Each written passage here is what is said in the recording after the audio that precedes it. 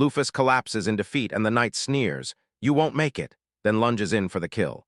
A shadow-winged angel scrambles to evade danger, then slams out hyperspace seal magic to vanish out of reach. You can't dodge it, the hit lands, and it's over. Lufus looks at the heroes and tells them they're insanely strong because there's a real chance they'll wipe out the Ifrit. The hero grips the joystick in both hands and it hits him. He's lost. But hey, losing doesn't feel that terrible because everyone loves his character anyway. The game throws you into a world packed with steel swords and real magic, so even brand new players instantly get the whole essence.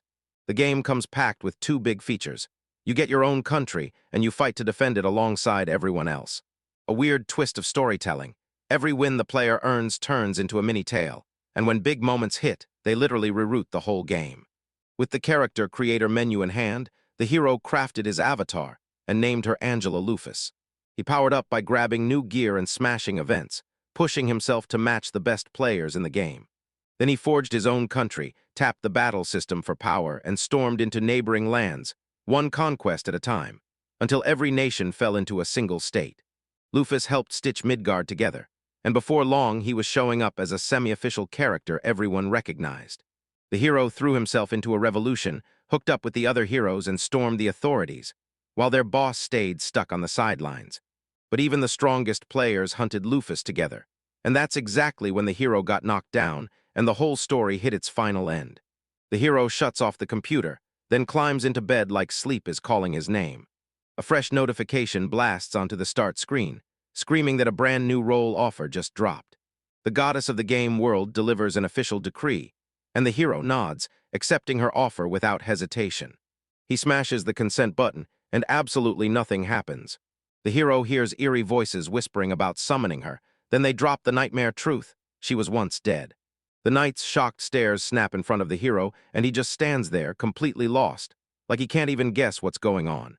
He doesn't recognize the people who just bowed to him, and it feels downright unreal. The hero suddenly realizes that saying yes to the rules turned him into a loophole, and it freaks him out. Because the beautiful girl thing is real, even though in his real life he's still just a guy. Panic surges through him, but he forces himself to ask everyone else what's going on.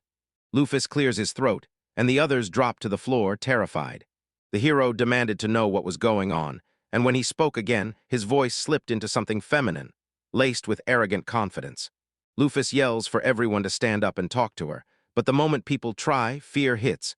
Nobody dares look her in the eyes. She swings in with an apology for not noticing sooner, but the moment the words hit the air, they land sounding way too arrogant. Lufus finally realizes he's crushing people with his insane strength, and he decides he has to do something about it right now.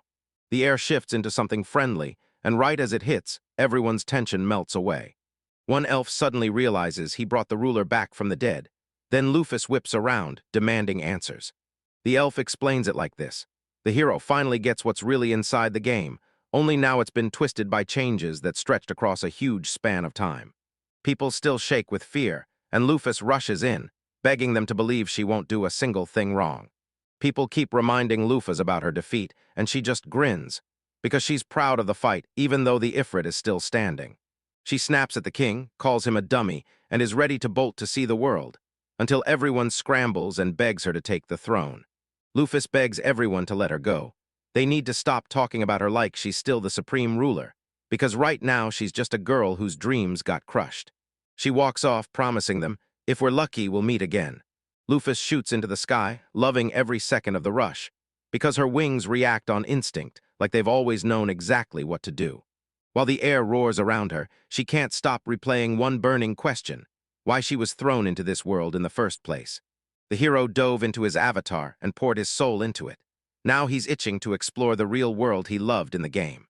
He still has to crack the path back to the real world, so he decides to hit the Lufa's base first, his very first destination. Lufus rockets up to the top, then dives into the tower like he's claiming it. She's sure she's been here before, even though this is the very first time her eyes have ever landed on the place. Memories crash back into my head, then Lufus hears a weird, chilling noise. The castle should be empty, but when the silence hits, a girl slips out from inside, like she had been waiting for someone. She can't hide her joy when she sees Lufus. Angel can't, for the life of her, remember this girl, or why she ended up in the castle in the first place.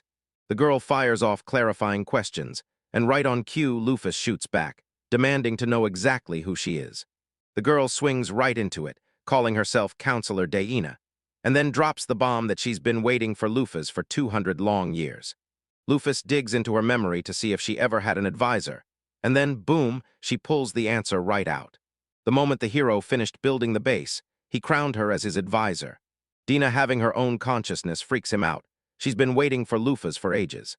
Lufus rushed back to apologize for forgetting her advisor, then thanked her for sticking around and staying loyal. She gushes that Dina kept the base safe all this time, and Dina can't hide her embarrassment. Dina blurts out how Lufus managed to come back, and Lufus reveals she was summoned by the king. Then she leans in, hungry to know what happened to the heroes. Dina says that after they crushed Lufus, each of them carved out their own nation. Then 4 of them are already gone. Lufus stared at the heroes from the player's side, lost in thought, until Dina snapped her back and shouted that the Ifrit is still alive. She also drops the bombshell that the 12 heavenly stars aren't just lights in the sky. They're alive, and a few of them actually threw their lot in with the Ifrit. Meet 12 lovable monsters you can tame in the game. Buddy them up and watch them join your crew. Lufus once conquered all of them, then crowned them as generals. Now she has to reign in the rampaging monsters, and chasing heavenly stars and heroes becomes the spark that drives her to see the world. Right then, Lufus begged to learn who the heroes really were, and Dina pulled out a world map to show him. It jumps to the nearby kingdom, where the hero reigns with fire in his eyes, while Ares, still sharpening his plan, gears up to strike Suvel. Lufus decides to charge forward, but Dina grabs her and pushes her to think through every step of the trip, so they slip in unnoticed. The advisor leans in and says, "You can't travel without money, so go earn it." They both decide, full steam ahead, to become adventurers, chasing cash by knocking out every job and order they get. One of the orders is to wipe out the orcs, so Lufus and Dina are staking out their hideout, eyes locked on every shadow. Deina can't stand the sight of them. Their ugly presence terrifies her, so she pushes Lufus to wipe them all out. Lufus stares at his stats, weighing every skill like a loaded weapon. Then he wonders if she can really end her target. Lufus unleashes a lethal mix of skills and brutal attacks. Swords fly straight into the orcs as fear grips them, because a sudden invasion just burst onto their doorstep. Those dead orcs look hideous, but Lufus' feelings don't budge. She stays stone calm. The girls press deeper into the shelter, and Diana snaps at Lufus to lock in on the murders. No time to worry about cleaning up. Orcs are crashing in, but Lufus stays ice cold, ready to smash their assault and send them packing. The orcs lumbered forward at a pace that felt painfully slow to her. Lufus unleashes a magic move, and the orcs get blasted apart piece by piece. Her raw power hits like a thunderclap, and Dina tells her to rein it in, because the orcs start trembling with fear. Lufus finally clicks into who he really is, strength and speed roaring to life, as he launches another attack and catches the orcs wide-eyed in shock. She wipes out the horde with ruthless ease, because she already knows she can't lose. This is the first fight after Lufus awakens, and the power hits him like a storm. The Orc King isn't fighting back. He's on his knees, begging for mercy. Lufus isn't holding back. She slashes through everyone like they're nothing, cutting them clean in half. The enemy's army collapses, and Deina turns to the hostages locked in the dungeon. She's telling everyone they're completely fine. The advisor fires off the teleportation skill and whisks the orc meat straight to the castle, all to whip up a nutritious feast for the lady. Every fighter is gone from the battlefield, no bodies left behind, and Lufus is loving exactly what her advisor just did. Right as the girls are ready to bolt, the last orcs burst out from hiding, desperate to raise the alarm. Then Lufus slams into transmutation. She slams her stone fist into the cave, sending the whole place shaking. And when Diana protests, she grins and declares it's the only way to make sure those orcs never come back here again. The cleanup worked, now you're free to race back to the village. Lufus grabs the reward for saving the village, and the residents all know it. Sure, more monsters might crawl in later, but none of them are getting a bigger payday. Lufus breathes life into a golem using transmutation to shield the village, and the residents erupt in gratitude. Then he and Diane head out. The village is sealed up tight, mission accomplished. Now everyone's charging towards Suvel. Lufus peppers Dina with questions about the Earth's radiance, and Dina drops the truth about Mana, while the angels see that it, and Lufus clenches her restraint and won't let it spill. The cart barrels toward the city, cutting through the road like it's got nowhere to be but inside. Megrez, one of the heroes, forged the country of Suvel, and now Ares comes crashing in, while Lufus is racing to stop it before everything falls apart. Magic and science rule Suvela side by side. Diana fires off questions about Lufus, drills into his plans, and when Lufus finally speaks up, he drops the bombshell. He wants Diana to meet Magrez. First, she has to dig up answers, and Dina pushes her to hit the library. Hunting for the library, the girls march up to the guard, and he jabs his finger, sending them straight down the right path. The man steps in and says he's Ghanaian, then offers to walk the girls home. So Diana fires back with her name, and the girls' odd vibe makes Gantz feel seriously off. Diana leans in and demands the escort spill everything about Suvaya. Then he grins and can't wait to tell her. He points to the lake ringing the country and warns that it'll be a nightmare to strike. Then, right on cue, they call him back to his post. Lufus checks his stats, sees the low numbers, and immediately snaps that he's a weakling. Diana talks about how the world's strength has been sliding downhill for ages, and Lufus can't believe it. How in the world can someone still rise up and become a hero? Dina keeps reminding me, this isn't some game, it's real life. To climb that high, countless heroes either died trying or trained like complete lunatics. Lufus finally gets it. The real world isn't a game, and that truth hits like a punch. Then Diane cuts in, and they've finally found the library. While he scans the endless shelves, Lufus spots books that are all about him. Using telekinesis, she digs through the country's history. And when she finds books packed with brutal facts that slam the ruler, she's stunned. And it shocks her. Turns out not everyone sees her as a tyrant. Some people have totally different opinions. Lufus keeps flipping through pages with telekinesis, and when the mystery hits, she can't stop. She's desperate to dig into the history of what happened while she was gone. They hauled her away as if she'd been an enslaver, but these folks still cheered, because the demons Lufus had chained up meant the world to them. Now half the world is overrun by demons, and every last hero who could stop them is gone. So the few survivors just cling to the balance and hold the line. Lufus realizes the whole world is teetering on the edge of destruction, and suddenly what people once called entertainment turns into something far darker. As the ground starts to quake, books whip through the air, and Lufus can't stop zeroing in on the exact earthquake rhythm. Diana marvels at how rare this phenomenon is, and Lufus snaps to the moment. Ares is closing in, the very one she empowered to make the earth shake. They're setting the attack loose right in the city center, because that's exactly where Gantz is waiting. Mercenaries have to slam the brakes on the enemy and hold them back until the main army finally arrives. And everyone knows this Ares is just copying the host's moves. Ares barrels toward the city, and Lufus studies its stats, already plotting how to slam it to a stop. Ares barrels through the stone fortifications like they're nothing. Residents threw their hopes onto Magrez, begging him to unleash an all-out attack on Ares and his monster army. Lufus stares at the attack, then snaps, magic flares, and she drags Dina with her as they charge straight for Ares. The girls brace themselves on a stone slab at the Luffa's control, and then, whoosh, they're launched through the air like bullets. Lufus tells Ares to wait for her, and the moment he stops, he hears the hostess calling. Lufus remembers the time she tamed a rainbow lamb, only for it to morph into a monster the second she left. Then she grabbed his attention and pushed him to join her, training up, getting stronger, and finally crushing their enemies. This was their very first meeting, and somehow nothing ever changed from that moment on. Ares slams in and unleashes chaos. Mercenaries throw themselves into the fight, but they get crushed until the main army finally storms in. Gantz throws down like a beast. People call him the strongest mercenary, but even so, he knows this fight won't last. Monsters unleash on the mercenaries the second the water shows up. Magrez called forth the guardian beast, Livia. Then he turned to the mercenaries and thanked them for holding the line for so long. The mercenaries burst into relief the moment Magrez shows up. Now they finally believe they'll survive. Magrez reaches out to Levia, the water protector, and summons her to crush the monsters. The defender obeys, then unleashes every ounce of power to smash the enemy army to the ground. Lufus stares at the water golem Magrez conjures, then dives straight into its stats. When he finishes, he realizes he's stronger than Ares. Ares' fire can't handle water. One splash and it crumbles, and on top of that, Lavia is fueled by Magrez's power. Lufus sprints through Magrez's stats and goes, "No way!" His lower legs are paralyzed, and that weakness is bleeding into every number. And there's a weird debuff tied to it. Dina leans in and tells Lufus the truth about the Ifrit's curse haunting the heroes. Ares storms over to Magrez, and Dina blurts it out to Lufus, right when she's trying to drown her own thoughts about Magrez's win. Their eyes lock, Then Magres snaps, barking his army to keep clear of the Ares fumes. Ares charges in, and Magres twists the moment. He slams it back with a roaring tidal wave that deflects the attack. Ares rockets to his feet, and as Magres clocks the real target, Suval, he yells for Lavia to step in and shield him. The water golem and Ares lock in, and the battle erupts. The warriors lock in on the fight, eyes blazing with every second.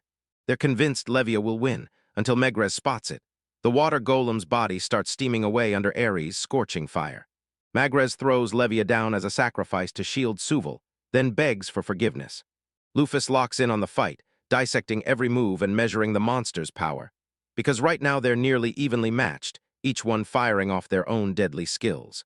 But the next fight is already looming, and Ares is sharpening her tactics to tear Levi's forces apart.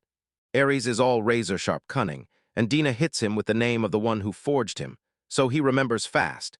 Meanwhile, Dina's sure Magres is trying to bait her out of hiding. Lufus watches Ares like a hawk, then clocks the truth.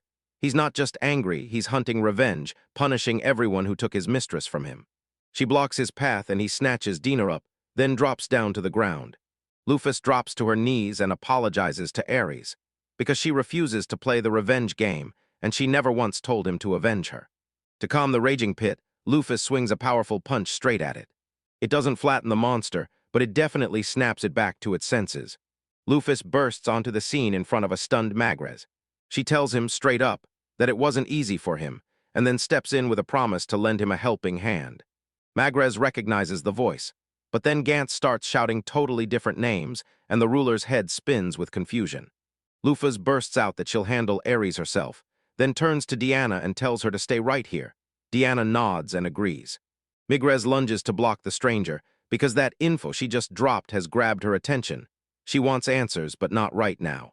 She takes Magres's warning seriously, and uses the distance shortening technique to reach Ares. Lufus still remembers the first time he met Ares. Back then she was brand new, and that monster was the very first one that ever tore into her experience. Lufus' swings didn't pack much power, but he didn't stop. He was dead set on catching the guy. After drilling with Lufus, Ares got way stronger, and she ended up saving people more than once. Memories crash into his mind, so tangled he can't even tell if they belong to Lufus or the hero who's been playing. Lufus shuts out every distraction and strides straight toward Ares. The monster snaps into conversation with her, and Lufus freezes in shock, then steels himself to answer her question about who she really is. Angel ripped off her hood and Ares froze. He couldn't wrap his mind around it because this stunning woman was his mistress. He sobs, screaming that Lufus is dead. Then the girl steps in and insists she's ready to prove it's her. Diana lunges for the teleportation window to help her, but Lufa yanks her back. Then Lufa rockets back into the talk with Ares. She pulls Ares closer and dares him to believe it. Lufus is right there in front of him. Ares closes in, fury snapping in his chest as he realizes they're feeding him lies. The monster lunges. Lufus shoves it back, fueled by the wild thought that this attack is actually invigorating. She craves a fight so bad it lights up her whole soul from the inside. My pulse crashes as an enraged monster looms right in front of my face, ready to strike. Ares slams into Lufus with a brutal attack. The angel effortlessly snaps the monster's attack out of its path. She flashes back to their first meeting, gushes that he's cute, and then bam, she strikes back. Lufa hoists Ares into the air like it's about to explode into the sky. He tells the monster, "Don't pull your punches, hit me with everything you've got." Ares finally gets what she prayed for, her wish comes true. It hurls a blazing fire attack, and Lufus immediately assumes that's all the monster's got. Ares lunges in for another brutal attack, daring her opponent after claiming he's ready to take everything. Lufus slips the attack away, and the second it's safe, he goes, "Wait, can I pet Ares?" like he did the very first time they met. Ares fights back with full force and goes completely feral. Lufus whips his fist through the air. Ares gets hit, and the moment it takes impact, it rockets down to the ground like it's lost all control. The creature collapses in the crater, stares at the killer, and refuses to accept that it's really over. Lufus closes the distance, flashes back to their very first meeting, and then shouts for the monster. She reaches for him and begs, "Come with me." When he finally stops stroking, nothing happens, and Lufus frowns like he got cheated, wishing he'd been petted way longer.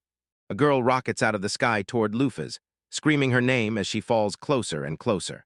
She squeezes the angel tight and sobs her heart out, while Lufus scrambles to calm her down. She clocks the girl's rainbow hair, And that realization slams into my head like a jolt of lightning. This girl's an Aries, born with that unstoppable spark and chaos energy. During the game, the hero shot a message to another player and traded notes on how to set up the human forms for their tamed monsters. Because of that chaos, Aries got trapped in the world as a girl instead of a boy. Lufa studies Aries, human form and clocks just how intensely impressive its build is. She's thrilled the monster didn't quit training without her, and Lufus wastes no time, inviting Aries to join her right now. Aries bursts into tears, joy flooding his whole soul as he hits the finish line first, again. And with the same bright joy, he happily agrees to become a companion of Lufa's. Dina bursts out of the teleport window, fires up everyone with Lufa's and Aries' words, and then, Aries doesn't even recognize the advisor. Diana clocks my memory and tells me exactly where she was when Lufus got spared, because he wasn't killed, not that day. Aries snaps back to that blurry figure lurking behind Lufa's, and Dina's instantly offended. Lufus begs you to stop teasing your advisor, and Aries just stares in total confusion, like she's convinced she never meant to get bullied. Angel grabs the monster and demands to know why it attacked Suvel.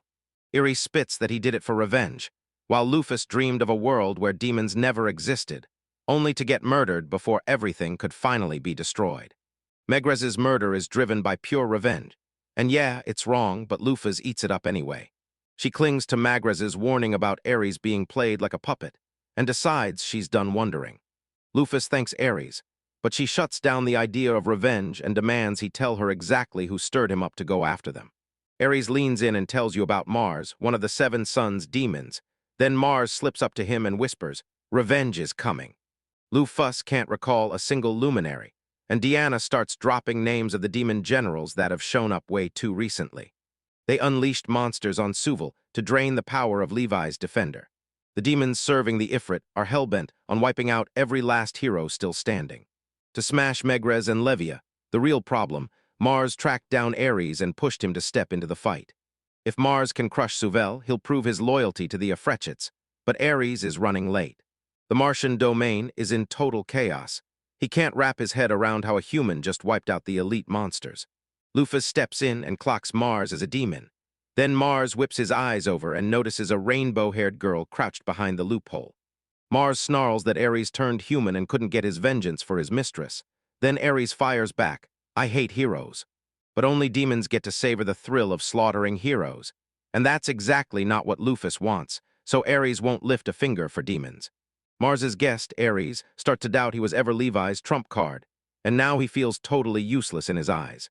A demon snarls with rage and storms towards Suvel, determined to wipe him out himself, then launches straight into Aries, still bruised and wounded from his fight against Levi. Lufus tells Aries to back off, promises he'll let her handle Mars alone, and while she's ready to clash, Mars smirks, because he's sure he's invincible. That demon is chanting dark magic right now, and the moment it finishes, it's going to strike. He blasts forward with demonic power blazing through him. Lufus freezes, stuck in place while the demon snarls and blasts her with its 6 skills and powers. Mars circles her like a hawk and promises he'll end it fast, so Lufus better be thankful for the quick death coming for her. Finally, Angel snaps and tires of the noise. She swings on Mars and snarls at him to shut up. The demon gets blasted back and tears through the air, and in that instant he realizes his attacker is Lufus. It was one of the 7 luminaries, so weak it could never cut it as a general, about level 300. That's the demon threat taking a serious hit. Their power level has finally dropped. The demons definitely crushed them, but the victory came at a brutal price. Once the smoke cleared, they'd lost nearly every strong soldier they had. If that hadn't happened, everything would have been nothing but ruins long ago. One of his worries vanished. He used to obsess over how this world stays balanced, but now he thinks it'd be weird if the demons' military power never changed. If there's ever a battle where a huge squad of elite players gets wiped out, you already know the demon troops would feel it too. Somewhere out there in this world, there's a fighter who can go toe-to-toe with Lufus. In Suvela, after the dust settled, the soldiers staggered in with wounds. Then the healers worked non-stop to save them. Lufus claimed she took Aries down with precision, but while she was locked in, a dude named Mars slipped in. He got wiped out too, one of the 7 Suns, so Megres finally gets to breathe easy. After years of non-stop pain, their suffering finally came to a close. Megres told her he had to talk, then invited her to come to his place. And yeah, the rainbow-haired girl could tag along too. Ares swore he wouldn't kill him. And trust me, he's not apologizing to that traitor either. The moment they pulled up to Magrez's place, someone came running up and greeted him. Those rich-looking men lit up at Magrez's return, but the joy couldn't hide the fear crawling in their eyes. They apologized for what they said earlier, because even if he's retired, Magrez and Lavia are too important to the country to ignore. The second rich man nodded right along with the first, and together, the two of them carried power so huge they dwarfed everyone in that whole shopping area. And they were all so relieved he was finally okay, because this country still has a brutal road ahead. Magrez couldn't believe it. That's genuinely shocking. Those guys act like big shots, guarding everyone's lives, but the only thing on their minds is staying safe and pushing their own agenda. That was the message he came to deliver to Lufus, to lay bare exactly what Magrez had been getting dead wrong. Now it's supposed to be peaceful. No one's tailing Magrez, and nobody's watching him inside his residence. So he demanded to lift the hood. Straight up, he wanted to see the man's face. Lufus whipped off her cloak, spread her wings, and bared her face. Then Magrez instantly knew it was her. Those same Lufas. Turns out Lufus just crushed one of her big goals, and now she couldn't wait to find out if he was a player like her. She pleaded for him to walk by her side through every misery, and she even called Magrez an old friend to his face. But the moment she locked eyes with him, shock ripped across his face. Then it hit Lufa all at once. This Magrez feels nothing like the one you thought you knew. Turns out he's not just visiting, he's actually a resident of this world. Because the moment he looks at her, those eyes spill pure terror and burning regret. If he really was a player, then he'd have known the fight between Lufus and the 7 heroes was planned from the start, so it wasn't a betrayal at all. If he was anything like her, he wouldn't stare at her like that, because only the locals dare to look at her that way. But this Magrez, it's not the one she knows, and that hits like a gut punch. Magrez demanded to know why she had been dragged back to life after all that time. Was this some cruel joke, watching them drop so low? Lufus couldn't shake the feeling that something was seriously off. Magrez was right here in this world.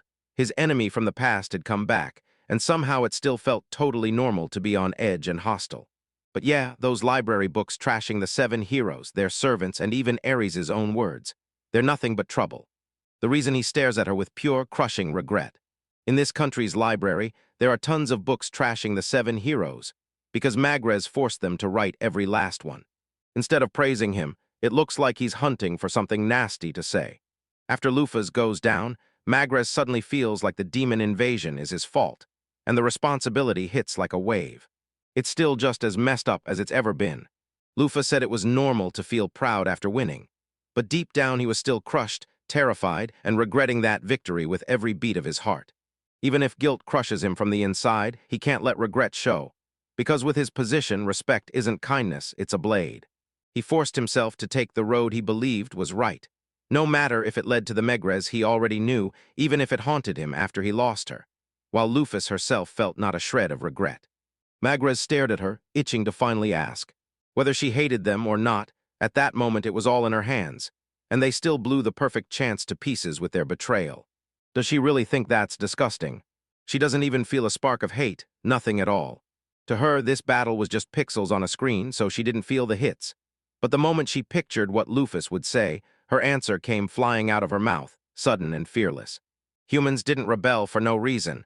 They flipped because she wasn't worthy to lead them.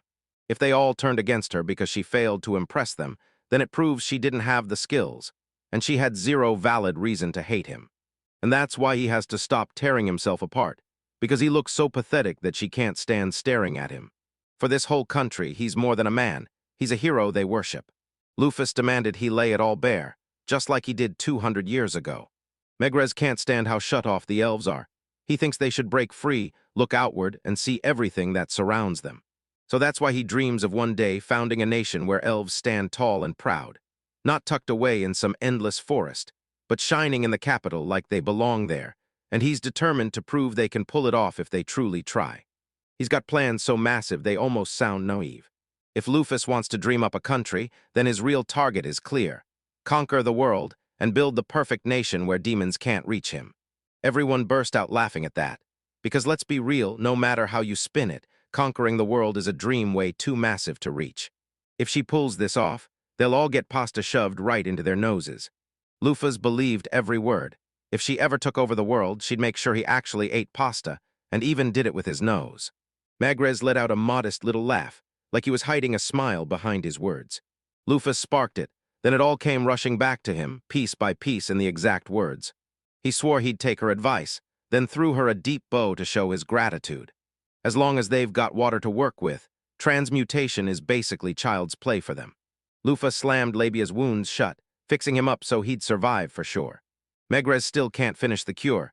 He can only stop at this lowered limit, and the rest won't budge. He leaned in and demanded to know what Lufus planned to do next. She shot back that she was determined to gather all 12 heavenly stars. Diana blurted out that their next stop is the Blackwing Royal Tomb, and it's roughly 500 kilometers from here, where one of the 12 heavenly stars, Libra, is said to sleep. Lufus couldn't shake the chilling feeling that the place's name sounded exactly like her own grave. "Looks can be deceiving," she said. "This tomb was carved 190 years ago by people who genuinely respected Lufas. This beast of a building has 108 floors, and on the very top stands Libra, never resting, guarding the weapons and the fortune they still had saved right before they died." Magrez had already heard the whispers flying around about her, rumors that wouldn't let up. She wipes out anyone who dares come near the top, no questions asked. The truth is, those legendary weapons buried in the tomb aren't just treasures. They're humanity's real shot at survival. Even if it screamed blatant, Magrez still would have begged her to ditch the one she didn't use in the tomb, and Lufas didn't bat an eye. He wanted to hand her an apology gift too, but then he saw it. Her look was clearly getting in the way and choking her freedom to move. Magrez shoved a full disguise kit into Lufus's hands. White tunic, black trousers, and a blazing red cloak. With the camouflage bandage boosting his stealth magic, the wrapped section turns invisible too, so it straight up hid the wings. Once she was dressed, she turned to Magrez and asked, "So, does this look right on me?" Thanks to Magrez, she finally gets to stop hiding, and honestly, she never expected him to help her this much, so they set off to leave. Magrez offered to walk them out, and honestly, it sounded real. Like he's still worried, yeah, but she'd rather believe he's starting to feel better. If he took the win, what would she do if she was the one left losing? Magrez spun toward Lufus. He leaned in and wished her a safe, epic journey. In the city, Gantz was stunned. Sioux Falls, the one trapped under that suspicious red robe, was straight-up breathtaking. Sufil grabbed my attention and told me not to praise her. Then, right before they left, they rushed over just to say goodbye. Gantz sent both of them off with a good luck, but Zufil shot back, "No, he's a boy." And Gantz's shock hit again hard. Right when she was ready to say goodbye, he abruptly snapped, "Wait, everyone hold up." But then, out of nowhere, he changed his mind and just blurted, "Good luck out there on the road." Lufus, Diana, and Ares strode down the path side by side. She's chasing 12 paradise stars, determined to find out if anyone else out there is like her among the 7 heroes. She even managed to bring Ares back, but Magrez wasn't one of them. 2 of these heroes are still breathing, and there's a real chance they might have come from her world. Now the whole crew barrels toward one place, the tomb of Blackwing. Lufus's journey has only just kicked off, and it's already heating up. In the demon territory, Mars was still alive, crawling somewhere in the dark. He swore Lufus Mafal is the only name that makes demons tremble, and now she's back. It's a nightmare they never thought they'd live through. Right out of nowhere, someone blurted, "Mars is still alive." And that's a disaster because once the actor's role is done, he has to get off the stage. A dead chess piece that's destined to spring back to life someday, and it spells trouble for everyone. One person swore it all started when Mars got involved, then walked away, because in this game, that's the rule. The silhouette finally waved goodbye to pitiful NPC Mars, then vanished into thin air. Someone threw a countdown into motion, starting at 10. The villagers begged the 12-star warrior to back down, because they weren't here to battle. For years, demons have held humanity in chains, and now they're counting on Blackwing's legacy to break free and destroy them. Once they heard it, the 12-star warriors nodded, conditions were already satisfied, and the program selection kicked off. With brachium in her hands, she wiped every last trace of them off the face of the earth. The Lufus crew was crammed onto Tanaka's giant artificial life form, this massive van that moved like a beast. Diana couldn't help but beam with gratitude. Lufus had made the perfect all-in-one golem. 2 days ago, Diana dropped a proposal that shook everything. She pitched the idea of building a golem to carry them, plus beds and a real bathroom, so they could finally stop sleeping out in the open. Lufus demanded why she couldn't just teleport like Suvel, and Suvel snapped back that teleportation magic only let one person use it at a time. If you mess with living things and move them, they can drop into a dead quiet sleep, and if anything goes wrong, they'll never wake up again. She was terrified to make even one slip, and that's just the tip of the iceberg of all the limits. So they rushed to finish the van. Right now they're closing in on the exact spot they're meant to reach. Next, they set their sights on Blackwing's tomb, because inside waits Libra, one of the 12 heavenly stars. This tomb is Midgard's toughest dungeon, 108 terrifying levels deep, while Lufa pushes straight for the very top. Her grave sits right in the middle of the village, packed with tourists who flock here just to see it. From this spot, the takeover begins. So merchants rushed in, built a village, and set up shop to rake in the money. Someday, even the graves of legends get reduced to just another tourist stop for the next generation to gawk at. Showing up at his own grave was unreal, and out of nowhere Ari demanded, "Hand me everything now." He's gonna beat those idiots down and make it painfully clear. Mocking the tomb of Lufa's isn't some cute move. Lufus refused to sit back while he tore through everything. So she demanded I stop because she's still alive, meaning that grave isn't hers, and she doesn't care if people start raiding. Then Ares finally cooled off when she said that. It was pure danger.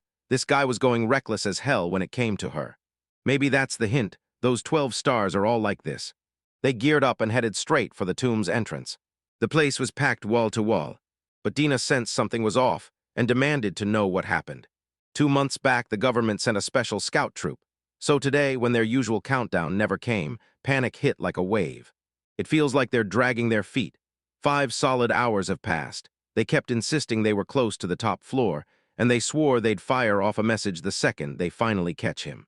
4 travelers slipped into the tomb just lately. Honestly, that kind of move with only a tiny group is pure reckless madness. Dina leaned in and grilled Lufus. "What's going on in that head of yours?" She shot back, "They've gotta have run into each other in Libra, and there's no question she's up on the top floor." The second they hit the top floor, a brachium ambush slams into them. Meeting Libra is basically instant death.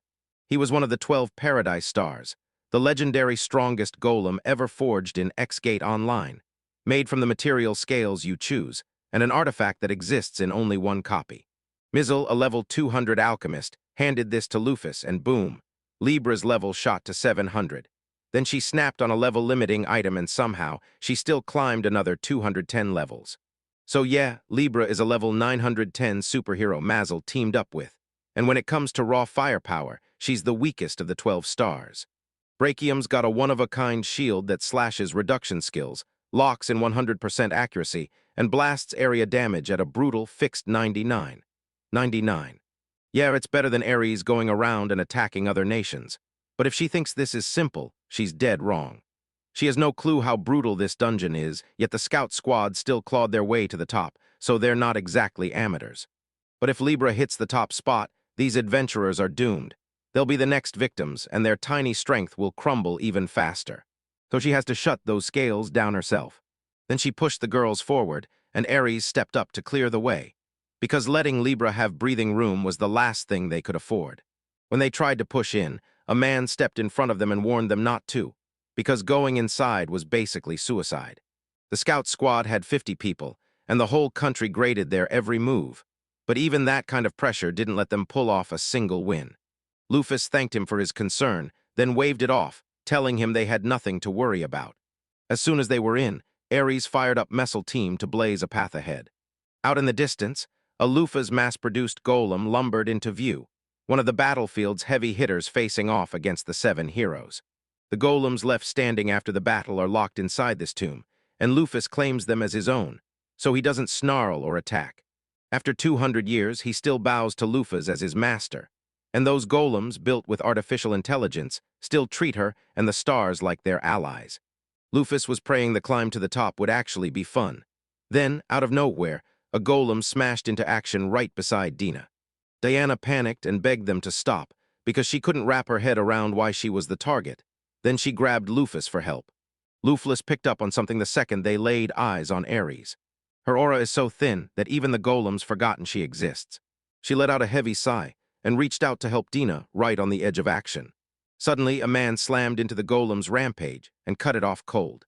Right then, 3 more people who branded themselves Hawk's Eyes swept into the scene. They swore they'd take down the golem all on their own. These same 4 are the exact crew they were whispering about earlier. Every one of them had a different class, humans through and through, each stuck at level 35 to 38, while the golem towered at level 150. This is a total disaster. If they keep taking hits like that, they'll get flattened by the golem long before they ever stand a chance, so she snapped to Ares, "Act now." Ares burst forward in a flash, tackled the golem, and drove it crashing into the wall with every ounce of power she had.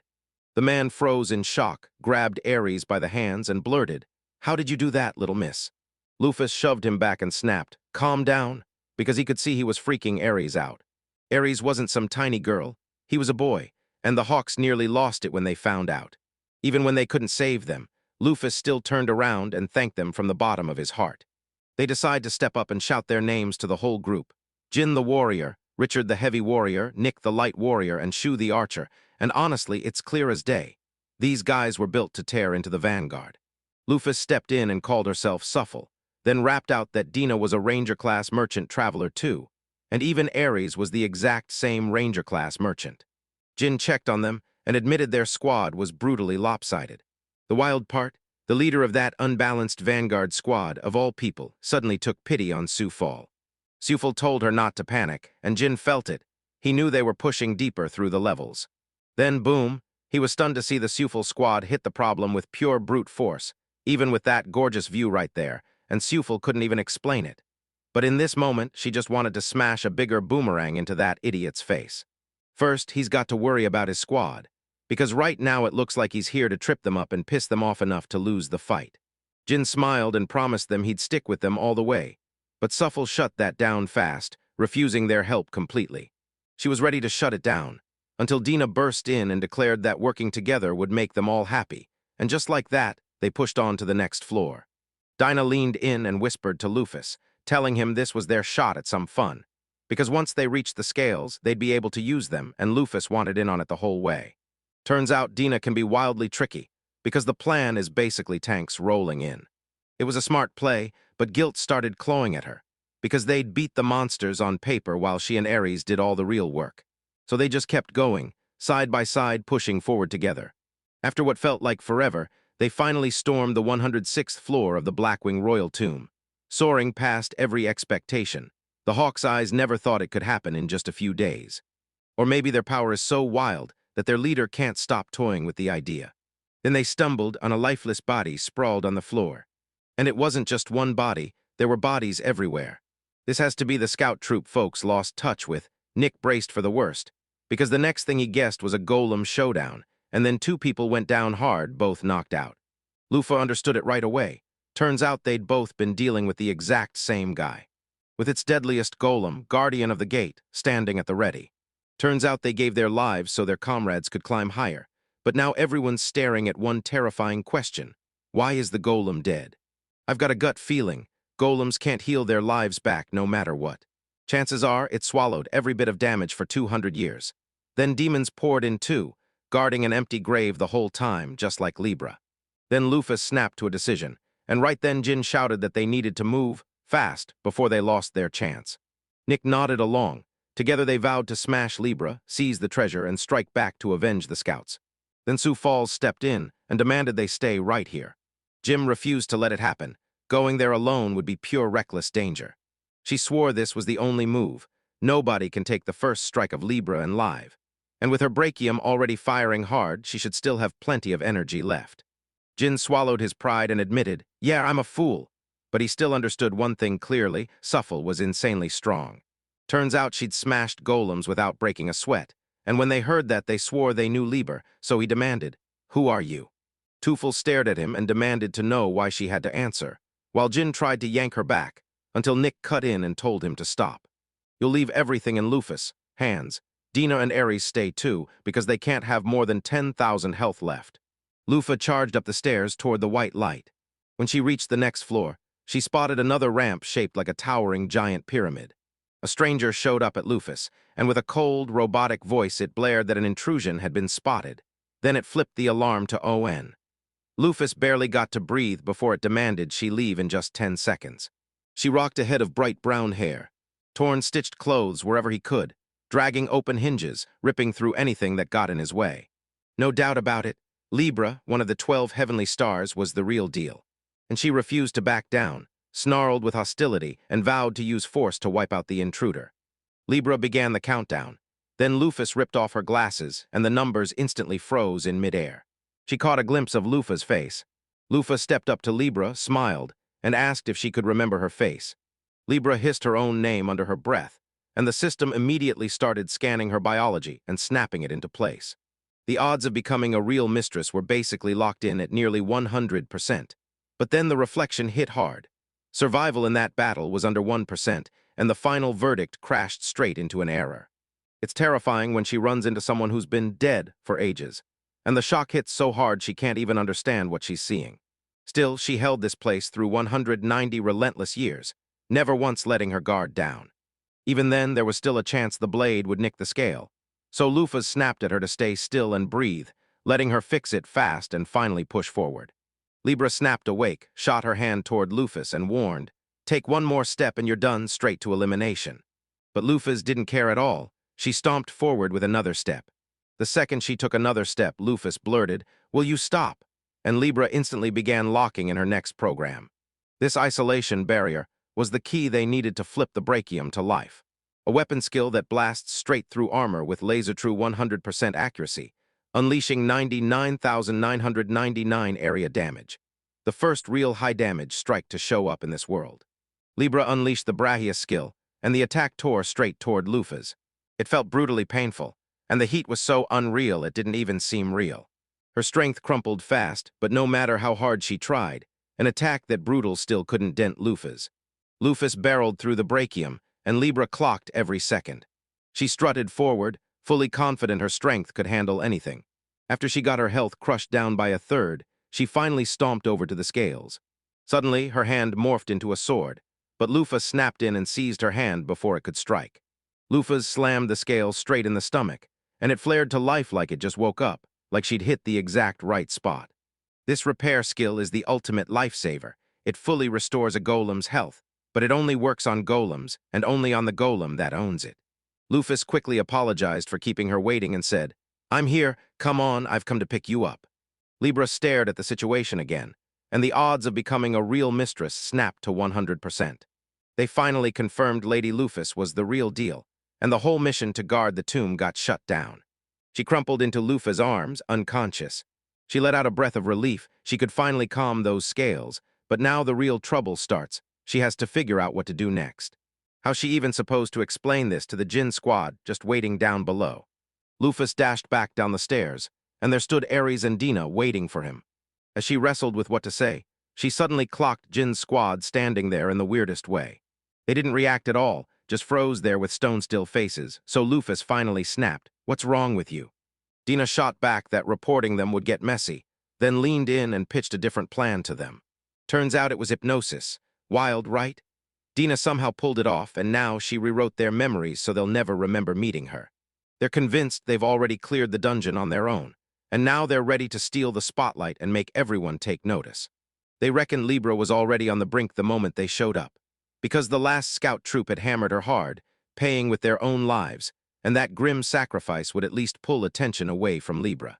So she'd planned to take them out the moment she joined that squad. Why would she push for it, unless she wanted to drag that obvious burden along with us? Deina was terrified too. She even dared to become a demon for the mistress's sake. And now it's time to scramble up there and grab back everything the mistress left behind. Leaving them here is perfect. When they wake up, they'll swear they crawled all the way here by themselves. In her head, Lufus waved goodbye to them. Sure, they were loud as hell, but they were still good people. The Lufa squad finally burst through to the very top of the tomb. They swept through every treasure like a storm, weighing each gem and blade, deciding what to snatch and what to leave behind. Against all odds, everything clicked into place, and they snatched the scales and priceless treasures for themselves. Libras still refused to wake up, not even after all that time. So Lufa finally stepped in and offered to order someone to help. When Lufus barked the order, the scales jolted awake, kicked their optical system into gear, ran every other system check. Then the full activation finally kicked in. Libra snapped awake, greeted Lufus with a bright good morning, and boasted a level of 910, an artificial lifeform race fueled by pure metal. Lufa asked if anything felt off, and Libra snapped back that she was fine, then thanked Lufa for worrying about her, saying her condition matches what Lufa remembers, and that she's got absolutely zero mana because she's a golem. Golems don't burn mana to use skills, But every skill has a tight limit. Once it's used, you've got to wait 24 hours for it to recharge, and even Brachium follows the same rule. You can only use him once a day. Good thing only she and Maisel are the ones who know about it. Ares finally showed up and greeted Libra after what felt like forever. When they finally met 200 years later, she wasted no time. She said his gender still didn't fit the picture. Then Libra snapped her gaze to Diana. Libra didn't even recognize Dina, but she still stepped up and greeted her, then apologized for the trouble. While Lufa cut in and explained, clear as day, that she was Dina's advisor. Back in the tomb, the golems couldn't even recognize her, so Libra had no chance of remembering her either. Libra was stunned. Her stealth had been so flawless it never even clicked in her memory, while Dina teetered on the edge of tears. Once she closed the distance, she grabbed my attention and begged me to look closer, then remember everything she was trying to tell me. But her memory digs around and finds not a single match. She uncovered a battered memory section from all those years ago, and now she's thinking the data on Dean might still be buried in there. They can restore the data, sure, but it'll take months, and until it's done, she'll keep seeing Diana as her go-to expert advisor. Since Libra's face stays blank, you can't read her thoughts, at least not until you remember she's basically a golem. She's been this way for 190 years, so none of it shakes her. After that long, she never even questions her loyalty. Reaching out, Lufus grabbed her hand and told her, "You've heard Ares say something like this, only now you're on the run to collect all 12 stars, and you're the second one." Then she leaned in, orders burning in her voice. "Come with me, throw everything you've got at full power for Lufus. This is your new mission." These scales still swear their loyalty to Lady Lufus, no matter what. So from here on out, Libra is riding shotgun with Lufa on this journey.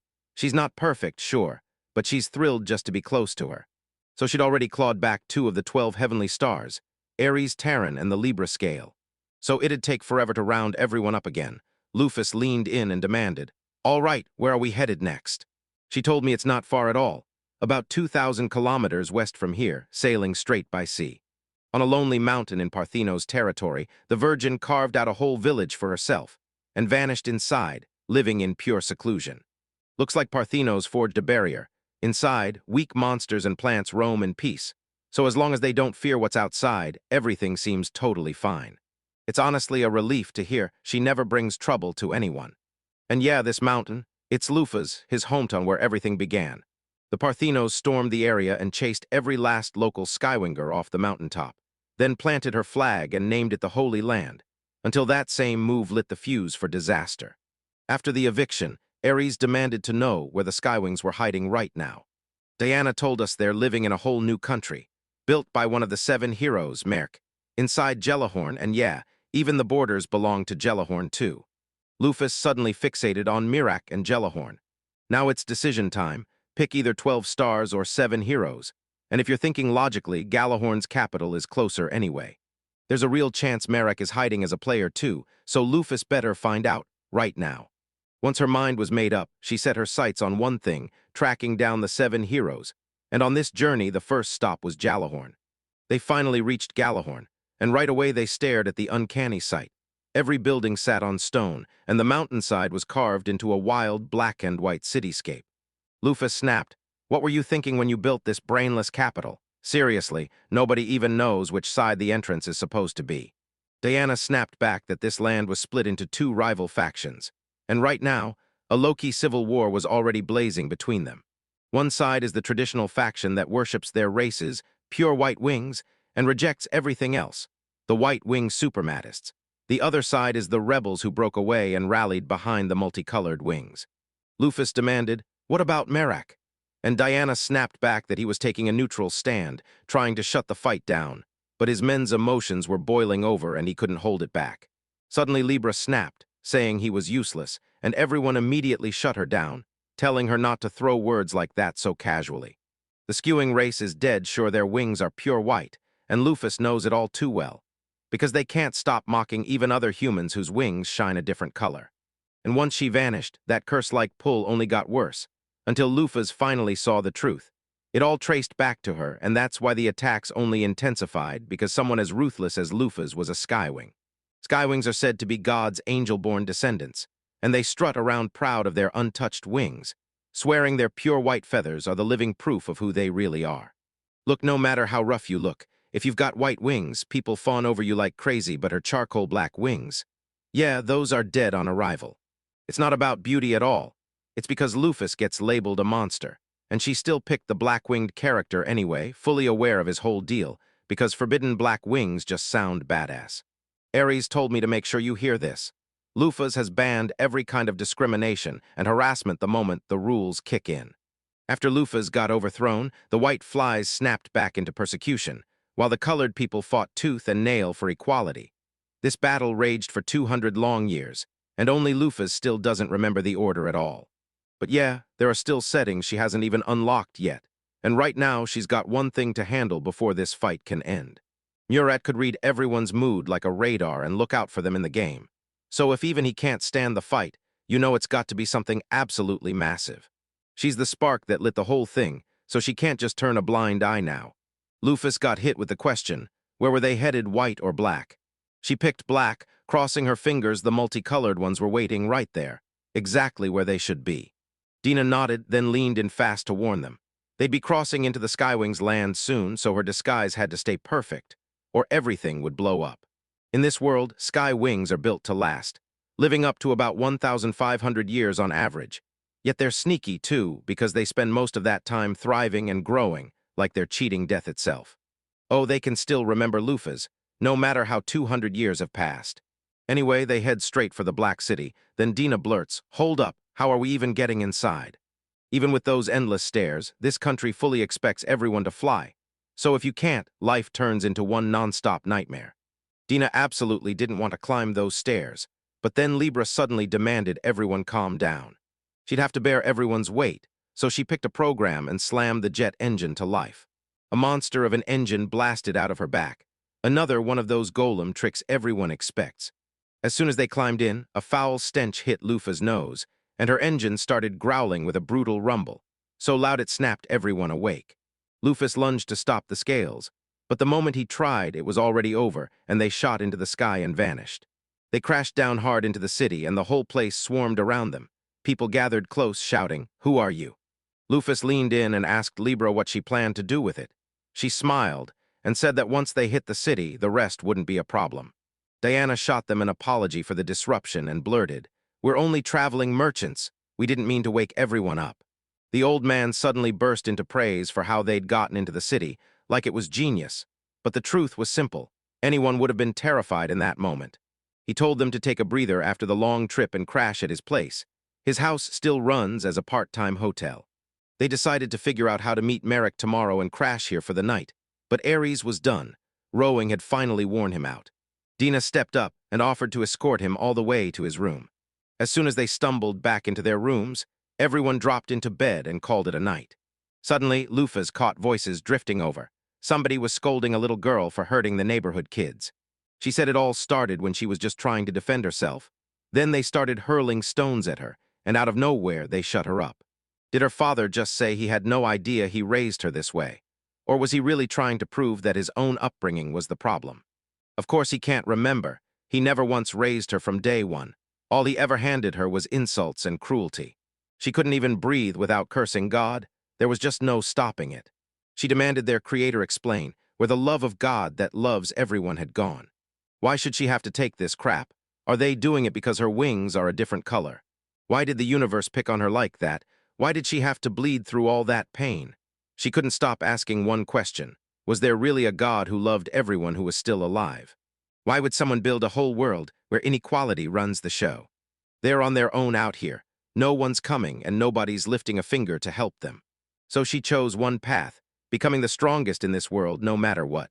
She's still weak and barely trained, but she's about to prove to the whole world that she's only getting stronger from here. And she'd snatch her mother away and rescue her from this miserable life for good. All the unfair, pointless crap in this world. She'll smash it to pieces, erase it completely, and prove to everyone that she's strong enough to stand above it all. Right then, Lufa jolted awake, only to realize the whole thing was just a dream. Out of the pitch-dark corner, Libra suddenly called out to her, and when Lufus demanded why she was there, Libra snapped back that protecting her mistress was her duty. She felt her pulse jump for a second, and Lufus assured her, "It's nothing, just a nightmare," as if that could calm everything. And it was one of Lufa's pieces, lingering in the past. The stuff she can't remember. It's proof he absolutely didn't do it in the game, at least that's what he's sure of. But if Lufus is alive in this world, then it means her parents might still be breathing too, and that's the real reason those wings are getting hunted. The first thing she sees in this new world? Lufas, like a whole past dream trapped in memories, and the kicker is this. There's only one person inside this body, and that's the one who got into Lufas. Then the player trapped inside started freaking out, wondering where the real Lufa had vanished to. Deep inside the Demon King's castle, somewhere dark and deadly. In the 7 demons' headquarters, right in the village of luminaries, 5 demons sat together like the calm before the storm.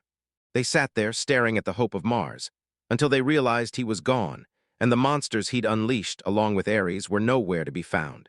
They figured either Megrez wiped him out, or Ares stabbed him in the back, because he went for one of the 12 stars, way overconfident about what he could actually pull off. Even though he's the weakest of the 7 luminaries, he still has everyone's attention. The 6th demon slid in and snapped that getting wiped out by someone like 12 stars was a damn shame for the demon race. Then she got grilled. Where the hell had she been all this time? She swore she was only hunting for the person who murdered Mars. She has no idea who she really is, but some brutal instinct screams that if she gets too close, death is waiting right around the corner. She still remembers those gorgeous black wings on her back. So stunning, her face alone can hook anyone's heart in an instant. The 7 luminaries were stunned, because the one standing there was Lufa's Mafal, the man humans butchered 200 years ago. The Demon King didn't fear anyone, except the black-winged queen, and if she was alive, the demon clan was doomed. They already escaped the tomb and rolled up in Jollyhorn.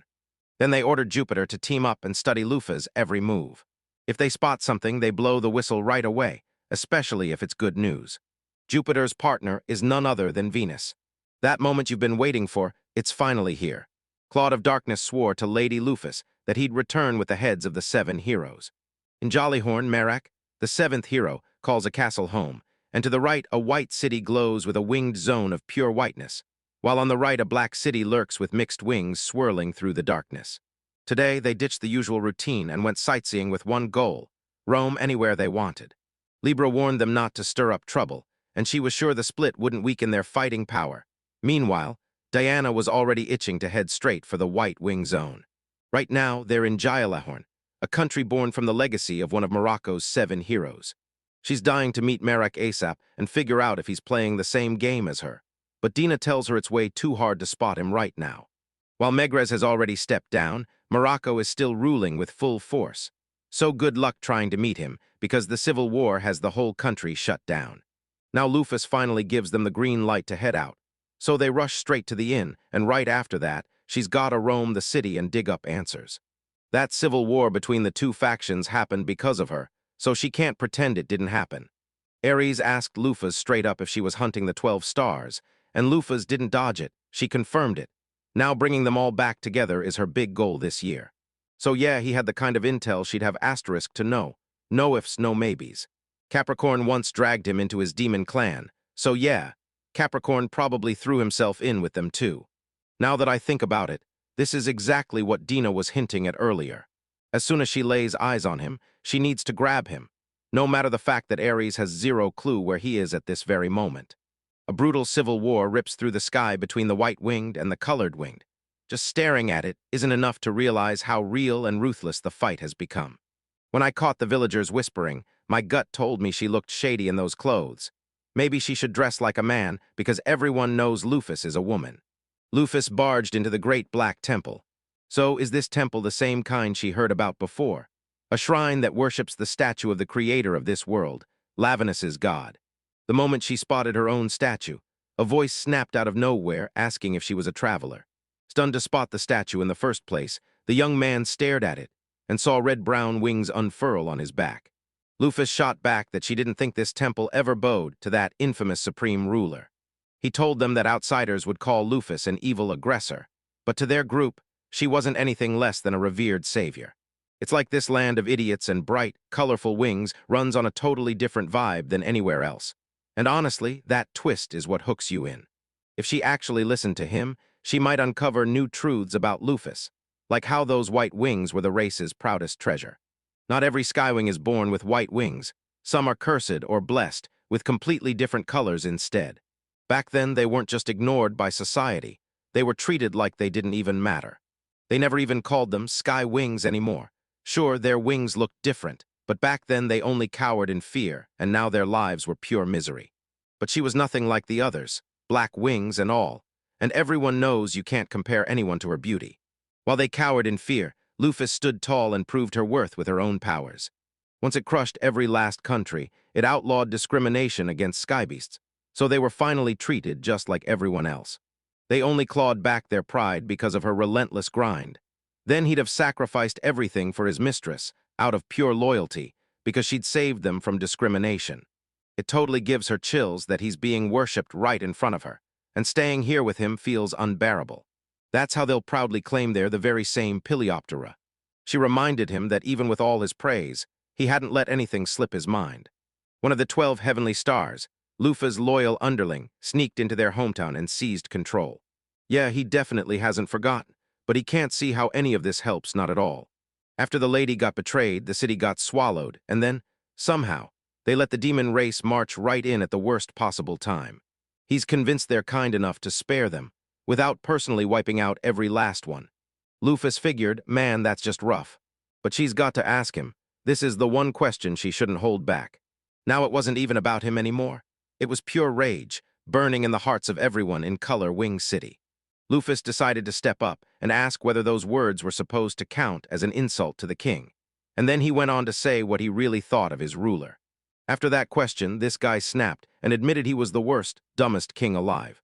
It cracks him up so hard it comes from his soul. He's still out here calling himself a hero like it means anything. A Libra sword sliced over the city, blazing its way through the sky. Right now, not a single Skywing has picked up a Luffa, and when the time came to strike, their offensive plan got slammed shut. She kept her eyes on Diana, locked in standby, ready for the next move.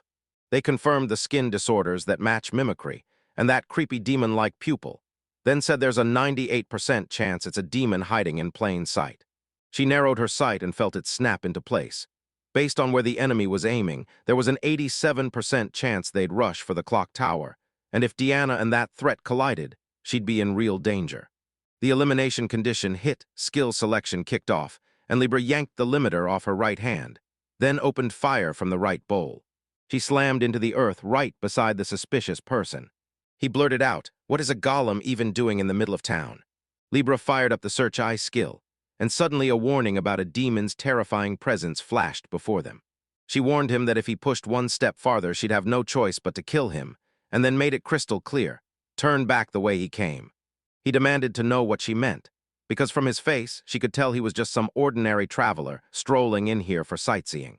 Libra clocked the trick, mimicry that lets him swap his skin color, and that secret pupil he keeps hidden behind his glasses. The way his bony frame clashed with those hard muscles made her swear. He didn't look human at all. He looked like an undercover demon. That's when it hit him. Someone had spotted him, and honestly, it just made everything way simpler. He lunged forward and rammed straight into Libra, but she snapped her defense up in time to block the impact. Blood sprayed from her hand, and her hatred was confirmed in one brutal moment. She snapped into attack mode, whipped out a gun, and opened fire on him. The demon slammed itself in front of them one after another, and that's when Libra finally saw the whole truth. To command the wind without limits, you need wood's power feeding it. He praised her work, and then declared with confidence like thunder that he could command the power of nature, bending the wood element exactly how he pleased. Jupiter, one of the 7 demon luminaries, pressed her for her name, because he was convinced she was no ordinary golem. She met Jupiter with a sharp smile and said, "Call me Libra, one of the 12 heavenly stars of the Supreme Lord. They say he's got the strongest firepower in the 12th heavenly stars." And then he heard the shock. She'd been wiped out in the royal tomb. She locked onto the one skill she wanted, then popped the limiter on her left hand. A fire erupted from the left bowl. Ares strode through the city, eyes sharp as he thought. If that lady wanted it, he could torch the 7 heroes and wipe out their countries in the blink of an eye. But for now, all he can do is step back and keep his hands off while the ladies tour the city. Then it should smash the biggest thing standing in its way. He spotted an anti-human barrier pulsing with moon element magic, then felt a ghost-like presence, like someone had carefully planted it there just so he'd notice. And he recognizes the owner like an old friend, so he snaps, "Get out." It was a Capricorn, and right then, a black spot suddenly burned into the ground. Ares snapped, "Why am I even here?" And Capricorn grinned. He wanted the lives of 7 heroes. So yeah, he's still out there serving the demon tribe. Right now, he and they want the same thing, and he's decided to corner Ares with that exact same question. Will he team up with him and help blast those 7 heroes straight down to hell? Ares refused the invite cold, because that power belonged only to Mistress Lufus. Even for Capricorn, none of this pulls him into swearing allegiance to demons. O just tells him to grab that power and use it for their purpose. Ares shot back saying he didn't want any more of that, and then he dropped the bomb. Their mistress was alive again, and she'd never really died. Lufus was the one who killed Mars, and now Ares turned to Capricorn again, asking if he'd join him as one of the 12 paradise stars. Tell him to sever every last link to the demon race, and come with me. Capricorn roared out of nowhere. He was ready to rally around their master again, but if they didn't crush these bastards right now, that same tragedy would come roaring back in the future.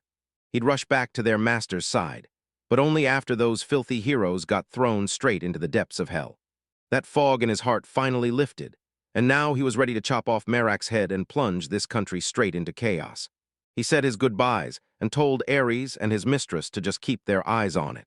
He's going to stain the entire country in blood, turning it into a full-blown nightmare of madness. Ares wanted to stop Capricorn because he knows the real truth.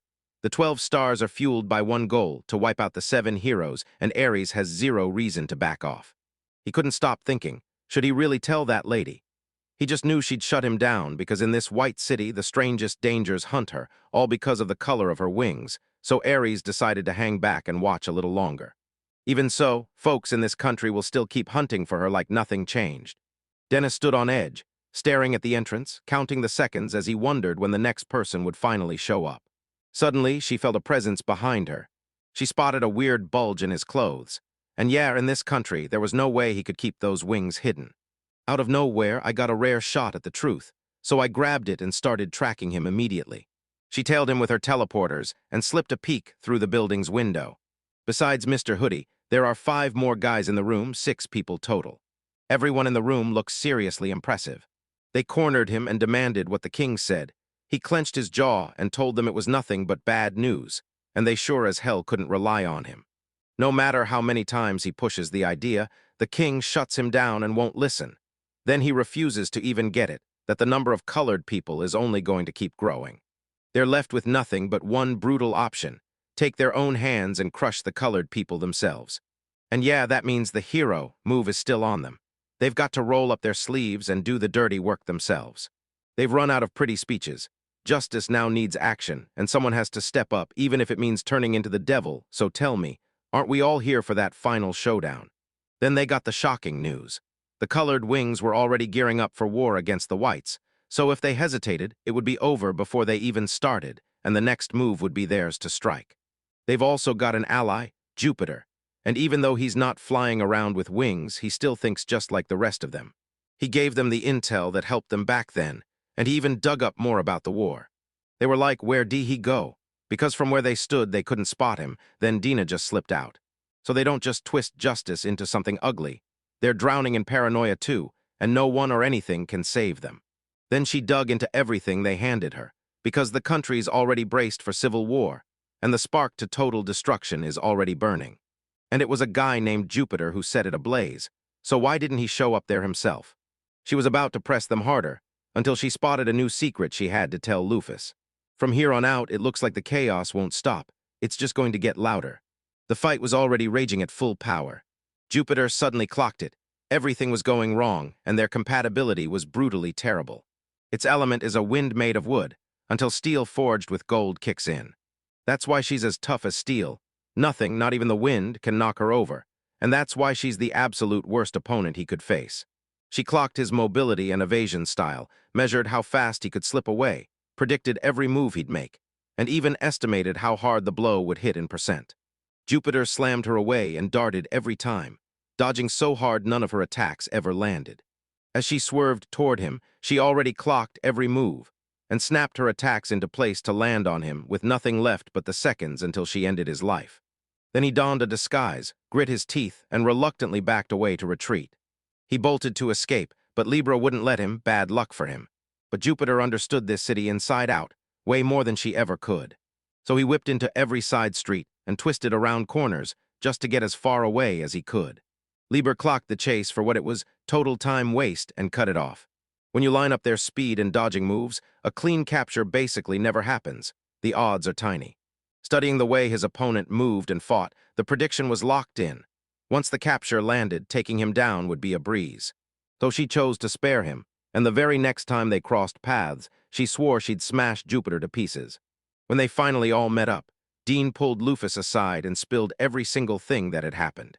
In Bailey Gordor, everyone's already gearing up for war, and from what she's been told, the White Fly's mastermind is Jupiter, though that name might just be a fake. This report hit like a bomb out of nowhere, straight up terrifying.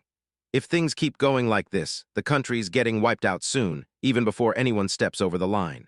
Libra kicked off her tale about meeting one of the 7 luminaries, Jupiter. Then the two of them erupted into a full-blown fight, and Lufus realized the demon in this country wasn't just dangerous, it was asterisk volatile. After sizing up their fight, her skill, and how perfectly they match up, she's nearly certain she can beat him, at least 99%. But there's one problem.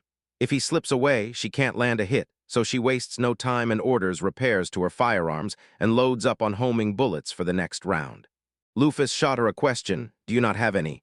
Libra shot back that she'd already used them to guard the tomb, and Lufus promised she'd whip up more later. Lufus then leaned in and demanded to know what the heck happened to Ares. Ares shot back that nothing about him actually mattered. Then Lufus spun around, ready to spill the info. In the Black City, they bow to a bronze statue of Lufus inside the temple, and Lufus can't shake the feeling it'll unleash the White Flies. Yet the clock for the Civil War has already started ticking.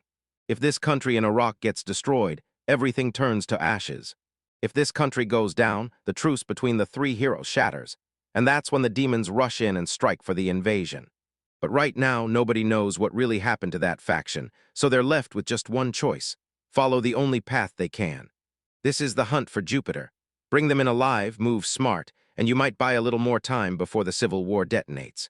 Then Lufus couldn't shake the question: were Jupiter and Jupiter actually the same person in disguise? Libra hit the same conclusion. Jupiter's heading practically screamed that Diana would show up on the road. Diana trailed that suspicious man from the clock tower straight to a secret house, where she finally uncovered Jupiter's war plan. And to seal the deal, Jupiter charged straight toward a hidden house no one knew about. And the final twist, Jupiter met him in a disguise, posing as a human right in front of her. And yeah, it's obvious, Jupiter is the same person. So tell me, why would anyone torch this country when that only cuts down their own defenders? And that's the whole point, the 7 heroes. If Jupiter slipped into the world in disguise, then everything clicks. Lufa even offers to track him down. If they manage to catch Jupiter, the whole mess gets fixed. Libra couldn't end his life. She had to drag him in alive, because Lufus wants to haul him straight to the streets and force answers out of him. So yeah, this means they're going to crown him the main villain, and everyone's going to point the finger at him. But Lufus cut in and said, "No matter what, your safety comes first always." She needed them to haul that demon to her alive and unscathed, and she was already waiting for the good news. Deep in the forest, Jupiter seethed with rage and slammed a tree with all his strength. Rage exploded in him as he unleashed a crushing blow on Gollum. Everything he'd done up to this point went off without a single hitch. He swaggered in, called himself Jupiter to the white-winged fools, sparked a war between them, and when they finally tore each other apart, he stepped up to finish Merc with his own hands. Even if he's one of the 7 heroes, it only works if you yank him away from the guards after the war. But this golem still blocks the entire path, and he can't get anywhere near the city while it's here. He only needs one shove to wipe out the whole country, so if anyone steps up to him, he'll snap and come unglued. Jupiter snapped at her, demanding to know why she was allowed to move freely when her whole job was to keep watch on her. Isn't it meant to stop messes like this from happening? She told him, "I've been waiting here for ages," and then she snapped, "Just don't ask for the impossible." She couldn't stop the lady herself, but she couldn't shake the guilt over what happened. That's why she showed up with a deal, offering help, even though the whole thing is just plain annoying. She could lock that golem to him alone, but only for 20 minutes. Jupiter didn't care. He just leaned in and told me to keep my word, then use that magic stone as a signal. That wind magic stone would practically scream for him to notice the moment she activated it. He leaned in and demanded Venus nail every single thing perfectly. Back at home, Lufus was knee-deep in alchemy, tinkering and cooking up something dangerous. She's done crafting the supplies for Libra, and she's leaving them right here so she can pick whatever she wants. Libra thanked her, then promised that one shot at grabbing Jupiter would blow the odds wide open. But then it hit her, Diana had vanished from her sight for ages, so she snapped, "Lufus, do you know where she went?" She already scanned a 100-kilometer-wide stretch with her sensor, and yet, still, she can't locate it. Lufa told him not to stress. She can teleport, so she's probably already back at the base, scrambling to find a way to raise money. Then Libra blurted out, "Wait, teleportation magic from X8, right?" And she froze in shock. And to think there's teleportation magic out there, besides X8. Lufa felt something hit her out of nowhere, but she shoved it aside and zeroed in on Libra's reaction. Teleportation magic didn't exist 200 years ago, and in X-Gate, that kind of instant anywhere convenience doesn't exist either. X-Gate only showed up in the game's lore, and you sure couldn't get your hands on it. Then Dina's mind raced. Was her magic stolen from the old hatred, or was it something brand new that had finally surfaced after 200 long years? And still, one question slammed into her. Why did she only understand this life-or-death truth right now? How could she have thought it was nothing? Until right then, Dina burst into the room with both of them. Right away, Lufus and Libra snatched Dina and started grilling the accused with non-stop questions.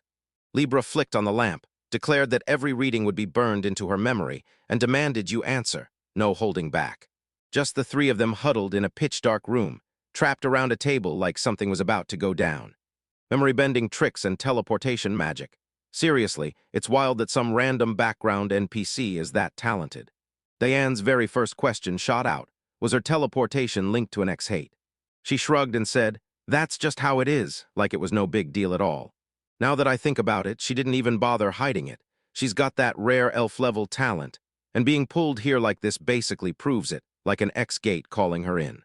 Lufas totally makes a fool of herself, fishing out the obvious answer she asked for, who Diana really is. She knows Dina walked this world 200 years ago, yet humans can't possibly survive that long. Dina then leaned in and told him, "I'm half-elf." This totally clicks if she's part human, part elf. She looks human, yet she lives like an elf. But if Lufas remembers it right, they couldn't even make a mixed-race character back when it was only a game. Dina told them she'd honed every skill for all 200 years, pushing them hard until Lufus finally disappeared. So she'd break out of the shadows for good and stop being nothing but background noise. She said it twice to drive the point home. Lufus got exactly what she meant, but at that moment she had nothing she needed to ask for. Lufus caught herself wondering if she even looked superhuman. Then the moment hit. She should have grabbed the eye of analysis from the start.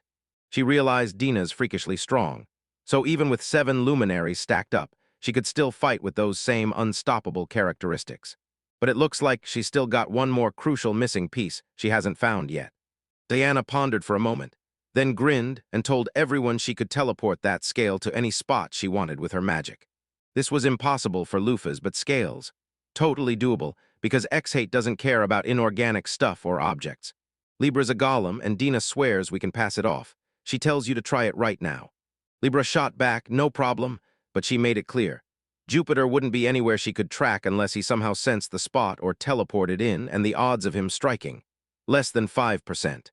Dina was convinced they could call on it any time they wanted, so long as they ran the experiment again and again. This experiment is gonna take about 10 minutes. Lufus wasn't against it at all. Then she snatched the scale in both hands and dove straight into the portal. When the portal vanished, Lufus clung to hope that somehow everything would be fine. Jupiter can't possibly be back this soon. Then boom. A massive, earth-shaking explosion rips through the night right outside the window. Lufas couldn't believe this was real. Someone was dead serious. In the castle, someone leaned in and told the king, "Now's the moment. Let the 7 heroes unleash their power on those flashy wings and end their noise once and for all." They back down because he treats them like real equals, not some lesser things. Or they'll toss them out of the country like they own it, because that land is theirs and nobody else's. The king was hauled up and grilled, so why wouldn't he speak up and why wouldn't he pick anything? Merrick was the king, one of the legendary 7 heroes, crowned ruler of the snow-white skywings.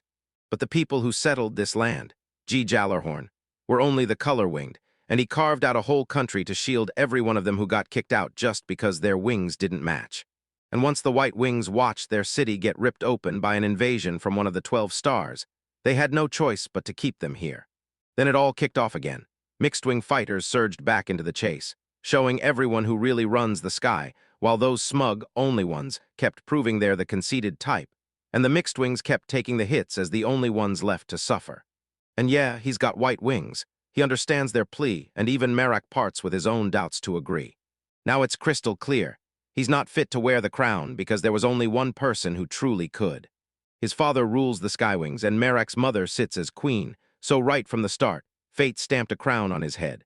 But with Lufus Mufel, the whole world flips upside down.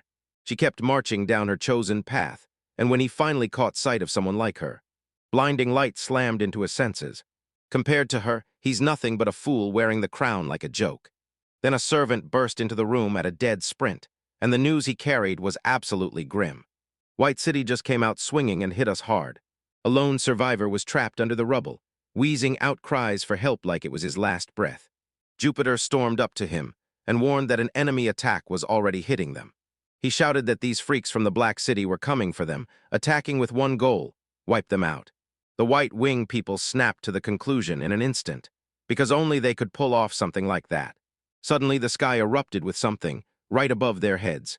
A nasty, thick black blob suddenly burst into the sky. A Capricorn stormed in and ordered them to slaughter the people they hated most. Hearing that, the crowd snapped with rage and demanded blood. They swore to take up arms, tear the color wings out of the country, and even wipe them out if they had to. Everyone snatched up their weapons, itching to prove how brutal it is to lose your home, since apparently the king's opinion doesn't matter anyway. Strip them of their country, then turn it into a paradise. That's the whole twisted plan. Lufus perched high above, staring down at everything from the sky. It was a total mess. Jupiter had to be behind it. And then the attack hit exactly when Libro was gone, like the universe was spelling out the truth in neon.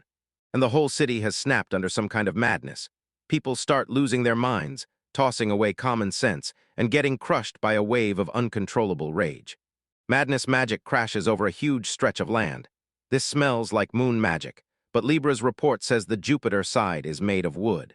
Ares shot him a worried look, and Lufus snapped back that everyone, every single person, was infected with pure insanity. It's not Jupiter's doing. Someone lurking in the shadows wants to burn this whole country down too. She's determined to hunt down that demon, and she leaned in and asked what Ares would do next. He figured that if even one of the stars was hiding behind this war, what would Lufus do if his heart drove him to it, straight from loyalty to her? Lufus shot back that she'd pummel him non-stop until he finally quit, and then she'd make him burn every last bit of energy trying to repair what she broke. She's thrilled that the star stays loyal to her, but that doesn't mean she's about to watch her country fall. Ares smirked just a little, then leaned in and thanked his mistress. Now he finally knows exactly what he has to do, right now. Then Lufus snapped to it. Maybe one of those stars was pulling the strings behind everything. Ares burst in, demanded they hand this case to him, and promised he'll beat the guy down until he finally drops. Lufus lunged to stop him, but there wasn't a second to waste, because the Star of Madness was already here, and she could only unleash that terrifying power once. Meet Capricorn. She's got servants with nothing but problems. Honestly, Ares is the weakest of the 12 stars, and if he steps into a fight against the other two, he's basically doomed to lose. She didn't want Ares to sprint out of here like this. Jupiter broke into laughter, stunned that the goat had truly screwed up, and he declared the whole country was finished for good. So Merak can't step in, because if the Capricorn rage keeps boiling, the people will tear themselves apart, and in the end, all he's left with is nothing, like some stupid, naked king. And yeah, Capricorn could wipe out Merak in the process too, because he'd love to do it with his own hands. But if he has to, handing it over won't hurt much either. Even though it only took him 10 minutes, his work was already finished. Just as he was about to step out, it hit him. He remembered that piece of metal. Then out of nowhere, she snatched his shoulder and demanded to know who was living in his thoughts this time. Jupiter, one of the 7 luminaries, shot back from her on the spot, and Libra insisted that every one of his battle moves and element choices had already been analyzed. Jupiter couldn't wrap his head around it. How in the world was this golem back in under 20 minutes? If he fights right now, his win chance is barely 0.02%, so he needs to fall back before it all crashes down. Ignore this warning, and you're staring at a grim 48% chance of losing some limbs. There's only one thing she has to do, and she can't pull it off. Jupiter exploded into yelling and threw herself into the attack, but Liber snapped out a submachine gun, then dodged every hit like it was nothing. After her shot landed and he finally took the hit, she knocked his attack down by 15%, and the pain crushed his reaction speed too, dropping it by a brutal 20%. After pushing her assault even further, she unleashed homing bullets that chased him down and wouldn't let him slip away. Jupiter watched the bullets streak toward him, then he lunged into action, thrashing and swatting them out of the way. But Libra had already seen it coming. He was right there, breathing down his neck. She dove at him like a missile and smashed her fist straight into his face. With all that momentum, he slammed into the city like a meteor. That cut only grazed him, but she still locked onto every single move he made. Then he slammed into action, wove wind magic to silence every last breath until his breathing vanished, and only then did he bolt free. Without warning, someone clamped their arms around him from behind. Lieber snapped that making silence was pointless, because in a city already roaring with war, the one place that went dead quiet only screams, "I'm hiding right here." 12 heavenly stars, yeah, and everyone's got their own crazy myths about them. And there's one that goes straight into Libra. Once you've been marked as a Libra target, there's no hiding, no matter how deep you crawl into the pits of hell. In his head, Jupiter even dropped to his knees and prayed to the goddess Alavenus, begging for a way out of Libra, and for a moment where he could finally make her vanish from his sight. No matter how far or how fast he bolted, Libra always cornered him, snatching him down again and again, until his odds were shrinking with every hit. Inside a house, Jupiter lay there, wounded and wrecked, his arm ripped away, as he coughed hard and fought for every breath. Even here, Libra was lurking. She had him beat, and he still slipped in 5 seconds before her own forecast. After breaking down the target's speed, it fixed the miscalculation instantly. Jupiter's face went ghost white the second he saw her, and she fired off another warning, telling him to drop every last bit of resistance. In their last fight, she never pulled this move, but now she's stuck with no other targets nearby, so she has to. She promised him, "I'll fire the brachium before you can slip away." If he obeyed her in 10 seconds, she'd trigger it, then she snapped into a countdown. Hearing that, Jupiter's stomach dropped, because brachium was a one-of-a-kind skill, the most devastating power among all the stars. He told her to hold up and sit down for a calm talk. Jupiter kept begging for just 1 minute to stop, but the countdown bulldozed forward, refusing to slow down. Back then, he'd already snapped at her, saying he'd quit the whole thing if she didn't stop tagging him with that skill. Libra sensed the target had quit fighting, so he yanked the brachium activation before it could trigger. At this point, Jupiter straight up collapsed, soaking his face wet. Lufus finally got the mission done. He carried out the order to snag a demon from the 7 stars of Jupiter. Right then, Aries swung in and collided with Capricorn. Capricorn leaned in and demanded, "Tell me, are you really here to stop me?" Aries didn't answer. He just launched straight into his attack. He demanded to know if Capricorn was the one driving people insane, then shouted at everyone to stop him. Right now. Because Lufus refused to let him pull that kind of stunt. Capricorn clocked that Aries wasn't playing and was dead set on stopping him, so he shot back with a challenge. "Fine, how do I prove I'm loyal if you want to stop me?" To prove his loyalty, Capricorn ordered the 7 heroes dead, then slammed the moon with a high-level elemental lunastral spell. Aries whipped out a Mezzal team and sent the attack flying back with a hard deflection. But Capricorn didn't hesitate. He slammed in with a moon blast attack. With Mezzaltim backing him up, he slammed Capricorn's attacks back again and again, pouring every last ounce of strength into the defense. Then Capricorn unleashed top-tier lunar elemental magic, Moon Rain, and slammed it straight into Aries. Capricorn is proving to be a brutal opponent for him.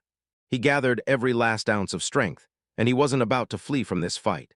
Aries unleashed the earthquake skill and slammed into his foe like the ground itself was fighting back. He fired up the missile team again, then rocketed toward Capricorn, pushing as close as he possibly could. He wanted to crush it with every ounce of strength he had. But when Aries finally struck, it wasn't the real target. It was only a clone standing there. Capricorn was right on his heels, unleashing a crazy special move called **Deneb Algeti**. Capricorn was moments away from ending his life with this attack. Aries snapped his eyes shut for the fall, then froze because the attack never came through. He cracked his eyes open, and there was Lufa standing right in front of him. She cornered Capricorn and demanded to know what twisted plan was brewing in his head, because he was about to try to kill his own ally. The moment Capricorn spotted the one who shrugged off his assault, his eyes instantly welled up with tears. Lufus told him she was just relieved he was okay, and that after all this time, it felt unreal finally seeing each other again. The moment Capricorn heard her words, tears exploded out of him like they'd been holding back for years.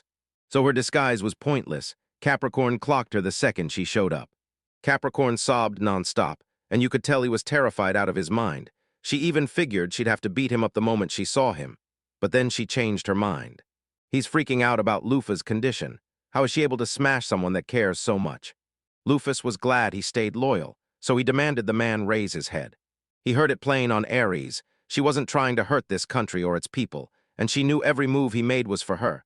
But if this place crumbled, she'd be the one paying the price. Lufus demanded he strip the insanity spell from the villagers, then swear she'd act like she never caught the mistake.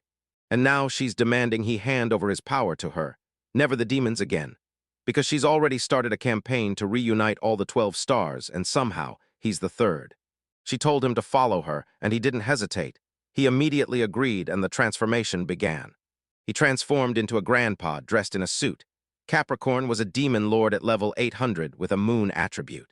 Then he shot straight into its shadow. Because, yeah, he was a demon, and Capricorn followed up by saying he'd drained the madness right out of the people living there. Even though he ignored Ares and didn't stop, the civil war never had a chance to ignite. But he's got something to say, right to his mistress.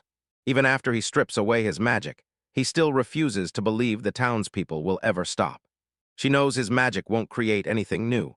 It just cranks up the darkness already living in their hearts, so he only nudged it a tiny bit. So he's sure they won't halt their march, status or not. So yeah, this is not the moment to sit back and relax. Then, out of nowhere, Dina burst up from the ground and blurted out that there was still a way to end the war. When Lufus demanded where Libra was, Dina pointed out she felt Jupiter's presence and then sprinted after him. So if they hand him the whole mess and let him run everything, the residents' rage will slam straight into him, while the task of swaying the citizens gets handed to her. Capricorn's chaos won't stand a chance. This can smother it before it even spreads. She's already tuned into that way of talking, like by now. After hearing him the third time, it's somehow familiar. Capricorn stared at Diana, then blurted, "Wait, are you the stealthy advisor who slips into the shadows?" Ares and Lufus froze in shock when Capricorn instantly recognized Ina. The main square was packed wall-to-wall with people, shoulder to shoulder. Like moth wings on one side and a swarm of white flies on the other, they faced off in opposite directions. They're practically on the brink of war, and everything is exploding. People are furious, like the whole world is seconds away from igniting. Then boom, someone blared, "Stop!"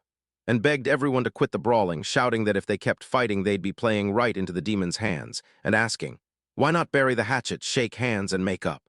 By the way he talks, he's one of Merak's 7 heroes, and he's rushing to settle the fight between those parties. Merak looks like she's totally remembered him, yet Lufus can't find his wing anywhere. Once she dug into it, she realized, boom, there was a one-winged debuff sitting right there. Turns out he'd lost one wing, same cruel fate as Magres, who'd lost his leg. 200 years ago, the Demon King crushed 7 heroes and branded them with the sign of the loser, then used their own bodies for the curse, and it was downright vicious. Even if he's a Skywing hero, there's no way he'll ever soar through the skies again. They ignored him completely, no matter that he was right there, trapped between them and still talking.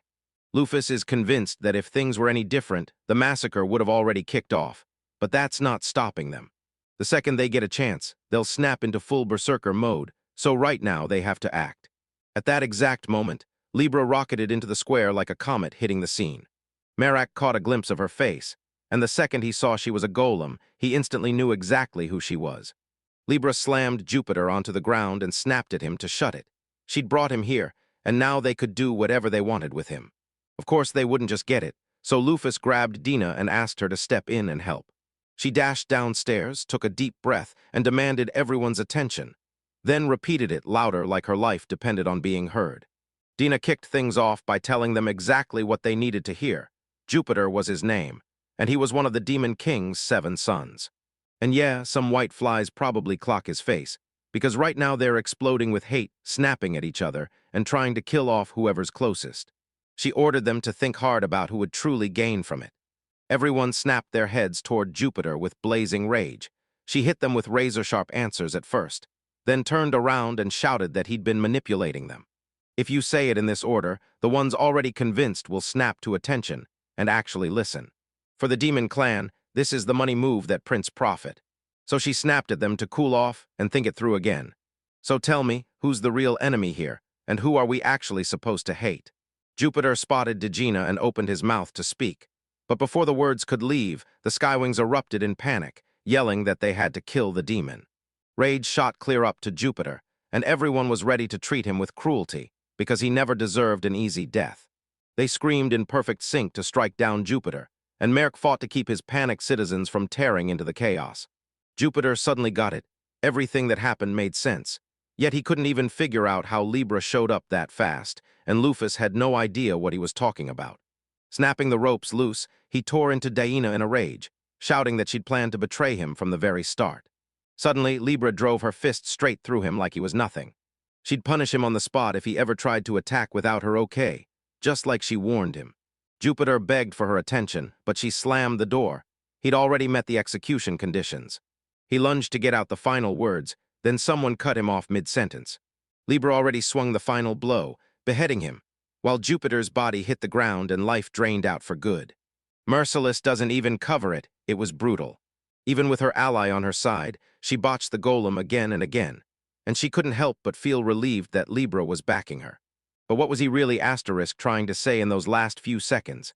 Lufus couldn't help but wonder. Merrick slipped up behind her and fired off. "So you own the golem," because he had questions burning in his head. He begged her to bring her friends to his castle, and Lufus totally blanked, because Merrick already knew exactly what Libra looked like. It made everything click into place for her, like life finally decided to give her a break.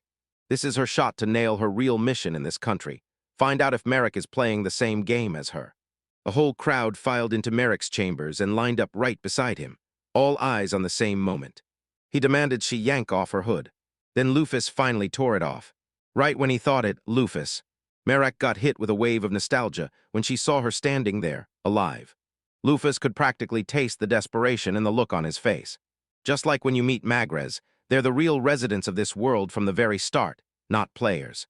Lufus swore he'd changed for real. Then she stared and realized he looked even weaker than she remembered. But Merrick shot it down hard. "Nope, it's nothing like that at all."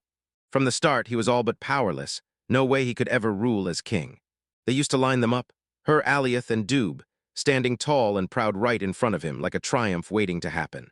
He trailed right behind them, staring at their backs as they moved. Dina snapped, asking if he was okay. He looked like stress was about to rip him apart any second, and Lufus couldn't believe he was that timid. Just like the other 7 heroes, Magrez got pushed into a corner, and this time the trap was stranger, tighter, and way more dangerous. Magrez is basically begging to be hated, like he's so desperate he's already bracing for the insults and the disgust. And Merrick, she's dead certain he's going to die if it happens. "Man, look at the 7 heroes. This whole ordeal feels like a straight-up pain in the ass," Merrick muttered. "And honestly, I never should have been crowned in the first place. She should have kept ruling the way she used to. Then none of this would have been necessary to win." Lufus couldn't hold herself back. She sprinted straight at Merrick with everything she had and clutched his clothes in her grip. Even though he got crushed in the fight between the heroes and Lufus, he doesn't regret it one bit. And he's convinced Lufus isn't sorry either, especially if she told the exact same words he typed in the game. And when the winners spit out those pathetic excuses, Lufus snapped. He cut off the chatter and demanded to know if he genuinely likes flitting around. Lufus couldn't take the humiliation, so she snapped at him. Was he mocking her when he said they beat her by mistake? Either way, that attitude lit her fury on fire. She ordered him to suck in his stomach and straighten his back, like it was a matter of pride and posture. He'd already helped smash Lufus' Maffle, and she was done letting him whine about it. Murak's eyes welled up with tears as he admitted, straight to her face, that he truly couldn't beat her. After all this time, she hasn't changed a bit. Just like 200 years ago, she still glows with unshakable confidence. Lufus leaned in and promised him, "I've changed a little, really I have. This is his country, and it's not going to lift a finger to help him or offer a single piece of advice. So it's all on him now, just him, carrying the rest like the proud king of the Skywings." And she just prayed he wouldn't embarrass her again, because it was him who already crushed her, and someone who's already proven they can muscle through this disaster and actually fix it. And with that, Lufus stormed off, dragging her servants right behind her. Outside, Lufus let out a heavy sigh when Libra asked what was wrong. Then Libra confessed, "I don't yell at people like that, not like me." Even with all that confidence in her voice, it just didn't fit her at all. Shame hit her hard, and she bolted the moment she realized.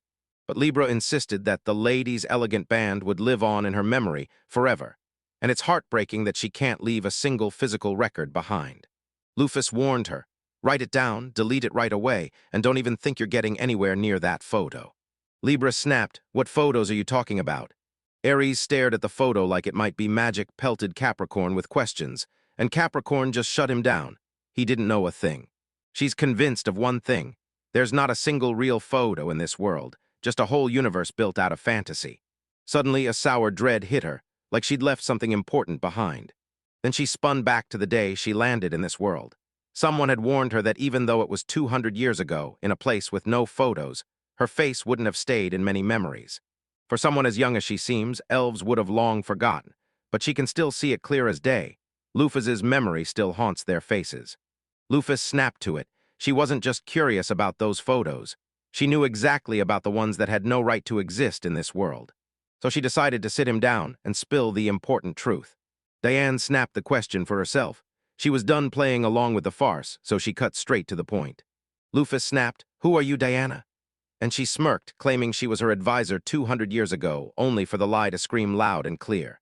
Diana spilled the truth and confessed the lie straight to the point, with nothing left to hide. That totally made sense.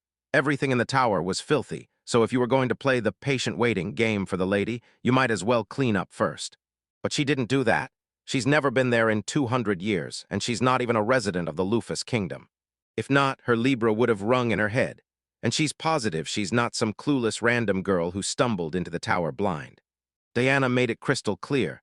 She wasn't her advisor, and she wasn't anyone's subordinate either. She was just a girl who'd heard of that sneaky background NPC hiding in the tower, and she used that secret like a weapon. The moment Lufus figured out she already knew about NPCs, she snapped into a whole new set of assumptions. Dina isn't some random background NPC. She's an actual player, and she matters. But here's the real jaw-dropper. How on earth did she convince Aries and Capricorn that she was their advisor? Then she snapped back. She could totally use her memory manipulation skill to throw her servants off.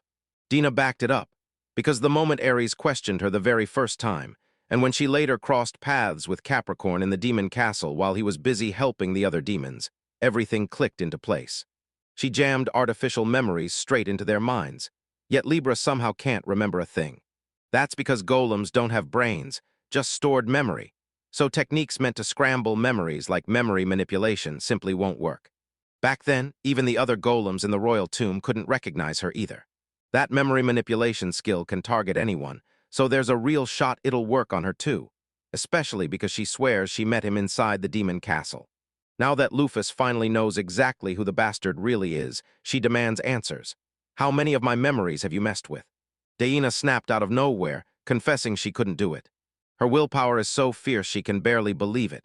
Even if someone tries to plant a fake memory in her head, it wouldn't stick unless they repeat it for a whole year and she stays glued to it. So she had to fake being an advisor to the tower's NPCs. No other move left. Still, the worst part, she couldn't help herself from starting to relax and stop suspecting she was being watched. Honestly, she can't believe it. Someone else is here too. It wasn't even on her radar that Lufus is a player. Then she forces herself to speak up. This isn't some ordinary player, she's something else. She's not just anyone. She's a beta player, hired straight by the administrators to test their new half-elf race, the one they plan to unveil in the very next game update. That's why she knows every nook and cranny of her tower, because she learned how players are influenced, and even how the admins spill inside info through computers. And there she uncovered the advisor's NPC, and instantly slipped into disguise. Lufus demanded to know what she meant when she started messing with Capricorn inside the demon castle, because she just can't get it through her head that Dina is the one living there. Dina had already promised she'd be there anytime. Then her blue hair flared up, turning golden out of nowhere. She decided to stretch her lie out even longer. If she kept playing the advisor, humans and demons would grind each other down to ash. But damn, this plan already blew up and everyone's underestimating her. So she cuts the cord, flips to plan B, and right here, right now, she'll take down that girl and turn her into a pawn. Since she still had a mountain of plans ahead, Lufus pressed her. Could she really pull this off with just level 300? And this whole level? It was rigged by those fake skills she claimed were meant for the next version, plus that false status she cooked up, and that disguised status skill. My take was too op for the game, so it felt inevitable. Admins would crank out an even stronger skill just to keep everything fair. Then yeah, her real power is totally different from what we thought. Lufa stared in shock as her level shot up in an instant, from 300 to 1,000. She had zero clue what she could do. No idea about her skills, her class level, or any of that stuff. At first, she pushed herself to introduce herself, at least that much. Diana is Venus herself, one of the demon nation's legendary 7 luminaries, the Golden Venus. And now, she dared him to kick off a deadly battle. Then she blasted upward into the sky and started charging her next devastating strike. She snapped her focus into place and launched golden elemental magic. Venus grabbed the girl whose name got called and commanded her to unleash that terrifying power, so it could wreck everything on earth and heaven. After raining a whole swarm of golden projectiles, she snapped the set's skill straight at Lufus. Belufas snapped her strike aside with ease, and now it was her turn to attack. With alchemy, she conjured a storm of blades and flung them straight at Venus. Venus snapped her hand up and hurled away the old hatred like it was nothing. A monstrous portal ripped open right in front of the swords, and she slammed it shut by sending everything straight back. Turns out she can do that. Lufus definitely snapped out of the way of the reflected strike and shot straight for Venus. But she broke free and slammed an OXO. It doesn't just tap the gold element, it can also wield water at the same time, like 2 powers at once. She urged the buds to drink in the breath of nature and burst into blooming flowers. Massive roots lunged after Lufas at breakneck speed, twisting like hooked tentacles. Lufas didn't just stop there. He busted out the grappler skill with a shooting star kick. With one brutal swing, she snapped those roots to pieces, then lunged for Venus, only for Venus to bolt again right from Lufas's reach. Then boom, Lufus was suddenly right behind her and swung in to strike. But Venera barely dodged at the last second and slammed a counterattack back at him. But that was it, despite both being level 1,000. She was a back row mage, so there was no way those physical hits of hers could even graze Lufas, let alone hurt her. And even if she dared to scrape with just 10% of her own health left, she still couldn't strip off even 1% of Lufas. Lufus tore into Venus with a move named Blade Strike. With every ounce of power, she slammed back down to the ground and shot across the sky for a long, brutal distance. Venera forced herself to stop, hauled herself upright, and admitted through the pain that that hit was absolutely brutal. Lufus snapped at her to stop because she'll never beat him. And get this, Magres of the 7 heroes is a back row mage too, just like her. Even when he hit level 1,000, he'd stockpiled plans to counter advanced fighters. But she had nothing, and after that attack, Lufus finally understood the terrifying truth. She didn't even get the basic theory behind PvP battles. Turns out there's only one way out, because she's a beta player. She didn't even grind through the game at all, she was just testing the skill balance. And Lufus is ready to bet she's never cheated a shortcut, learned the top skill combos, and there's no way a serious test player like her would have ever even thought about using a doping boost. She knew the level 1,000 monsters cheated with doping to break the max limits, but she totally forgot it was Lufus pulling the strings over every one of them. And even at level 100, the gap in power between them was brutally obvious. Then Venus snapped, "I've got one question for you. Was Lufa really going to forgive the person who'd been cheating on her the whole time? She'd been fooling Lufa for ages. And don't forget, she's helped her a ton of times. It's all on her, she let herself get fooled. Lufus doesn't cling to grudges at all. She should be proud of that skill. And will Venus Lufus finally spill why she chose to make everything so hard, just so she could end up fighting a demon?" Suddenly, Venus blurted, "So, do you think I already won?" And yeah, it came out way too fast. If Lufus lived through her next attack, she demanded I do it again. All of a sudden, she raised her hand and summoned something into the sky, an X-hate burning there.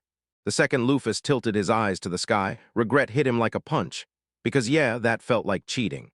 They called it the Sunset Star, the biggest chunk of rock the sky ever dropped, crashing down like a countdown to disaster. Gullahorn is getting wiped out too, right here, right now. And everyone knows this magic takes ages to kick in, and it's notoriously hard to pull off. Yeah, it's not fair to use X-hate, because to slash the summoning time, Sunset Star unleashes the golden element's deadliest attack. Venus was confident she and the 12 stars would be fine, but what about the people back home and Marek? Then it clicked, this thing had a purpose, and it turned out to be even better than anyone expected. Lufus stepped up to the test of Venus, Diana's challenge, and accepted it without backing down. She rocketed up the side with zero fear gripping her at all. Maybe the Lufus inside her sparked the courage, whispering, "You can do this." Now it all rides on her strength, so she unleashes the grappler skill, Iron Fist, and defense destruction, striking the enemy's weak spots with surgical force. With nothing but her body and her right fist in mind, She smashed straight into the sunset star. She swung with everything she had, and it felt like her blow shoved him back with pure force. Then the whole setting shattered into dust, and Lufus leaned in, asking Dina if she still wanted to push on. She dropped to her knees on the spot and demanded, "Are you seriously joking?" Dina slammed the ground and admitted she was beaten.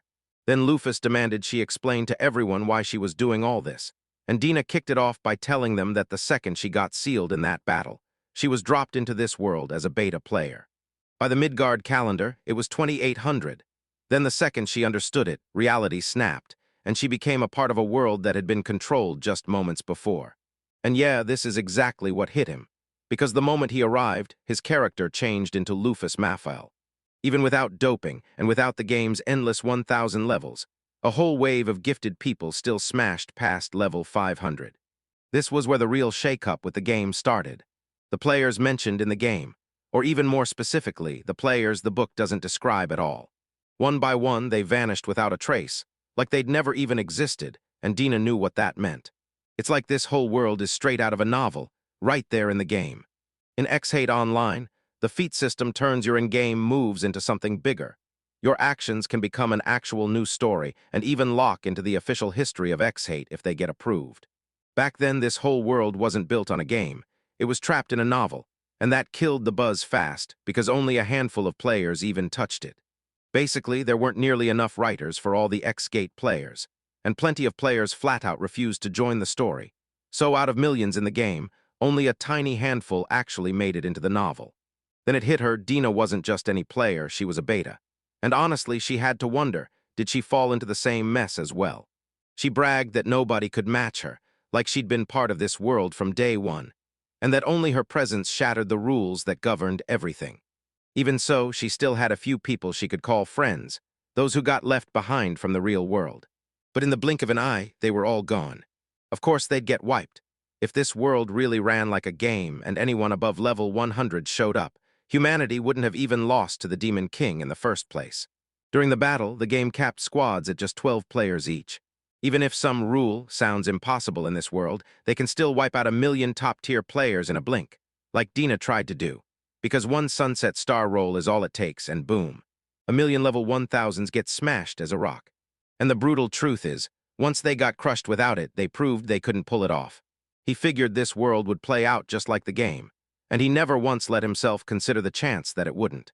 Dina finally cracked, admitting she was miserable and saying she hated them. They ripped the last piece of the real world from her, then stomped on what mattered right in front of her like it was trash. Even after mowing down countless lesser demons, she still couldn't touch the Demon King. All she could do was outwit the 7 luminaries, steal their rank, and then desperately drag their invasion to a crawl. That's why she dropped into Lufus and into the story of the 12 stars. Dina already knew there was a total nobody inside Mafel Tower, so he grabbed her identity and used it like a key. She thought, if I can rig Lufus to take on the Demon King, maybe I can finally end him. So she guided the sun like it was Jupiter, then swore, right to his face, that she'd bring the scales back by a set time. Even though she shattered her promise, she still dragged her back while Jupiter was still hanging around. Lufus checked Diana's tail again, and it felt perfectly normal, not a single red flag, so she decided to fire off one final question. Was Diana really her enemy? Dina snapped back that she wasn't there anymore. No threat, no hostile plans, just zero bad intentions. But trying to use it anyway feels just like hostility, straight up dangerous. Then Luf told her to keep serving her like always, and she swallowed her pride and chose to ignore what she did this time. Diana practically buzzed with excitement, begging Lufus to swear this was totally normal, and Lufus just shrugged, because she hadn't even repaid all the times Diana had helped her in this world yet. She's totally hooked on the idea of some advisor watching her back in secret. And yeah, these stories always make room for one thing. A deadly underling can't be missing. Dina leaned in and asked Lufus one wild question. Was he a real player, or was he just Lufus, the one who would get her players' memories? Lufus didn't even realize it, but her memories kept bleeding together so many times that she started losing herself piece by piece. But somehow she's found someone from her own world, and maybe, just maybe, she can finally see what Diana's really up to. Megrez and Merrick aren't players at all, and odds say Beget Nash, the last of the 7 living heroes, probably isn't one either. Lufus and Dina are about to land in this world, and they'll be the only 2 outsiders here. She might have cheated when she tried to use it, but did that stunt actually cost Lufa something? On the contrary, every move she made swung the odds in her favor, because the truth guided her straight to the 7 stars, or maybe the 12. She swore she'd wipe out every demon, and as long as he stayed Lufa's Mafil, the clash with the Demon King was unavoidable. Lufus leaned in and demanded Dina follow her, using every ounce of his brains and strength to serve her. Dina figured this was exactly what her mistress would deliver, like Lufa had seen her imagination coming and then blown past it. No one else can take down the Demon King and bring the whole world back together. After she dropped her command, she grabbed Lufus by the shoulders and demanded he be her advisor until she crushed the Demon King. Lufus had Dina in his sights. Then she decided to hit the knee tour, right the same way Lufa's memories described it. So the self-appointed advisor to the supreme ruler, Dina, swooped in and joined the squad. Right then, Libra blazed across the sky, hauling Aries along. Aries demanded what kind of meteor this was, while Capricorn felt the mana ripple with a strange disturbance. It was straight up a mess. Lufus's mind raced. What could she possibly tell them so nobody noticed she was battling Dina right here? Then she blurted out that some unknown force slammed an attack straight at Jalahorn. At least, that's what she claimed. When I really think about it, their hatred, the true fuse behind this war, still hadn't burned out. It was anyone's guess how long that war would drag on. But no way was that decision theirs to make, especially not for people on the outside. So now the fate of everything drops right into King Merak's hands. Inside the castle, His Highness was hit with one brutal truth. This plan was too cruel. And still, everyone insisted they were doing it for the country's future. Even though the demon spawn had their hooks in them, tricking them at every turn. They pushed that plan because it was for the kingdom's good. But Merak never hears a word his subordinates say. Merak just sat on his throne, wearing a face so grim it looked carved in stone. It was all because of his weakness. He figured his meekness had lit a spark of arrogance in them. So he snapped around to them and demanded, "Who the hell gave you permission to open your noisy mouths?" Merak's presence hit the servants like a sudden wave of pressure, crushing their nerves on the spot. He wouldn't let them lift their heads, especially after they ignored his orders and did whatever they pleased. But she knew Merak was behind it, so he'd probably read this as their way of asking to be executed for insulting the king. He opened his kingdom wide for them, generous enough to welcome their kind in with open arms. Then when they lost their old home, he swallowed their rudeness whole and made sure they finally felt like they belonged. Merak grinned and said he'd been wrong. Then he unleashed a Skywing intimidation skill to make the truth hit hard. Murak snapped at them not to assume he'd always be gentle with scum like them. And every single white fly dropped their heads and shook like they'd just met death. He swore he didn't like it, but the king's duty was the king's duty. So he couldn't let his vassals see him falter, because everything that followed happened the moment he failed to honor that duty. Was it really worth it? He shot the question into his mind. Luf's, because yeah, there were still a ton of problems waiting here, but he swore he'd crush every single one. Because he refuses to stain her bright name with even a shred of shame. So she can breathe easy, stop worrying about her, and keep moving full speed ahead. When Lufus rode Tanaka, even from here Lufus could feel Merak's bullying crawling through the air. Lufus just smirked at the sting. Right now, she'd already conquered everything she wanted in Galahorn, snagged a meeting with Merak, and brought Capricorn back home. Even though it's packed right now, only 3 of the 12 are left. So with even more people coming later, Tanaka's going to need a serious upgrade plan and fast. And if we don't expand, we won't be able to stop ourselves. Next thing you know, we'll be adding even more turbines, she thought. Lufus leaned in and grilled Capricorn. Spill it. Did you hear anything useful while you were stuck working with demons? He mulled it over for a minute, then it clicked. There was that rumor she'd said Levitinus had already taken matters into his own hands. Diana told him the Sword Kingdom was forged by one of the 7 heroes, Sword King Aliath, and it was the western land where Lufus was summoned. But her arrival threw a wrench in everyone's day. This might not sound like a big rumor, but Capricorn had something locked up that Lufus was desperate to hear. Turns out Levitane really did pull off the impossible, and summoned a hero after all. Before everything spiraled, Lufus was still trapped back in Blackwing's tomb. In Levitane Castle's throne room, a fierce gust of wind roared through the air, and mana surged around it like it had a heartbeat. Even with everything on the line, the elf still summoned the spell right in front of King Levitane, and the hero's summoning ritual capped off in absolute triumph.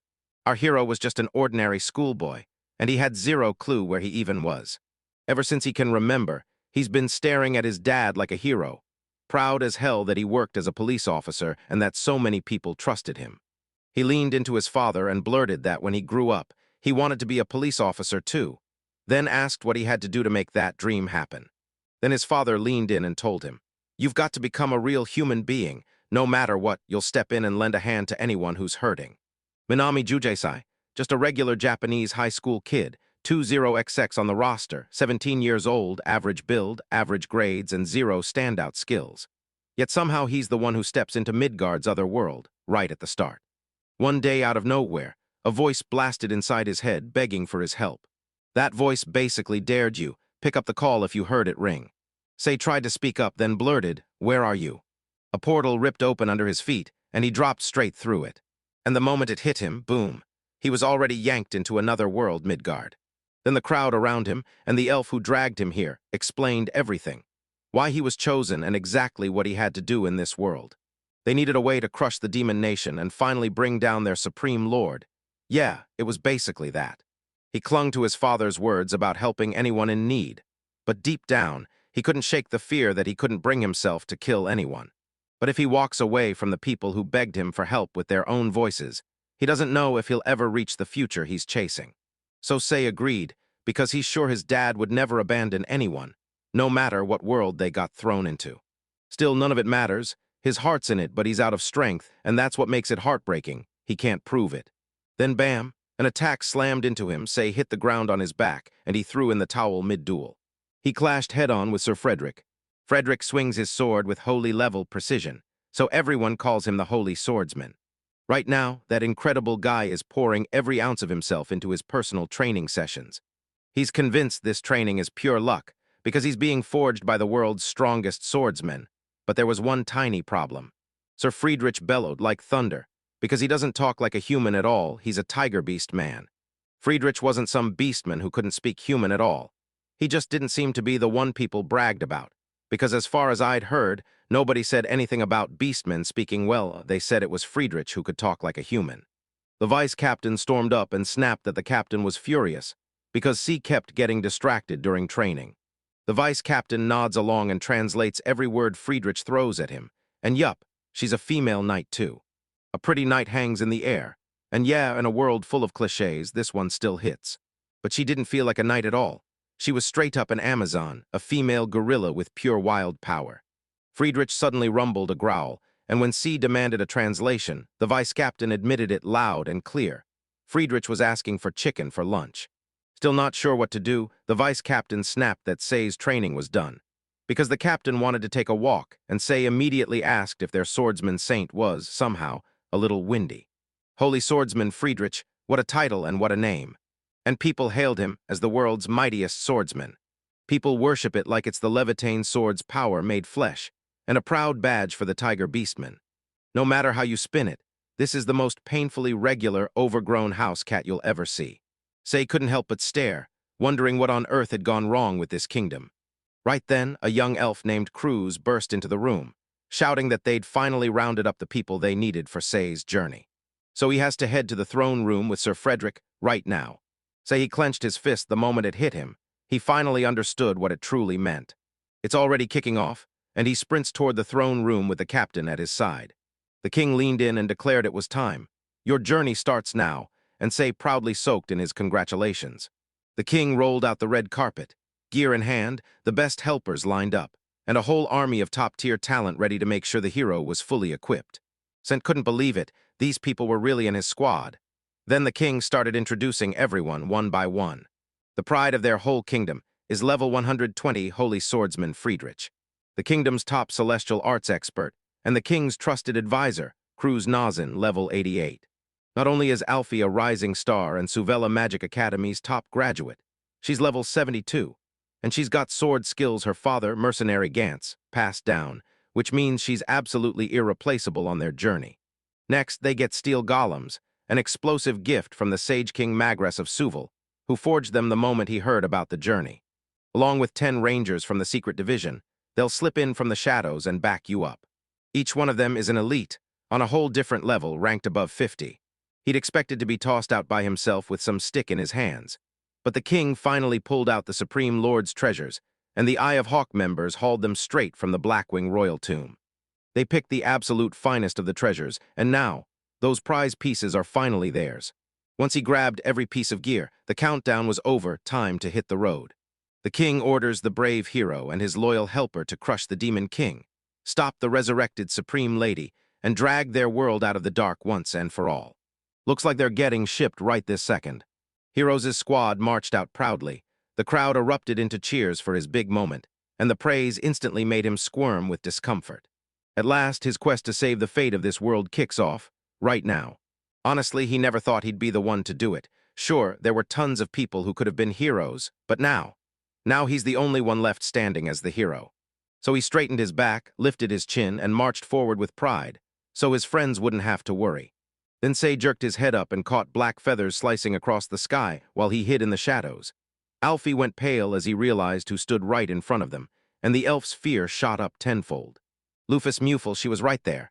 Cruz blurted it out, his voice trembling as tears poured down. Say then realized she was the black-winged lady. Then, out of nowhere, Lufus snapped his gaze away. Another silhouette tore across the sky, and the crews immediately knew who it was as the figure dropped to the ground in front of them, stunned out of their minds like this couldn't possibly be real. Right there, face to face with the Demon King himself.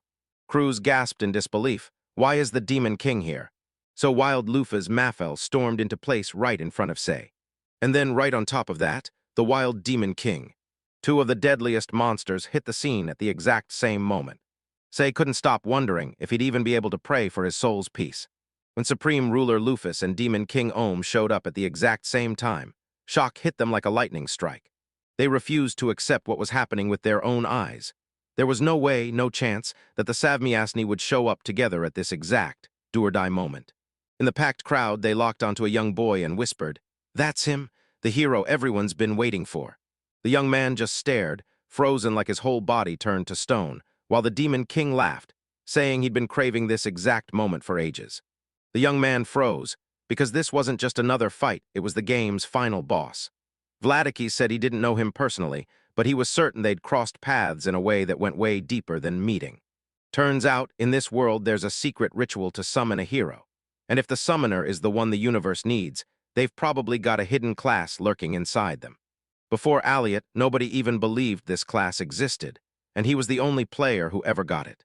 After unlocking this class, he shot straight into the top ranks, and his stats skyrocketed so fast they blew past every single expectation. His prized skill let him pop back to life even at 0 HP, and it cranked his damage and critical hit chance up to a whopping 100%. Even a first-class owner could look like a seasoned pro, timing power-ups with confidence, no help required. Even the demons had hero in their sights, and the Poinum also understepped back in, because after everything they went through with Aliath, the danger was crystal clear. So the answer was obvious, do what had to be done. They had to break the hero down and hold him there, just long enough for him to build his strength. The girl saw it with her own eyes. If this pace kept going, the hero wouldn't survive the next stage. He was convinced the demons would unleash shrines, and she rolled her eyes like it was painfully obvious. Like anyone with half a brain wouldn't let the enemy grow stronger. The hero's secret weapon was soul absorption, and everyone basically agreed that Lady Lufus knew exactly what it did.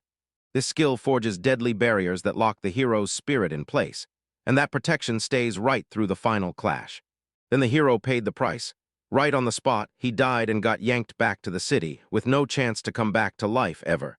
So using that skill was basically suicide. The girl swore that Aliath had his eyes smashed out after the Demon Lord beat him. Yet somehow he still kept his barrier up, guarding people with pure stubborn resolve. Inside the kingdom, it felt safe. But even the girl and the horn hated the idea of fighting, and if the Lord hadn't shown up, this whole thing would have stayed peaceful. The girl finally got it. Once they slipped past the barrier, there'd be nobody left to shield them, and the luminaries would come for them the instant they were exposed. And yeah, this blew up every RPG rule, because a boss that powerful absolutely shouldn't be sitting in the starting zone. She planned to head to Leviathan by herself and come back tomorrow, because in this story, only the hero has what it takes to take down the demon. As she watched the whole thing unfold, the girl realized that with a barrier this brutal, those luminaries wouldn't even dare to come close to the city. And she turned to Latika for her take like, "What do you think?" He kept watch on her in complete silence, and somehow she still felt him there. He named her Alker, then announced himself as the one everyone else whispers about, the demon lord, the fear. Leaned in and told everyone, "It's the nickname the other demons gave me, and it means the star that brings death." She told them her name was Lufa's Mafal. Sure, it'd be rude not to start the conversation that way. The girl couldn't wrap her mind around it. Her master had even come in person out of fear of the hero, but then she realized the truth. He wasn't scared of the hero at all, he was scared of her. Lufus never saw it coming, and told him the truth. He'd learned something while he was trapped. She was the one soul the divine script couldn't touch, somehow still breathing in this world, and she had no clue what he was even talking about. Her master demanded she spill every detail, and Lufus swore he'd do it. He had one burning question: did the thing rust after 2 full years? A fiery explosion tore open the sky, and everyone stared in pure confusion. No one had a clue what was happening. Up in the sky, the chaos finally brought Lufus and face to face in the middle of the battle. She swung at Vladica with everything she had, but he barely even flinched. As their battle crumbled everything around them, the young man couldn't even see, and the girl's panic hit like a wave. She knew they had to take them down right now. Panic surged through her as she finally understood the truth. There was no way to beat these towering monsters in front of them, and they didn't even fight like they were under control. They fought like their own brutal power was all that mattered. After his fight with the 7 heroes, figured Lufus would be the first person he'd finally call a real, worthy opponent. In this game world, the Overlord wasn't even on the strongest hero list, until the young man changed his mind, slammed it hard enough to land injuries, and then realized the demon's health bar was ridiculously massive. Pushing the fight any further would almost certainly spell his doom. Because sure, their blows hit about the same, but one side could take a beating and keep moving, and the other couldn't. Like Alker always does, her power smashed past Aliath's, yet still couldn't shake the question: just how far below her did she fall compared to him? He finally admitted the brutal truth. He wasn't worthy to fight her, because her power wasn't just stronger, it was in a whole different league. The force that terrified him and hijacked his mind had to be on a whole other level, and he figured the body she'd worn before was way tougher. Snapped, asking if Lufus was actually dead serious about unveiling her ultimate power, pitted Namer, right in front of him. She snapped back that she couldn't make sense of his words, and that answer left him completely baffled, because it felt like his meaning should have been crystal clear. Frowning hard, he tried to make sense of it, because the way things were, the goddess already struck first. Lufa demanded he say what he truly thought, and he snapped back that there was no escaping the paths the goddess had already set in motion. Shocked, she pressed him about the goddess and the whole scenario, but he just nodded and confirmed her words, saying nothing else. Everything snapped into place exactly the way the goddess intended. She forged them all to move like puppets on her strings. He couldn't figure out why his mouth was moving like that, and the master snapped back, asking her if she knew why the deacons were murdering people. Lufus claimed it was all about expanding their territory, but Vladica shot that idea down and exposed the flaw in the logic. They couldn't afford to stop killing, because if they did, they wouldn't survive. Those urges are wired straight into their instincts. Demon particles get swallowed into mana, so if they vanish, their magic power shuts off for good. The goddess birthed a race of demons, and right then, rose as their chosen king, trusted to lead and govern them. The young man didn't know that detail at all since the game never clues you in, so he guessed it was just part of the setting, and once he said it, curiosity lit up like a match. Lufus demanded to know if he was any different from the rest, because the way he talked made it sound like he didn't belong with the demons. Right in the middle of their talk, a scream cut through the air. Someone demanded to know if it was really true their goddess was trying to hurl the world into chaos and set everyone on each other. Confirmed it because she never cared about saving the world. So when 2 centuries ago the war finally erupted, it all made brutal sense. Back then, Lufus was a real threat, but there was no point locking her up before the demons were gone, or even knowing what she'd do once they were defeated. The 7 heroes didn't wait for permission. They struck on the spot, revolted, and threw her into a cell. This didn't make sense at all. Any kid could have seen exactly what would happen next if they shut down that loophole. Even with all her cruelty, Lufus stayed on humanity's side. But instead of true gratitude, something darker started to swallow her up. And the people who helped bring her down later broke. Then realized they made a fatal mistake, because they just erased the one valuable defender they could never replace. The Lord claimed she was the first one to realize it, and that she could cut the goddess's plans off before they ever took flight. He poured out his plea for her to start the demon eradication, something nobody had ever dared. and then forge a world where war could never crawl back in. Right then, Dina barrels up behind him and swings the Morning Star to smash into Ohm. The second one swung the left chalice at him, but the Demon King slipped aside like it was nothing. A monstrous truck roared in behind him, aiming to smash straight into Ohm. Yet he stayed stone calm, refusing to move. It didn't work, so the girl snapped into reality and chose the smartest escape. Ditch the battlefield before she got herself killed. Fighting Ohm was a terrible idea, but Lufus refused to break the moment. He kept quiet, stayed locked in, and wouldn't miss a word of that conversation. Turns out the ruler had thrown up a barrier so the golem couldn't eavesdrop, and then he leaned in and grilled Diana about what she'd been doing. The girl admitted she was trying to earn trust, and he shot back, asking why she wasn't going all in from the start. He pressed her too, asking if she knew why Lufus Mufel was weakened after being locked up for 200 long years. With a wicked grin, Diana confirmed Ohm's guess, and right there the truth hit him like a punch. It was her all along. She shot it down hard, saying a stunt that huge is way past someone like her, too weak, too lacking in the strength to pull it off. The girl said only the almighty goddess could decide that, and then she vanished into thin air. Lufus demanded why they were flying, then it hit him. Wait, they'd totally forgotten the hero was right there. The girl flat out said it was clear the hero wasn't the real target of the Lord, and then she admitted she'd overheard the whole conversation. Seeing Lufa about to get crushed, she rushed in like a lifeline, ready to stop it in its tracks. Right when Dino showed up, he told everyone that Ohm had been hunting Lufus. Then Lufus vanished the second she left, slipping away into some unknown direction. She fully trusted the heroes were safe, so she knew their mission would succeed, and there was nothing to fear.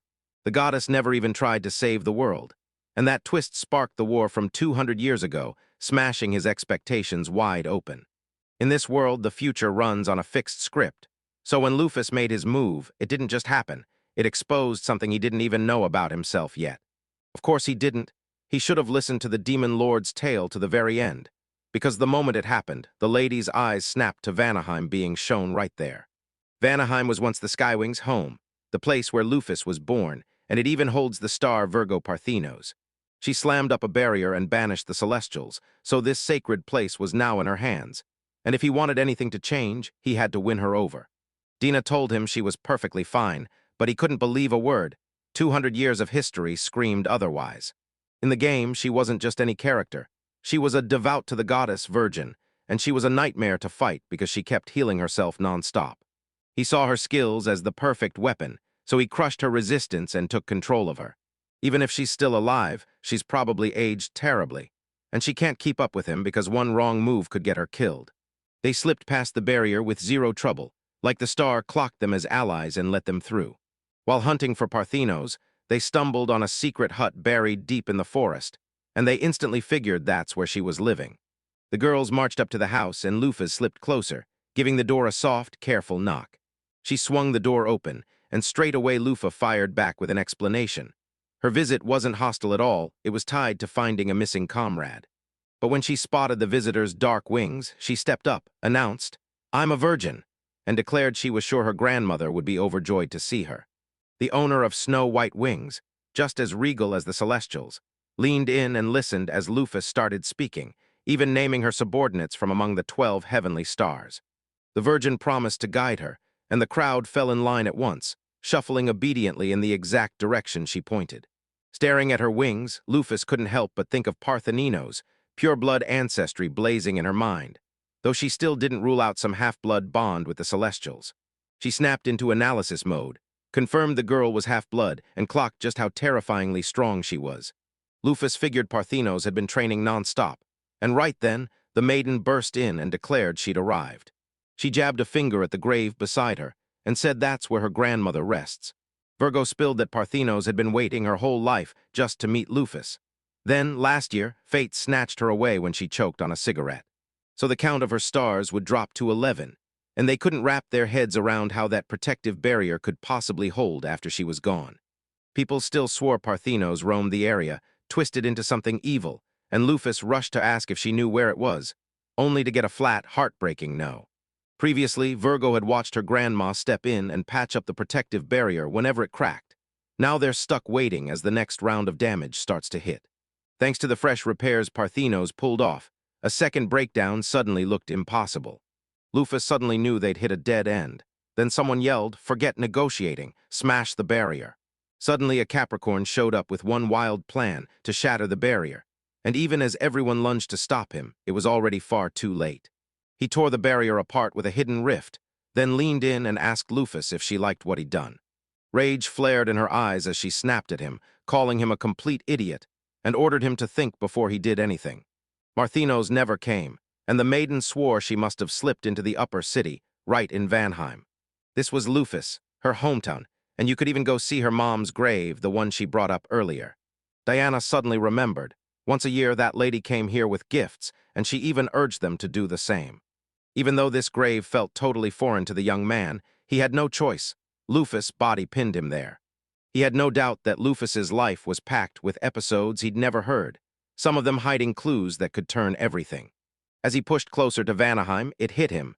This was Lufus's very hometown. Lufus's mind snapped back to the times the other white-winged residents of the city had cornered her, mocked her, and torn her dignity apart.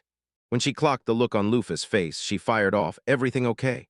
And Lufus snapped back, "Yeah, I'm fine." With the Parthinos hanging around the city, they could finally sniff out clues about Lufus's past. So the rest of the crew leaned in and stared around, hungry for answers. Moffel told him this city was nothing but a wound, painful memories stacked on top of her, and the kind of streets where kids used to throw stones at her. Hearing that, the guys snapped with fury, cursed the city as vile, and swore they'd tear it down to the ground. Lufus snapped, demanding they stop right now, reminding everyone they'd only come to inspect the city, not torch it. Aries, Capricorn, and Libra tore through everything around them, smashing it all to pieces. He understood it was for their mistress, but that still meant the city might end up with absolutely nothing left. Lufa pushed to stop again, lighting up about what they felt, then made it clear she still didn't want to look at those ruins. They finally reached their mistress's place, and she admitted she'd only been here a handful of times in her whole life. Like he was yanked back into the past, he started repeating what he knew about Lufus, words about his past life, rolling out again and again like a ghost of yesterday. Her father seethed at her dark wings and even raised a hand to end her life, until her mother lunged in and stopped him.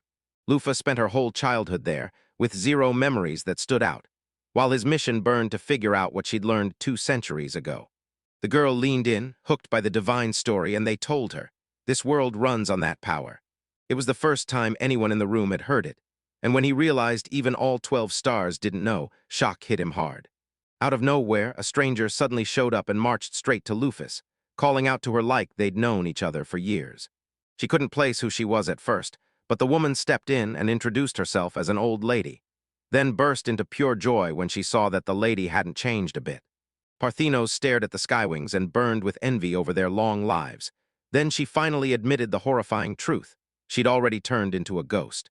She truly prayed Lufus would come back, then obeyed every order without wavering, fighting tooth and nail to keep Vanaheim exactly the way it was. Suddenly, the girl skidded to a halt and blurted, shocked, "Is everything okay?" Because it looked like the lady didn't even recognize her. After Lufa's success hit the news, Parthinos practically sprinted to recover the spark of her youth.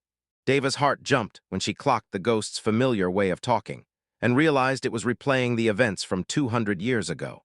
Turns out, right there in the Parthinos, she wasn't seeing things at all. It was her grandmother. A girl rose as the tribe's leader, serving the goddess as her living medium, the direct heir to the first human race. Parthinos begged for her life to be taken.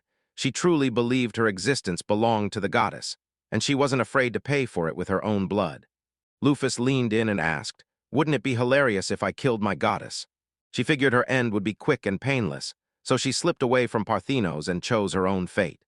She was desperate to show her what the world had become, because she'd never left the goddess's castle. Luf slammed the horrors of war into her heart, ruin, famine, and death, then demanded she remember the real world her goddesses truly loved, like it was the only truth that mattered. Parthinos refused paradise and plunged back in, because she had to rescue her mistress and earn her way back through redemption. Lufa threw out her apologies for the mess she caused over the last 2 centuries, but the star shut her down, saying she didn't deserve a single bit of forgiveness.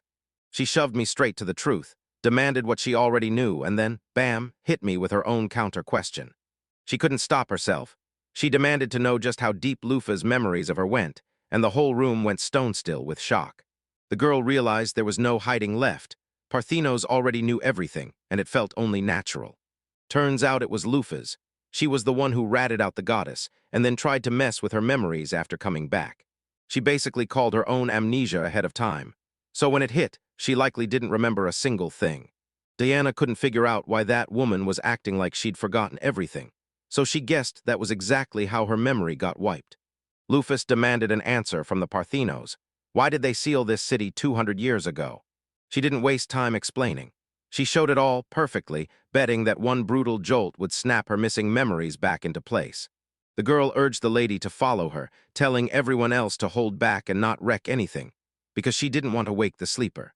They climbed to the summit of Mount Wachenma, and Parthenos snapped that the real answer was waiting at the very bottom. Lufus couldn't believe it. Down in the world below, one of the 5 dragon rulers reigned.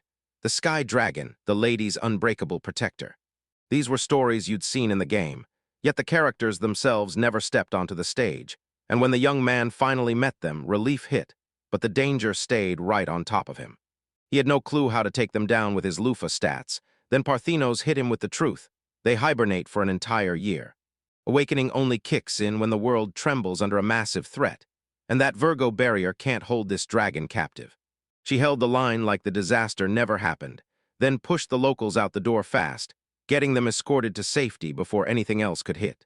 If those other stars hadn't slammed the city into silence, the dragon would have finally snapped awake, and Parthenos would have panicked instantly.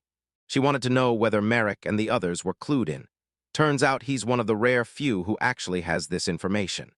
Many swore this beast was the land's guardian, watching over every inch of it like a silent protector. The young man refused to see him as a protector, because dragons like his were already lurking in 4 other places across the globe. If the goddess wakes them all, the world gets wiped out, and once that happens, they're no longer called guardians at all. Lufus once tried to smash the gods and break destiny itself, but 5 dragons and a goddess crashing the fight at the same time crushed that dream. So she sealed the dragons first, clearing the board so she could face the goddess in a straight-up one-on-one. It hit him like a truck. Lufus had been utterly unhinged back in the day. She chased the impossible so hard that, even after it all, the 7 heroes sealed her away. Then he couldn't stop wondering what kind of disaster was about to come. Parthenos bet the demons wouldn't wake the dragons, either because she barely saw them as a real threat, or because she knowingly played with the risk. Turns out the lady ordered her to seal 3 dragons inside the seal, and Lufus was left utterly stunned. They couldn't track down the moon dragon at all, and the young man could only pray. Maybe his name kept him safe, maybe he wasn't trapped up on the moon. The girl thanked him for the explanation, told him to send her back to the others, but she still had one last thing she had to talk about. She told everyone the goddess can split into clones with an avatar power, and warned that one of those copies might be lurking right in the crowd. The young man strained to decode Lufa's motives, but the moment new facts hit the table, everything he thought he understood started slipping out of reach. Turns out she stood in the goddess's way, and once she came back, they hit back hard to wipe her from their minds. It was him, this young man, and somehow that fact didn't spark a single bit of enthusiasm in him. He grimaced in total confusion, and doubt started creeping in, because what if his very birth just wasn't possible? The goddess tucked the real Lufas into the darkest depths, then used it like a roof to seal herself away and stop her release. That's the exact role the goddess handed him. She stuffed the alien creature into Lufus's body and sealed it in tight, then set her sights on meeting the goddess to uncover the real reason behind everything. This wasn't just a chore, it was his one true mission, the main thing he lived for. Up to this point, he drifted through life with 0 real goals, just letting whatever happened carry him along, exactly the kind of carefree spirit a goddess would love. The young man didn't hesitate. He nodded at the invitation, then vowed to gather every soul fate had already chosen for that trip. He couldn't believe the goddess had chosen him asterisk, and then it hit him. He'd been played, tricked, and used without a single heads-up. If it doesn't fit her, he'll break off and hunt down Lufus's real purpose, then finally face what he truly wanted all along. This is the reply he's going to slam down for the goddess who dragged him into this mess against his will. Poor Thenis felt the pull to jump in, but as a ghost she couldn't, so she steadied her nerves and promised everything would be okay. Instead of backing down, the girl stepped forward and offered to guide the Virgin herself, clocking her inexperience, and still swearing she'd pass every single thing she needed to know. Ghost snapped that she couldn't let him linger in that forest. She had to see the world, and to her, nothing mattered more. Lufa desperately needed backup, especially if he wanted someone above level 300, and let me tell you, that was a brutal mountain to climb. Deva knew one thing for sure. Once her grandmother made a call like that, she'd block the door, no matter how hard Deva begged or refused. She pleaded that they would take real good care of her since she was in their hands. Parthenos spilled the secret locations where dragons are caged, begging everyone to track down the stars hidden right inside human lands. Scorpio erupted into a vindictive demon, siphoned her power into other demons, and fought for total control over humanity, until the very end. She even tore apart a kingdom that one of the heroes ruled before Fekta ever took over. Scorpio held her mistress in deep reverence, and once that devotion turned into ruthless hatred for her enemies, their doom became impossible to underestimate. Now she's a demon who flat-out refuses Capricorn's commands, and that hatred burned so hot she shattered the limits and smashed through to level 900. Every tamed monster hits level 800. At least, that's what the memories swear, and now the man knows her next target is the Blood Gang. Mizar, the blacksmith king, forged this dwarven state from scratch, and it doesn't waste time. It raids places with no heroes at all, starting with the weakest nations. One thing that never left this young man's mind was ending the stars' outrages, and to do it, he had to head straight to one specific country. Scorpio groaned at how fast the poison ended everything, furious that death came too soon. Like a longer, suffering torment was what they truly deserved. Choking her victim, she craved his screams. She wanted every gasp to claw its way to Lufus's ears. At Remistress's command, Scorpio set out to drown the world in utter, hopeless darkness. In no time, the young man got slammed with knowledge so heavy it barely fit in his head. And now it was time to shove everything onto the shelves. He conquered the game X-Gate, then got ripped into Midgard as his avatar, Lufus. With 12 stars on his side, his NPC and monster crew all under his command, he tore through the odds and reclaimed Aries, Capricorn, Libra, and Virgo. Out of the last 3 surviving heroes in this world, Magrez and Mirok weren't players at all. So his last shred of hope is pinned to the 7th hero, Bennett Nash, the vampire princess who's still alive. Then boom, there was a summoned hero left stranded in this world, and the day he finally met the demon lord arrived. Ohm insists that magic's mana base is forged from the decomposition of demons, and he won't let anyone ignore the real truth behind what magic is. There are 2 kinds of magic, one built to strike with full force, and the other a sacred healing art, pure black and white magic. Diana told him that to use her teleportation magic, she needs energy pulsing and magic flowing inside her body. This world felt like it was dancing to the goddess's will, like a divine script written in the air. So he had to figure out exactly what Lufus was plotting. The young man felt relief wash over him. Being reborn in her body meant he finally had a second chance, because without it he'd stay careless and never dare to hunt for a way back home. That seal was made for the goddess herself, so she snapped it in place to cage her Lufas. The girl fidgeted and asked if the lady was buried in complicated thoughts, like the worry was written all over her face. Lufus couldn't figure out why her face mattered at all, and when they finally explained it, she realized it had turned gentler than ever before. Her face suddenly matched the lady from the old days, and that alone hit the young man like a bolt out of nowhere. He knew that if he kept running like this, Lufus would slam back into her body, and he'd vanish for good, but if he stopped now, he'd miss the chance to reach the goddess. The closer that guy gets to figuring out the goddess's true intentions, the nearer he inches to his own final end. Then the destination finally hit them, Blutgang's mobile capital, rolling right into view, and he couldn't even wrap his head around how anyone could build a warship like that. The dwarves gawked, jaws dropping at this mobile golem. Its craftsmanship was so flawless they'd never seen anything like it.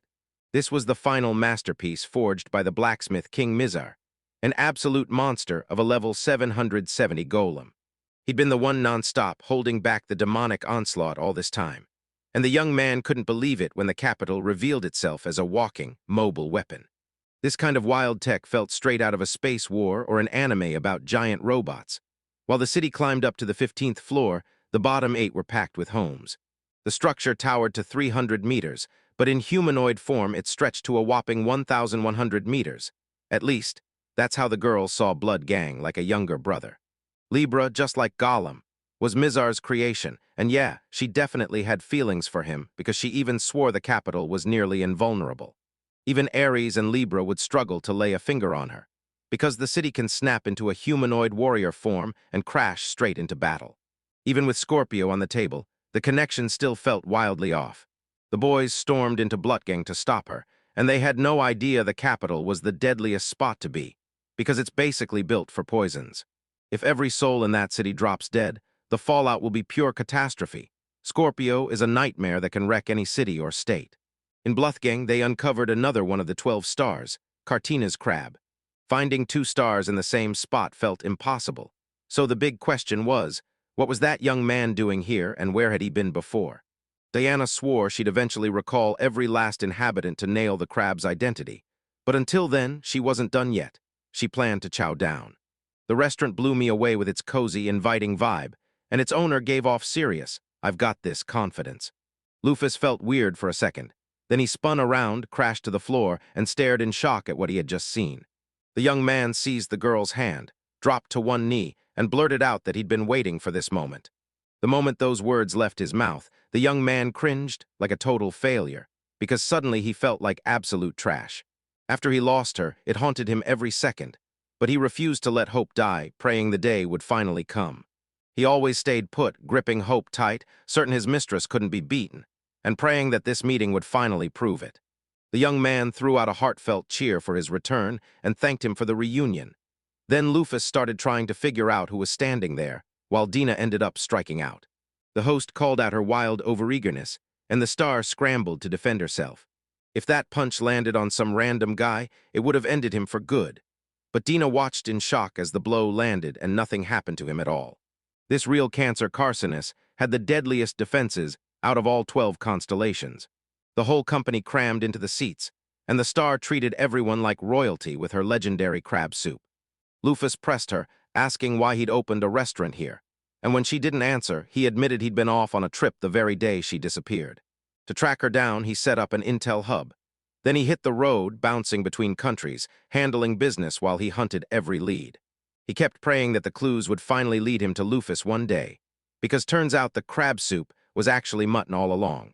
Carcinus swore they were bound by some kind of fate, like a red thread tugging destiny between them. Then Lufus shrugged and said, "Yeah, that actually makes perfect sense. My friends insisted opening a restaurant in a shopping center was the smart move. Anything to escape the isolation of the bloat gang." He finally got it. No matter how hard he fought, nothing from the outside ever reached him, and somehow he'd been slow to understand that.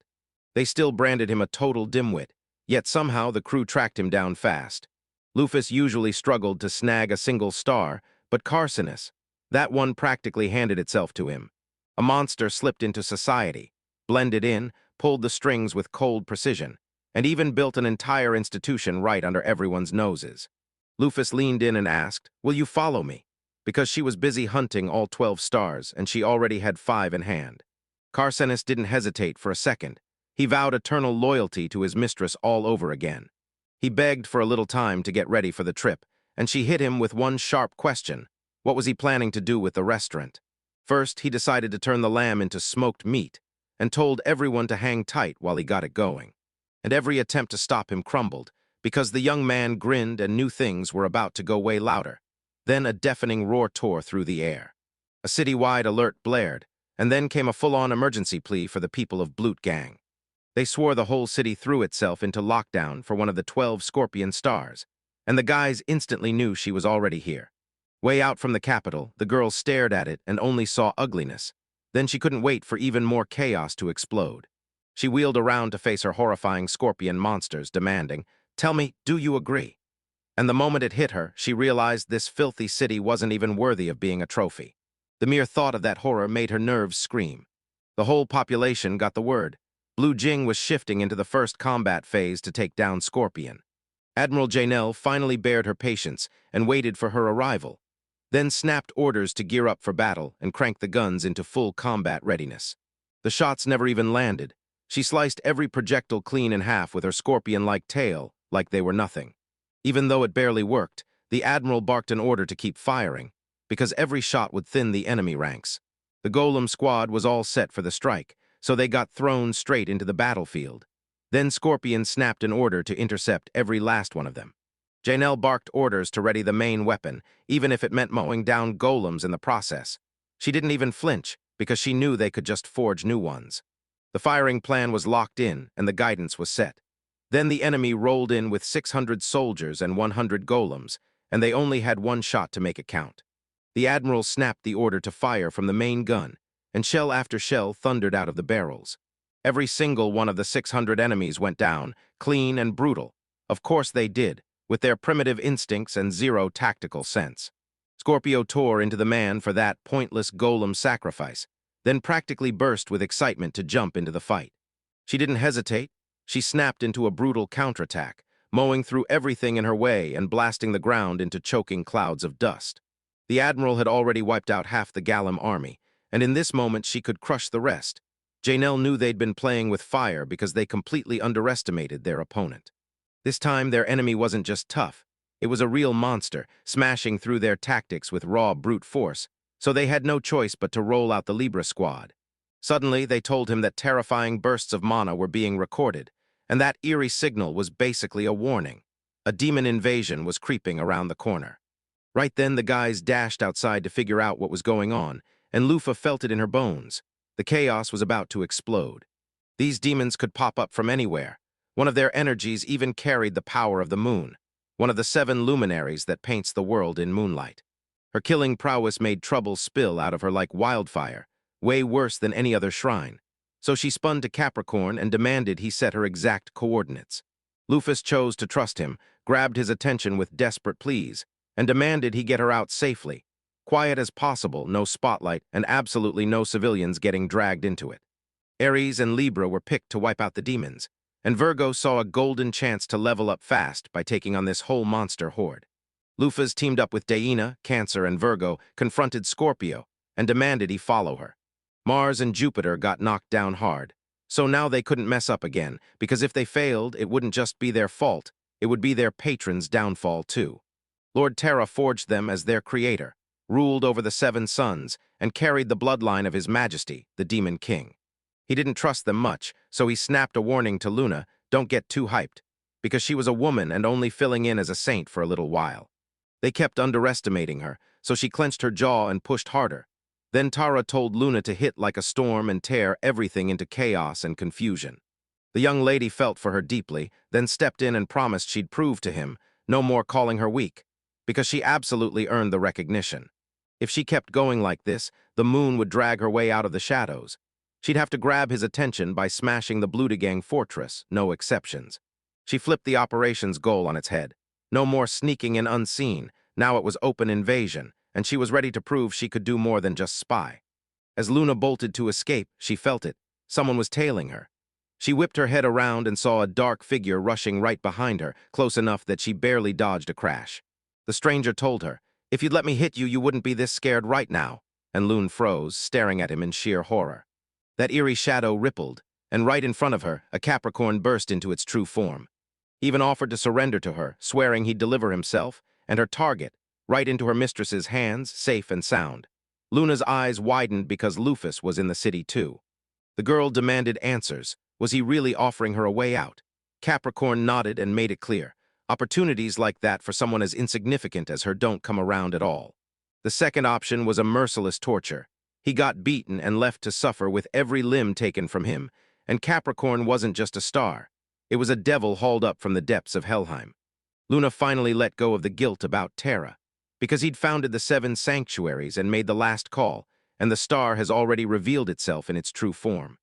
Fuming at both choices, she tore through the decision and launched straight at Capricorn. Scorpio snapped her gaze upward, and there they were, a massive swarm of scales hanging in the air. Her breath caught because she had no clue why they suddenly appeared or what they were meant to do. The Guardians had to square off with the demons, because their real prize was the star, while Libra locked in his aim and fired the attack. They clipped the enemy with minor damage, then had to keep the attack rolling. Scorpio snapped to it and realized they weren't just fighters, they were an adapted industrial use. In this chaos, it was shocking. Brachius actually ended up using the original. Scorpio couldn't believe it. Why weren't their opponents using Brachium with that perfect advantage sitting right in front of them? She assumed they didn't stand a chance against weapons like these, and she was blown away to see they weren't even stocked with the best gear they could have had. That was a terrible move, because even without the sting, the enemy could have shattered the scale without touching the Brachium. The Admiral snapped an order to cover the detachment, but there was no way, because protecting them meant risking their own people. Janelle stared in disbelief. 4 of them were right there, so how on earth did the enemy manage to outplay them? The duel kept raging, and the girl lunged for the left side of the scale, but it crumpled under the scorpion's power. One brutal punch was all it took. Instantly, the enemy smashed the Libra weapon to pieces. She realized the Brixii weren't just aiming at their opponents. They were down to one last scale, and it was all about to tip. With a sly smile curling her lips, Scorpio declared the game over, already tasting victory. She clocked the truth. Those opponents were nothing but metal imitations, and that meant her fire would never be beaten. Libra bolted to escape, but Scorpio snapped in rage, yelling that it was pointless, and that she'd never let her quit the battlefield. Against all expectations, Libra didn't bolt. He sprinted straight in and slammed the gap shut, roaring that the destruction process was starting. A colossal explosion ripped through the air, blasting up thick clouds of smoke so fast that you couldn't see a single thing. The dwarves were on the edge of cheering, already sure they'd won. Then Admiral Janel just stood there, silent as stone. On one of those industrial scales, they got crushed. Most of their high-level golems got wiped out, and the ones that survived limped away battered and damaged. This fight demanded brutal sacrifices, but somehow they clawed back control and seized the advantage over one of the 12 stars. Suddenly, an unharmed scorpion popped into view, staring down the attack like it was definitely something to worry about. To her opponents, this felt downright impossible, because their enemy shattered the industrial-scale threat and slipped the blow at the exact same moment. They could feel the inevitable end coming, because that kind of deception wouldn't fool anyone twice. Scorpio knew the enemy was finally trapped. Admiral Janel could feel the end of the game coming, but he refused to go down without one final, deadly trick. He shot his hand up, cast a spell, and yanked open an emergency portal. Escape was a teleport spell with one rule. Only the target's consent could unlock the jump. So those stone golems, since they couldn't say yes or no, got moved cleanly with zero drama. That move cleared the battlefield in an instant, and now Lufus could launch her snake blade at full power. Cancer, Virgo, Aries, and Lufas were all set, ready to finish the fight they started. Everyone figured tons of demons would show up, and that meant one thing: plenty of experience to level up the maiden fast. A weird chill crawled up his spine, like it was mana. Before this, the young man couldn't see a thing, so he just assumed the whole merging process with Lufus was still going on. Nothing about this felt good for him. Every bit of experience and mana started to swarm around him, like the whole world was zeroing in. Those EXP points would have been totally wasted, because if a max level 1000 character got them and the maiden couldn't level up, it'd go nowhere. Lufus fought tooth and nail to rip her glasses off, begging to be left in peace as she kept swatting his hand away on instinct. Suddenly, a blinding beam flared in her palm, and she had no clue what it was or where it came from. Right before the Bloodgang attack, that battle-worn hero finally stopped fearing combat like he used to. He'd adapted, and the panic was gone. Anything at all, felt better than standing there and facing those two brutal, unstoppable bosses. Just as the beast launched at him, his only lifeline was a sword, and right then, help burst in. In the blink of an eye, he wiped every monster around him clean off the map before they even had time to understand what hit them. He just stood there watching it all unfold, until someone snapped his name and asked how he was. He nodded and said he was fine. They were Gantz, the world's deadliest mercenary, and Jin, the Hawk's Eye squad captain, both sitting at level 82. After Lufus and the Demon King tore each other apart, they bolted back to Levitane. Alfie's heartbreak hit like a truck, but the man soothed her fast, telling her he'd already lined up someone even better.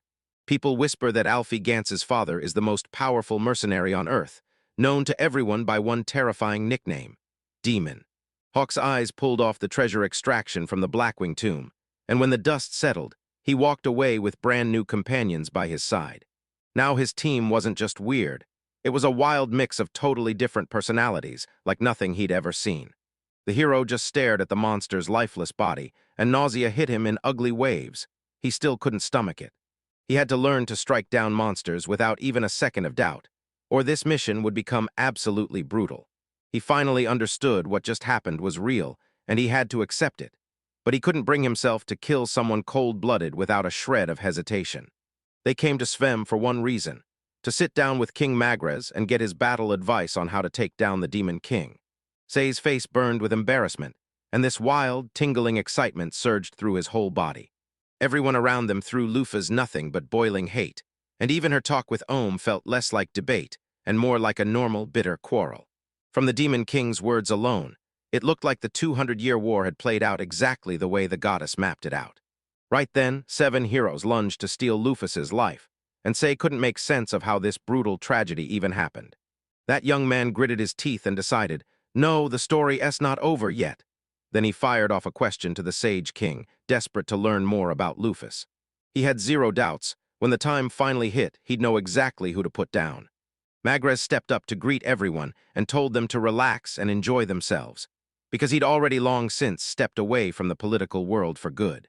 That young guy leaned in and told me they'd been ripped from another world, right alongside a hero, and now they're hunting a way to reach level 1000. And yeah, that was real. So the young ones latched onto Magrez, because if he'd climbed that high, he had to know some hidden method that could save the hero too.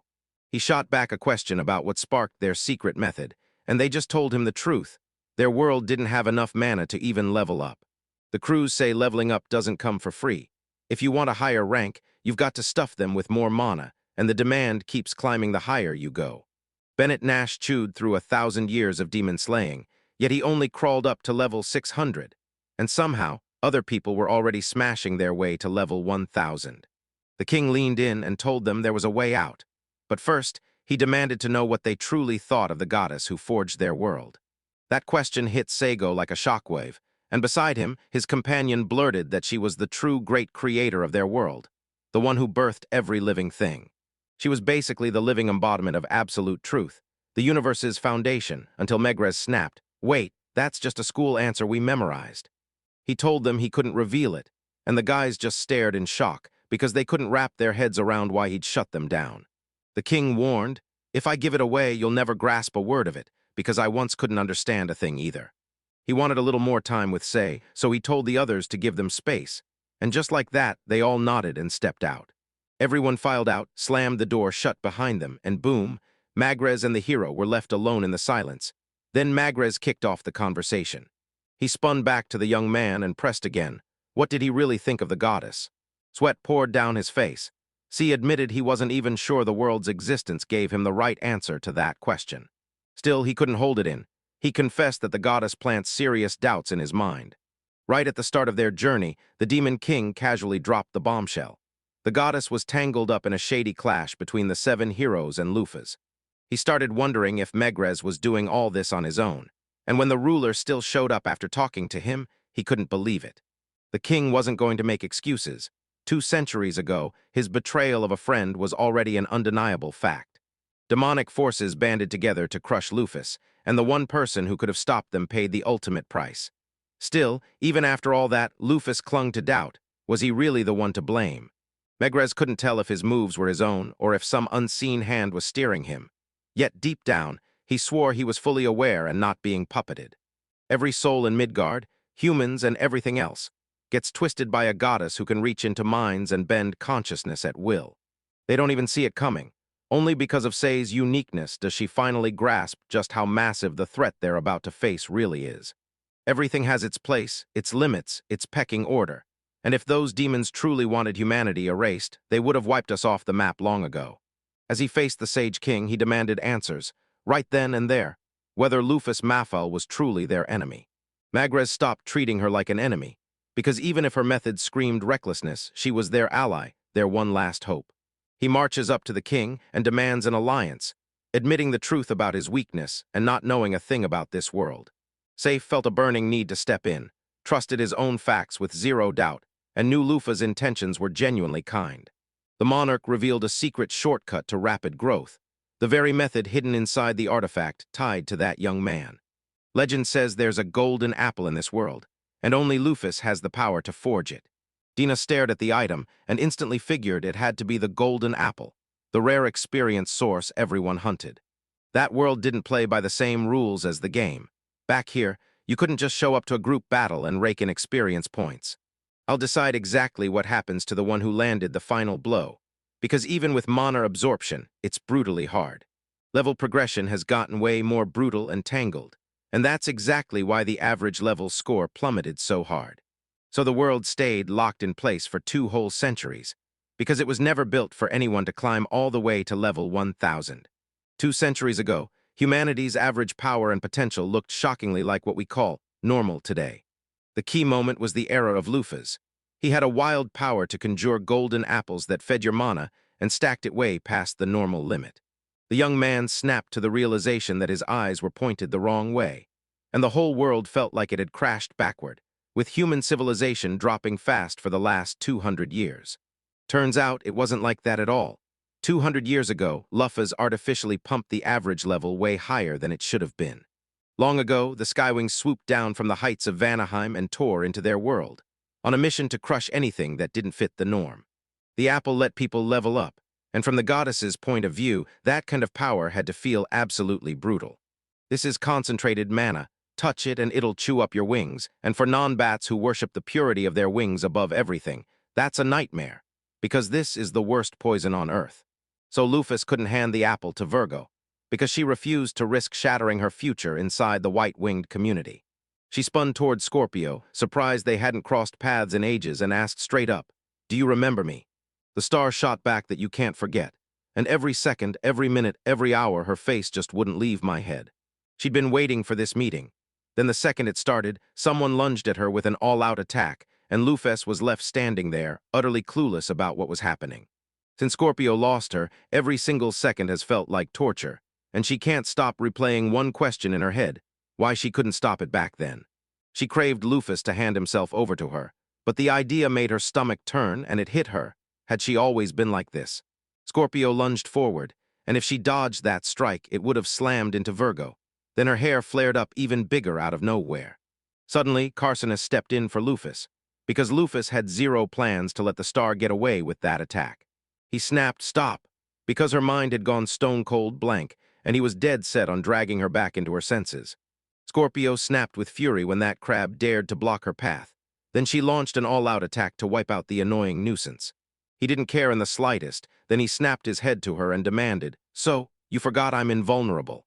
He unleashed Akbans, his counterattack that took half the damage he'd just absorbed and turned it into raw strength. He sliced with sheer blades, and when the scorpion panicked, it darted all over, then ate blow after blow from every angle. While Sursana braced herself in the middle and swallowed attack after attack, he had nothing but one counterattacking skill to fire back. Out of the 12 Paradise Stars, only the crab is built for counterattacks with both defense and a killer specialty. If he'd been in that kid's spot, he'd likely smashed his way out with pure brute strength, but with her crushing firepower bearing down on him, that move would have been suicide.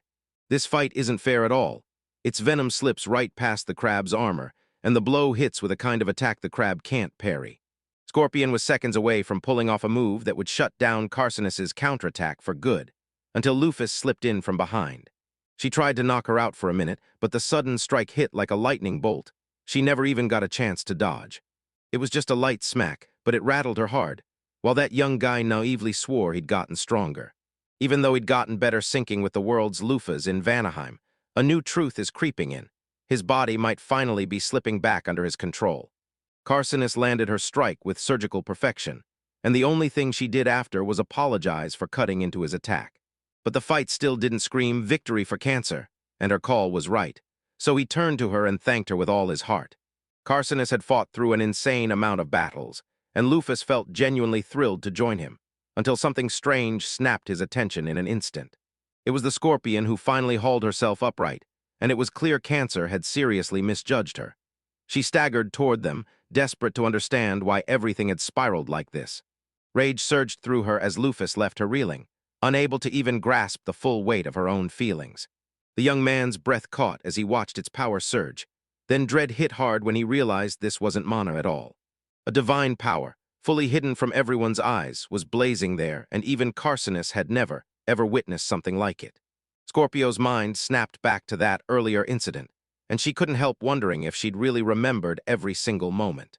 It was the exact same nightmare that struck 200 years ago, when everything crashed during that battle with the 7 heroes. Memories of the day Luffy tore into the heroes suddenly crashed into her mind. She couldn't shake the Demon Lord's words about a suspicious mutiny that happened 2 whole centuries ago. Scorpion was nothing more than the goddess's puppet. She supercharged her with insane stats, until Luffy finally crushed her. The Scorpion, powered by every memory of her, finally crushed her way to level 900. Then her love got seized by the goddess, plunging it into a depth so unreal it felt impossible. Dodging and parrying, Luffy asked if she was okay, and whether this was truly the limit of what she could do. That tiny poison hit her like a whisper, because her divine healing gift shut the pain down before it could bite. Yet the sting still told her one thing: the scorpion's power was growing. Turns out the star hasn't been idle for even 2 centuries. Right after that long-awaited reunion, she couldn't wait to soak up every second. Lufus snapped back to herself, and realized she had to rein in her rage before she started acting like a full-blown berserker. She almost lost track of why this fight mattered, and now she had to rush to heal the scorpion before it was too late. It was like Lufus's real identity had been exposed again, because this young man had never once tasted joy in battle before. He never set out to smash that scorpion, and that sudden, temporary weakness should have stopped him from even trying. That star finally cracked open in its true, sinister shape, so now it's time for a no-nonsense conversation. She stared at her own attacks in stunned horror, shocked by how fast and how brutally powerful every single one was. Even while she hung in the air, Lufus felt the scorpion's raw dominance pressing down on her. Then her power surged harder with every second. Somebody's power keeps swelling in a way that makes zero sense, like it's being poured non-stop from an endless well. And yeah, it happens more often than you'd think. Right here, the decision hit like a hammer. Beat the scorpion before it grows stronger and takes everything. Lufa poured her whole strike into the fall itself, gravity pulling her down, the impact exploding forward, until the blow crushed everything in its path. Suddenly scaling the attack power to match the enemy's dwindling life force was way harder than just blasting them out in one brutal strike. Deva looked Dina in the eye and thanked her for saving her skin, and Dina shrugged, saying it was nothing. She was only doing what she was meant to do. If anything happened to her, Lufus would snap with rage, because beating the scorpion meant their mistress had claimed the victory. The girl lunged forward, grabbed Dina by the arm and dragged her along, shouting that this wasn't the end. But Scorpio was stuck in the exact same nightmare as 2 centuries ago. And with the goddess stepping in, you couldn't just knock her out and call it a win. Dina was the one who decided the outcome of this fight, yet she had no clue what was really going on. Ares surged forward, seized the target, and unleashed a brutal assault straight at the enemy lines to take them out. Taking down those invading enemies was a piece of cake for her, and now she couldn't stop wondering what Libra thought about Lufa. Eri told them she'd grown gentler inside, and the second girl nodded along, but nothing in the world ever weakened their steady love and loyalty to their mistress. People whispered that Lufa's wasn't always ice cold and untouchable like everyone thinks today. Back then, when she was younger, she still felt balanced and calm, but later on, that exact trait started to flare up, reshaping who she became. She demanded a lot, but she never went violent, because if she had, Ares wouldn't have made it through that first encounter. They were arguing over whether to return Lufa's stolen memories to her, because if anyone could pull her out of that emptiness, it was those memories, right?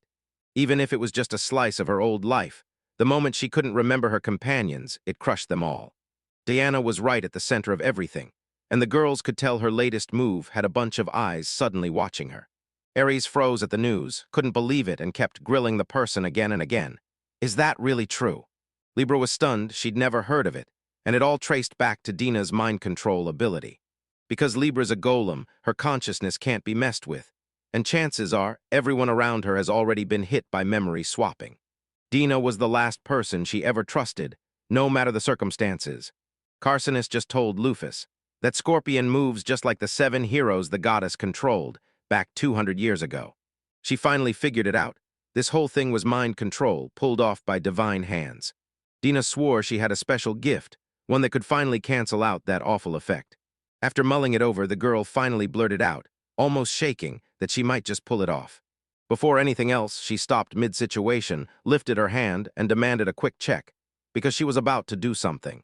Dina felt the manipulation creeping in, and Scorpio's desperate need to keep Lufas by his side only grew stronger. He swore no perfect yandere could exist.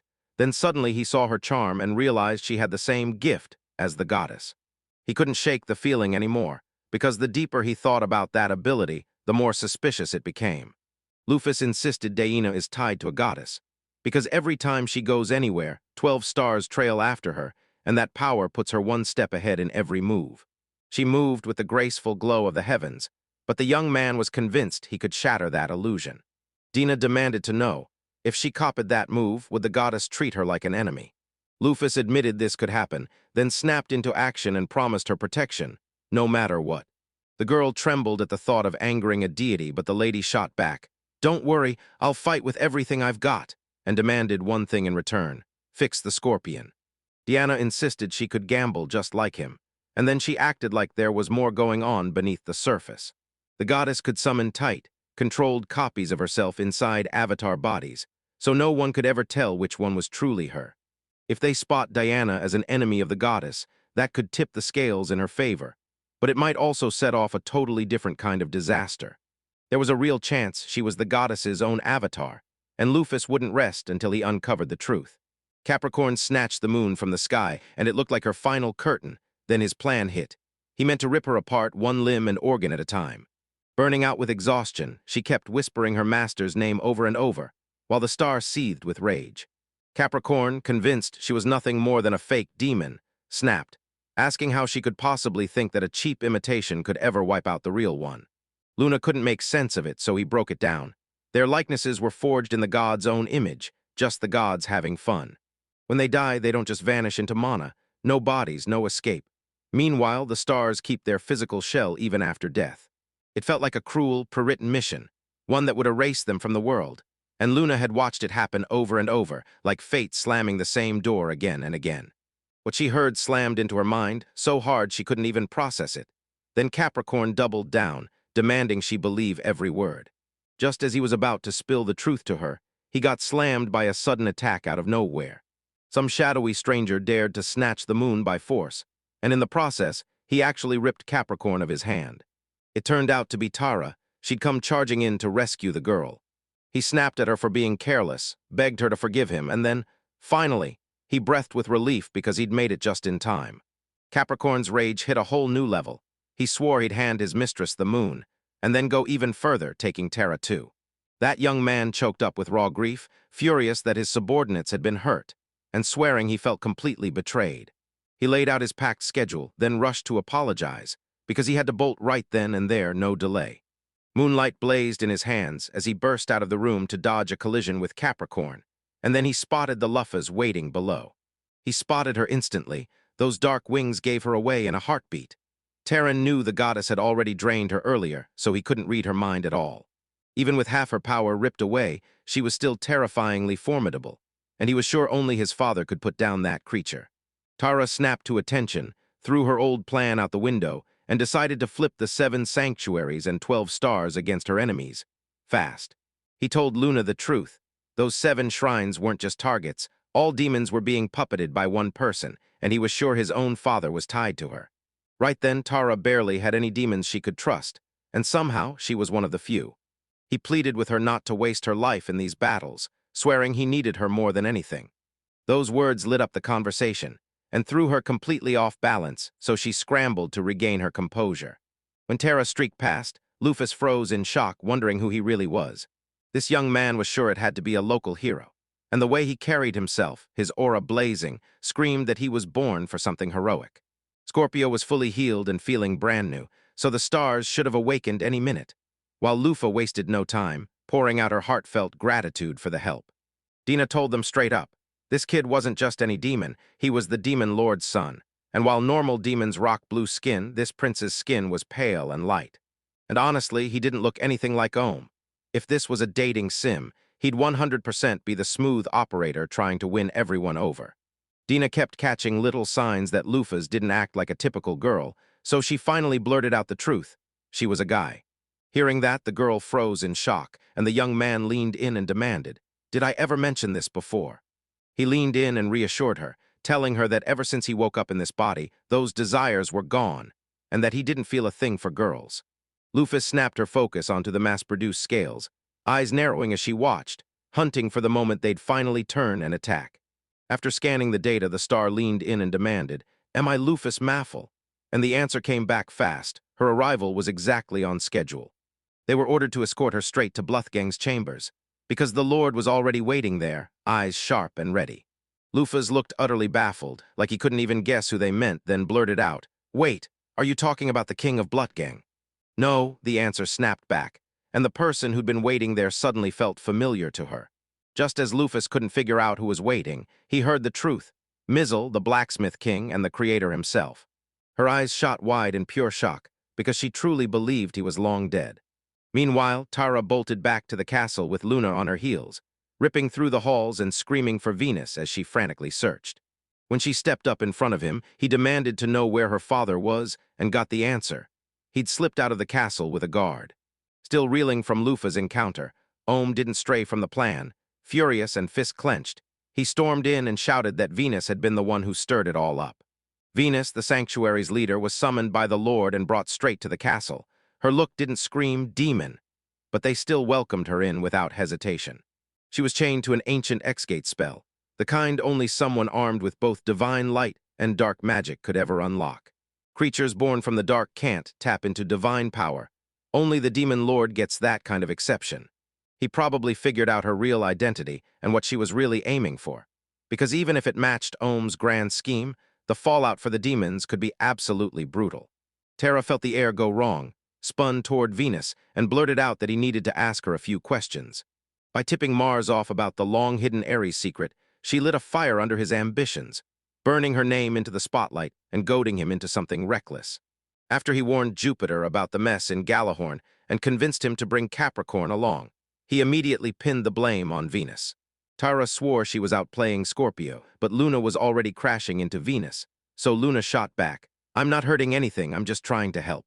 They swore the operation had to stay secret, but the kid couldn't wrap his head around why they'd pull it out in the open for everyone to watch.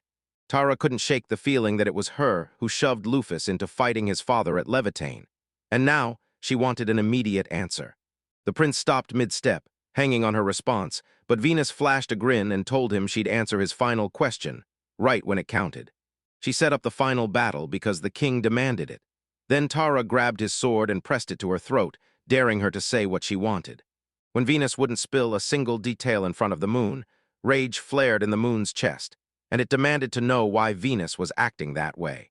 Luna stared in shock, totally lost about why everyone was treating her like this, until Venus leaned in and dropped the bomb. "The moon is nothing but a puppet." Those words slammed Luna straight into shock, and Venus didn't stop. She leaned in and said the moon was just a doll, clueless about its part, totally unaware it was nothing more than a toy. Tara burst in out of nowhere, rage blazing as she snapped that he'd never let Luna get insulted. With his powers blazing, the young man barred Venus from the 7 holy places and slapped down a warning. No more reckless, arbitrary moves. Venner smirked and muttered that the ending arrived way faster than she'd guessed, yet deep down she knew this was always how it had to end. She asked them both for permission to say goodbye, then warned, "Next time we meet, we'll be enemies." And with that, Venus slipped back behind the moon. Tara slammed into a fierce hug, shielding the girl just as Venus vanished from sight. Dana spilled that she got thrown out of the 7 shrines, and Lufas finally realized what she'd been planning all along. Lufa pressed where their scales were going, and Diana shot back that they were marching straight to the royal chamber to meet their master. Ares declared the total wipeout of demonic forces in their territory, and then froze when they realized other Libra were showing up. Turns out those helpers were golems, and now they're staring at their prototype, while the girls welcome them with big smiles in Bluthgang. Suddenly, a weird noise snapped the air, and everyone whipped their heads around, eyes narrowed, hunting for where it came from. The young man knew Libra would play it just like this, and now all he could do was sit tight and wait for Capricorn to finally show up. She caught him staring into the past, and after a while he finally shook himself back to reality. He bowed to Lufus and owned up to the mission's failure, apologizing through the weight of it. And right then, the young man finally admitted how badly he'd been panicking. Lufus figured the Demon King's son was messing with him, so he steadied Capricorn and brought him under control, while everyone else stared in confusion, shocked that he'd somehow missed out on his own opponents. Lufa tells you to swallow this loss, learn the lesson it hands you, and use that hard-earned experience to hit the future running. This mountain goat was so devoted to her mistress that it even tugged at her heart, and now everyone's gathered around. They rolled into the 14th district of Bluthgang, and there, Janelle was waiting. Lufus saw everyone already knew, so he ripped the bandages off for good. She demanded to know why they summoned her, because she could feel the trap closing in, and she knew they wanted to lure her and drag her into captivity. The Admiral leaned in and promised her they'd do everything to make her comfortable, because in this world, fear was the default setting. Earlier scale models hinted at a certain gentleman, royal blood and all, and that was enough to make the girl think he couldn't wait to meet her. Janelle shot back that it wasn't true, promised the meeting would happen outside the royal chambers, and then he asked her for permission to escort her to him. Trailing him, Lufus spotted a golem in the heart of the room, and her jaw dropped in pure shock. The Admiral leaned in and said this golem is the Blitz gang's heart and brain, plus it hoards a copy of their monarch's memories and identity. Lufus stared in disbelief that it was really him, and right away a voice snapped, asking if she was happy to come, because they hadn't seen each other in ages. She was his friend, and Libra, that was his proudest, greatest creation. They both froze in shock. Then he flashed a playful one-eyed wink like it was all perfectly fine. He didn't just abandon bluking in the golem. He tore a piece of himself out, too, because his love for golems burned without limits. Mizal showered her with compliments, and she just froze, because she never saw it coming when he transformed into a golem. The king snapped, saying this had to be done because of the wild, strange way he'd acted back then. 200 years ago, the prototype started acting wildly out of line, while Mazel had already cloned himself long before those changes and watched the whole process with his own eyes. As he stared at his copy, the man suddenly understood. Someone had tampered with his earlier body. Watching the original's mind fade day by day was pure agony, like some cruel joke playing out in real time. The copy slid out exactly the same as the original, yet the original looked nothing like itself anymore, twisted past recognition. After that, he couldn't even remember who Mazel was. At that very moment, both were alive in the same timeline, and Lufus couldn't even begin to picture the misery waiting for him. She kept wondering exactly when his transformation truly started. When the king got back from the goddess and got hauled around with a girl, he figured that's what happened. Then Arioto, Magrez, and Dubabay all shifted too. Mazel felt Mafa Al's threat closing in, terrified she'd snatch him up, so he stayed razor clear and forged a copy of himself to slip away. Once she was locked up and his body finally snapped back to normal, he swore his atonement would be action, so he marched straight at the demon lord to fight. Mazel watched his comrades' hands slip away, and with them, the peace he'd been chasing. Every night he drowned in bitter memories and sobbed until he couldn't stop. The moment he sensed Lufus was upset, the man snapped to it, bowed, and apologized. His goal wasn't to hurt her, he just wanted to share what he knew about the goddess. Even if it sounded pointless, the girl wouldn't back down. She kept insisting they were being heard. The goddess's info was exactly what they were starving for, like a lifeline dropping from the heavens. Alovenus was pulling the strings the whole time, but Lufus couldn't read a single thing about why he was doing it. Mazel claimed the goddess and the demons were blood-tied, and that every demon was nothing more than magic wearing a monstrous face. He realized his companions already knew it, and pretending otherwise would have been pure naivety. Capricorn snapped that they were thrown together in a rush, careless, sloppy, and way too obvious to miss, and he couldn't wrap his head around how anyone let those glaring flaws slip through. Ares blinked, grinning as he asked if this magic was the exact same one they'd been using themselves. Then the guy nodded, confirming it. Magic is how you crush mana into raw power, shaping it into effects that can even spit out real, tangible objects. Because demons weren't truly alive. Guilt never touched them as they ripped humans' lives away, offensive magic forged by the goddess herself to crush humanity. Lufus could feel the bond between them, but she never pictured demons using magic, until Terra showed her the truth. Sure, they swear it's magic, smart, alive, and watching, but the truth is way darker. It's just a soulless puppet show with strings hidden in plain sight. Mazel was out of answers, so he made one last desperate request. He leaned in and asked Lufas if she could fix the shattered golems and the busted copies of the scales. Lufas answered fast. She could only repair what was still standing, the surviving samples. The ruler demanded they use the leftover parts to forge something useful, because he couldn't stand the idea of just abandoning them. Lufus snatched up the untouched remnants of those copies and forged brand new weapons from them, weapon, for the original. She couldn't power up Libra, but if she played her cards right, she could forge a top-tier weapon and jack up her firepower fast. After a brief pause, it hit her. An idea snapped into place, and Luff realized exactly what she had to do. She threw out a deal, Mazoller and her working together, because he couldn't pull this off alone, but what he asterisked did have was valuable knowledge that could move everything. To him, it felt like a brilliant move. He was always blown away by her inventions, and he peppered her with questions, demanding every detail of her plan. Everyone circled in, and Lufa leaned in and urged the girl to go first. She didn't even think twice, and she said yes on the spot. She snapped into action, grabbed her weapon, and called Estrella, who immediately burst into existence. The weapon slid into position, and in that same heartbeat his mind and body crackled with pure energy, locked in, completely focused. With the Blute gang firing, she tore forward and blasted straight toward the mountain. And for what felt like forever, Lufus just stood there, staring at it all. Once the scorching smog finally drifted away, everyone gasped, because the mountain was already reduced to ash. That single shot could have wiped out all 7 saints in one blast, and Libra broke into gratitude for the weapons she'd been handed. She realized that with this kind of support, she could flatten any opponent, and then she turned to the lady with one burning question. Libra demanded to know where the enemy was, because that's where you can unleash this weapon's full, devastating power. Lufus had to force the words out because she'd handed that weapon to her herself, but deep down, she couldn't shake the feeling that she just didn't trust her. In the middle of the howling wind, with his loyal servants closing in around him, Demon Lord Ohm stood tall, because after everything, he had finally reached his goal. Castor, clocking the king's days-long streak of soaring through the sky, demanded to know why he'd come at all. Ohm told him straight up.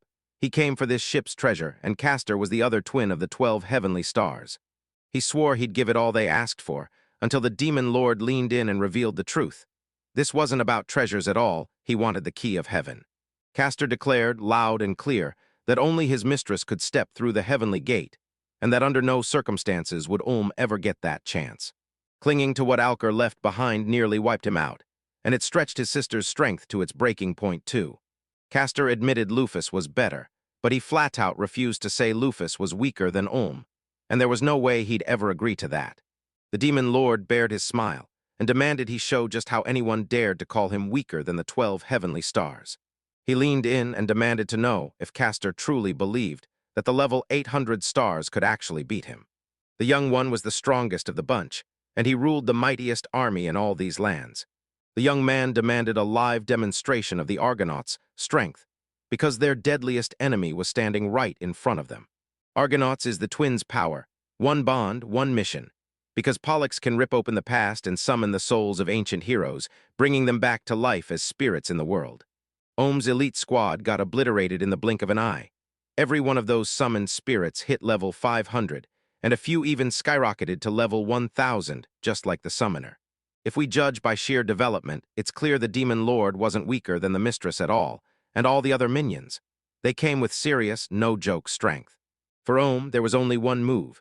He had to slam a squad into action and clash with the army massed for the Battle of Lufa's Maffle. As Castor twisted the Demon King in his grasp, confidence surged. He fully meant to end him for good.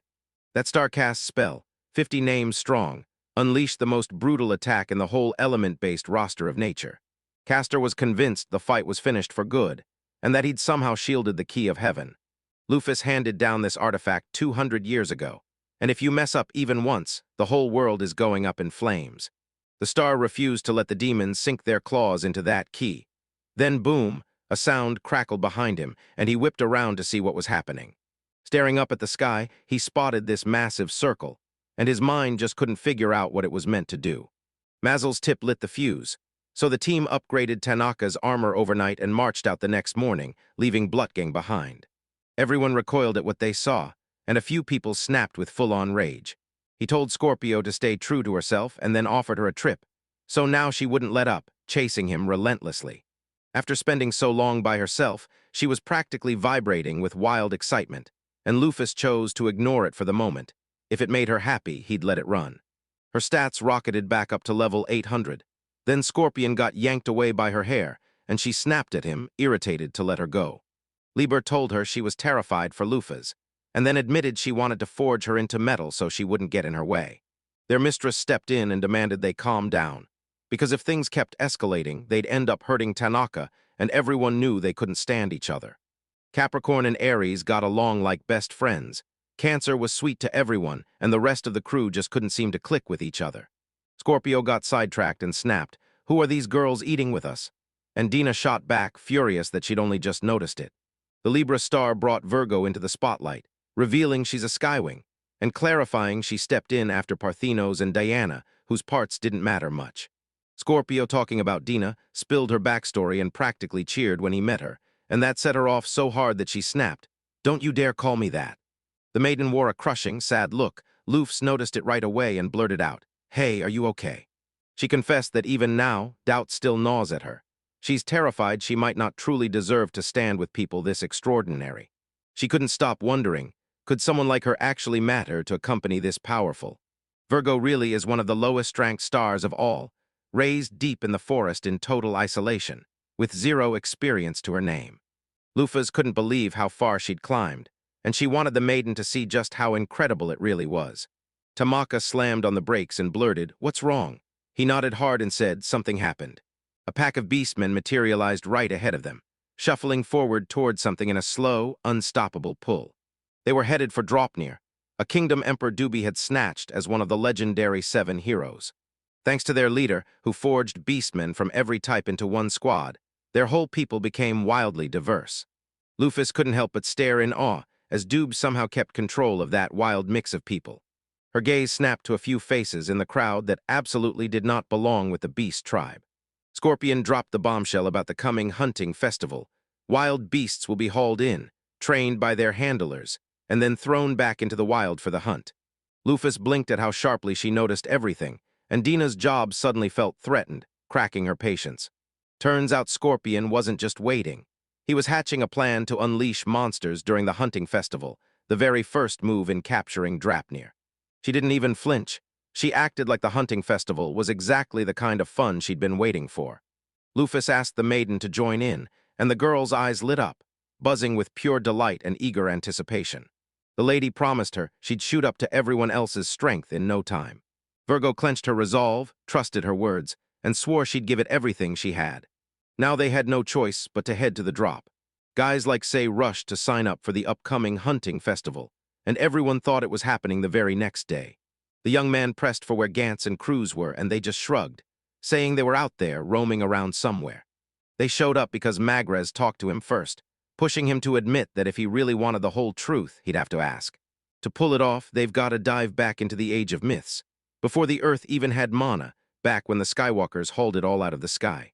The stuff they brewed finally turned into the golden apple, the forbidden fruit, and then, sooner or later, some heavenly creatures took a bite. Some of them even bit into an apple, dodged the punishment, and then their children were born with white wings. They sparked the goddess's fury. She tore their wings away, then barred everyone else from collecting mana. Then one of them snapped back and regained the power to gather mana, Lufus Maffel, black wings blazing. The king of Galaorn was a Skywalker who snatched mana, and C couldn't stop wondering how deadly well he'd learned to use the golden apple. Pale flies won't get sick from apples at all, but then divine intervention hits, and it feels just like illness anyway. Megrez asks, "So what did you think after hearing all this?" Then he makes it clear this is exactly why he couldn't tell a single person. The young man knew his friends couldn't swallow that kind of news, because it was so wildly amazing it would blow their minds. They came here to boost their power, and the only ones who could help were Lufus Maffel and that mysterious apple. The king said C couldn't dodge it. He'd still have to spill the truth to his comrades, no escape, no shortcuts. They might push him away and swear he'd lost his mind. Then Magrez leaned in and asked what drove him to pick this exact path. The young man bragged that his dad was a police officer, basically the closest thing this world has to a knight, always chasing crooks and digging into cases. Say felt pure pride for his father, his childhood hero, until one brutal incident shattered everything. It all kicked off the day his father wrongly got an innocent man arrested. The evidence and testimony were totally faked, yet nobody clocked the forgery, and his father snapped and launched his own investigation. Everyone else shot back with confidence, saying he had nabbed the exact right person, and just assumed that settled it. Magrez leaned in, desperate to know what fate crushed the man who'd been arrested for no reason. He told them he took his own life, but then he shocked everyone, saying his father pushed him to that deadly end. The man quit law enforcement, crushed by guilt he couldn't outrun, and kept insisting he couldn't ever accept firing a weapon at an innocent person. He stopped caring what the crowd thought, or how viciously they wanted to hate him. The king suddenly snapped into clarity. This was the one thing he'd been missing for years, and that's when he finally understood why this young man had been chosen. Say might be the hero the world has been begging for. Magrez couldn't stop wondering what he'd do next. This young man knew nothing about Lufa's Mafa yet, so he decided he had to set up a meeting with her first. No delays. The king cracked up the moment he heard why he wanted to meet that dark-haired lady, the one who embodied the terror of all of Midgard. People swore it was impossible to strike a real connection with her, and Say couldn't stand the idea. He had to see for himself whether that claim was true. Magrez let it slip. She's got two sides to her. Sweet as sugar to friends, but merciless when enemies show up, and she won't swing first unless there's a damn good reason. The king leaned in and told him to head straight to the hunting festival in Dropnir, swearing that's where the answers he needed would finally show up. Then Sai declared he was going to meet Lufus, and the holy swordsman immediately tried to shrink away in panic. That first jolt of surprise faded fast. Then the young man had to prove he deserved the trust right there on the road. This camp was probably the drop point near the state line, though with that emperor title floating around, it feels less like a camp and more like a whole empire. He couldn't stop wondering whether every adventurer looked like this.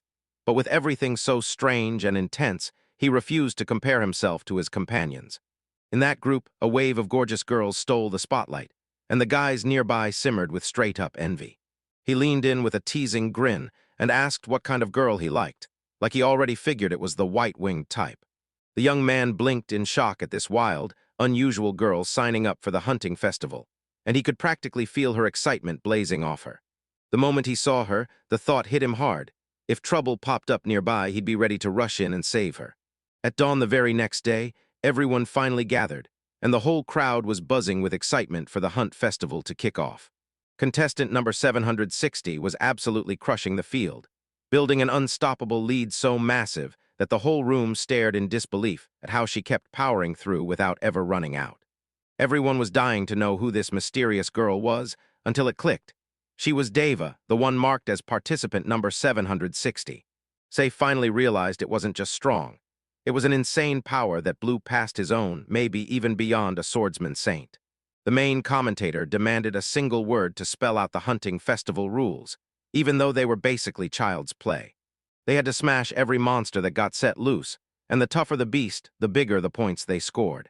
Their commentator was Friedrich, the legendary blade master, the nation's pride and the continent's deadliest warrior. Lufus swung the saber she'd inherited from the past, and with every strike it turned mana into divine power, blasting her enemies out of the way. She handed that blade to the maiden to use, and the maiden immediately bowed with heartfelt, sincere thanks. That girl went all in, determined to leave nothing behind. Then, out of nowhere, something strange snapped her focus. She clocked that these monsters weren't even close to dangerous, and a smug certainty settled in. This hunt was hers for the taking. She could speak her mind without making anyone cringe, and her friends erupted in cheers from the stands like they were watching their hero win. The festival's star methodically tore through monster after monster, stacking points with every defeat, and it showed no sign of slowing down. The other participants had to sprint just to stay in step with her, and C realized he'd better crank it up too. He refused to bend to these strange guys, and losing would have crushed him in a way he couldn't survive. Suddenly, a deafening roar tore through the air, and everyone snapped their heads around, because in the thick mist above the ground, something was charging straight toward them at full speed. A monstrous dinosaur ruled the nearby forest, and then it stormed into the arena like it owned the place, crashing the festival even though it wasn't part of the lineup. That monster was freaking massive, and C couldn't even process it. Dinosaurs were actually real in this world. Dazed and frozen in place, he watched the giant surge closer, and the instant he realized he was in danger, it was already too late. Right then, the monster was about to swallow the boy whole, until a maiden with a drawn blade leapt in front of it and slammed her attack in its way. It tore through the air at breakneck speed, hammering down a storm of punches, while C stared, completely locked in. If the monster didn't back off right away, things would have gone from bad to catastrophic, so she shoved her way into the fight and kept it going. With clenched teeth, he finally understood just how small he was the moment her power hit. But that doesn't make him useless. At the very least, he could guard her back when it matters most. He sliced with the blade of light, a double-damage strike aimed straight at the monster's paws. Now the maiden's turn hit, and Sei barked orders for her to strike. She surged forward and slammed into the dinosaur to finish it for good.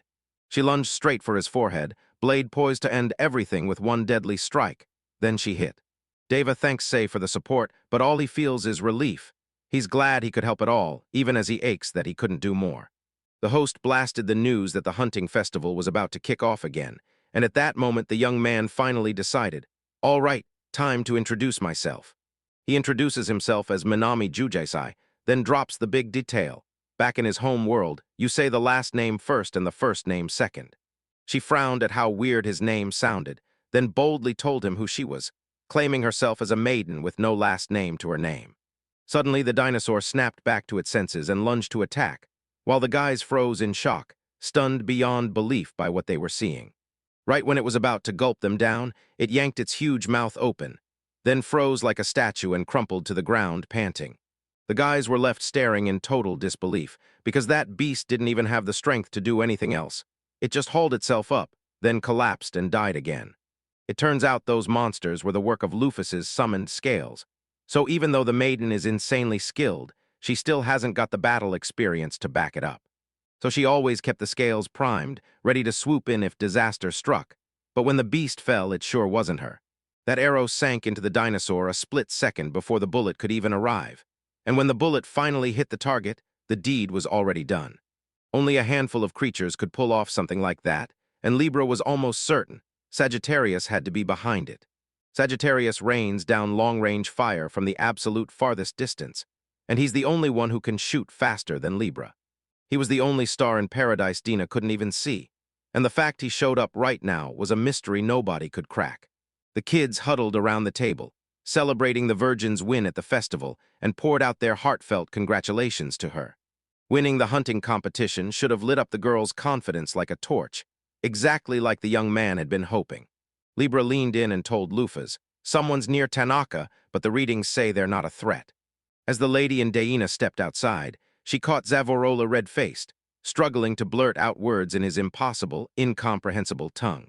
The girl nudged him to talk in common Malagasy, and he shot back asking if anyone here had a name on that list. This list named everyone who stood out at the hunting festival, and the maiden's name was written first, right at the top. Sent by the emperor himself, he rushed in to meet every single participant who'd shattered expectations at the festival, and gather them all into one place. Lufus demanded why they were meeting, but after he apologized, Zavorola shut him down hard. He said he wasn't allowed to tell something like that to some ordinary messenger. Zavorola demanded they hear him out, and if they refused to let him go, he bowed his head and thanked them for their time. Lufus wrestled with what to do, then spun to the Virgin and begged for advice on the whole proposal. That young woman blurted out she wanted to join. She wasn't just asking, she was ready to help however she could and make a real contribution. Lufus originally planned to drop by tomorrow, but everything shifted fast. Now she couldn't shake the feeling that Sagittarius was close. Carcinus urged, "Split up, we'll find them faster." But Capricorn snapped back, "A real vassal reports only to his mistress." Lufus whipped around to Ares and told him, straight up, that she had a personal mission meant for his hands and it couldn't wait. They looked like they only came for a quick breather, but the truth is, something massive is already closing in, ready to explode any second. Deva's here because she won, and everyone knows it, but he still doubts the other contestants even come close to her level. The stranger bowed in thanks to everyone who answered his call, then leaned in and swore the emperor himself was thrilled with their results. From the pitch-black dark, a gentle paw slipped into view, and its owner stepped forward, introducing himself to Kainiko as the general of Dropnir. They gathered for one mission, to help their country, and everyone knew this year's hunting festival wasn't just for fun. It was a spotlight to uncover the next batch of new warriors. The Dropnir kingdom made an official demand, and they ordered the team to hunt down a specific artifact from a named location. The crowd leaned in, trading nervous looks, and the Virgin fired off a question, asking exactly which artifact she meant. They had to get the fighters to scale that cursed mountain. Bjork's hint led them straight to the elixir buried on the very top. SAE suddenly remembered those game-only elixirs people save for the final stage, because the moment everything tips, that's exactly when you'll need them. Hearing that, the other warriors froze in shock, and then blurted, disbelief blazing, "Wait, is this some kind of prank?" It's the same legendary artifact that vanished, lost for 200 years, because the Demon King did something that tipped the world into darkness. The elixir was still out there, and their divine progenitor, Dubi, was posted on the peak of Nitbjörk Mountain, guarding it with everything he had. Their land's dragon protector was dying fast, and only one thing could save him, the elixir that could drag him back from the brink. If they lost their protector, demons would sweep in and the whole country would crumble. So this artifact had to be kept, or everything would fall apart. Understand this? Every soul in the country was riding on this mission, and the soldiers were promised a huge 500,000 Eli if they pulled it off. They swore they'd earn the state's greatest honors and lock their names into history, etched in stone for the whole country to remember. They even swore they'd hand over some elixir, so Sai's head was buzzing with questions, and he couldn't wait to ask. He demanded to know if that elixir could bring movement back to paralyzed legs, and the answer hit like a punch: yes. And they swore just one drop was all it took. If C pulled it off, he planned to slip a tiny dose to the Sage King, who had been trapped in a wheelchair. If he could heal his legs, everything changed. Because the Sage King was one of the 7 heroes, and this time the danger didn't stand a chance. Suddenly, the guard who'd been listening to every word ripped off his mask and showed who he really was, and he couldn't believe it when he realized they had the elixir. The demon couldn't wait, because if they seized this item, all 7 heroes would be healed. He refused to let it happen, so he cracked his will and unleashed the Arsara spell, wiping them all out. After the strike, the demon froze, because nothing happened, and even his own arm got wrecked. He clocked that one of them had enough power to spark real trouble, and before anything could go sideways, he backed off. No chances taken. In the blink of an eye, the enemy vanished, and the sheer power and sheer level of that water magic were downright terrifying. Mercury was like no other. Its whole body was pure water, so physical attacks bounced off it like nothing. Panic ripped through the soldiers, and they bolted from the scene, refusing to take on a task this risky. He unconditionally backed the plan and pushed hard for regular soldiers from his own country, not hired mercenaries. If they'd ever had a shot like this, they'd have taken it ages ago. But the state isn't ready, so the job got tossed to the adventurers. Around the mountain where the elixir rests, the land is holy, and a blazing energy barrier seals it off, snapping away any magical creature that tries to cross. Yeah, the barrier's basically a mana filter. Demons can't just rip it apart whenever they feel like it. For a while, that elixir stayed safe, but the second the enemies learned it existed, they didn't just watch, they swore they'd strike back. If that elixir gets stolen, the Dragon Protector dies on the spot, and the whole country crumbles. So Sei demanded a delay, racing to gather his allies before it all went dark. The guys had no intention of joining the Festival of Hunters, but when they saw how dire everything was, they snapped into action and jumped in. Right there stood Friedrich, the holy swordsman, alongside the mercenary Gantz and the sharpshooter everyone feared, Hawk's Eyes. Kainiko spotted fraud right away, and joy exploded in them because it had been ages since their paths had last crossed. Whispers of his legendary heroics sprinted back to his homeland, and they begged him to drop by home first, so he could face the family himself and greet them personally. That beast cat looked like the warlord's older brother, and man, it had been forever since they'd last laid eyes on each other. Fried laid out the whole situation for Kainako, then somehow convinced him that C was the real deal, a true hero, and that tagging along with him was an honor beyond words. He asked for permission to scale the Neat Bjork Mountain, and promised he'd tag along right behind him. Lufa stared at Libra and asked if she was really sure Sagittarius was here. Then Libra nodded hard, pointing to the endless footprints scattered all around her. And yeah, those traces were planted on purpose, right for the analyzers to spot, because he was probably dying to talk to her. Suddenly, a voice snapped from the forest thicket, proof that Libra really had tracked him down.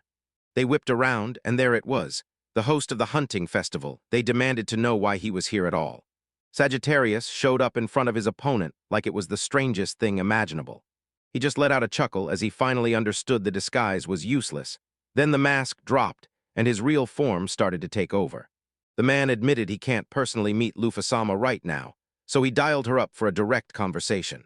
Libra took his words as proof that he was hurting their mistress, until he demanded she hear him out to the very end. Sagittarius admitted that he's teaming up with Leo, one of the 12 heavenly stars, and Libra rolled his eyes, calling his worries nothing but childish.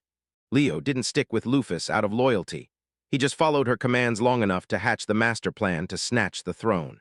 Sagittarius kicked off his tale by introducing the centaurs, half horse, half human, so twisted by the world that everyone branded them monsters. Because of it, his people got met with straight-up hostility, even though they'd been living side by side with humans in peace. Beasts just like him, unfairly stamped as monsters, rally behind Leo as he sets his sights on world domination. Libra was convinced that the world Lufa-sama wanted couldn't be farther off. This instinct-driven nightmare where monsters ruled was nothing like his dream. She shot one last warning at Sagittarius.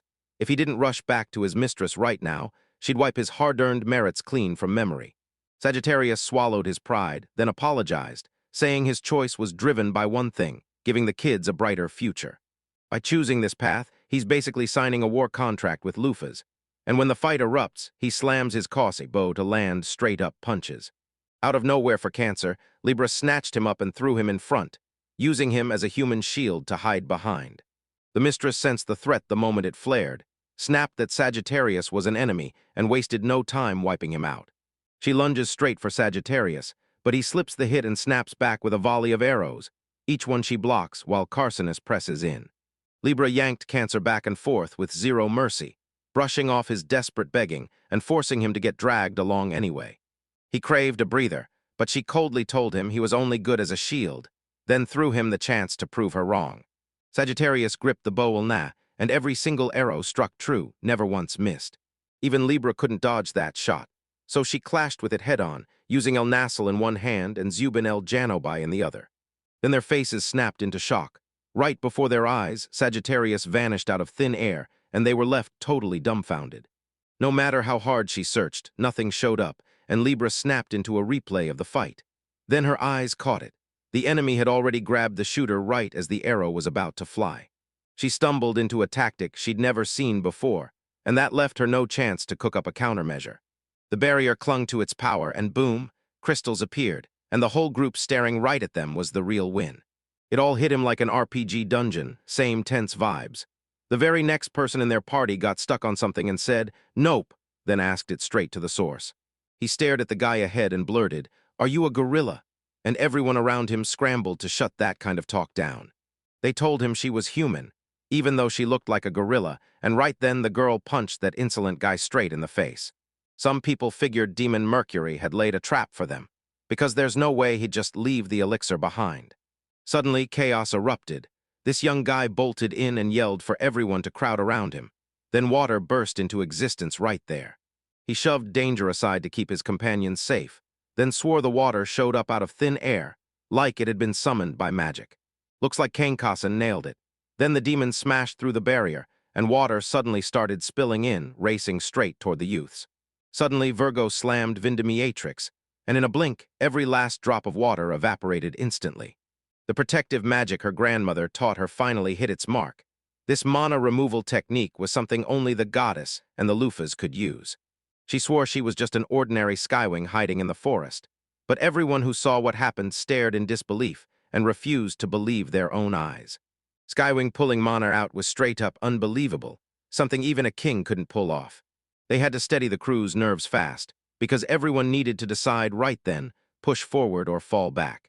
Some of them pushed for forward movement, while the others demanded they retreat, because if they kept going, the magic would grow stronger and rip them apart. If they turned back, the elixir would slip right into the demon's hands, so they had to bite down on a brutal choice.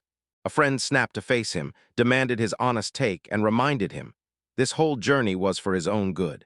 Say finally snapped into focus, weighed every twist and turn, and decided, no more delays, he'd keep charging straight toward his goal.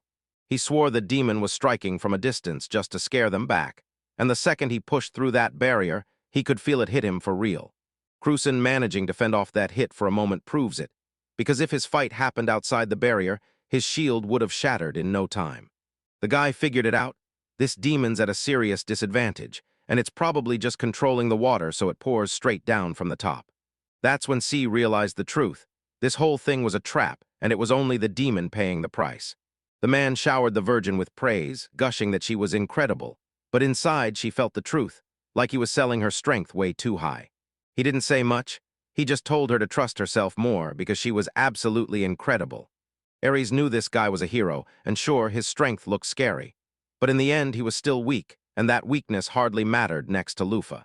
Her mistress ordered her to back the maiden, and no one, not even the 12 heavenly stars, could have done it with more skill than he did.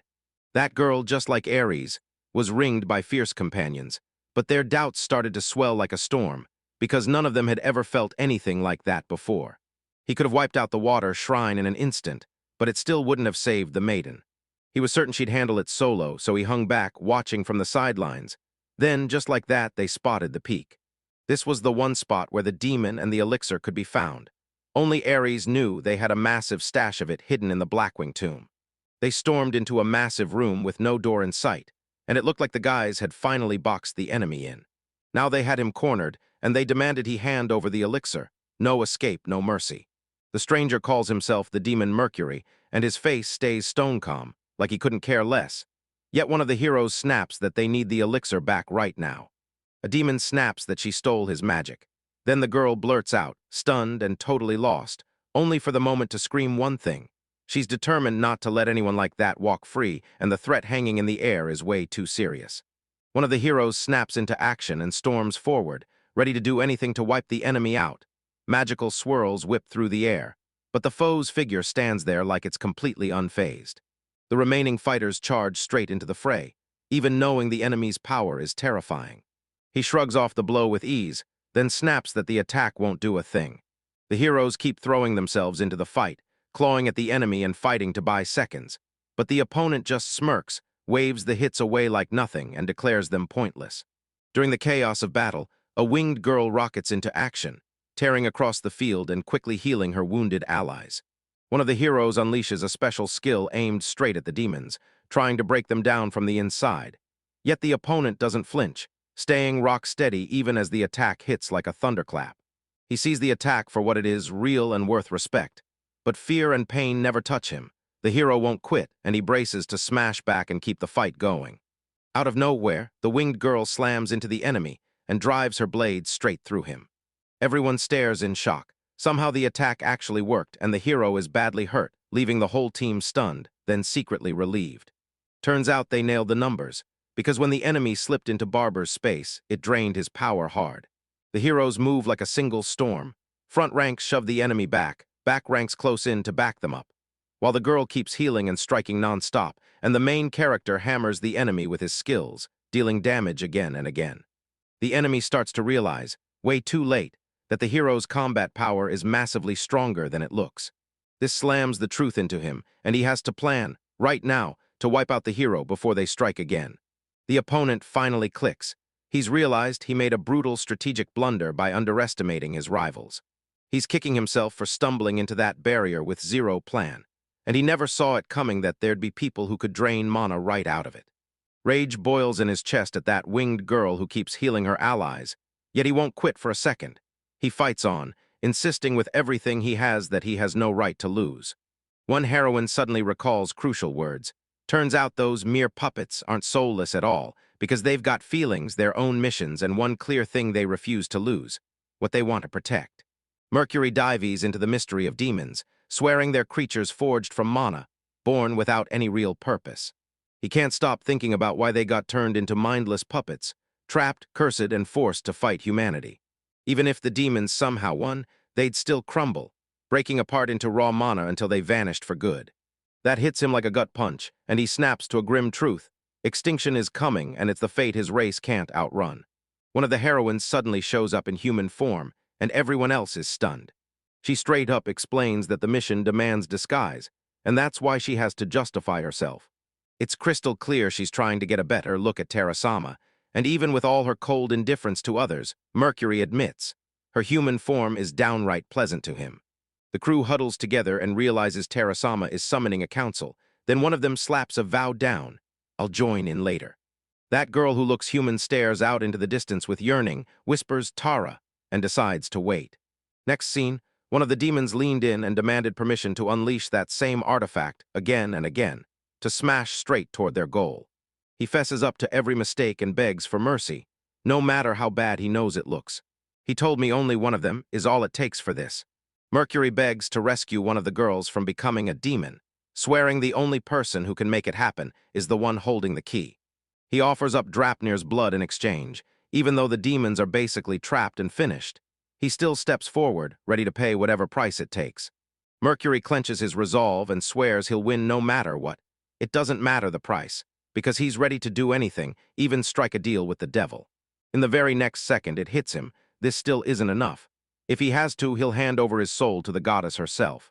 Mercury finds himself in a nearly unreal space when a mysterious voice slides in, calling him her little weak doll, and asks if he wants to become stronger. Slowly it clicks. He realizes the being in front of him is his creator, and the creature doesn't deny it. It confirms the truth. The demons are its creations. Mercury snaps into agreement, handing himself over as a real puppet just to make it happen and lock in his place in someone else's performance. He begs for strength, not fame, just the power to never lose again, even if that choice means he has to trade away his freedom. Light crashes down from the heavens, the heroes freeze in terror, and Demon Mercury surges with divine power. Then a whisper cuts through the chaos. I know what this will cost. Mercury clocks the truth. Once those choices are made, there's no undoing them, and the road behind him is gone. As primary mana swells higher, it starts to blur, shedding its identity until all that's left is pure water magic. He rips his old self apart, discards the title of Mercury Demon, and watches himself slowly dissolve into nothing. At the very edge of fading consciousness, he clung to one thought, Tara Luna, and begged her to protect the people he loved. A massive blast of water crashes onto the building with jaw-dropping force, roaring through the air and blasting the whole area, leaving everyone there shocked and scrambling for cover. Suddenly, a girl pops up, and a few of the heroes instantly recognize her. It's the same girl who stepped in back in Suvel before. She snaps into urgent mode and insists they head back to Lurasama right now, but they scramble to block her. An argument erupts like a firestorm. Some demand an instant withdrawal, while others scream that people still trapped out there need rescuing right now. The heroes finally clock it. Once the water keeps climbing, nobody's getting out alive. The winged girl pleads for help, and one of the allies snaps into action, remembering Lufasama's errand. She grits her teeth and stalls the enemy just long enough for the others to burst into safety. The whole team bolts out fast, but she refuses to move, standing her ground and bracing for the fight. The last heroine squares up to a fresh new enemy, and right away she realizes exactly what's going on. Even though the enemy's brutal in strength, she clocks the truth. His power is fueled by mana, so she snaps out of fear, refuses to retreat, and commits to fighting all the way to the final breath. With fire in her eyes, she steels herself and commits to giving everything she's got. From deep in the mountain, a chilling mystery bursts through the air, and the whole crew freezes, staring at the chaos, terrified with zero clue what's about to happen. Meanwhile, the other heroes burst with joy. Somehow, they pulled it off and snatched the elixir. After they finally snag the elixir, the heroes erupt in joy, convinced the nightmare is done for good. Then someone steps forward to praise the Virgin to the skies for saving them. One of the heroes shouts that they've got an elixir, then begs for the dragon defender to be healed right now. Right then, another character is heading back up that mountain, danger and all. They scramble to stop him, shouting that there's a razor-thin line between bravery and straight-up stupidity. Meanwhile, a brutal rush of water pounds down from the mountain peak, shocking everyone watching below, and the tension keeps climbing every second. Out of nowhere, the massive ram-ram of the 12 heavenly stars crashes into the world, ripping straight through the barriers. Even with fear gnawing at everyone, someone still charges toward Davison on the mountain, only to find he's already stopped. Everyone knows the truth. They're up against an opponent you can't beat with ordinary tricks. He knows exactly how weak and helpless he is. He couldn't even save one girl, and now he's got no clue how to survive what's happening. These words slam into the hero like lightning. Rage flares at himself, at his weakness and stupidity, and he feels utterly powerless. While everyone else finally clocks the danger creeping in, even more nightmare creatures crawl onto the scene. Fearsome figures crash into the ominous dark, one after another, like ancient archetypes stepping out of myth. Libra, Scorpio, the goat, and the crab. With a shaky voice, someone tries to piece it all together, while the other screams the name of the horror everybody already knows, coming here with a truly sinister mission. A brutal bolt of bright light tears across the sky. Everyone snaps to a stop in terror. One trembling voice mutters, "The end is here," and the whole world goes deathly silent. Even the darkness backs off when Lufa's Mafala steps in. His power breaks 1,000, and just his presence sends a cold, overwhelming dread through the air. Every single one of them dropped to their knees before that towering figure, so still, like the sky gave up, and the earth stopped breathing. The team scattered to hunt for an answer. Then one look at her snapped everything into place, and the beginning of the end hit them like a warning bell. One sudden change hit a few, then it ricocheted through the rest. Before anyone could catch their breath, the enemy's forms warped too, and the battlefield erupted into full-blown chaos. The whole city was in panic, and up on that mountain the battle kept surging forward, while even the water monster and the mighty Ares could barely hold the line. The whole world's on a knife edge, and not everyone has the guts to jump in. They won't even throw a punch, and still, just showing up feels like a threat you can't survive. Silent, unstoppable figures loom overhead like the shadow of a disaster. Everywhere we look feels like a military strategy game, with heroes boxed in by an unseen army. They weren't here to win. They were here to prove loud and clear who the real powerhouse is. He lunges forward without a blink, and the whole crowd freezes in confusion as the voltage finally hits its absolute peak. The young man pulls off the impossible, marches straight up to the deadliest person in the room, and calmly demands a single minute to talk. His voice stays low, but determination burns in every word. Both teams crashed into the same mountain's base, one chasing fresh discoveries, one hunting rare ingredients, and the rest driven by their own personal goals. My heartbeat rockets faster and faster as the hero steps straight in front of a monster, so strong it shatters every limit. Wanting to challenge him is pure madness. The young man snaps his head toward the winged woman of Mufasa Mafel and asks for a moment, because this talk is too important to delay. He clings to the Sage King's words, Mufasa isn't an enemy. The hero finally admits he doesn't feel worthy of the title, but then he swears there's something only he can handle. He's determined to finally crack Luffus's heart, because one real, honest conversation is the only thing that can swing everything into a new direction. He barrels toward Mufasa, buzzing with excitement, but Mufasa studies him closely. Then, when he realizes he came solo, pure shock flashes across his face. She grins and says she feels amazing, then tells him, "Ask me anything." Her face shifts in an instant, and you can tell her interest just got razor sharp. With shaking hands but a brave heart, the young man steels himself and blurts out, "So what are your plans for this country?" The young man blurts in shock, "Nothing." And Luffus calmly tells him the truth, she's got no secret plans at all. Her arrival wasn't some casual visit. It was a showdown meant to force her subordinate to test her strength for real, and that throws the hero into total confusion. The hero snaps to it. Mufasa's right-hand man is Virgo, the very former colleague they once worked beside. Now it finally clicks. He gets why she's so damn strong. He remembers her tearing into them earlier, and here she is up against one of the 7 sons alone. He aches over walking away from her, and he realizes there's only one move left: hunt down the kind of person who can burst in and save her. The hero steels himself and demands Luffus's help for the fight, meeting her gaze head-on, uneasy in his chest, yet clinging to hope. Mufasa wastes no time stepping in to help, and the hero can't believe it. She tells him she would have shown up no matter what, because the woman fighting out there is her own subordinate. The hero can't believe how ready she is to help, and he quickly realizes the stories about Luffus were blown way out of proportion. Turns out talking to her is way easier than he ever expected.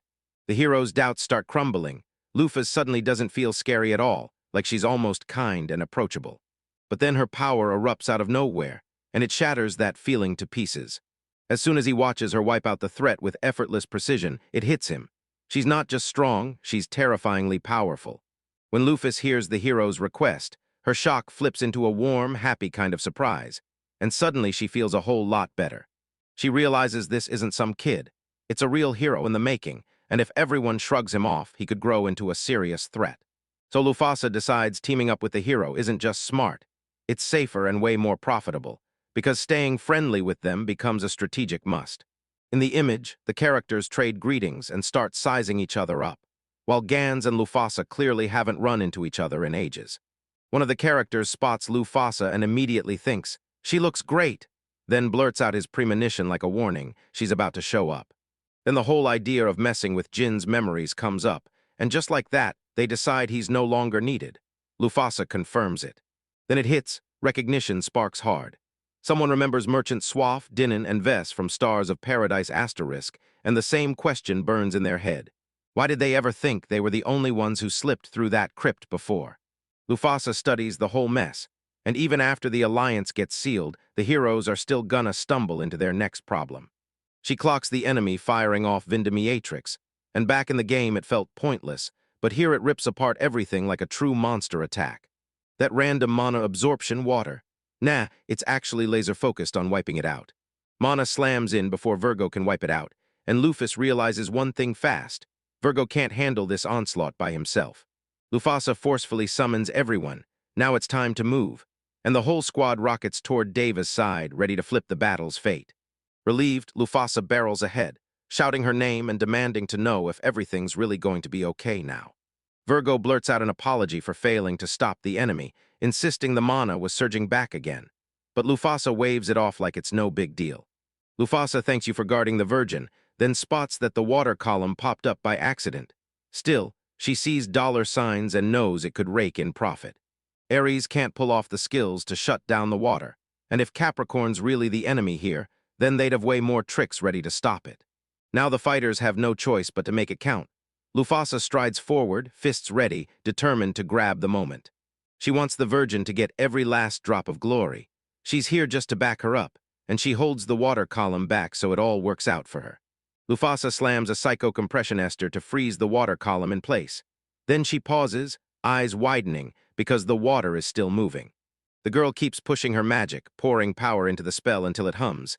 Then she grins and tells the water column, "All right, let me squeeze you down even more." After Mufasa finishes the spell, she lifts her hand, and the water column collapses into a tight whirlpool, blasting upward into the sky like a storm on command. Even the witnesses can't believe what they just saw. Mufasa crushes the water into a legendary magic crystal, an insane diamond of pure mana. Everyone gapes in disbelief at how he shows up. Mufasa barks an order at Virgo. Now it's time to wipe out the last dangerous threat once and for all. Virgo snaps to attention and accepts Mufasa's order without hesitation, eyes blazing with grit as she says, "Got it," and charges into action. Virgo barks Vindamiatrisk and slams the legendary magic crystal to life. Instantly, it blasts a wave of awe through everyone watching. Mufasa lauds Virgo for her amazing work, and once she's finally been recognized, happiness lights up her face as she breaks into a real, heartfelt smile. After the moon's crushing defeat in Bolthang and the Protector dropping ill nearby, Mercury storms out of the city. He's driven by a gut-deep bond with the moon, and out in some far-off land, a person's artificial life is slowly slipping away. The father remembers how his son, fueled by pure faith and honest grit, tried to save the world, casting out the Venusians and breaking the curse to free the demons. He swore he was fighting for the greater good, but his father snapped that he wasn't a hero at all, just a pawn, a doomed victim from the start. The old man sits there and thinks about puppets and fate, and the moment hits him again. His son's eyes blazing with determination the day he swore they'd rid the world of the moon. But now she's not sure if her son is truly free, or if he's just a puppet waiting for strings to be pulled, and the boy's answer hits back. He confirms it. Even if that doll thinks, feels love, and acts smart, it's still just a toy. Owners dress it up to chase their dreams, then toss it aside the moment they're done. They've got no choice but to vanish into the crowd, act like they're harmless, and pray for survival, because if they get found out, they'll die. He still remembers those puppets after their worth vanished, so they get tossed aside like trash. Everything Mercury did during all that time never once crossed the goddess. He stayed right on her good side. He still remembers this rule. If one of them got caught, it was wiped out properly. And even when she smashed other dolls, she wasn't acting on her own, she was just doing someone else's will. But in that swirl of thoughts, terror strikes. What if the same nightmare waits for him too, and he's not thrown out either? Doubts keep clawing at Mercury's mind. What if they've already kicked him out too, just like they did to all the other puppets? Doubt, loneliness, and fear gnaw at his thoughts. Then, out of nowhere, an alarmed girl rushes in, calls his name, and frets over whether he's okay. Suddenly, the girl throws her arms around the young man and snuggles in tight, like she's pouring out her feelings without a single word. After crushing Mercury of the Seven Suns and snatching back the elixir, the crew swept into the kingdom's halls, where the royal court showered them with a huge reward and real honor. The girl shook her head and said she didn't need the reward, then offered to split it with another participant. They barely lifted a finger, yet the emperor himself summoned them, and then nearly handed them over to marry one of his allies. The team leans in and agrees. Now there's only one move left. Pour the elixir and heal the guardian dragon lurking behind the forest. The group pushes forward along a twisting path inside a thick forest, sunbeams blasting through the leaves like spotlights, and the winged girl grins as she eagerly scans every inch of the wild around them. One of the companions blurts out that he's shocked she actually loves being out here in the forest. Then she grins and gestures forward like, "Tell me you don't feel it too." The girl claims she's been living in the forest her whole life, since she can remember, and she demands you call her just Virgo.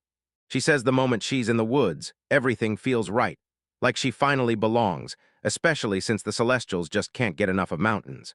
The companions swap stories and admit that Celestials usually dodge forests because the mana there is too thick. But this time, it's a rare, shocking exception.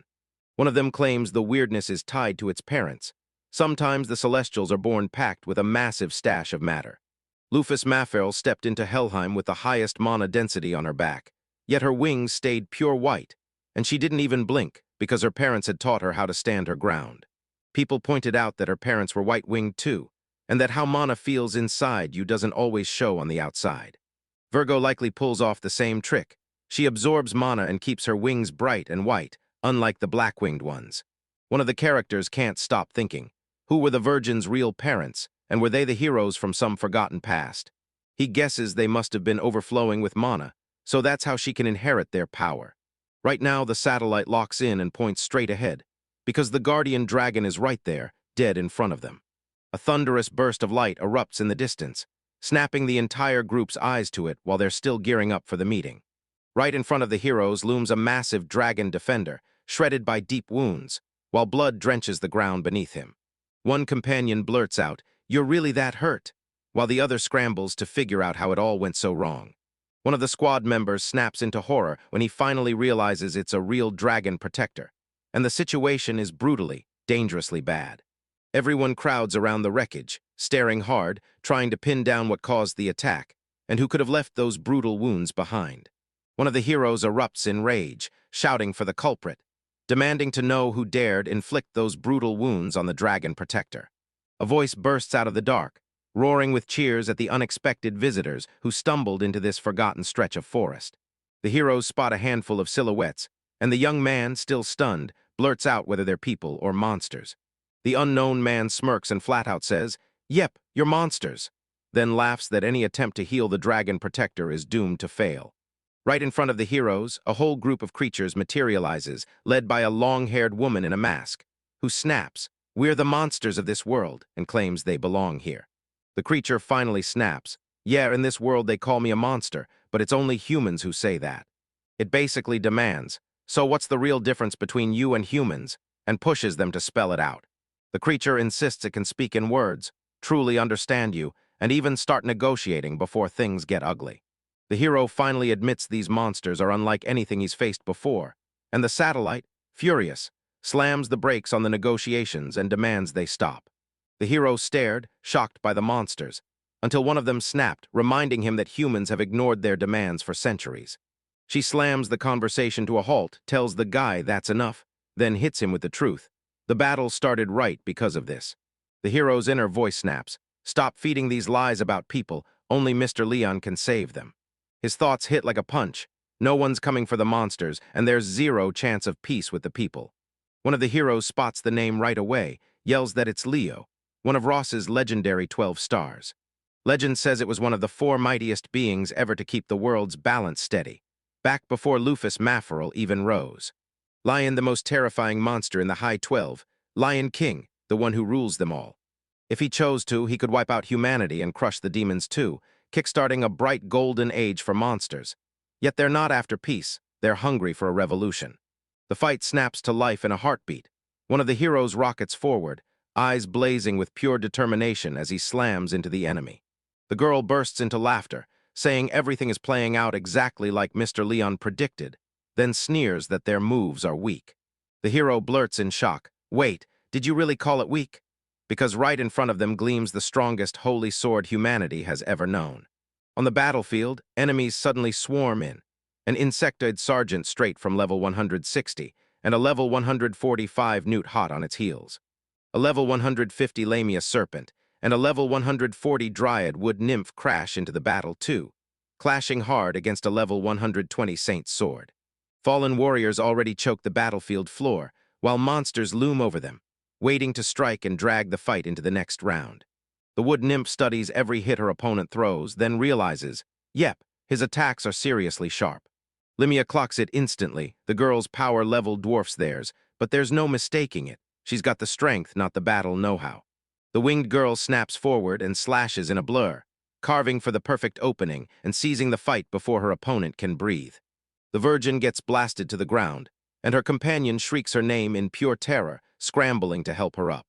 Their opponent stays cool and tells them they're meant to die right here, then announces they're unleashing the Aqua Blast technique. She thrusts her hands forward, and a raging torrent of water explodes out, charging straight at the heroes, leaving them zero time to react. The hero snaps his eyes shut and shields himself, knowing that hit is coming no matter what, and his defense won't matter. Suddenly, a curved blade bursts onto the battlefield, slicing through the attack and leaving every single person there stunned. The hero and the maiden barely slipped out of the way, dropping hard to the ground just in time as that deadly blow thundered past. The lamia jolts in shock at the sudden rescue, stunned that anyone could have shown up right at this exact moment. A lone silhouette slips out of the forest shadows, cool as ice, and answers the question straight. No, it's not special at all, it just happened because it was nearby. He calls himself just an ordinary guy who happened to be in the right place, but the truth hits hard. He can't ignore what's unfolding around him. He admits he doesn't fully grasp what's going on, but he still begs to step in himself and lend a real hand. A mystery man in a dripping raincoat and cocked hat steps into the open, grips a weapon tight, and plants himself between the heroes and their foes, his eyes dead serious. The female Lamia keeps her eyes locked on him, hunting for every hint of his plan and sizing up how much danger he might bring. The eye-patch man kept his cool, glaring at the enemies like he knew he'd win with every ounce of his power. She felt his power in her bones, but still couldn't shake the worry that one man alone couldn't take on them all. The allies rallied to strike as one, dead sure he'd crack under the sheer weight of their numbers. His rivals surged in to crush him, but he stayed cool, then surged forward with perfect control to send their attack flying back. The hat-wearing man snaps his weapon up, unleashing a roaring wave of energy that fuses wood power with light magic. Then boom, it blasts his enemies in a searing burst of brightness. An eye-patched man faced his enemies, swore he wouldn't kill them, then sent a chilling warning straight about what would happen if they kept pushing. He realized that if they pushed on, they'd have no choice but to run straight into his full power. A magical glow surged around him as he demanded, "So you still want to fight?" The opponents snapped into retreat, claiming the mission was done, then backed away from the battlefield step by step. The three opponents backed off together, and a swirling wave of magic carried them away from the battlefield. Two observers stared in shock as their perfectly organized departure unfolded. A blazing high-healing spell wrapped around the battered man, but his wounds were so brutal he couldn't heal completely. The allies stared in disbelief as the divine art failed to heal him, then sprinted into frantic search mode for any other way to save his life. One of the fighters blurted out an idea. Use a rare elixir. If its power could kick in, maybe the defender would finally be saved. They figured out that a guardian dragon's life could be snatched back by dumping its magic's full weight and raw power on it. The hero snapped back to the deal he made for one reason alone, the reward. A precious elixir that could rescue the defender and heal the wise king's legs.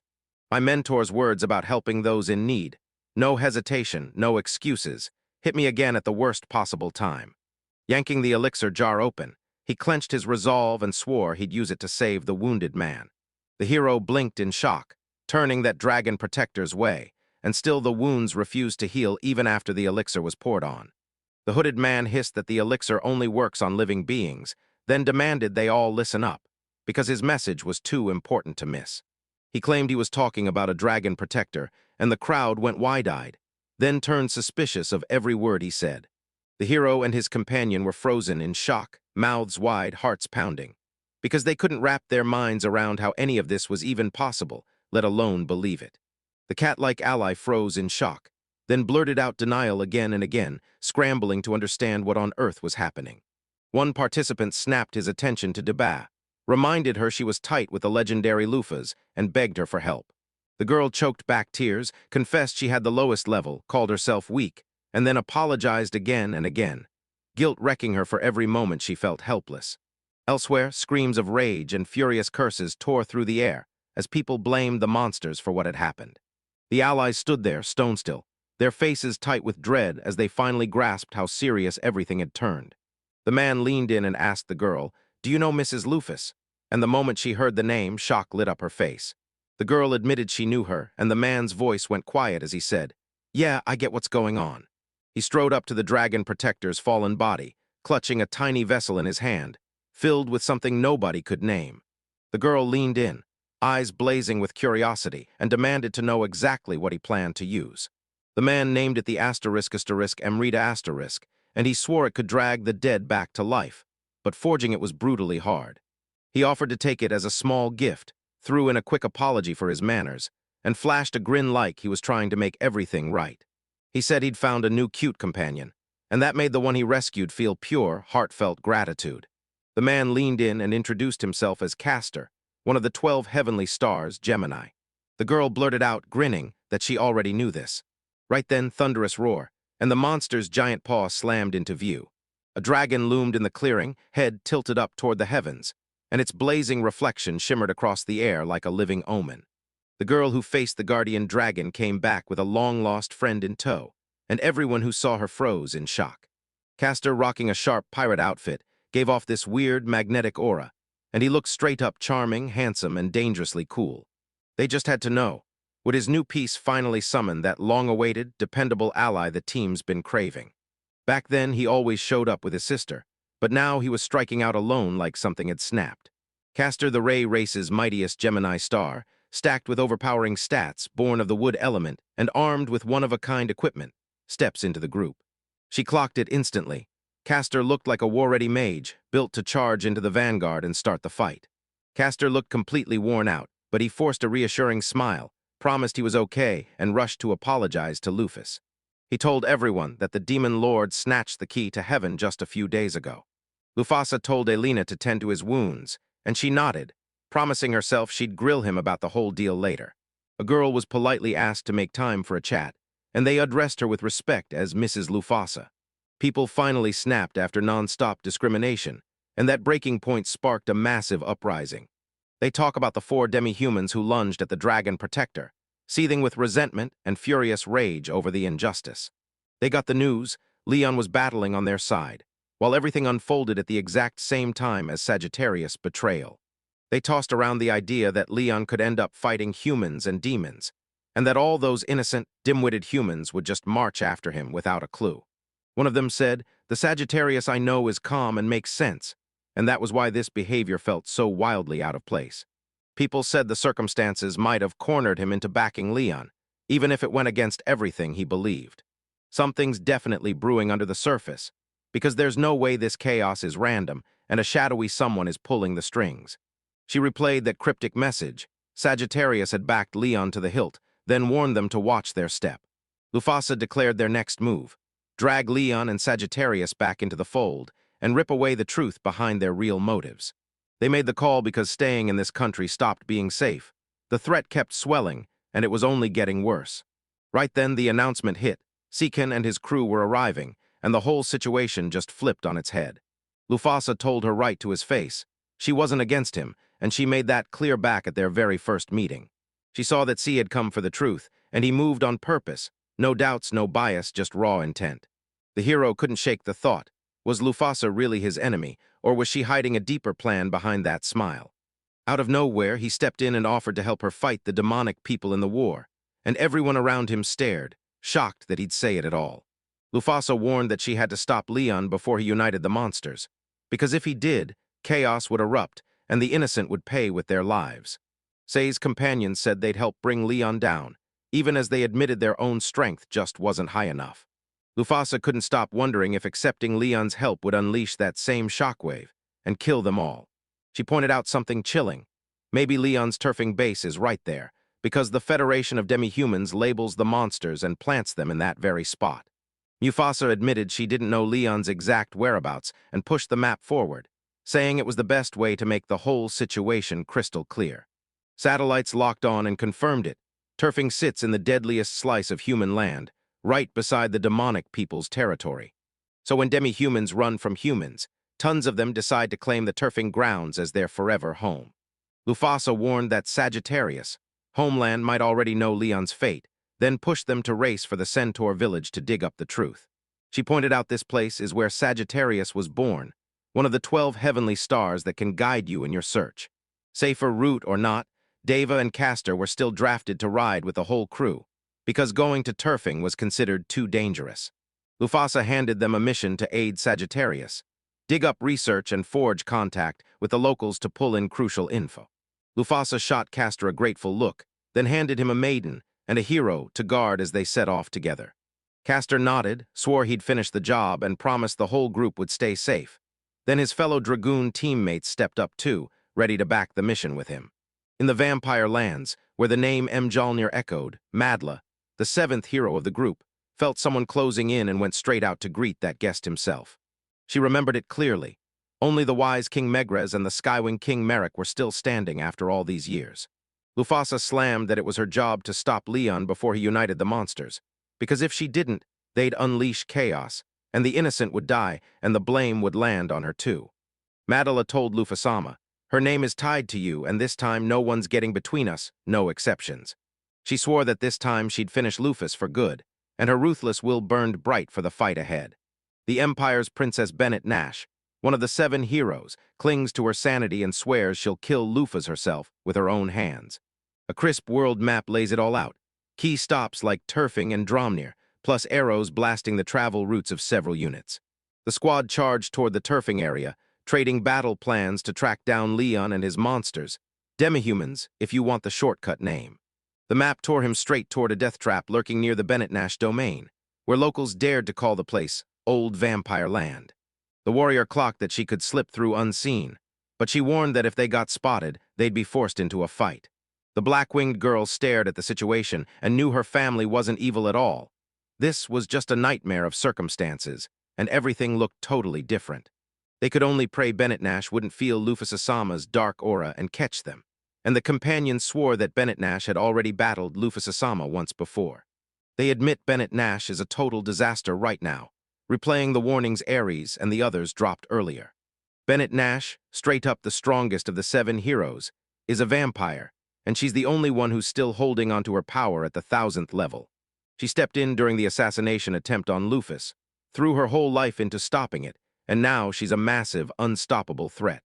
So Bennett Nash stays the biggest problem of them all, ready to wreck security for both his enemies and the people on his side. The moment Bennett Nation and Mjalnir showed up, the demons' advance got slammed shut.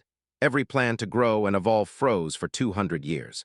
Long ago, demons stormed Mjalnir with a squad of elite warriors, but Bennett Nash crushed them all overnight. Its victims were the very best of the 600th level, dozens of the 500th, plus hundreds of lower-ranked fighters who never stood a chance. Bennett Nash stared into the dark horizon when something suddenly shifted in the night sky. She froze, instantly on edge. The mighty train blasted down the tracks at full speed until one of Tanaka's companions yelled at him to stop. Right now.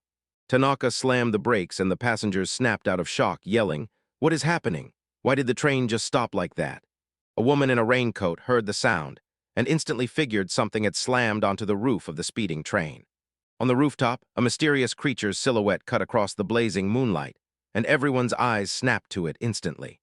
With a wicked little smirk, she greeted Lufasa Moffel and said it had been 200 years and 4 months since the last time they ever crossed paths. The woman confessed she'd always trusted life would work out, and when the meeting finally ended, tears of relief poured out as she thanked her for still being alive. Lufasa and the girl locked eyes, sizing each other up and memorizing every last detail of their opponent's face. One of them clocked exactly what her opponent looked like, then snapped her name with pure annoyance. She clocked it instantly. This opponent looked almost identical to the one from their last meeting, like nothing had changed at all in the time between. Lufasa grinned and declared that time had frozen for her, and in that silence she'd powered up like never before. With one sharp motion, Lufasa snapped into a kick, sending Bennett Nash flying back and shutting down her counterattack before it even started. Bennett Nash coldly warned her that if she tried to mess with her Midgar plan, she'd be forced to kill Lufasa. Bennett Nash sneered at Lufasa's 800 servants, demanded she rip off her tail, then sent her back to that spot, because the only way she'd live was to obey. Lufasa answered with a thunderous strike. Boom! An explosion tore through the air and her opponent's face flashed with shocked disbelief. One of the observers yelled that the opponent shrugged off their attackers like it was nothing, moving with an insane speed that left everyone in shock. She slipped every strike like it never even landed, then fired back like her attackers were invisible. The participant confessed, voice shaking, that things looked brutally bad for their side. The cold-eyed girl snapped into a fighting stance, daring the opponent to survive the full force of her next attack. She barked at her allies to yank back right now, no falling for their taunts, no risking pointless losses. In her words, it was a straight-up warning. If that fight kept going, the enemy's adorable pets would die for good. The opponent gasped, admitting it for the first time since she got this body. She couldn't feel anyone else moving. The white-haired girl dangled an envelope with a dark seal in front of them, and when her companion spotted it, he blurted out in shock, "What does it mean?" She said, cool as ice, that she was inviting you to her castle, and promised that next time it would be a straight-up one-on-one duel. The white-haired woman narrowed her eyes and promised she'd take the invitation, then quietly hoped her opponent wouldn't panic and bolt. With a tiny, knowing smile, she said, "It's wonderful, because I trekked all the way here just to hand you this invitation." With a bright, happy smile only she could wear, she basically said, "Watching you die is my joy, and only I get to die. Only someone else could kill me." She snapped that next time, they'd do everything they could, because this time their fight would end with someone dying. That razor-sharp stare told her the moment was deadly, and one bad move would crash everything. Under the cold moonlight, the second figure marched forward with iron resolve, and that terrifying presence sent chills straight through everyone. Panic surged in her head, and she started mapping out every single move she could make to stay alive. Even when the 12 heavenly stars charged the white-haired girl, she never blinked. Her gaze stayed locked on Locke while everyone else faded into the background. Locke couldn't shake the thought that Bennett Nash wasn't just trying to kill her for one simple reason. To crack why this obsession burns so hard, you've got to rewind more than 200 years and dig up the truth hiding back then. Long before Luca's Mattel ever started to grow stronger, the world's balance was kept in check by 4 legendary titans, the 4 pillars.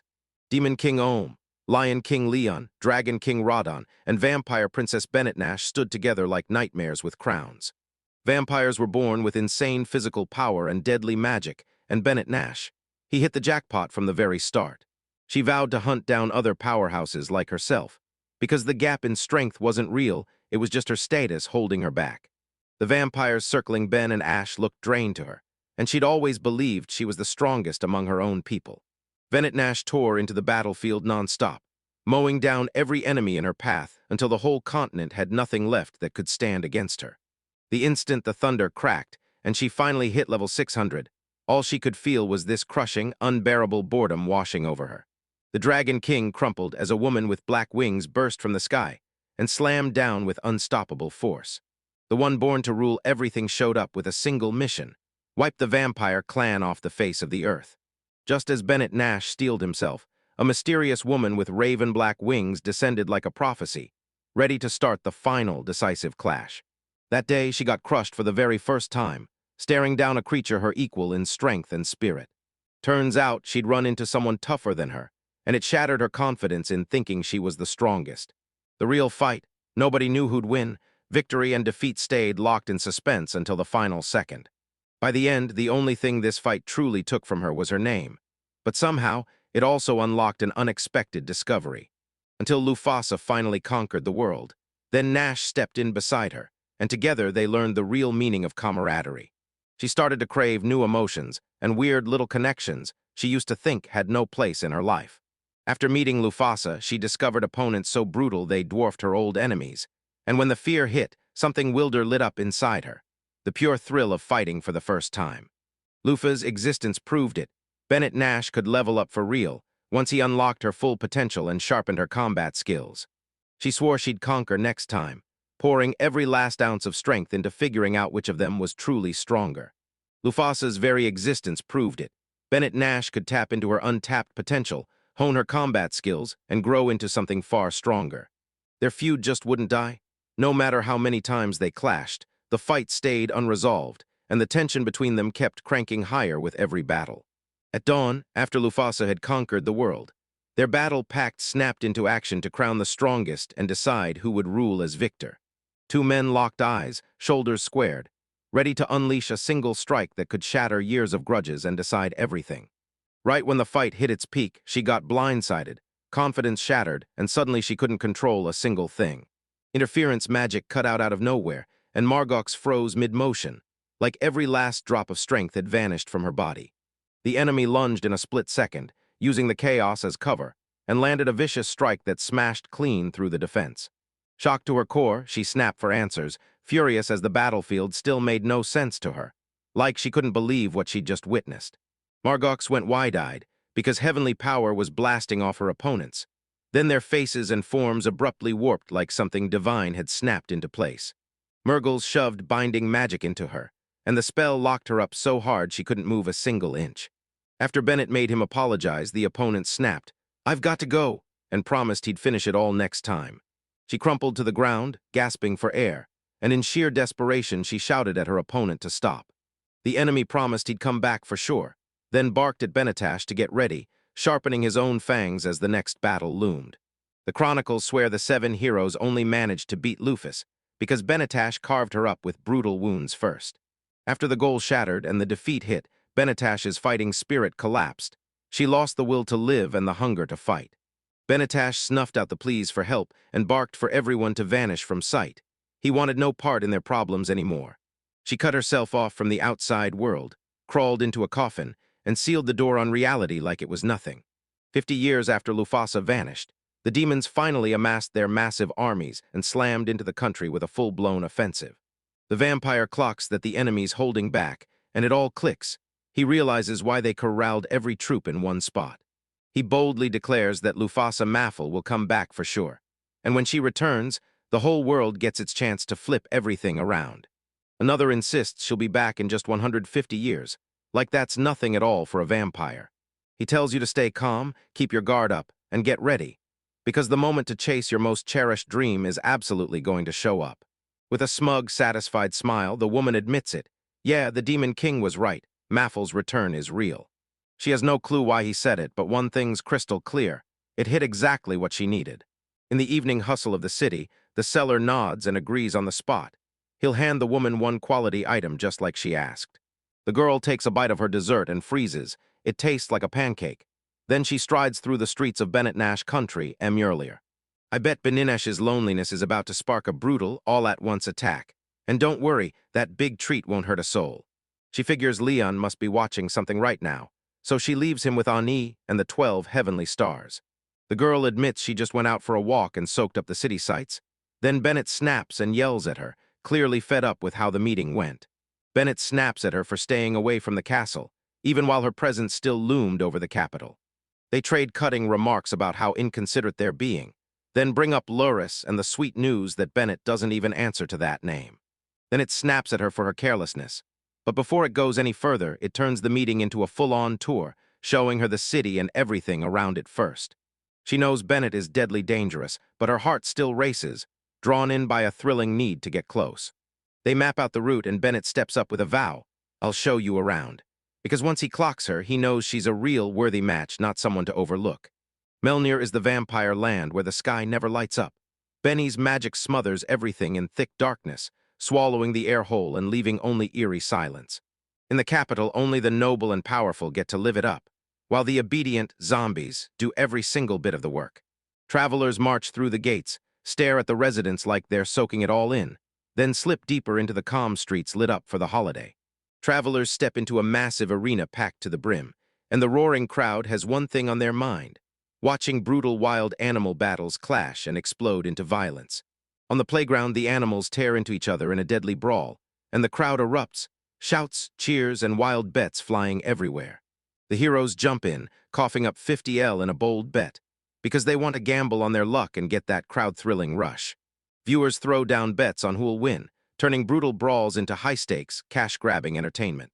In the arena, an ancient rite demands giants' blood, and even the tiniest, ferocious creatures charge in like nothing can scare them. Fearless as steel, Haver doesn't stop pounding until the victim drops dead, showing up right after the heroine is defeated. The owner shows off a special archway-built structure that shields you from the battlefield's terrain and any destruction, so you can fight with zero fear. That gigantic hollow stretch of nothing felt nothing like the usual crowded tourist chaos. It was massive, eerie, and completely alien. The hostess realized her patience was slipping, and she kept blurting out apologies, even though she'd planned to offer much more. She finally snapped, because when the whole goal of her life is standing right beside you, there's no way to bottle those feelings anymore. With eyes blazing, she flashed a cheeky grin and admitted she just couldn't tolerate what her opponent pulled on her. Her eyes locked onto her opponent, and the truth hit hard. She just put the entire human race in a deadly, helpless spot. She realized that beating Beninash right now could flip everything and make this battle's deciding moment. He'd been praying to earn her trust and dodge a fight, but the universe flipped the script, and everything turned out nothing like he'd planned. Her eyes blazed, and that wild grin snapped open as she stepped forward, like she was daring the world with pure, burning passion. She blurted out that she wanted a fight, right now, with her impatience screaming for the battle to start. Their eyes lock, and one of them dares the other to kick off the battle right now, showing zero hesitation. As their next move lands, they slam together in a blur, trading crushing hits that explode with bright flashes and raw, destructive energy. A brutal explosion detonates, hurling a ruthless shockwave through everything, ripping it apart as dust clouds billow and sparks rain down like meteors. She whips a crushing strike, blasts her opponent backward, and the ground beneath her feet shatters from the impact.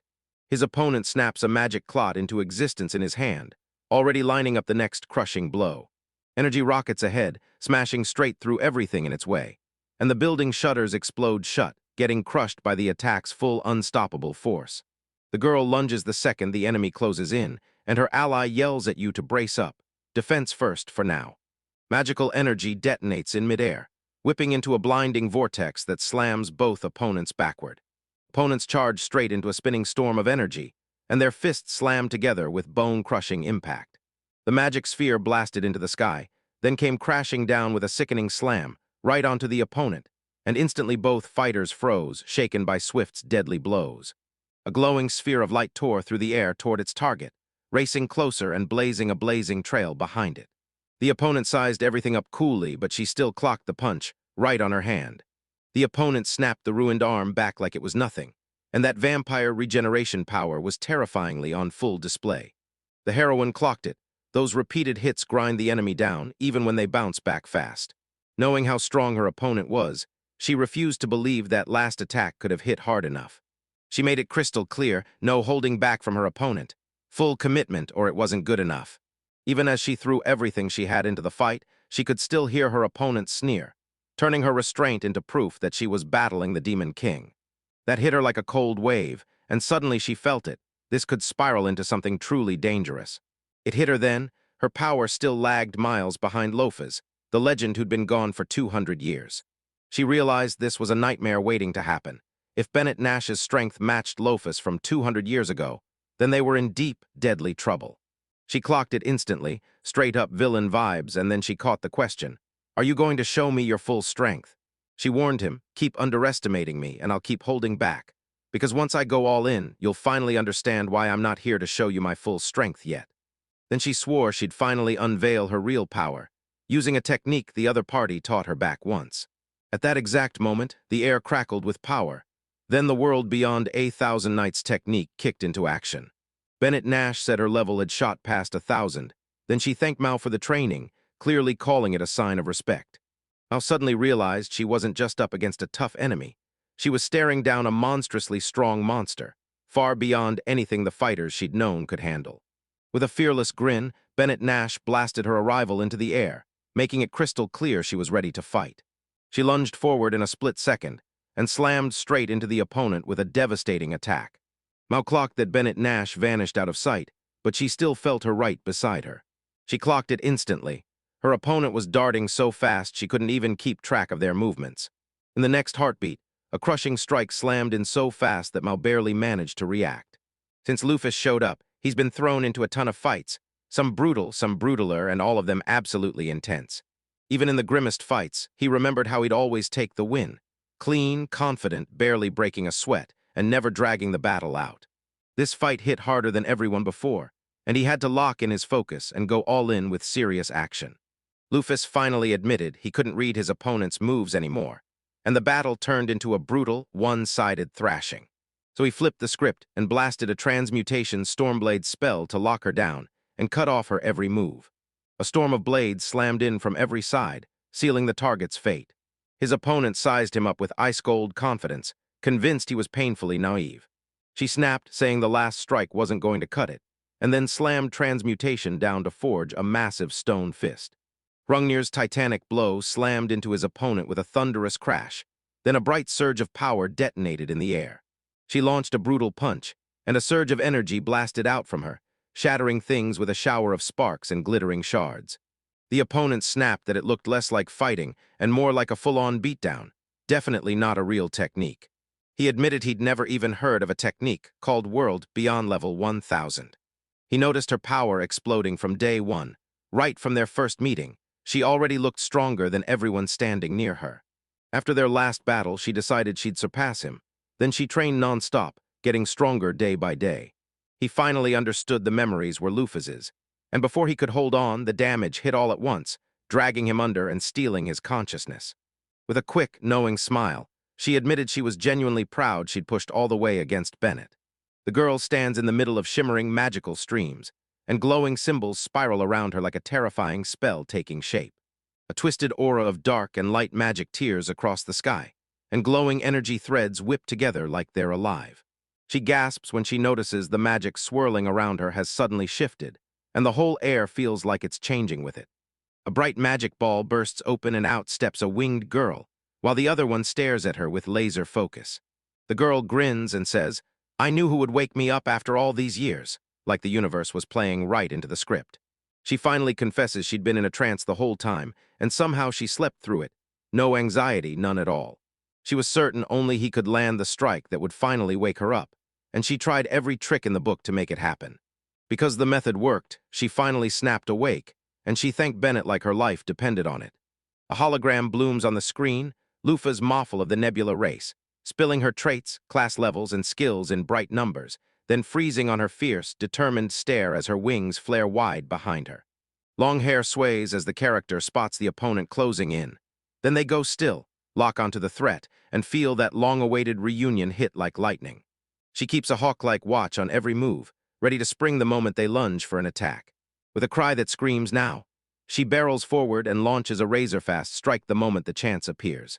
In a shattered wasteland, two opponents crash together, and one of them firmly cuts in, snatching the other by the hand. With that, the second one snaps free and surges ahead, building monstrous speed for a devastating strike. The opponent's face twists with pure tension as the attack closes in. Then blam, the sharp impact snaps the air. The opponent clocks the vampire princess's fighting spirit, and before he can blink, she rockets forward and slams the attack, proving just how strong and unstoppable she really is. In my head, the truth slams me. Her power tops 1,000, but the enemy hits 3,000, and that gap is huge. The opponent snaps and swears she'll unleash everything she's got to obliterate the enemy for good. She calls her best weapon by name, a quote, and unleashes this gorgeous burst of rage, flipping it into a sign of respect for her opponent. She calls him her most irresistible opponent, and then straight up admits she'd never waste blades like these on some puny enemy. The opponent swears this sword can wipe out their entire world, so she's been guarding it, just waiting for this exact fight. At the end, she leans in and tells the hero, "You have to swallow this hit, this is part of the duel." The heroine unleashes a brutal, power-packed strike at the enemy, and a wave of destructive energy crashes forward like a storm.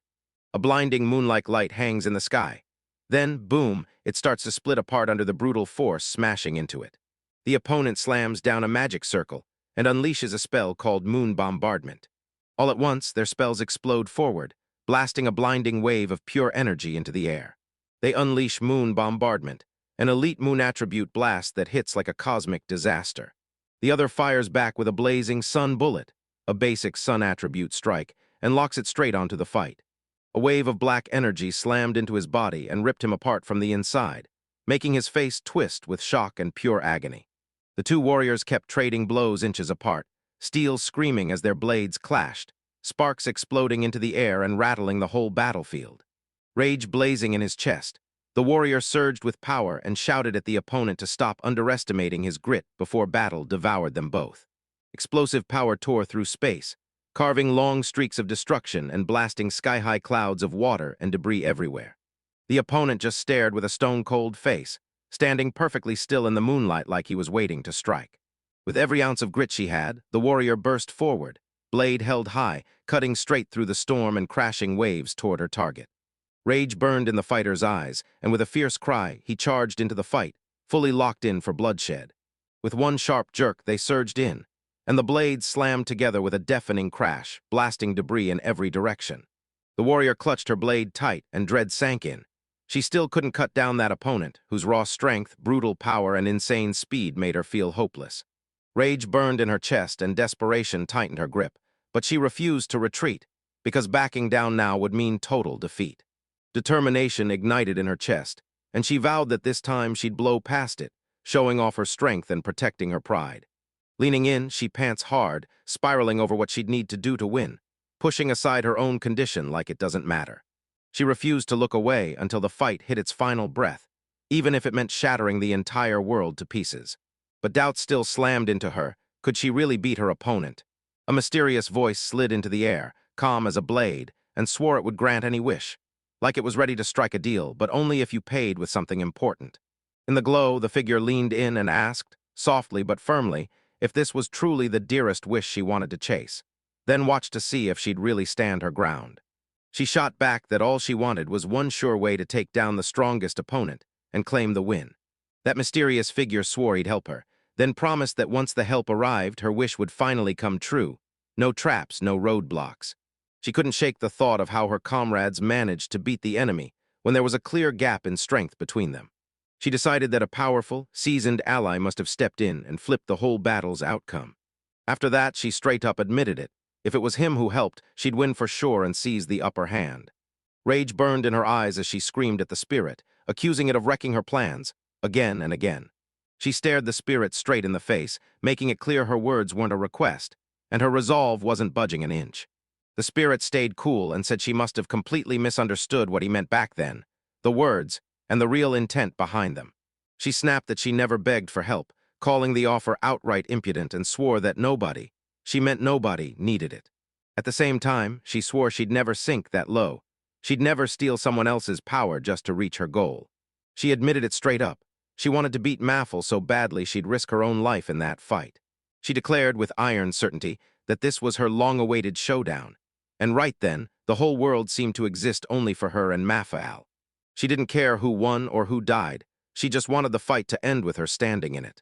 She made it crystal clear. Everything she'd built was 100% hers alone, and nobody was going to steal it from her. She shushed the spirit, made it sit tight and watch, hands off, completely out of her way while she fought. She snapped in fury that she'd already made her choice, and that her opponent would be erased from this world forever. Right then, a brutal attack slammed down on the enemy, tore the ground open beside them, and lit up the whole area so bright it left everything in total whiteout. With a blinding flash, the fight crumpled to the ground, magic sparks and leftover energy hanging in the air like the world just held its breath. The girl shot him a quick glance, blurted out an apology for the delay, and swore that nothing on earth was going to interrupt their fight now. She stared at Maffa like a hawk, demanding to know what was wrong, but he just clammed up and said nothing. Maffel finally admitted it. He wasn't up against some random foe anymore. This was an enemy that actually mattered. With a fearless grin, she declared she'd always been his equal, and then snapped that she was his real main enemy for a reason. Mafala backed up every word and declared, loud and clear, that only she could be called a true opponent. A long-haired girl leaned in and warned her opponent, "Get ready, your strongest spell is about to be tested against mine." A glowing magic vortex spun in the sky, and a brutal beam ripped from its core, blasting straight for the ground. One fighter snapped off an earth-shaking move called the Maiden Silver Arrow, swearing it would obliterate every last piece of Niagara. The silver-haired girl blasted a massive surge of magical energy into the sky, and a blinding beam detonated in the heavens. The silver-haired girl tore open with a blinding ribbon of magical energy and pure rage, charging downward and flooding the ground in a harsh, icy glow. She named it the Maiden Silver Arrow and fired off a desperate strike, praying Mothel would bite, clash with the hit, and leave himself wide open for a crushing counter. This strike, right on schedule, would have wiped Midgard off the map unless the enemy somehow clawed out of it in time. He prayed that if the arrow's glint kept her staring, she'd finally land one crushing, game-changing hit. A blinding flash ripped across the field, and the enemy stared the target down, waiting for that one hitch to strike. The girl stared forward, wide-eyed with shock and dread, realizing everything had flipped on its head. She spotted something she wasn't ready for, snapped into silence, and froze solid as her mind tried to catch up to what was happening. Her opponent's eyes went wide as her brutal strike was blocked with a single hand. Then she rocketed backward at terrifying speed, totally helpless. The cloaked mage yanked the energy back, right to where it first came from. It tore through space, and you could see pure shock explode across the opponent's face. The enemy flashed a grin, reacting to every single move like they already knew what came next. He promised he'd unleash a killer technique, mana transmutation, by flooding the air with magic energy, all concentrated around his own body. He slammed the Wolf Winter spell into action, and massive ice wolves erupted in space, circling him like a roaring storm. The ice creatures surged ahead, their shadows sparkling with magic as they closed in on their exact target. A blazing magical flash ripped across the battlefield, unleashing roaring streams of energy that slammed into the enemy. Explosions ripped the ground apart, blasting smoke and debris flying everywhere. Rage burned in his eyes as he snapped, "Can you really end me with a move like that?" The enemy bellowed that the World Destroyer spell was about to be unleashed. A massive wolf made of raw magical energy burst forward, unleashing devastating power with every single step. A blazing surge of energy tore through the void, rocketing straight for the target and obliterating everything in its path. The opponent slammed into the ground with a brutal thud, shaking so hard they could barely drag themselves back to their feet. The whole area lay wrecked, smoke roared into the sky, and thick clouds of dust choked the air. His strength hit the wall, and his vision started to smear at the edges. Realizing this was his last shot, he poured every ounce of strength into the attack that was about to land. Memories slammed into his opponent's mind, and in that split second, he realized it was playing out the exact same way it had before. A confident grin snapped across his face, and he flared his wings, ready to lock eyes with his opponent. Beneath the full moon's glow, both fighters locked eyes from across the gap, freezing in place as they braced to rip the fight right back open. One of them barked for his partner to strike, and the other swaggered in, promising to end it all with a single blow. At the same time, the opponent declared they were ready to end the fight and slam into a decisive showdown. Two fighters surged toward each other in a blur, and the moment their strikes collided, wham! A blinding flash tore through the air with a savage burst of power. The winged warrior slammed down onto one knee, her whole body aching and weighing like stone. Under the cold moonlight, she gasped when her devastating attack missed its mark, leaving her opponent totally unscathed. She dropped her eyes and leaned in, whispering to her opponent, "So, are you happy with how this duel turned out?" She warned him, careful with her words, but rock solid in her stance, not to crack jokes about it, like she was trying to save what little pride he had left. In the end, she finally admitted defeat, and all that's left in her heart is a scorching, bitter regret. A huge weight finally slipped off her shoulders, and in the next breath her panic vanished, leaving her calm as stone. With every passing second, my sight slipped away, until everything turned into a smear of blur, and the only thing I could still catch was a sharp glint of stars. The flavor vanished, replaced by a hot, coppery liquid flooding her mouth, and then it hit her. That warmth was almost certainly her own blood. Half-dazed, she tried to read the moment fast, then stared at the fact she might have died before the others, and whispered to herself that somehow it all turned out okay. The vampire princess was treated like she couldn't be beaten. Her powers terrified everyone, and only a handful of people even had the nerve to challenge her. She flashed back to that moment when she'd traveled with allies she could trust, ones who had her back and made her feel completely supported. At that moment, she blurted out that she felt nothing at all inside, and begged for a huge hug just to feel a little warmth again. The other man nodded softly, promised he'd wrap her in a hug, and did everything he could to soothe her, bringing back a little calm to her shaking heart. A winged woman gripped her rival, introduced herself, and demanded, "So you truly think you can change the world?" She likened it to an arena, Miyagata looming from above, while the fighters tore into each other like wild animals. Her words hit like a warning sign. Beating someone at that level would be brutally hard, practically impossible. She said with sharp confidence, "I've got this," because her top subordinates were already stepping in, telling the other person not to get so cocky. The woman clocked that this one girl had hit her hardest, calling her gorgeous and leaving her utterly flattered. She admitted she's still hunting for what she needs, but right now things are lining up in her favor, at least for now, while the goddess keeps some hidden cards up her sleeve. He swore he'd crawl back from the dead just to fight her again and blast her flying. The winged character soothed Maffel, telling her to breathe, to stay strong, and not to panic, because even if trouble was waiting ahead, she wouldn't be defeated. With a sharp, ironic grin, he called her his old rival, then admitted straight up that her past battles proved just how tough and stubborn she really was. He leaned in and reminded her, "You've been trying to beat me for ages," and in that moment she finally realized she knew more about him than anyone else ever could. She messaged Maffel, asked if he was around, and he immediately confirmed that he was. Maffel heard her words of encouragement, and with a soft reply, let her know just how much her presence meant to him. Even with all that brutal pressure swirling around them, they kept sticking close like they were welded together. He dropped his hand, leaned in, and quietly thanked the other person, showing just how much their support meant to him right in that moment. Even though she'd never once met Bennett, the heroine still remembered how she'd always looked up to her, drawn in by pure grit, steel courage, and relentless strength. She confessed that even as a kid, she chased a goal she thought was impossible to reach. In her eyes, Bennett was unstoppable, the kind of guy who could face anything fate threw at him, no matter what. At the very end, she thrust a gift into his hands and said it was the proof of her heartfelt gratitude. The heroine thanked Bennett Nash, then gently wished him a peaceful sleep, her warmth lingering in that bittersweet goodbye. She straight up admitted it. Without her support, she never would have grown that strong, that focused, that determined. Bennett Nash stared forward with a tiny, fearless smile, all calm and locked in. Then she gently slid her gaze away and left her words hanging in silence. The other girl dropped to her knees, staring like she'd just seen the impossible, completely stunned and lost. Like a huge, intense moment had barely exploded and died the second before. The winged warrior, face set in stone, stared straight ahead as the battle roared in the distance. Above the ruined streets, cracked buildings and shattered remains glowed under flickering lights. The winged warrior clocked it, launched into the air, and kept her eyes locked on the target.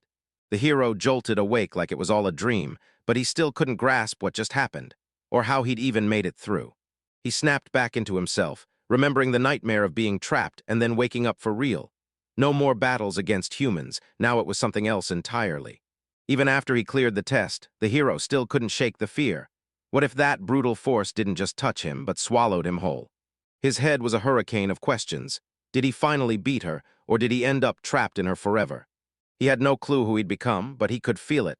Something massive had changed inside him. The woman couldn't shake the feeling that the goddess was brushing the Bennets off. Though yeah, it might have been nothing more than luck. She clenched her jaw, then pushed herself to hit the second part of her script, anything to buy herself a little time. She knew one thing for sure. If her allies didn't fully claim her as theirs, her enemies would sniff the lie out in seconds. While the rest of the crew pushed toward typing, the fortress lights burned in the night, and thick smoke curled up into the sky. A hooded figure slips out of the shadows, grins at familiar faces like he owns the place, and then smirks. Lufus still hasn't shown up. She brags that the fight will be a snooze. Then, as she launches her attack, she taunts them about her poison, because it's already crawling through the enemy's blood. Her opponent sneers that she's an idiot, and she just smirks, telling him it's only a matter of time before he's the one dying, leaving him completely baffled. With a brutal rip, he tears open the space around him and declares he'll stop the opponent before they even land their first move. The fearsome Lion King Leon, level 1000, bursts onto the scene with blazing eyes and raw rage, ready to smash into battle right now. The girl stares as the Lion King's power bursts into crushing shockwaves, and pure shock hits her in the chest. Lufus tore off with the heroes, and they all charged toward turfing the lion's lair to corner him, meet his challenge head-on, and kick off the fight. They're convinced the lion's hiding in the castle, so they smash the place first, taking control before anyone else can. From a distance, they spot a swarm of living creatures in the city, proof they're all set on turfing it, so they gear up to weaken the lion with a strike from afar. One of the heroes fires off the skill, shatters the barrier around the city, and rips open a path for the next brutal wave of attacks on the enemy.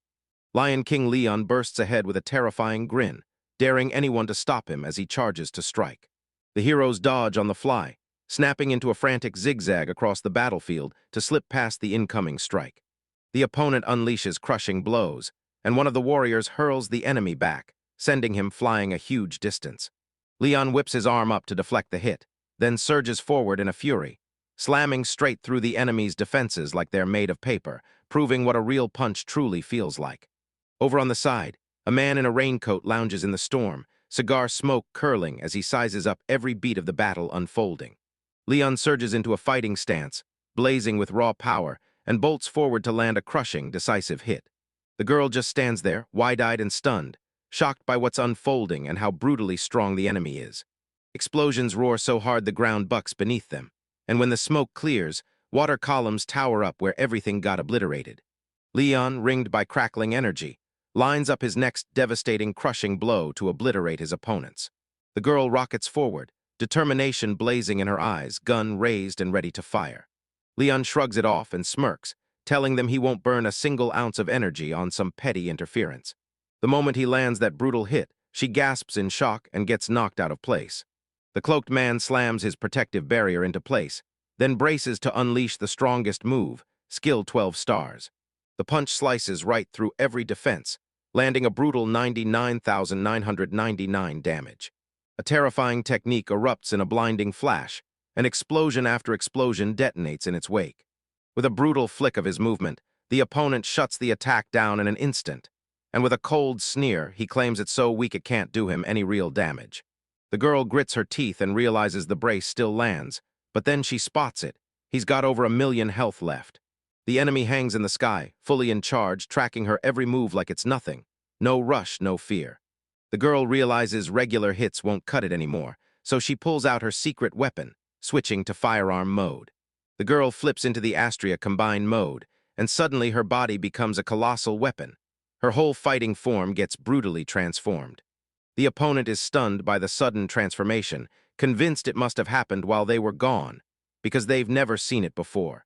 The girl snaps and screams for maximum firepower, yanks every gun open, and braces them all for a brutal, massive assault. Her enemies clock her plan fast. She's firing from far away to chip down their forces and dodge any close-quarters fight. The girl snaps the Escuelet technique into action. This special Sagittarius power lets her nail the target from any distance. Her shot slams into the enemy with pinpoint precision, landing a crushing blow right on the target. The enemy reels in shock from the strike, realizing with horror that no one could have dodged a hit like that.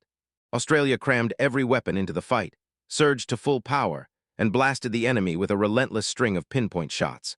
Acela unleashed her special archer shot, an attack that could strike true from any distance and punch straight through the enemy's defenses. The enemy's attack landed clean, and even with the damage screaming through him, he didn't fold. He kept fighting, clawing to stay upright. Blast waves slammed into the earth, ripping up the field as smoke billowed and everything went up in wreckage. Then, out of nowhere, a new fighter just stepped onto the battlefield. The warrior flipped through the air, slammed down with a thunderous landing, then fired off the Acubian technique, launching a brutal counterattack at the enemy. A crushing wave of power snapped back, flinging half the damage right at the opponent, and you could see them stagger as the blow hit home. With a small, stubborn smile, the hero admitted, "This is all I can do right now in this fight." With icy confidence, the hero swore that in his one true gift, no one at all would ever bring him down. His body clung to a rock-solid fighting stance, and two blades cut through the air as a gigantic, jewel-etched shield roared into the frame. Shouts rang out for him to stop, warnings and orders colliding in the distance, yet he kept sharpening his strength for the final blow. A towering monster's face twists in pure rage as it lets out a piercing scream, one blast of furious, insane power crashing straight into its enemies. A brutal wave of punches and kicks slammed into him, ripping his body apart as blood and shattered armor exploded into the air. The brutal speed of each strike turned the fight into a deadly whirlwind, tearing bodies open and splattering the ground with blood. Each second, the assault surged harder, tearing through the opponent's defenses and driving those brutal blades straight into his body. In the heat of battle, Leon leaned on brute strength and brutal close-range strikes, because in his mind everything was solved with force. For a lion, Cancer, the one who could shrug off every hit and bite back with equal force, was the absolute nightmare matchup. They knew it, the lion's stats were crushing them, and old injuries kept draining their strength. The allies, picked by Lufus and sworn as the 12 Paradise Stars, stepped forward and slammed their powers together. Together, they throw in their strength, chasing one shot to take down the lion and flip the whole battle in their favor. Lev smirked at their too serious act, but the rivals shot back with brutal insults and slammed them with accusations of treason. The allies launched at the enemy and swore they wouldn't kill him, even as Lady Lufus's betrayal still burned in the background. One of the allies slammed into the enemy, snapping through the noise about his awful roar, and then, boom, threw the old humiliations right back in his face. On the edge of the chaos, the other participants shouted and nodded along, gunning their outrage straight at his betrayal as the lies turned to proof. The enemy smashed in with brutal fury, dredging up old humiliations and grudges, claiming the other side had been nothing but a nuisance and a traitor. Leo took hit after hit and couldn't stop asking, why was he getting wiped out by rivals he'd dismissed as weak and unworthy? He couldn't wrap his head around it at all. He just kept trying to figure out what hit him and why he suddenly started weakening so fast. Leo was born unlike any other creature, so powerful there was no rival in sight, and he fully believed he was the strongest alive. To him, everyone else in the world was just crawling insects, while he stood at the very top of the food chain, untouchable. Victory felt inevitable to him, because nobody could match him blow for blow. Leo felt a nasty rush of pride, thrilled that any problem could be smashed open with violence. He shrugged off the vampire princess and the demon king like they were just small fry compared to everyone else. So when he heard the Necrom clan hit that girl, he didn't even blink. But it turned out the girl was Lufa's Mufil, Aka his worst nightmare and his biggest mistake all at once. Sure he'd win this time, he'd never felt fear like that before, until it crushed him with pain for the first time in his life. These feelings hit him like a shockwave, something he couldn't have even pictured a day ago. For the first time, defeat tasted bitter in his mouth, because he finally realized his power couldn't make him unbeatable forever. That loss hit like a thunderclap, shattering the whole belief that my resolve could never crack. He, the king, barely even registered the moment he got brought down by the very insignificant woman he'd dismissed.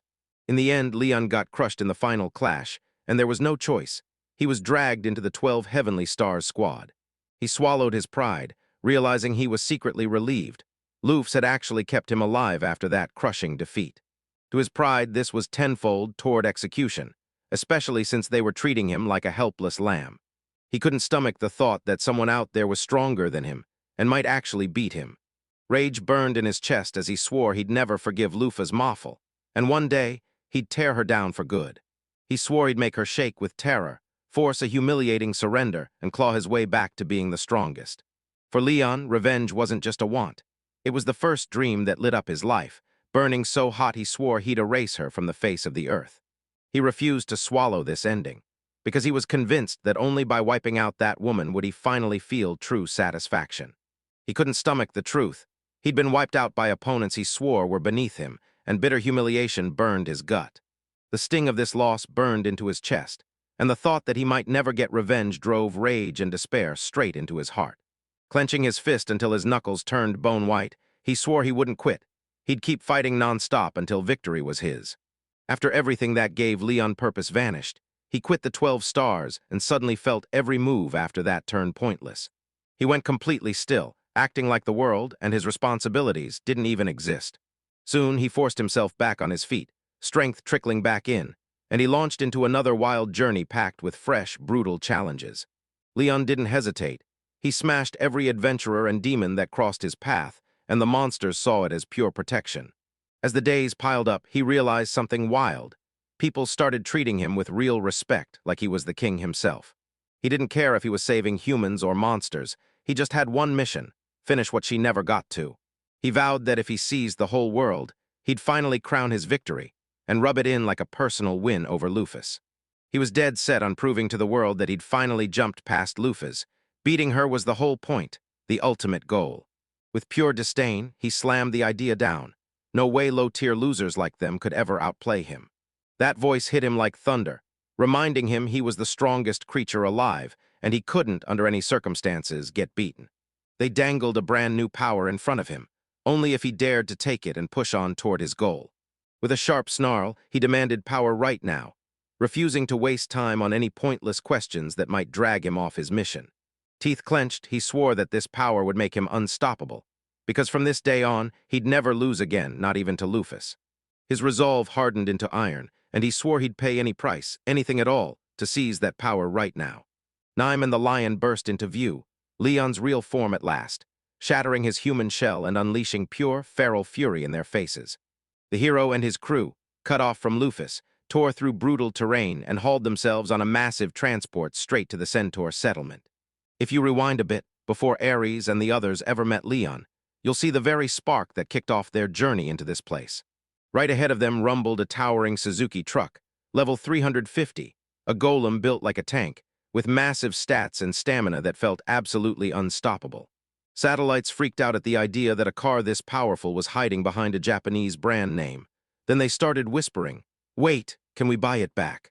Luffy blurted that she'd built their transport herself, and her friends immediately stared at her like, "Wait, how do you even know what kind of tourist bus we needed?" She told them she knew how the world worked, and then she made that machine do exactly what Castor and Virgo commanded.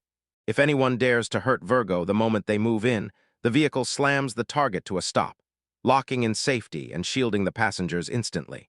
Say Luffy kept a close eye on the maiden, but then he snapped back to their real mission and tossed aside every unnecessary thought. She clocked the pale look on his face and snapped right to him with that remark. He couldn't figure out why she was playing it half joking, and right then, just as the order came from the hostess, the transport finally lurched into motion. Then the system blared the start of elimination mode, and right on cue, that sharp little click snapped everything into chaos. The guy and the girl got thrown onto the sofa when the vehicle suddenly lurched and swerved. Dozens of eyes stared from the trees as the bus tore down the road, and he blurted out in pure confusion.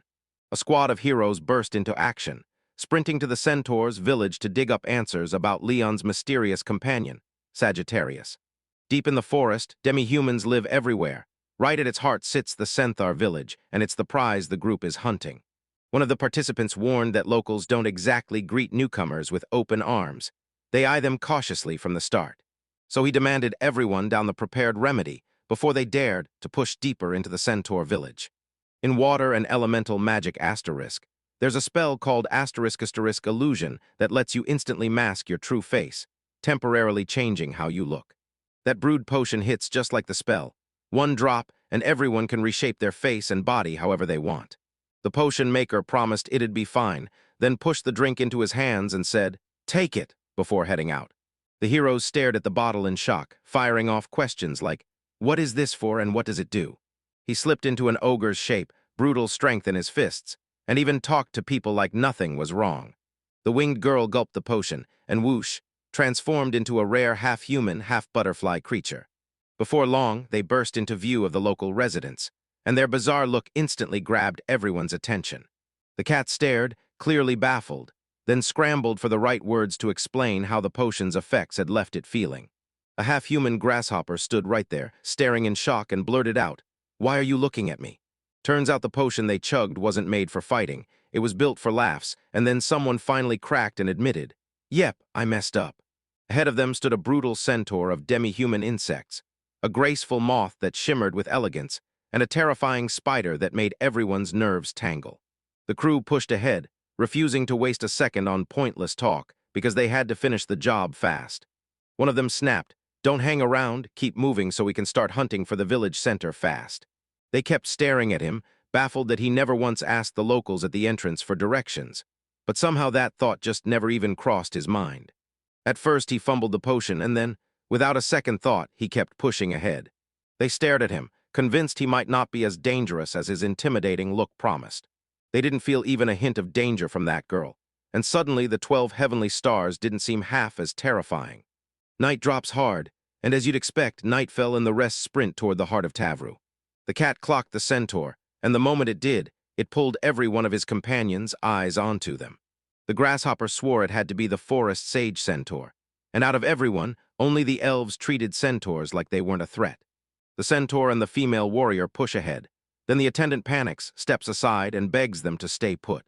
Right at the village entrance, Elder Centaur Dabai stepped in front of them, grilling them on whether they were Leon's subordinates, and then demanding to know why they'd come. One of the men snapped that they fled the house because Leon's guards were on them, and the whole mess left them totally clueless about what was really going on. The elder finally confessed he'd been on edge lately, then bowed and apologized to the guests for how he'd been acting. The elder froze in shock that word like this even reached outside ears, then admitted that their leader, Sagittarius Sama, had been refusing Leon for ages. Your friend basically said, "If that's true, it won't be hard at all for Leon's men to reach the village." Leon snarled that he'd torch the village, so when Sagittarius Sama refused, the elder had no choice but to cave in and agree. The centaur admitted they'd bolt the second they could, but Leon's sentries are posted in the forest, keeping a hard watch on the village. If Leon gives the order, his underlings will wipe out every resident, keeping them as hostages so the rest can't move freely. The centaur leaned in and said we should talk at home instead.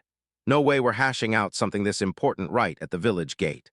The crew trailed right behind him, slipping past houses and courtyards, as he geared up to fire off one crucial question. He basically told everyone, "One of you is lying because that guest doesn't look like they belong to the race they're claiming." The centaur jabbed a finger at one of the guests and growled that it was him who first set off his suspicions. He realized it looked like a centaur, but the footfalls sounded nothing like 4 legs. That's when it hit him. This whole thing couldn't be natural, so someone had to be using magic or some other trick to reshape their face. He argued the guests weren't there for fun at all. They were there to pressure test the young one's combat skills before the war finally explodes. The insect warrior snapped, praising the elder's wisdom, and admitted they really were human, but made it clear the visit was for something else entirely. He said they needed answers on why Sagittarius backed Leon's deal, so they slipped into the village undercover, posing as the wise men of the forest. The elder cleared it up fast, goal already crushed, and then leaned in to ask what drove them in the first place. The insect warrior leaned in and said, "All we have to do is figure out how to break our companions free." He demanded permission to team up, snapping that it was their fault. Because of them, Sagittarius was yanked into working alongside Leon. The girl said yes, but the guy's gut screamed that something was off, too perfect, too smooth. And then, right then, he shouted for Dabhisama. A woman came sprinting and screaming for urgent news. Jesus had troops already posted right at the village entrance. The heroes braced themselves, sure a hideous half-human spider had come scoping them out, and the elder snapped, "Stay right there, don't move." The old elder eyed them with icy disdain, snapped what they were doing there, and demanded to know why they'd come. The guards burst in and warned us. People in demi-human disguises have shown up nearby and are trying to slip into the village. They rode in on horseback, but the old man shot them down on the spot, like, "You're not welcome here." She fired back at him, then he barked, "Get out right now," and ordered her to leave immediately. He pointed out that kids lived in the village and swore the defenders would never abandon them. The woman accused the enemy of stirring trouble, and he shot back that he had a plan to rip Sagittarius Sama out of Leo's control. He shot them a look that said it all. If they were really willing to trade the villagers' lives, they'd already be fighting back. Then she proposed killing one child just to test how the village's defenders would react. One of them snatched the boy by the tail, and the kid screamed for help as outrage exploded, demanding they let him go right now and stop hurting him. The woman declared it was a punishment she'd earned, a lesson long overdue, then snapped at her for being reckless and acting on impulse. The sergeant snapped that he wouldn't let the children die, because that would only unleash bigger trouble. Then he pushed the idea that they could become allies. His companion saw the sergeant's generosity, but disgust flooded his face. He was convinced that one death wouldn't change a thing. He insisted the risk was worth it, because killing would mean nothing. Half of the enemy side was still made of people. A crushing strike ripped through the tentacles, yanking the child free. He crashed to the ground right beside the figure that had just shielded him from certain danger. Terrified out of his skin, the boy shook as he stared up at his rescuer, and only managed to stammer a tiny thank you for saving him. The monster that had snatched its prey crashed down from the height, screaming a piercing roar while its opponents scrambled to brace for impact. One of the fighters froze in panic as the creature closed in, and the girl let out a terrified scream, demanding what was happening and why it hurt so bad. He remembered what they'd done, throwing chivalry out the window, slamming into the village just to snatch the information they needed. Rage burned in the warrior's eyes as he roared that he'd never, ever forgive the enemies who dared to attack a defenseless child. Enraged to the core, he launched forward and slammed a brutal strike into his enemy, determined to make him pay for what he did. With no way out, the warriors huddled up for one last breath, then slammed forward in a single charge to smash the enemy. Straight ahead, a gigantic monster loomed, massive body, brutal paws, poised for a deadly showdown that could end them all. The girls screamed out a warning in total panic, and the two knights charged ahead, bracing themselves to strike the enemy. A long-haired woman stood right in front of them, eyes locked on her opponent, radiating pure battle-ready confidence. Two knights traded a few fierce words, locking in their resolve to finish the job and fight their way through the danger. Two warriors got slammed backward, stone fragments bursting through the air as debris sprayed everywhere, and their boots gouged deep, brutal footprints into the ground.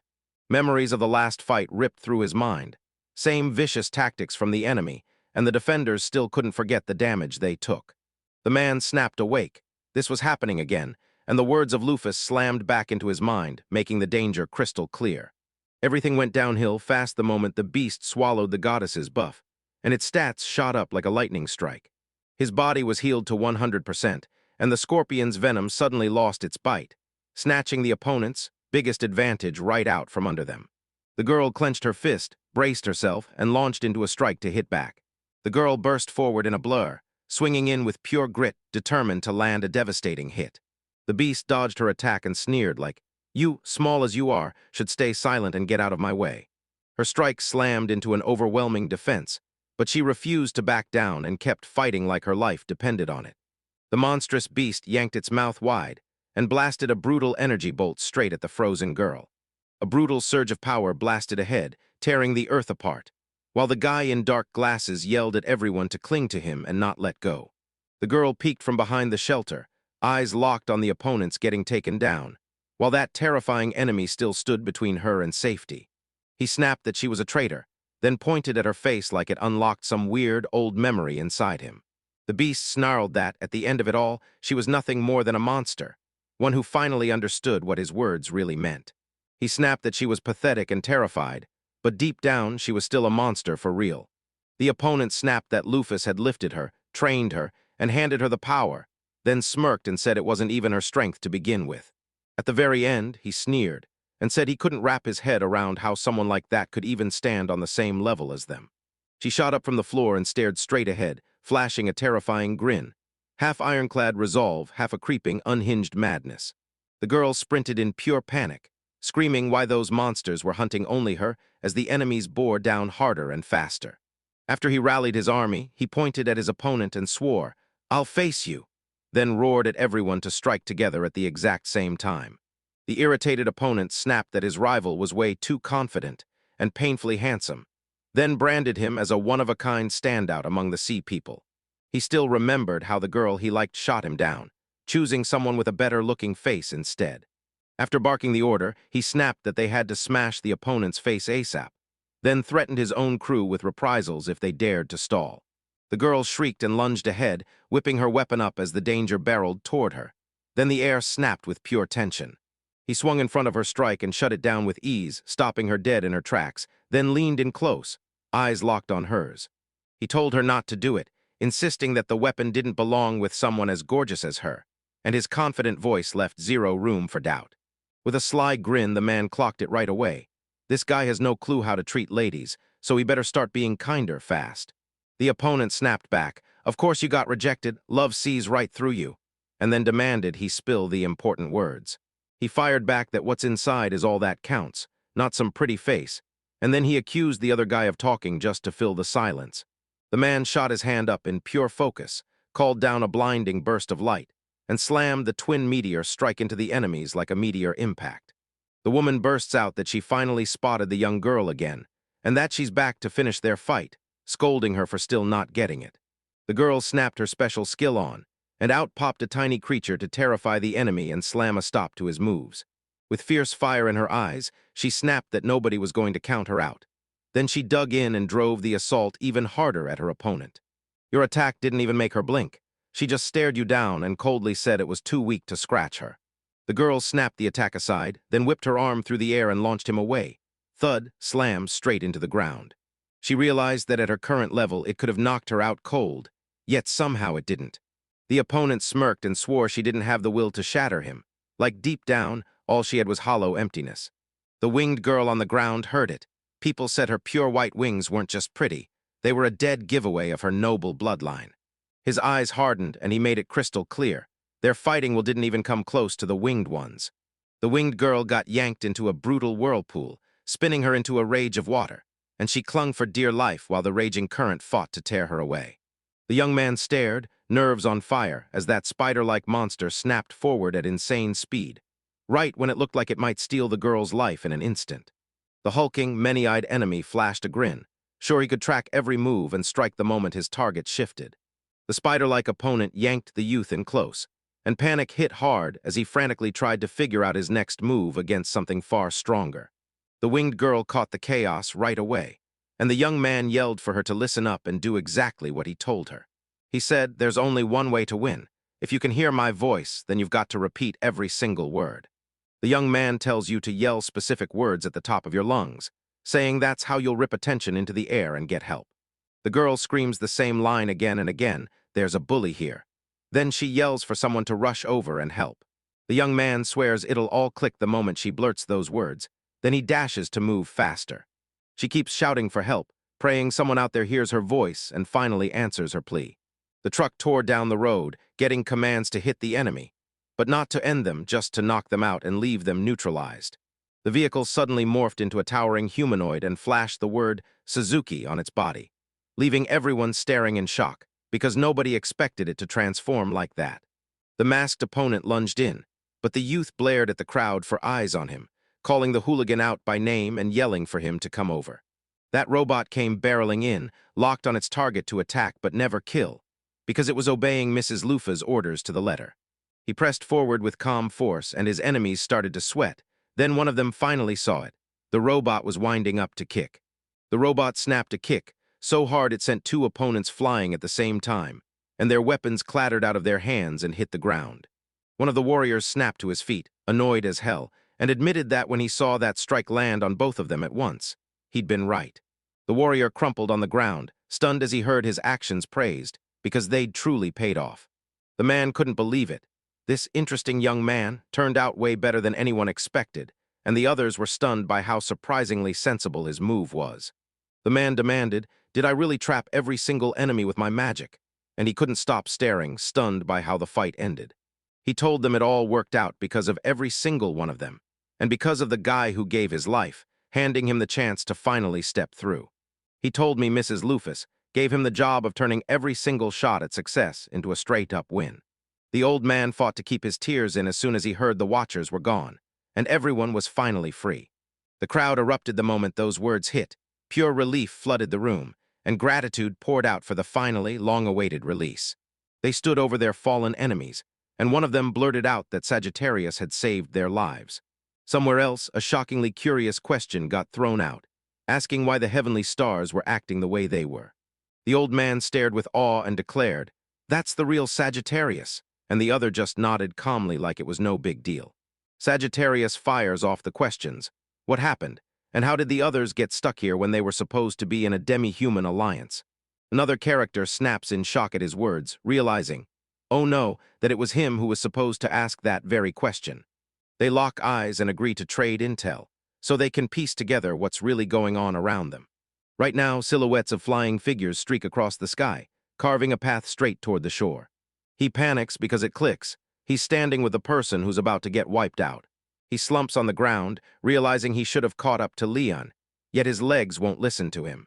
In his head, he finally admits it. Leon isn't a hero, he's a predator, and his instincts scream that he can't step into that fight. Challenging Leon is like daring the laws of nature to snap under your feet.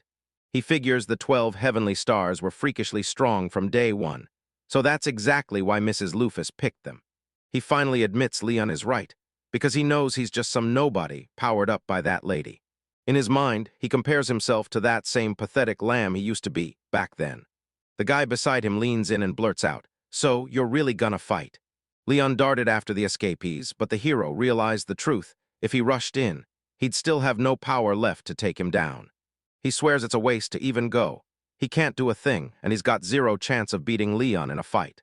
This flame is built to burn through foes far stronger than him, and it's the very one Leon is terrified of. Lady Lufa's flame surges or weakens depending on the vital energy, and it blasts even harder when her enemy is far more powerful than her. He struts around, convinced he's destined for blessings, treating power like it's his birthright, when really that pride is nothing but pure stupidity and arrogance. Leon refuses to let him win, so he trips up every chance, because the truth is he's got no real strength and zero superiority. With no real power behind him, he's treated like dead weight. No matter how hard he grinds, he'll never earn the recognition he craves. She whispered the dean's name under her breath, instantly sizing him up as a deadly threat, so she kept her guard up in every single moment. She told him she'd already flipped their memories, jumping into the past and rewriting the biggest moments of their entire history. He made it crystal clear. The target is brutally dangerous and totally unpredictable, so every move against it demands razor-sharp vigilance and cold, careful calculation. She remembered it all. Those Dean memories from 200 years ago weren't real at all. They were forced onto her artificially.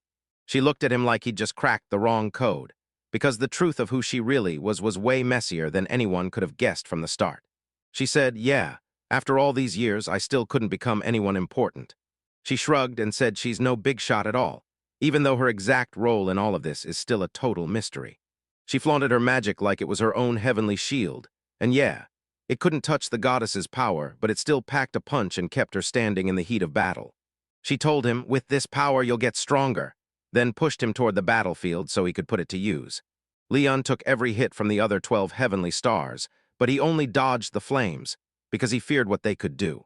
She hit him with it again. Leon's the one who's terrified of him, and then she leaned in and asked, "Did you finally notice?" Meanwhile, one truth got hammered home hard. Only Lord Ares has the power to beat Leon in a fight. She wished us good luck and made it crystal clear she's counting on this mission to succeed, and she can't wait to see us finish the job. Dina's presence shocked them, and they blurted, "What are you going to do?" Like, if she's here, she has to jump into that fight too. Dina snapped back that she wouldn't step into the fight, because she knew she was just a weak girl who couldn't take a hit. The moment his fear of Leon vanished out of nowhere, a strange jolt hit him, like his mind had just snapped into a brand new setting. He couldn't help but wonder if Dina's moves triggered all of this. And then it clicked. Everything traced back to her bold intervention and steady support. He clenched his fist, and it hit him. Now he had the Lady Lufus gift in his hands, the power to flip the battle's fate. He knew Lady Lufus' powers couldn't possibly be inferior to a god's, because she wouldn't fall short of even the goddess's blessing. He confessed, if fear makes her strength look smaller than it really is, I'll hate myself for it. Leon seized the village and took everyone hostage, so he had no choice but to submit, because it was the only way to save them. He listened to Leon for a reason, then warned Libra while acting like her enemy and dragged her straight here. He said his goodbyes, because only the 12 heavenly stars showed up, and Leon was already on his way here. He raced to gather the troops to crush Leon, only to find Madame Lufus wasn't even in Melnir. He knew Lufus would pin Leon down, sure, but even so, he'd slaughter the centaurs, no matter what showed up. He confessed he'd played along as Leon's ally just to keep the village safe, but it still screamed betrayal. Even after he realized he'd betrayed Lady Lufus, they let him slip away, because his strength was still needed. He thanked them for their mercy, even while hatred burned in his gut at the thought of fighting Leon, and he still swore he'd help in any way he could. Suddenly, the ground started to quake. Everyone froze in panic, scrambling for answers as they struggled to figure out what was happening.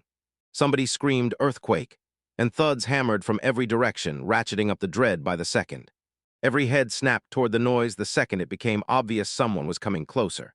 A monstrous lion with savage fangs burst from the darkness, sparks and energy streams swirling around it as it charged, ready to tear its next victim apart. The heroes slammed forward and traded brutal blows, while the rest stood frozen watching, until one enemy dropped to the ground and played dead. The lion lunged, the giant beast yawned with raw power pouring out, and the man screamed a curse straight at Leon. He launched into an angry accusation, yelling that the enemy planned to wipe out the village, and the entire forest too, while he stood there, staring at every terrifying moment as it unfolded.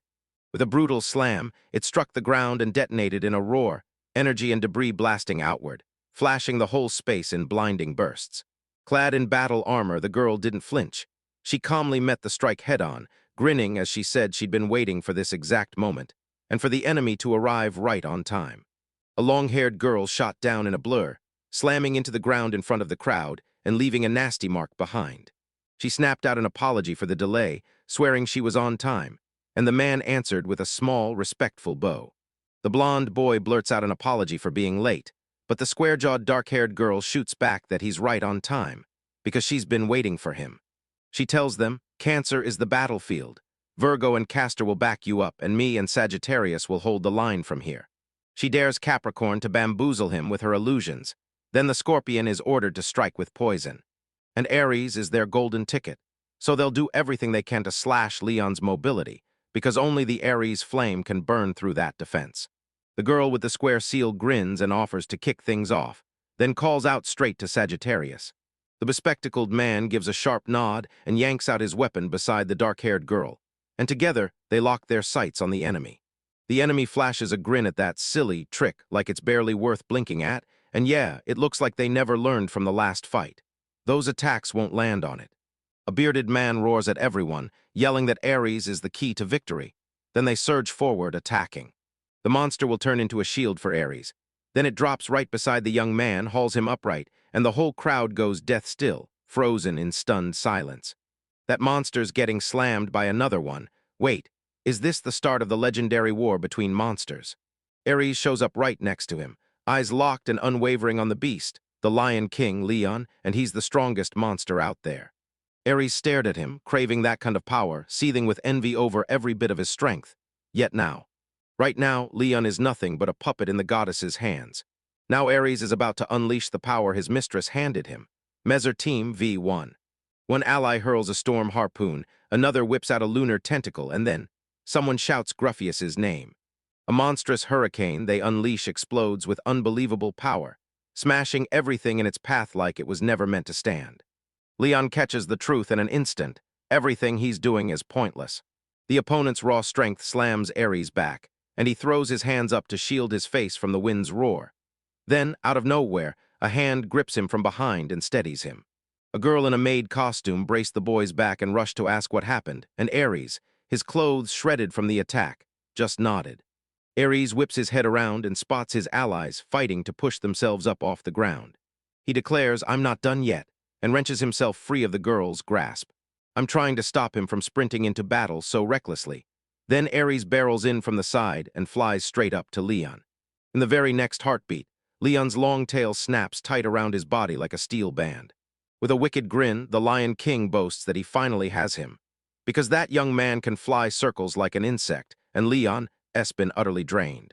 The maidservant darts her way over and calls out to Ares, panic spilling in her voice. She whips out her weapon and charges Leon, then he flashes a grin. "I'll deal with the Ares later," he smirks. "For now, this little fry gets taken out." Leon flashes a grin. This is gonna land a solid ending for that feed. He swings his mouth wide and prepares to devour Ares. But he has zero time for that. Those spell words hit the air, and the three-pointed Great Hermes rings out. Spell seals rain down over Leon, slamming the Lion King with a brutal burst of power. Leona gets slammed to the side, and Ares shouts X8. In the next heartbeat, Leon is ripped into a pitch-black dimension. A voice crackles in and demands everyone shift everything within a few kilometers to a new location. She explains that if she hadn't made that choice, her very next move would have spelled disaster for the entire world. But now there's just one alien element standing. She's raising her spell, Morning Star. Rock boulders are charging toward Leon at breakneck speed. Slowly, the chaos fades. Everything shuts down and all eyes land on Ares because now it all rides on him. He doesn't have to fear a thing, he's got this. Seconds later, they burst into open air, and Ares jerks to his feet, utterly baffled. Leon also shows up nearby, glaring at the whole mess, because he has no clue who that was. Leon snarls with pure rage, daring his opponent to step out. Because once they do, he's going to tear into him and devour him whole. Ares glances down. Leon is still upright, still breathing, still standing strong.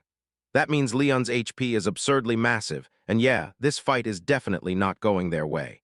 As she watches Leon lose control, she can't shake the feeling this will play out exactly like last time. Ares locks onto his allies' faces, still wounded from Leon's attack. He drops his gaze, his flame sputtering as Leon closes in. So tell me, what is Ares actually scared of? He's one of the 12 stars, stronger than anyone out there, and he's got to believe in his own power with zero doubt. He's got to prove this total idiot wrong by showing him the full power of his so-called midge. Right behind Ares, a blurry silhouette suddenly pops into view and pats his head, instant confidence flooding his whole chest. Ares snaps upright, pops his eyes open in shock, and feels something brand new burning deep inside him. He can tell his power shot up like crazy, but he isn't the only one who feels it. That dark-haired girl flashes a grin. Yeah, it's probably Mrs. Lufus. Then she steps in and offers the vampire Chibai her condolences like it's the hardest thing she can say, while Bennett Nash looks like she's ready to swing and fight. Maybe she'd pushed it too far, because the lady finally snapped into something serious. All 12 heavenly stars can't go past level 800, except the scales forged by Mizar, of course, because monster tamer Lufus is capped by the limits of his own skill. But you can flip the whole thing if you crank up Lufus' skill level. The goddess capped it at 1,000, but Lufa crushed that limit ages ago, and now things are finally getting deadly serious. So tell me, can those 12 heavenly stars really unlock their true power at last? And can they even push all the way to level 1,000? Ares is fired up and refuses to lose. The man clocks it. Maybe his strength is back for now, but it won't stick around, and Ares nods right on cue. When the lady goes serious, this fight ends fast. As he draws back to fire the arrow, the man leans in and tells the Ares to charge ahead. He challenges Ares to prove his power. So the kid snatches an arrow and barrels straight toward the enemy, and Leon just grins, taunting him like a tiny midge. Ares slams his power into play, and Leon erupts in pure shock. A brutal force coils around Leon's body like dark chains, and no matter how hard he strains, he can't break free. It's all the allies teaming up. Then a bespectacled guy hurls something straight at Ares. Altaf is special. It only kicks in when the skill owner is down. Then it supercharges the allies by doubling their damage and wipes away every restriction. The young man finally uses it, and at level 1,000, he's unlocked the power to use it for real. His mistress hands him another flame to wield, and he's ready to strike again. Lufus hands Ares 2 blazing fire skills. Mezar Team, moves that chew through enemies with non-stop damage every time his power makes contact. And Hamel is a savage skill that wipes out half of the enemy's maximum HP, no matter what condition they're in right now. Ares unleashes his deadliest attack with this move. If you're level 1,000, it's yours, and you can fire it off just once a day. But right now, by supercharging the Cancer Altar, damage becomes half of max HP. Then it doubles, crushes the limits, and seals it, the last attack for the lion. An explosion tears through the scene, and a blazing cloud of light floods everything around it. Leon collapses and loses. Eerie looms over the defeated body as the others roar in praise for the job he just did. Everyone turns and stares at his raw strength, and then a dark-haired girl with a ponytail steps up and addresses the crowd. Now they just need to wipe out those idiots. No matter how small they are, those midges are still enemies of Lufa's, and they have to be destroyed. Suddenly, the girl's strike gets shut down by a dark-haired boy. Then he lunges in, crashes the attack, and his blade breaks mid-swing. The ponytail girl blurts out in shock the second she spots him. The tail girl blurts, "What are you doing?" And the boy shoots back dead serious, "I'm the one who wants to ask you." The monsters have crumpled. No will left, no fight left in them, and if she keeps going, it'll turn into a massacre, but the girl doesn't care. She couldn't care less, because the monsters are nothing but the lackeys of the person who dared to oppose their mistress, meaning they're her enemies too. And listen, this is huge. Her enemy's tear-soaked backstory doesn't matter one bit, and when she hears it, Say's eyes snap wide with pure shock. Staring at Virgo and Castor, Say figured the so-called servants were straight up lying about the 12 stars. But did he really jump to conclusions? Did he watch as the girl told Scorpio to back away? The girl leans in and whispers in his ear. She's begging him not to die, and she's daring the enemy to do the same, isn't she? Suddenly roar, and the allies snap their heads around, realizing something's terribly wrong. Leon's body jolts up on its own, and the maid girl swears it's the goddess's curse for anyone who sold their soul. The girl sighs resigned. Will it happen to me too? Can we even fix this? And Virgo shuts her down with a flat no. When you hand over the soul with not a single shred left behind, there's nothing that can be altered. This goes past what even a virgin could ever pull off. The girl flashes a grin, because they've got no power at all and Leon somehow still had it coming. Right here, the only escape is to kill him. So the girl with the tail clenches her teeth and reluctantly nods at the maid girl. Ares freezes in shock and they warn him, "If you don't stop Leon right now, he'll keep tearing through everything like a madman until he drops dead." Ares blurts out in panic, "Is there seriously no other way out?" And before he can hope, the answer lands cold and final. He just stares, completely dumbfounded, as they refuse to let him look at his allies. Then out of nowhere, a sharp voice barges in and commands, "Step aside." Everyone whips around, stunned. A soft footfall, and then an armored warrior bursts out of the darkness, gripping an axe like a promise, charging straight ahead with pure resolve. This is Taurus, one of the top 12 heavenly stars, and everyone's stunned the moment he steps in. Looks like the weird stuff went wild. Taurus is sure Leon got pushed into it by the goddess, and this is exactly how it all crashed down. Taurus clenched his armored fists and swore he'd crush her power into nothing. The Aldebaran spell is unleashed, bam. A massive spiderweb snaps into existence and slams nearly every monster in its tracks, and they all scramble to stop Taurus. This is Ares. He roars that Leon is going to die, screaming that he's down to just 1% health, and right when panic hits, Taurus tells him, "Don't worry. I'll debuff the skill that slams the attack out of existence." Taurus wipes the attack clean, leaving the body untouched. Leon won't die. Taurus already took down the goddess, so at this point the worst is over. Ares nods. The maid girl snaps that they've got zero reason to kill Leon. Then Ares gets pushed for answers about the Lufa, only for them to admit it all started separately. The second Taurus hears them, he spins to bolt, but before he can get away, someone calls his name. The girl with the tail is screaming at him like her life depends on it, and then, boom, he pops in out of nowhere and bolts before a single word can come out. Virgo leans in and demands, "So who are you?" Castor flashes a grin, because this is the first time she's ever seen him. While the girl with the tail clashes with Taurus, Castor leans in and spills the truth. His mistress raised him to be second only to Ares. Before she conquered Earth, she already crossed paths with him. Taurus was her kind of friend back then, and that bond still hasn't shifted. Taurus and the girl clash again and again. He keeps fighting, then snaps back that she's right. That lady is his friend and the benefactor behind him. Virgo snaps that he couldn't wipe out the goddess power 2,000 years ago, but then how did he stop it now? Taurus goes deadly quiet. 200 years ago, he tried to break the goddess's power and failed. Rage swore him to stop it from ever happening again, so he trained for all these years, refusing to quit. Ares blinks in shock, then admits training is how he sharpened his skills, while Taurus just can't even put it into words. But whoever's hiding there is going to blow everyone away. Ares and Taurus spot a girl popping up out of nowhere in front of them. Then she's stunned that they caught her. Taurus finally admits he felt not one, but two pulses of the goddess's power, and that freaks him out. because it means someone mysterious is hiding between them.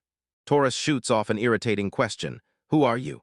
And the girl jerks back in fright, staring at him like something is about to go terribly wrong. Is she in danger? After she crushed Bennett Nash in that battle, she sprinted to the demi-human meeting point, only to find it empty. Dina left her a message carved on the wall. Everyone had already stormed out to battle a squad of demi-humans.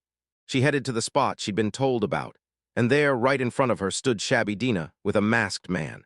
That masked man, he's Taurus, or at least that's what they call him. The maiden leaned in and revealed the 12 constellations, ancient seals that trapped dragons right where they were. An Earth dragon gets trapped in Helheim, and his seal stands guard over the Bull Taurus constellation. The Helheim exit has to be close by, and the racket from the surface yanks it upward.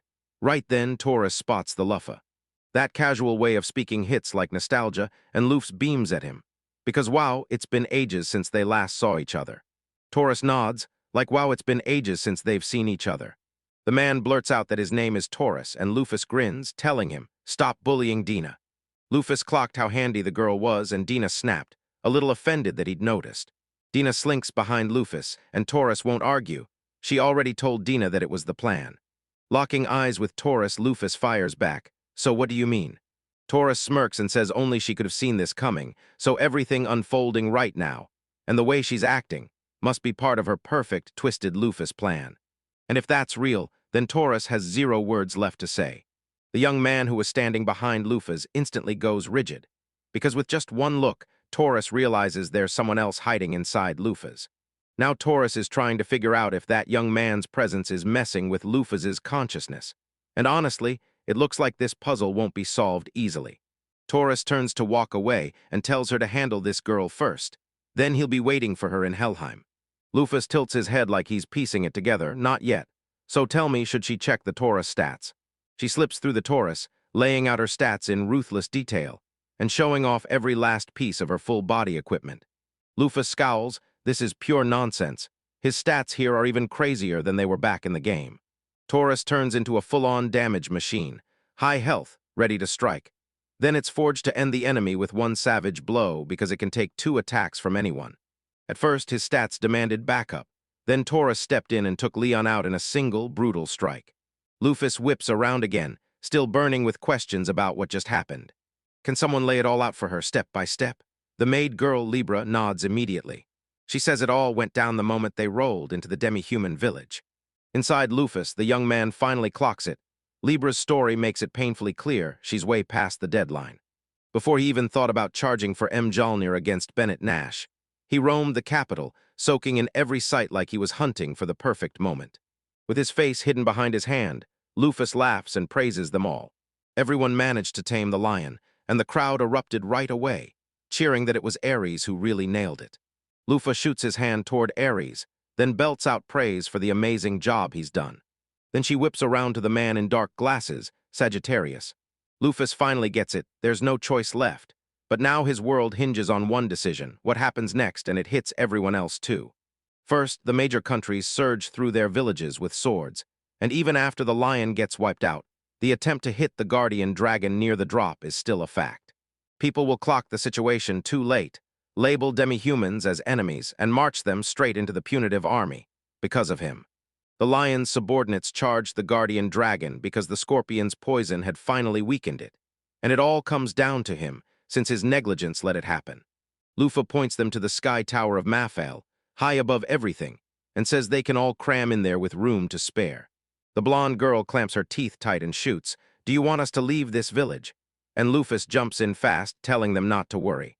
Luffy is convinced this is the perfect move, but she's hit with a weight. Right now, so will she even offer shelter to these people, or is that fate sealed by Draupnira alone? They're staring at Luffy, furious as hell. So he straight up says it was Draupnira who sealed their fate, and then they ask if they're supposed to carry out the execution. The beast snaps back that this isn't what they're talking about, because the real point is that they're punished just for trying to strike first. If they back down now, every country will turn on Draupnir, and a whole army will march out, hunting the enemies they want to erase. Luffy's size tells the whole story, because their motive is crystal clear. Luffy glares with pure fury, then offers them one brutal option. She'll kill every last one of them. Nothing goes wrong, yet they somehow turn it into a tangled mess, and every soul around her freezes the moment she locks eyes with them. She whips around to Dina, and Dina nods at once, grinning as she blurts, "X-hate." The shadows swallow the world and the village vanishes. Dina steps in and tells you the truth. She picked it up and moved it to a deserted spot where no one can reach it. Lufus snaps his fingers and shouts the command, "Solar Flare."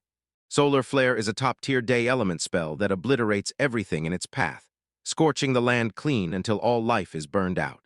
No explanation needed. Everyone's gonna assume she wiped this settlement clean, and that kind of flash would have been visible from miles away. So do they finally agree to let the Demi's humans walk free? Their country's gotta blast an announcement that everyone's dead, right now, and that decision gets nodded through instantly. Leo's subordinates freeze in shock because the one they came to fight was her, and now they know with absolute certainty they're all going to die.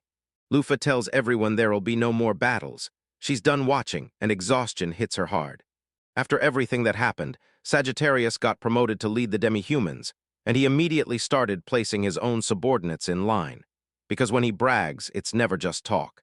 He proves there are way more ways to use those arrows.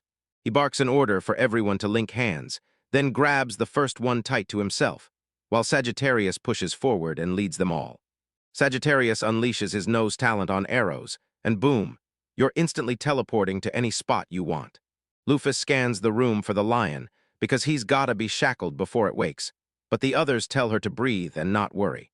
With a sly grin, Scorpio boasts that she poisoned him right at the start of the fight, and now Leo's health bars are crashing to 0 in a heartbeat. So yeah, Lufus has nothing to worry about, and he doesn't need to step in at all, because the lady's eyes flare wide as her words hit. Lufa erupts in pure frustration. No, because the lion's health points are dropping at lightning speed. There's no point in striking someone who can't fight back anymore. She snaps her gaze to Dina, and Dina unleashes the Star of Asclepius. The Star of Asclepius reignites the top-tier water and sky power. Then allies in that area shoot back to life. Every debuff gets wiped clean, and their health surges back to full. Next, she unleashes Asterisk Photon Shackles Asterisk. The day attributes magic, snaring a single enemy in luminous chains for as long as it takes. Dina blurts out in shock, "Is this the spell the mistress meant?" And Lufa just nods because she remembers him thanks to Bennett Nash's punch. Slowly, awareness ignites in Leo's eyes, and there, clear as a ghost, you can see Lufa's silhouette staring back. Lufa stands right in front of the chained lion, staring it down like it's about to break loose any second. She flashes him a smile, and he growls that in all 2,000 years, her face is the one thing he's never once forgotten. That day humiliated him so badly that rage demands blood. He shoves her to strip off the chains and fight him. The kid can beat him and make him kneel, but once it's over, his power dips right back down to 800. Lufus has a totally different plan brewing. Inside Lufos, the young man leans in like, "Yeah, I get it," and then he snaps at the lion with a nasty scowl. Lufus shoots back to Leo with 0 hesitation. He's not fighting him. She tells him the fight is already done. Leo got crushed by Ares and the rest, and that's the whole truth. Lufus isn't about to steal their win. Leo growls while she hurls everything at her own subordinates, and now she's looking down on him like he's nothing. Wasn't he strong enough to take her on? Lufus smirks and points out that, in the fight, he's betting everything on the goddess's power. Leo freezes mid-step, utterly stunned. Lufa's grin keeps stretching, because using every tool he's got is smart, and even the goddess's power plays right into that. If he'd caught that power and used it, he'd have been unstoppable, but the twist hits hard. In the end, it was Leo who got played and pulled like a puppet. Their fight would be a clash between the goddess and Lufus, while the lion was nothing more than the goddess's weapon. Venice glittered like a dream, and when she shrugged off the goddess for her freedom, Luthais instantly clocked her. This was a rival she couldn't afford to underestimate. Lufus shoots a look up at Lev, then fires back with the answer to his last question. A lion isn't even worthy to battle Lufus. Leo freezes on the spot, fully startled. As long as he's clutching the goddess's power, that lion isn't even fit to face her. She's telling him that straight, with no room for doubt. Now he won't dare touch the goddess's power, because all his life's mission is Lufus. And for Lufas, she treats that tiny kitten like it's an open book. She can read every little mood, then tilts her head and stares straight up at the sky. I can't help but wonder, was Lufas's plan always meant to include this? After all, she treats every one of their battles like chaos in a sandbox, so when it gets too messy, she lets out a heavy, melancholy sigh. Lufa's Mufel showed up, and she grabbed the strong guy right beside her to smash it out of the way. Now she's not just throwing endless troops at Luffy's, she's coming for him with everything she's got. At a brand new location, he finally lays eyes on the Lord of Light, Terra. And before anyone can say a word, he rushes to apologize for barging in. Vladka grunts, then shoots a sharp question, "What's brought you here?" Spirit Princess Pollux snaps, saying that if it's nothing worth note, he should get out. The dark-haired youth locks eyes with the princess, full of grit. He can't stop himself from wanting to dig deeper into the avatar. After a breathless pause, the princess turns and asks what he'll do with this knowledge. Then the young man snaps into a frown. He's determined to rip someone out of the demon's grasp, and even this friend paused everything just to stop it from happening. The young man steps up and declares, loud and clear, that he wants his own life, not to be anyone's puppet. Princess nods, but she clamps her mouth shut. This topic is off limits, and it's not up for debate. The young man clenches his fists. He's sworn to his dead comrade. Now he can't stop himself. What does he have to do to finally uncover the answer? The princess squints in deep thought and jabs her finger toward the side, like she's cracked the next move. She begs him to dance with her cherished crew, the Argonauts, who bring back the souls of heroes. The young man just freezes. Princess Pollux isn't some normal girl. She's the ultimate life form, the complete opposite of his father, and she'll hand him a hint the moment he proves himself. She refuses to speak, until you realize this girl is actually one of Pollux's 12 twin constellations. So she wanted him, the demon prince's son, to go up against them, and that's what. She's rejecting him, right? The princess snaps toward the Argonauts and begs them to teach the young man a lesson, so he never dares to come back here again. Pollux summons the souls of legendary heroes from the past, pulls them into the real world, and gives them temporary bodies, then unleashes godlike powers in their hands. The moment a princess remembers a person, her power snaps to life, and she can unleash it on anyone, no matter their race. As long as she's got SB, she can keep summoning. So with her SB already pushed to infinity, the princess flashes a grin and demands her opponent surrender. Tara tightens her grip on her sword's hilt. Does she honestly think the fight is already over? Tara knows it. No matter what, he's got zero chance. But to honor his dead friend's wish and shield everyone still breathing, he refuses to quit. The princess chuckles ice cold and says, "Fine, go ahead, keep fighting, it won't change a thing." She whips around to the Argonauts, the heroes of the past, and demands they hand over their very souls for victory. She unleashes the Spirit Boost skill, an unstoppable hero move that powers up her allies, crushes her enemies, and keeps going right through the fight, but it demands a brutal price. The end comes with the hero's life. Tara clenches her teeth. Those ghosts he'd beaten had crawled right back, while Princess fires off power-up after power-up. Tara's level plunges from 1,000 straight down to 300, and the princess keeps spamming infinite summons, then respawns on repeat like nothing can stop her. Tara suddenly clicks. Argonaut isn't just a weapon, it's the raw power of a god. He sprawls on the ground, utterly wrecked, and even the baby seems to get it. This fight is pointless. The princess notices, then asks the one question in his face, does he really want to keep going? Tara pushes herself upright, bracing on her sword. No way she's throwing in the towel. The princess lets out a heavy sigh as she watches the swaying youth. He looks like he's one bad thought away from ending his life. She orders the Argonauts to slam into Tara until he blacks out, but tells them, under no circumstances, to keep him alive. The princess bows her head as she departs, and you can see it costs her, because that young man would swing to the bone for the people he loves. She can't stomach it another second, so she storms out. Right then, bam, a blade kisses her neck. Pollux snaps his order to the hero's souls, stop attacking. The princess leans in and asks, so you were waiting for me to slip past the bodyguards, can you beat me? The girl clocks it instantly. She realizes the princess is only level 300, while somehow the little girl she's facing is level 800. And if Pollux's level matched hers, there's no way she could beat her. But now the opening is hers. Every move she makes costs her sweat and strength, just like Tara suspects. The princess admits it's a solid guess, but if she's wrong, that girl's dead. Even with all that chaos, the girl still believes him, while the princess scowls and insists they can't just kill her because they need her, though she's stubborn enough to make that hard. Then the girl lunges to end her, but the princess snaps shut the plan and stops her before she can touch Tara, and for a beat, the princess just goes stone-cold silent. The princess snaps back that she's throwing in the towel, because yeah, her strength is nowhere near the average adventurer's. She commands the heroes to heal Tara's soul, and they launch straight into the sky, racing up to him. The girl sprints in a panic straight to the young man, and the princess flashes a wicked grin. Perseverance and sharp strategy carried this kid to victory, Yet the princess can still only summon the souls of true heroes. Only Castor can fully unlock souls, Argonaut, and it hits its true peak only when he's standing side by side with his brother. If Brother Pollux had been here, he would have spared those two too. The princess ushers them into her home, then slips a steaming cup of tea into their hands. The princess lays it out plain. They need to learn how to build an avatar, because that body is the only thing standing between them and the demon's fate. Tara nods. Yep, that's what I want. Teach us, because you can use the Argonaut. Then, when the princess lifts her hand over the cup of tea, ice-cold magic slams down and freezes it solid. She breaks it down.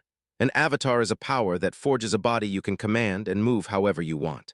Tara wants to know how to shove her consciousness into the avatar's body. No demonic vessels needed, so the princess flashes a wicked grin. Now it's sink or swim.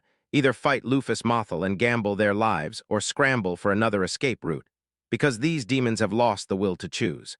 The goddess snaps her magic into place, forcing demons to clash with humans, because if they don't fight back, they'll get wiped out. Tara can't even guess what the goddess who birthed the demons was thinking, because Venus, the only one who knew the truth, is gone from their side. Venus and Mercury snap to it right now before anyone else figures it out. He was convinced only the Demon King could undo all of this, and he dropped to his knees, begging him to save Luna. In the end, Mercury got played, totally, and the worst fate still came for him. The Demon King can't be trusted. If this keeps up, Luna's going to die, so he has to rush and change his body or he'll lose her. In the spell, the princess shoots back that she can't teach him, and if he wants the real answer, she doesn't even know how. Pollux can conjure an Argonaut, sure, but can she do it when demons get involved? She's never tested that nightmare before. Tara can try to die, but she has no clue if that pseudo-resurrection will even bite, and she's got zero certainty that demons have souls at all. Fairies burn a little of their own soul while they're in their true body, then slip that sliver into their avatar like it's the heart of a living puppet. But demons like them aren't just dangerous, they're a whole different monster. Tara can't even call forth something that isn't real, and she slams her gaze downward in pure, frustrated defeat. But just because Pollux has never done it before doesn't mean he's out of options. Reincarnating out of a demonic body and waking up as an avatar sounds wild, and if she plays her cards right, she might just claw her way into a way out. Tara gratefully thanks her, and the princess awkwardly blinks as she asks her to finally let go of her hand. The young man rubs it in, and suddenly the girl burns with jealousy. Tara yanks back fast, all awkward, and blurts a shaky mutter to herself.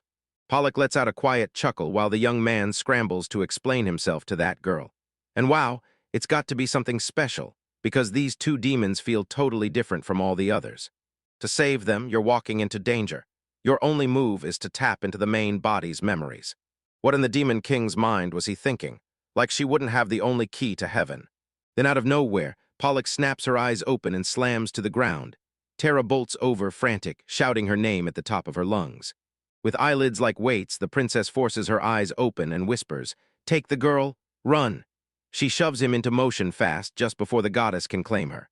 The boy snaps his eyes wide as Pollux blurts that once the goddess takes over, she won't bother with niceties, and Tara drops to her knees, begging for forgiveness. He snatches the girl and bolts out of the place at full speed. The princess flashes a grin and tilts her gaze upward. This is the way it has to be. He has to take care of this girl. Then out of nowhere, she writhes in sharp pain. Looks like the goddess is finally taking this seriously. Everything is falling right into Lufa's plan, and the princess doesn't care if it means she's using her own body. Pollux flashes a grin through the agony. She can fight with her body, but her memories are still locked behind a door she can't open. She has to slam her soul shut tight, so the goddess can't steal her memories and uncover Lufus' secret plan. And when the goddess steps into Pollux, she'll spot exactly what the princess is seeing. Then it's all on Lufus to decide what happens next. Still sprawled on the cold ground, drained to the bone, the princess whispers her brother's and Lufus's names. Then her eyes start to dull and fade. Another location. While the allies streamed out of the demi-human village, they left Leon standing there, exactly as he was, hoping time would cool his fury. His power is impossible to overlook, so in the future, they're gearing up to battle the goddess, and they're counting on his rival's spirit to turn the tides. Leon's just a plain fool, but poke him the right way, and he'll throw hands with the Demon King. So now what do? This trip has one mission: snatch the last 12 constellations, and now they've got to team up with Pollux in Ulfheim. Now he's locked in 8 out of 12, and the countdown to the full set is getting real. If you don't count Leon, you've got 4 left. But because Gemini splits into 2 people, that brings the grand total to 13 constellations. And the last 3 stood watch over the sealed dragons. Parthenos filled me in on exactly where they were. Taurus now stands guard over the Earth Dragon, so if they ever pull them off that post, they'd better scramble and find a replacement fast. Castor points out that this is exactly where Pollux's powers shine. Once the heroes get summoned, they can step in and take its place. During the game, Pollux and Castor got mistaken for the fairy brother and sister. Like everyone suddenly believed they were the same person. Now the siblings are split up, and nobody knows how strong they really are, until Pollux steps in, letting them swap in new constellations to guard the dragons. Lufus wants to drop the hero off in the city on his way to Alfheim, and Dina pitches the martial arts powerhouse of Rigaloon. They clock that Sagittarius is way too quiet, and Lufus snaps, "Everything okay?" He snaps back that he has no business butting into their conversation, but the girl fires back that what just happened shouldn't throw him off course. Sagittarius can fork over the money for Lufa in the battles ahead. His sharp shooting is exactly what they'll need, and honestly, you can't help but respect the guy for how sensible he is. Lufas blurts, "How much longer am I supposed to stand here? Can't you turn yourself into a human already?" And right then, they're scrambling to stop her.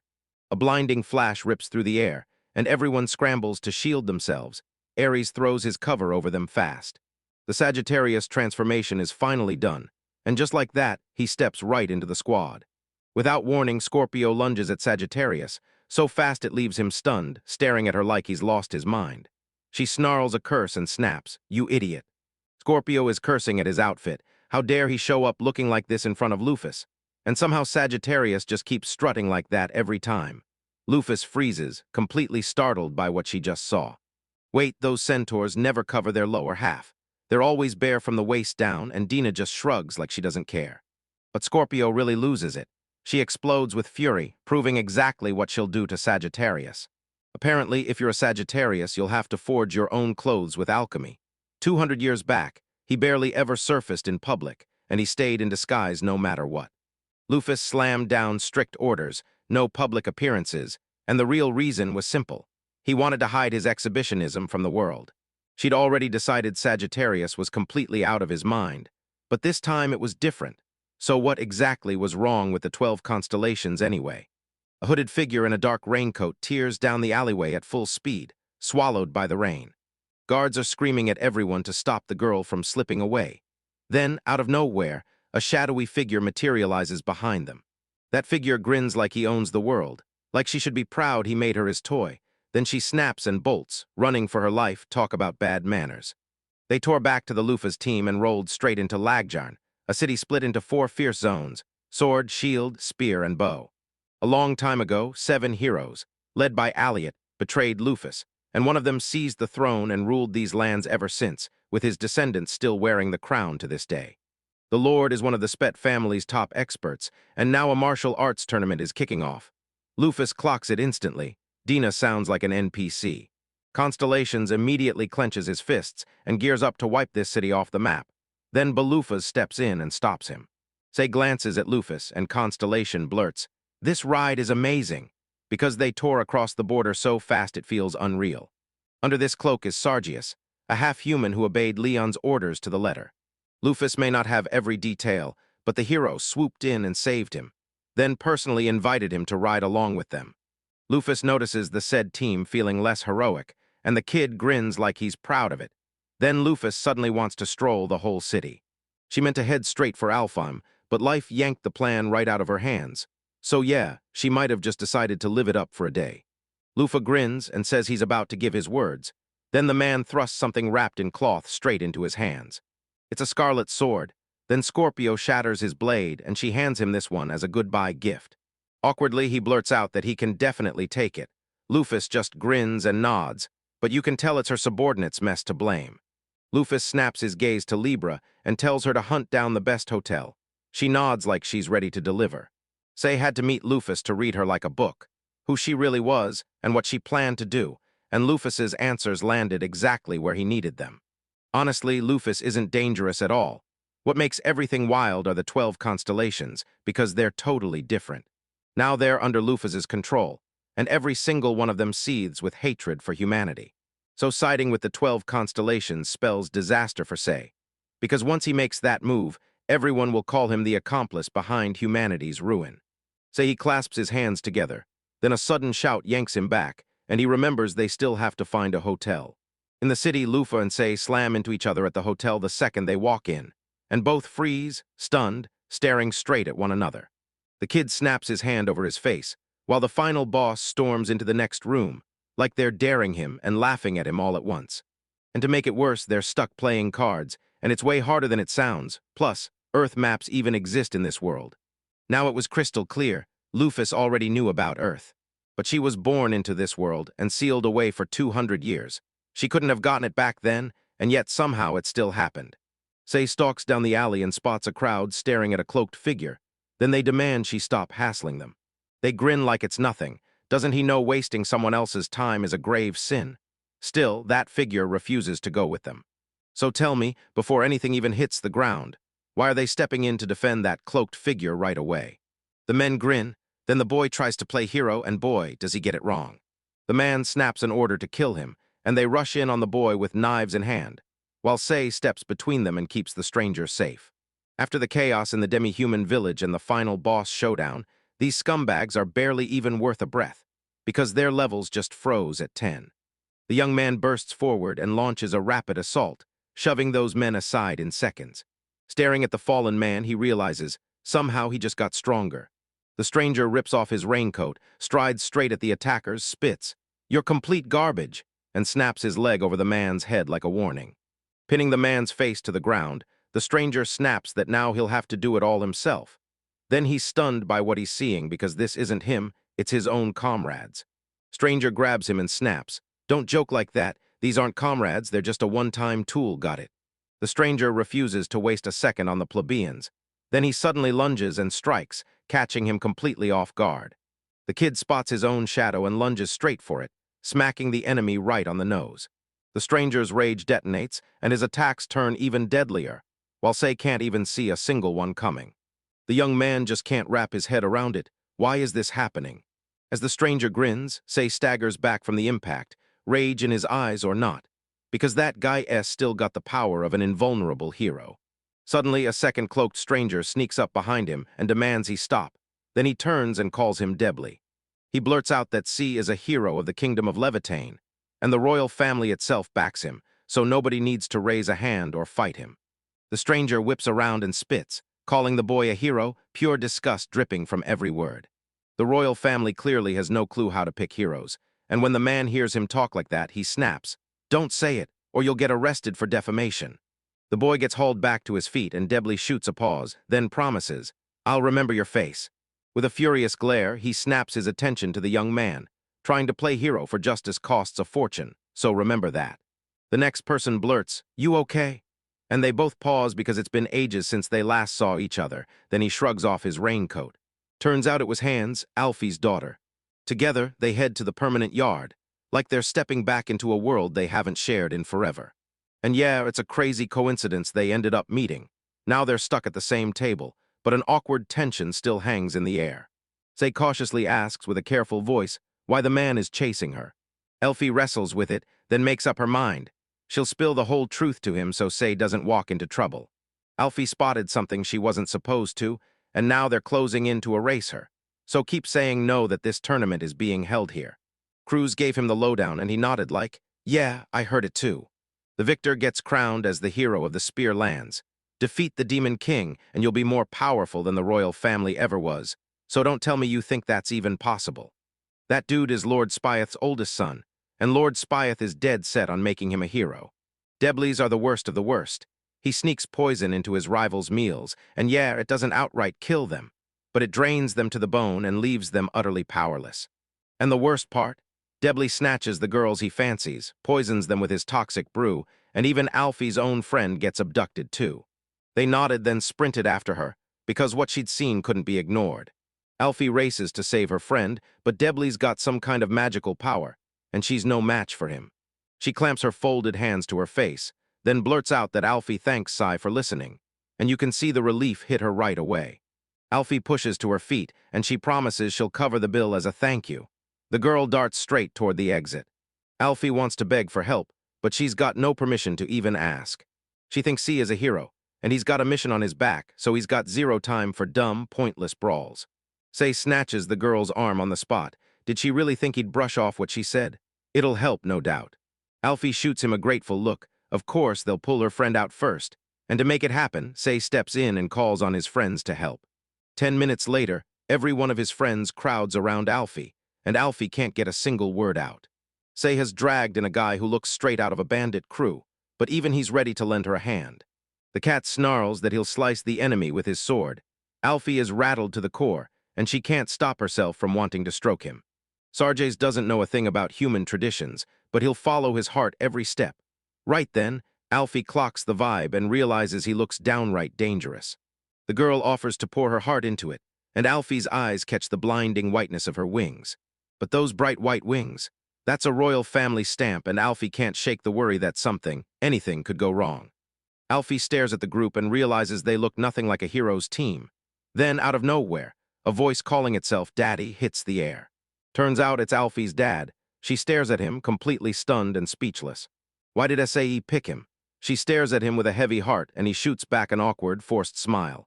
Lufus could fix it in seconds, but Say hates the way she handles things and refuses to face the truth herself. Alfie bursts out a heartfelt thank you to everyone, right as her father snaps a cloak over her shoulders. Sprint to the martial arts street in Raglan City. The grandstand is jammed to the brim. Then a man sprawls on the floor, coughing up blood as he spits out his last words, and the moment he realizes he's been poisoned, terror hits. He wins the matches, heads to Blee, flashes a grin at his opponent like they're clueless, then tells them not to blame him for their total helplessness. But behind the curtain, Debly slipped poison into the opponent and paid off the referee, then walked into an easy, one-sided victory. He'll cut down anyone who stands in his path and snatch any girl he wants, treating her like nothing more than a toy. Those toys kept snapping, so he begged that girl to bring more. Then she bolted and ran away. And the boy the king picked stepped right in his path.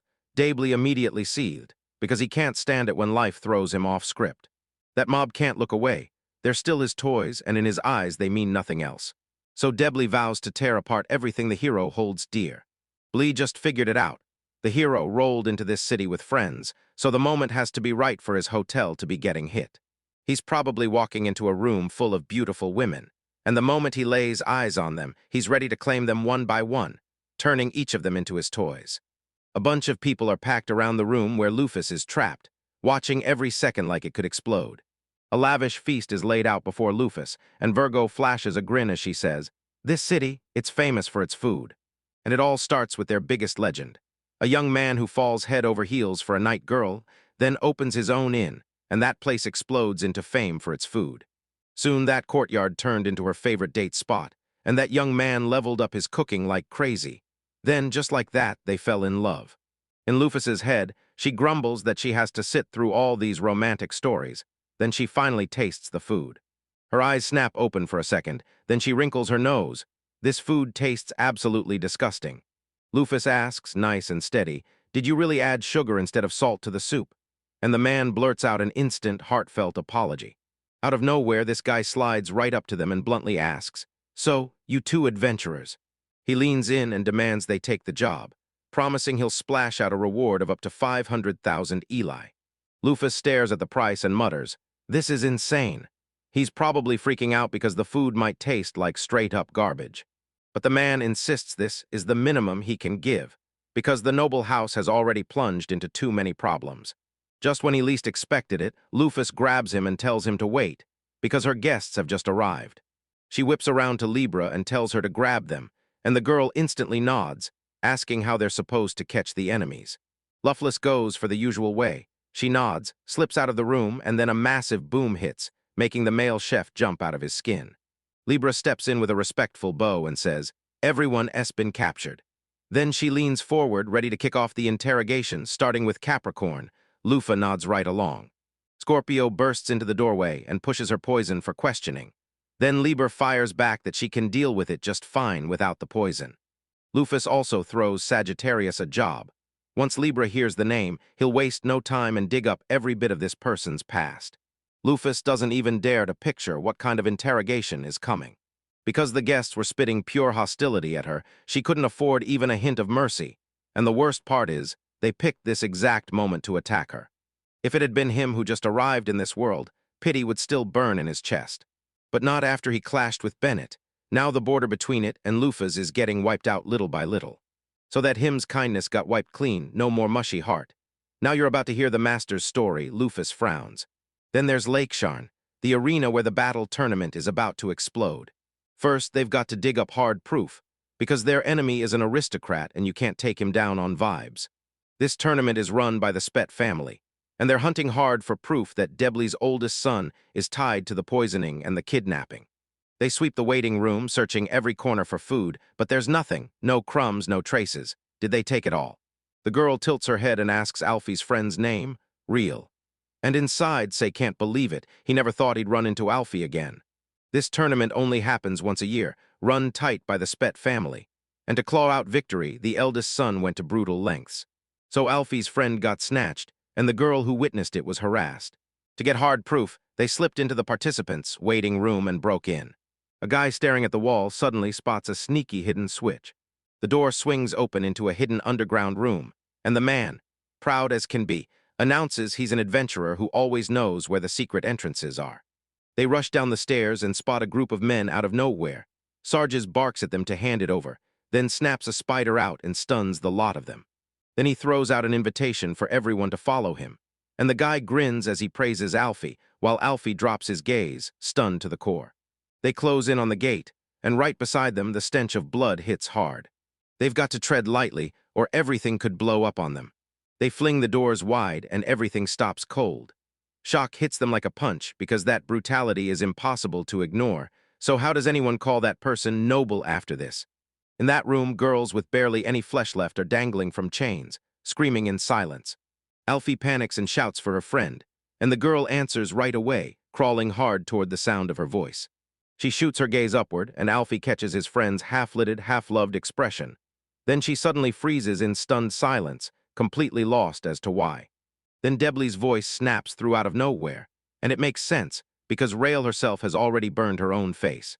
And by doing that, she absolutely crushed his heart, sadness hitting him like a truck. Protecting your virginity with this method is straight-up mind-boggling, and Alfie jerks toward him. Now that it's worthless in Blee's eyes, it's getting tossed. After I pay, because I totally ruined his mood. Debley keeps grinning as Jin charges in with his sword. Then the nobleman vanishes out of thin air. Debley lunges at Jin out of nowhere, the exact strike C warned about. Then Sarge drops in behind the nobleman like a shadow. Debley lunges in and drives his sword into Sarge, but it slams against something rock solid. His blade won't bite. Sarge spots the trick right away. This isn't about speed at all. It's like Debley pulled the whole thing off in a single heartbeat. The nobleman flashes a grin, suddenly wondering if he'll end up as the lucky guest. Debley finally spills her secret, because at this point they can't change a thing, and yeah, he really does know how to stop time. Alfie blurts out that nobody can pull that off, only a goddess could. Then Debley just grins and agrees. It was her, she handed him this power with her own hands. To bring down the black-winged lady, she handed Aliath a sacred treasure. Then Aliath passed it to his comrade, and it lived on through his descendants. This sacred ring is a gift from the goddess, an artifact so powerful it can stop time dead in its tracks. Debley lets out a smug chuckle, watching their faces crumble as they finally realize they're powerless against absolute power. Debley lives for a cocktail of injustice, anger twisted with despair, and that's the ugly truth about the gap between who gets elected and who gets left out. He lifts his hand high, then snaps out the command, time stop. Everyone goes dead still. Then Blee steps in calmly, yet even as a hero, he's utterly powerless. A massive gulf sits between Debley and them, so wide they can't cross it. Alfie sobs and blurts, "Why are you doing this?" Alfie shrieks that the power is locked in the ring, not in him. Then Debley whirls around, and she dares to make a mockery of him. He snaps forward and punches the girl in the face. Then he clocks her father rushing in to strike, and he slips the attack with a sharp dodge. He grins, sure he'll never get the chance to strike. Then bam, a maiden pops up behind him. Debley's stunned. He twists out of the way just in time, but the virgin snaps back and chases him right after. Can Virgo really track everything he does? Alfie's father just shrugs. She's not reading the future. She's predicting his moves and slamming into action before he even finishes thinking. That ring is terrifyingly powerful, but Debley's got nothing to match. Then out of nowhere, someone demands you stop. A man grabs a hostage and snarls at the girl to back off, because if she won't, he'll start hurting them. While the virgin is thrown off by the young man, Debly grabs his opening and lands a hit. She stumbles back and falls hard from the impact. Virgo struggles to rise, wobbly on his feet, then flashes a sweet smile beside me. He can't stand it, so he decides she needs a lesson, and he sets out to straighten that ill-mannered girl and lead her onto the right path. Virgo glares up at him, refusing to budge. She can't even spare his kindness. And the next moment hits hard, making Say's eyes go wide with pure dread. Say watches in desperation as Tably hammers Deva, blow after blow, and Deva barely fights back. What's going on? Why is it so weak? Why is it so pathetic?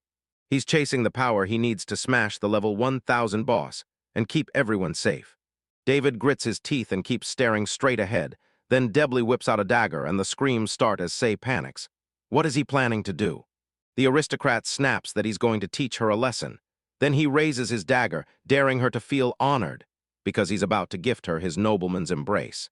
Just as Debly is about to reach the girl, a thunderous explosion tears the air apart, and rock fragments rain down on everyone below. A voice snaps out in pure shock. Wait, you really found a basement in here. People whisper that Sagittarius marked this place, and Say's eyes snapped wide as she spots Lufus's familiar silhouette in front of her. A bespectacled Lufus pops up in front of them, eyes wide, and blurts in shock what in the world they're doing here. Lufus is asked straight up, and she answers with zero hesitation. She admits she took the owner of the permanent yard's request. Suddenly, Lufa and Sia's eyes collide, right at the same time. Debly snaps time back again, freezing the world in place, and everyone stares forward, stunned and breathless. The object they needed is finally found, and it matches the description perfectly.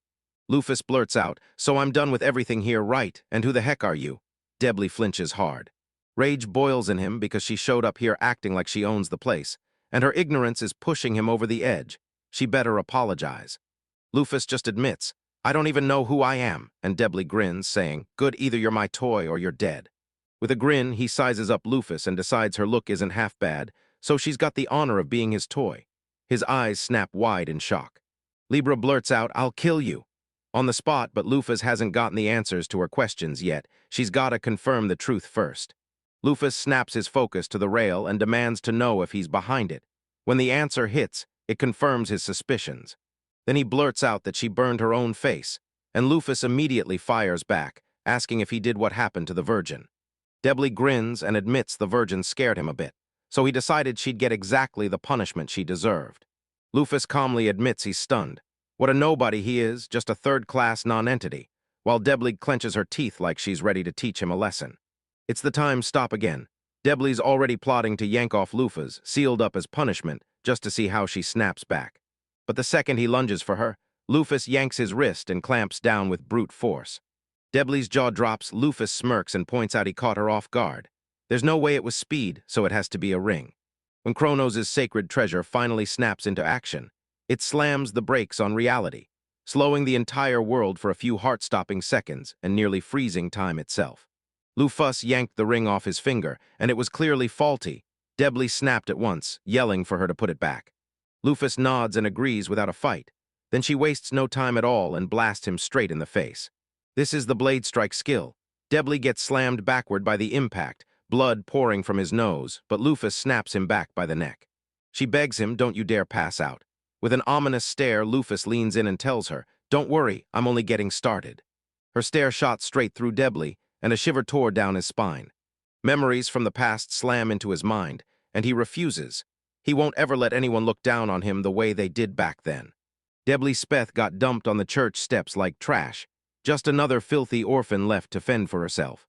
He grew up without ever knowing his parents, trapped in a body that couldn't take a hit and with zero magical talent. And every single day, the world mocked him to his face. No matter what he did, nobody praised him. People treated him like pure trash until one day everything finally flipped. He was the nobleman's son, but after the abduction, the kidnapper dumped him right in front of the church. And when Debly heard, he practically leapt with joy. But the second he stepped into that aristocratic world, scorn hit him in the face, because everyone still saw him as the orphan he used to be. He faked strength to stop people from looking down on him, then decided he'd be the one doing the stealing instead. Nobody dares to look down on Debly, so he leans right in and does it anyway, but Lufus doesn't care at all. Did he really think his past would excuse everything he did? She doesn't care at all about his whole story. Just because he's got a fancy past doesn't mean he gets to crush people. Aristocrats are meant to protect and lead the people, not oppress them. Noble isn't some shiny title. If you're the one making others miserable, you're not noble at all. And Lufas is about to attack. She hammers the enemy with blow after blow, refusing mercy every single time. With one last brutal kick, Lufas hurls Bly straight into the wall. Debly's body parts burst sideways and she snaps, "Don't panic, I've been gentle with you, okay?" Lufas tells him to spend the rest of his time drowning in the regret of what he did. Say stares totally dumbfounded. What just happened and why does it feel soft? And just like that, it all got wrapped up. Victims were treated, their scars and memories wiped clean, and the subordinates were ordered to make every single one whole. Because of this, the Spet family's sins finally spilled out in front of the royal court. Then their power shattered, and now they're about to be stripped of their aristocrat title. Lufas whips around to Rael and Deva and invites them to tag along. Then they snap their outfits into place with a quick alchemy fix. Sargis shoots back that they're a hurricane, then mentally drags himself for it, because deep down he knew he was the weak one. He figured it was normal to be the weaker one in front of all these creatures, until Debly yanked the truth into the open and shoved him into his helplessness during a face-off with a human. He couldn't save a single soul, and instead of stopping there, he hauled everyone down with him until he was dragged into the role of a hostage too. He clings to his father's words, "Be the kind of person who reaches out to anyone in need." Why does Housei get so infuriated by feeling useless? Because he's desperate to get stronger. A power-up just dropped right in front of him, an actual golden apple. If Lufas had handed it over, he would have blasted straight to level 1000. But wait, are we really going down this road?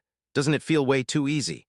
That kind of power handed over so effortlessly drives people out of their minds, and that apple. It's basically a forbidden fruit, daring everyone to take a bite. It holds a power so massive it could rewrite the world. So one slip-up and everything goes wrong. With this power in his hands, can Say really master it, or is he stealing something he should? He'll push to get stronger, no matter what right. Lufa and her crew made it back to the inn, and the owner burst into tears, hugging Rael so tight it was like she couldn't let go. That mission to save your beloved is finished. Now the owner shoves 500,000 ale into your hands, but Lufas refuses the deal and demands something else. She can't stop thinking about that famous food, like the fake dragon meat everyone raves about, and she's determined to taste it herself. Lufas grins and dives into every dish on the table, savoring each bite with her allies right there beside her. Everyone digs into their food and savors every bite, like the whole world just got a little better. Suddenly, Tina springs up and heads straight to the sink to wash her hands. Lufas studies her with sharp focus, then spots it. Castor is rising too. Suddenly, she feels it. Something's there and she snaps Pollux. They huddle on the seashore, staring out at the crashing waves. Lufas leans in and demands, "Are you sure, Castor?" Castor nods without hesitation, and with that, Pollux sets off on the move. His sister is holding the line over the Ouroboros trezeal. No way she'd ever abandon the fairy kingdom, so something has to have happened to her. A sharp warning jolted through Lufa's mind. Ares was hit with a strange, electrifying, tingling sensation.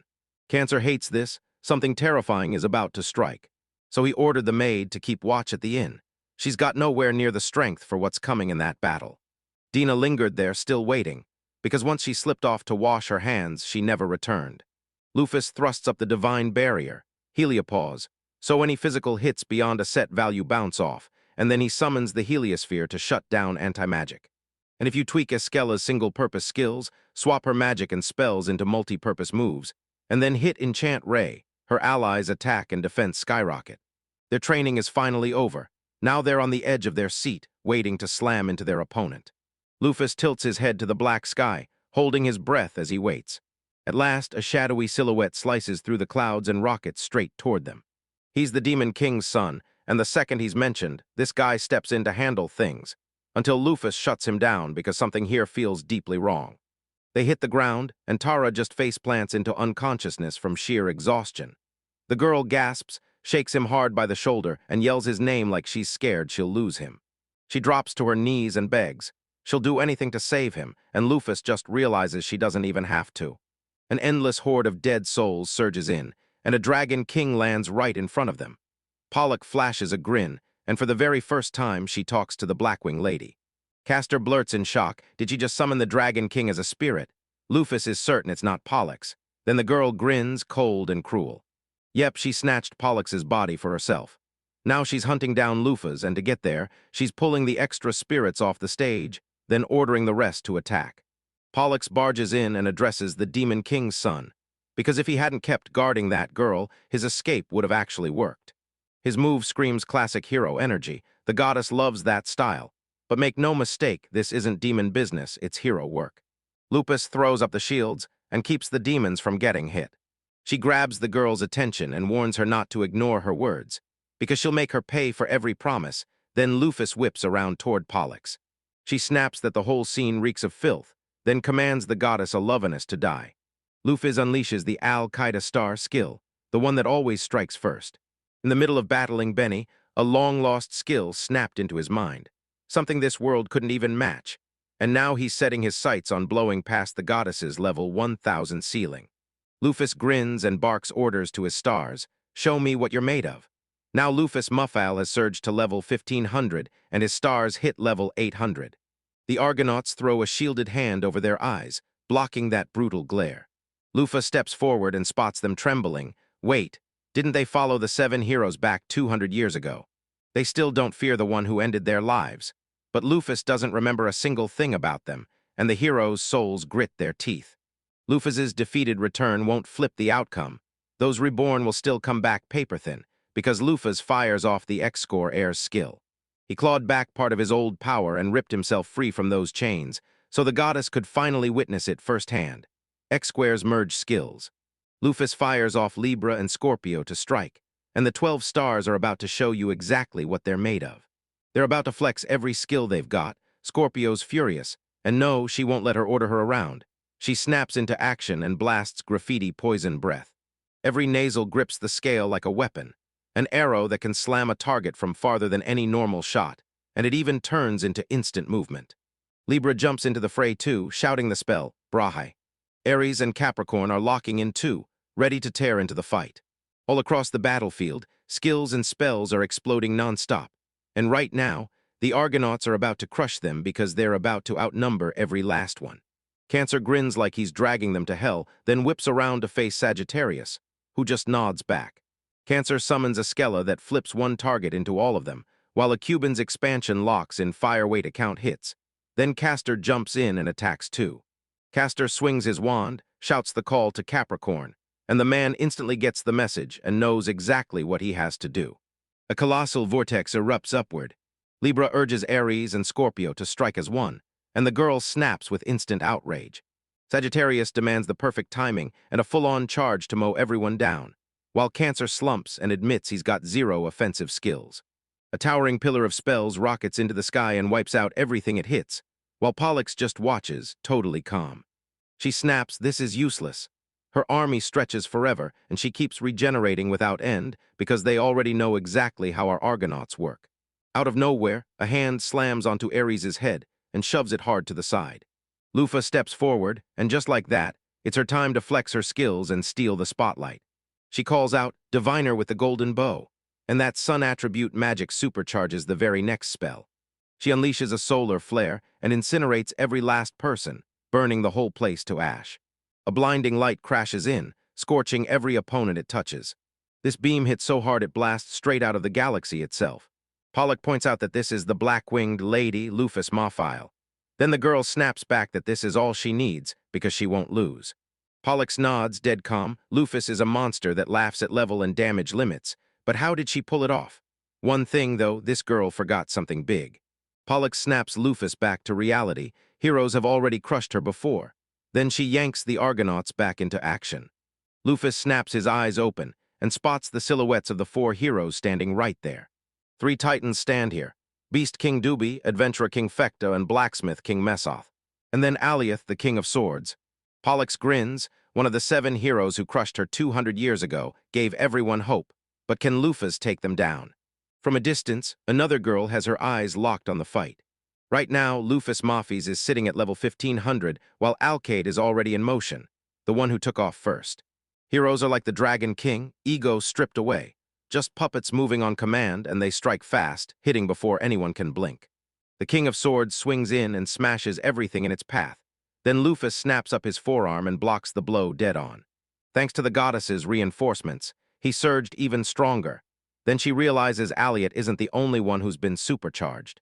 Lufus yanks a feather from his own wing, then drives it like a blade straight into Ali outside. Then he slips aside with perfect timing, dodging the Dragon King's attack like it's nothing. She rockets away from the dragon, then whips around mid-flight to see where it lands. Aliot slams in for another brutal attack, but Lufus whips himself onto his sword and narrowly dodges the blow. The Sword King freezes in place, eyes locked on Lufus' land just a stone's throw away. The girl furrows her brow, and you can tell she's in trouble, like the odds are already stacked against her. Suddenly, Lufus realizes his real face is staring back at him.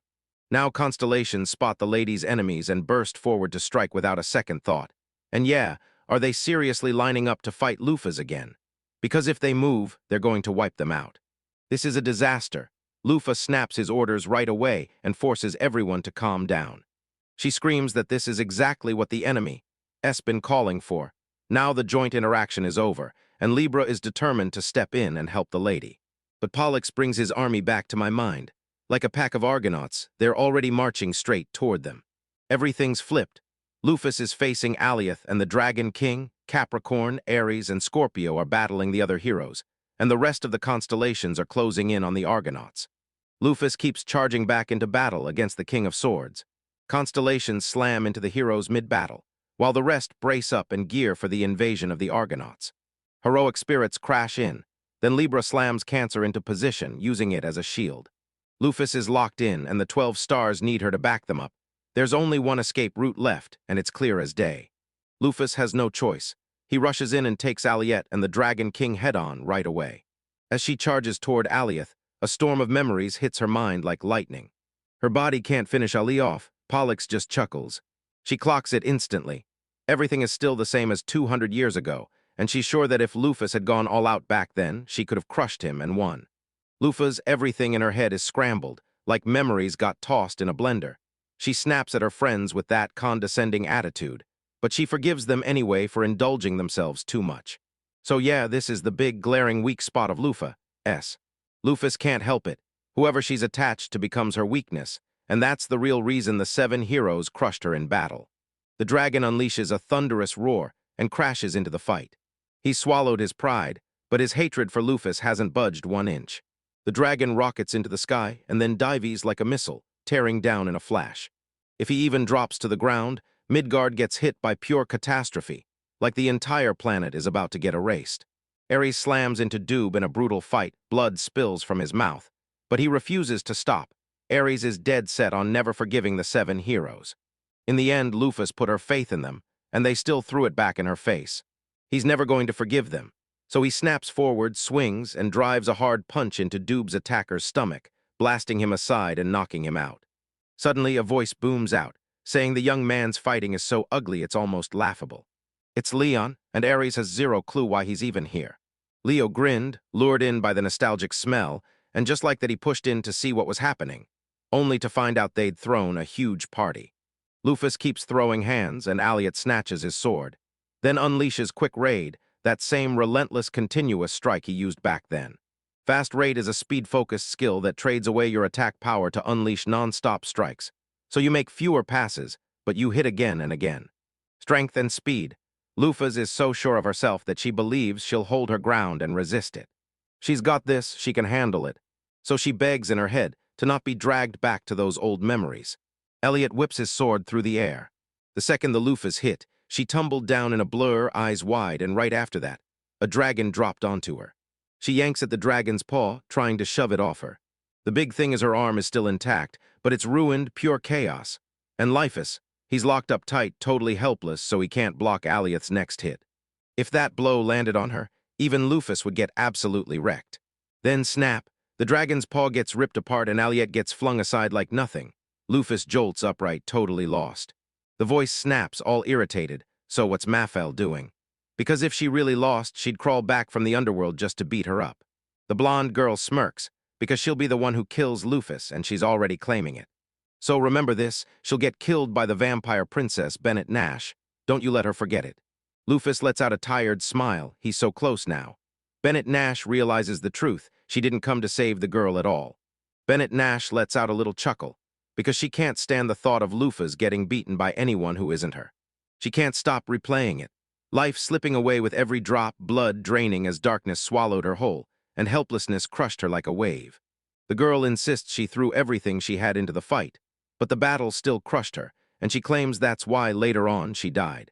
He jolts awake and stumbles into a coffin like it swallowed him whole, and the blonde beside him can't help but gasp, "Why am I alive?" Trapped inside a pitch-black castle packed with vampires, she finally wakes up, and the moment they spot her, they streak straight for Bennett's room. Tears welled in their eyes when they found her, and then the truth hit hard. She wasn't just any girl. She was tied to the 10 blood ancestors who survived that brutal battle 200 years ago. The bloodsuckers swore it was Amrit's handiwork, healing wounds and silencing sickness. Yet Mrs. Lufus still used it on the girl right before she died. The lady's completely baffled. She insists Maffel showed zero signs, then snaps her mouth shut, her eyes going huge with shock. She still remembers the metallic liquid on her tongue. She swore it was her own blood. Staring at that wild picture in her head, this winged woman pressing an elixir into her hands, she admits, flat out, that she still doesn't understand a thing. Just the thought of it makes Madame freeze in terror, terrified that such a move might happen. At this point, her strength surges back, and she starts to recover. Suddenly, the blue-haired girl's cheeks flare red, and the heroine snaps to it. Maffel didn't guess or carelessly stumble through. He knew she'd make it. So he dragged the truth out just to play along with her in that fight. The character shouts the vampires out of the castle, and they stagger back, staring at the princess in total shock like, "Wait, you said that again." Her patience finally snapped. She grabbed everyone and kicked them out the nearest window like the whole room couldn't wait any longer. Madame sprawls on the floor, trembling like a leaf in a storm, and that day carves a brutal, unforgettable darkness into her soul, one she'll never, ever forget. Truth is, Lufus never could have killed Bennett Nash. Because of her, humanity is still alive.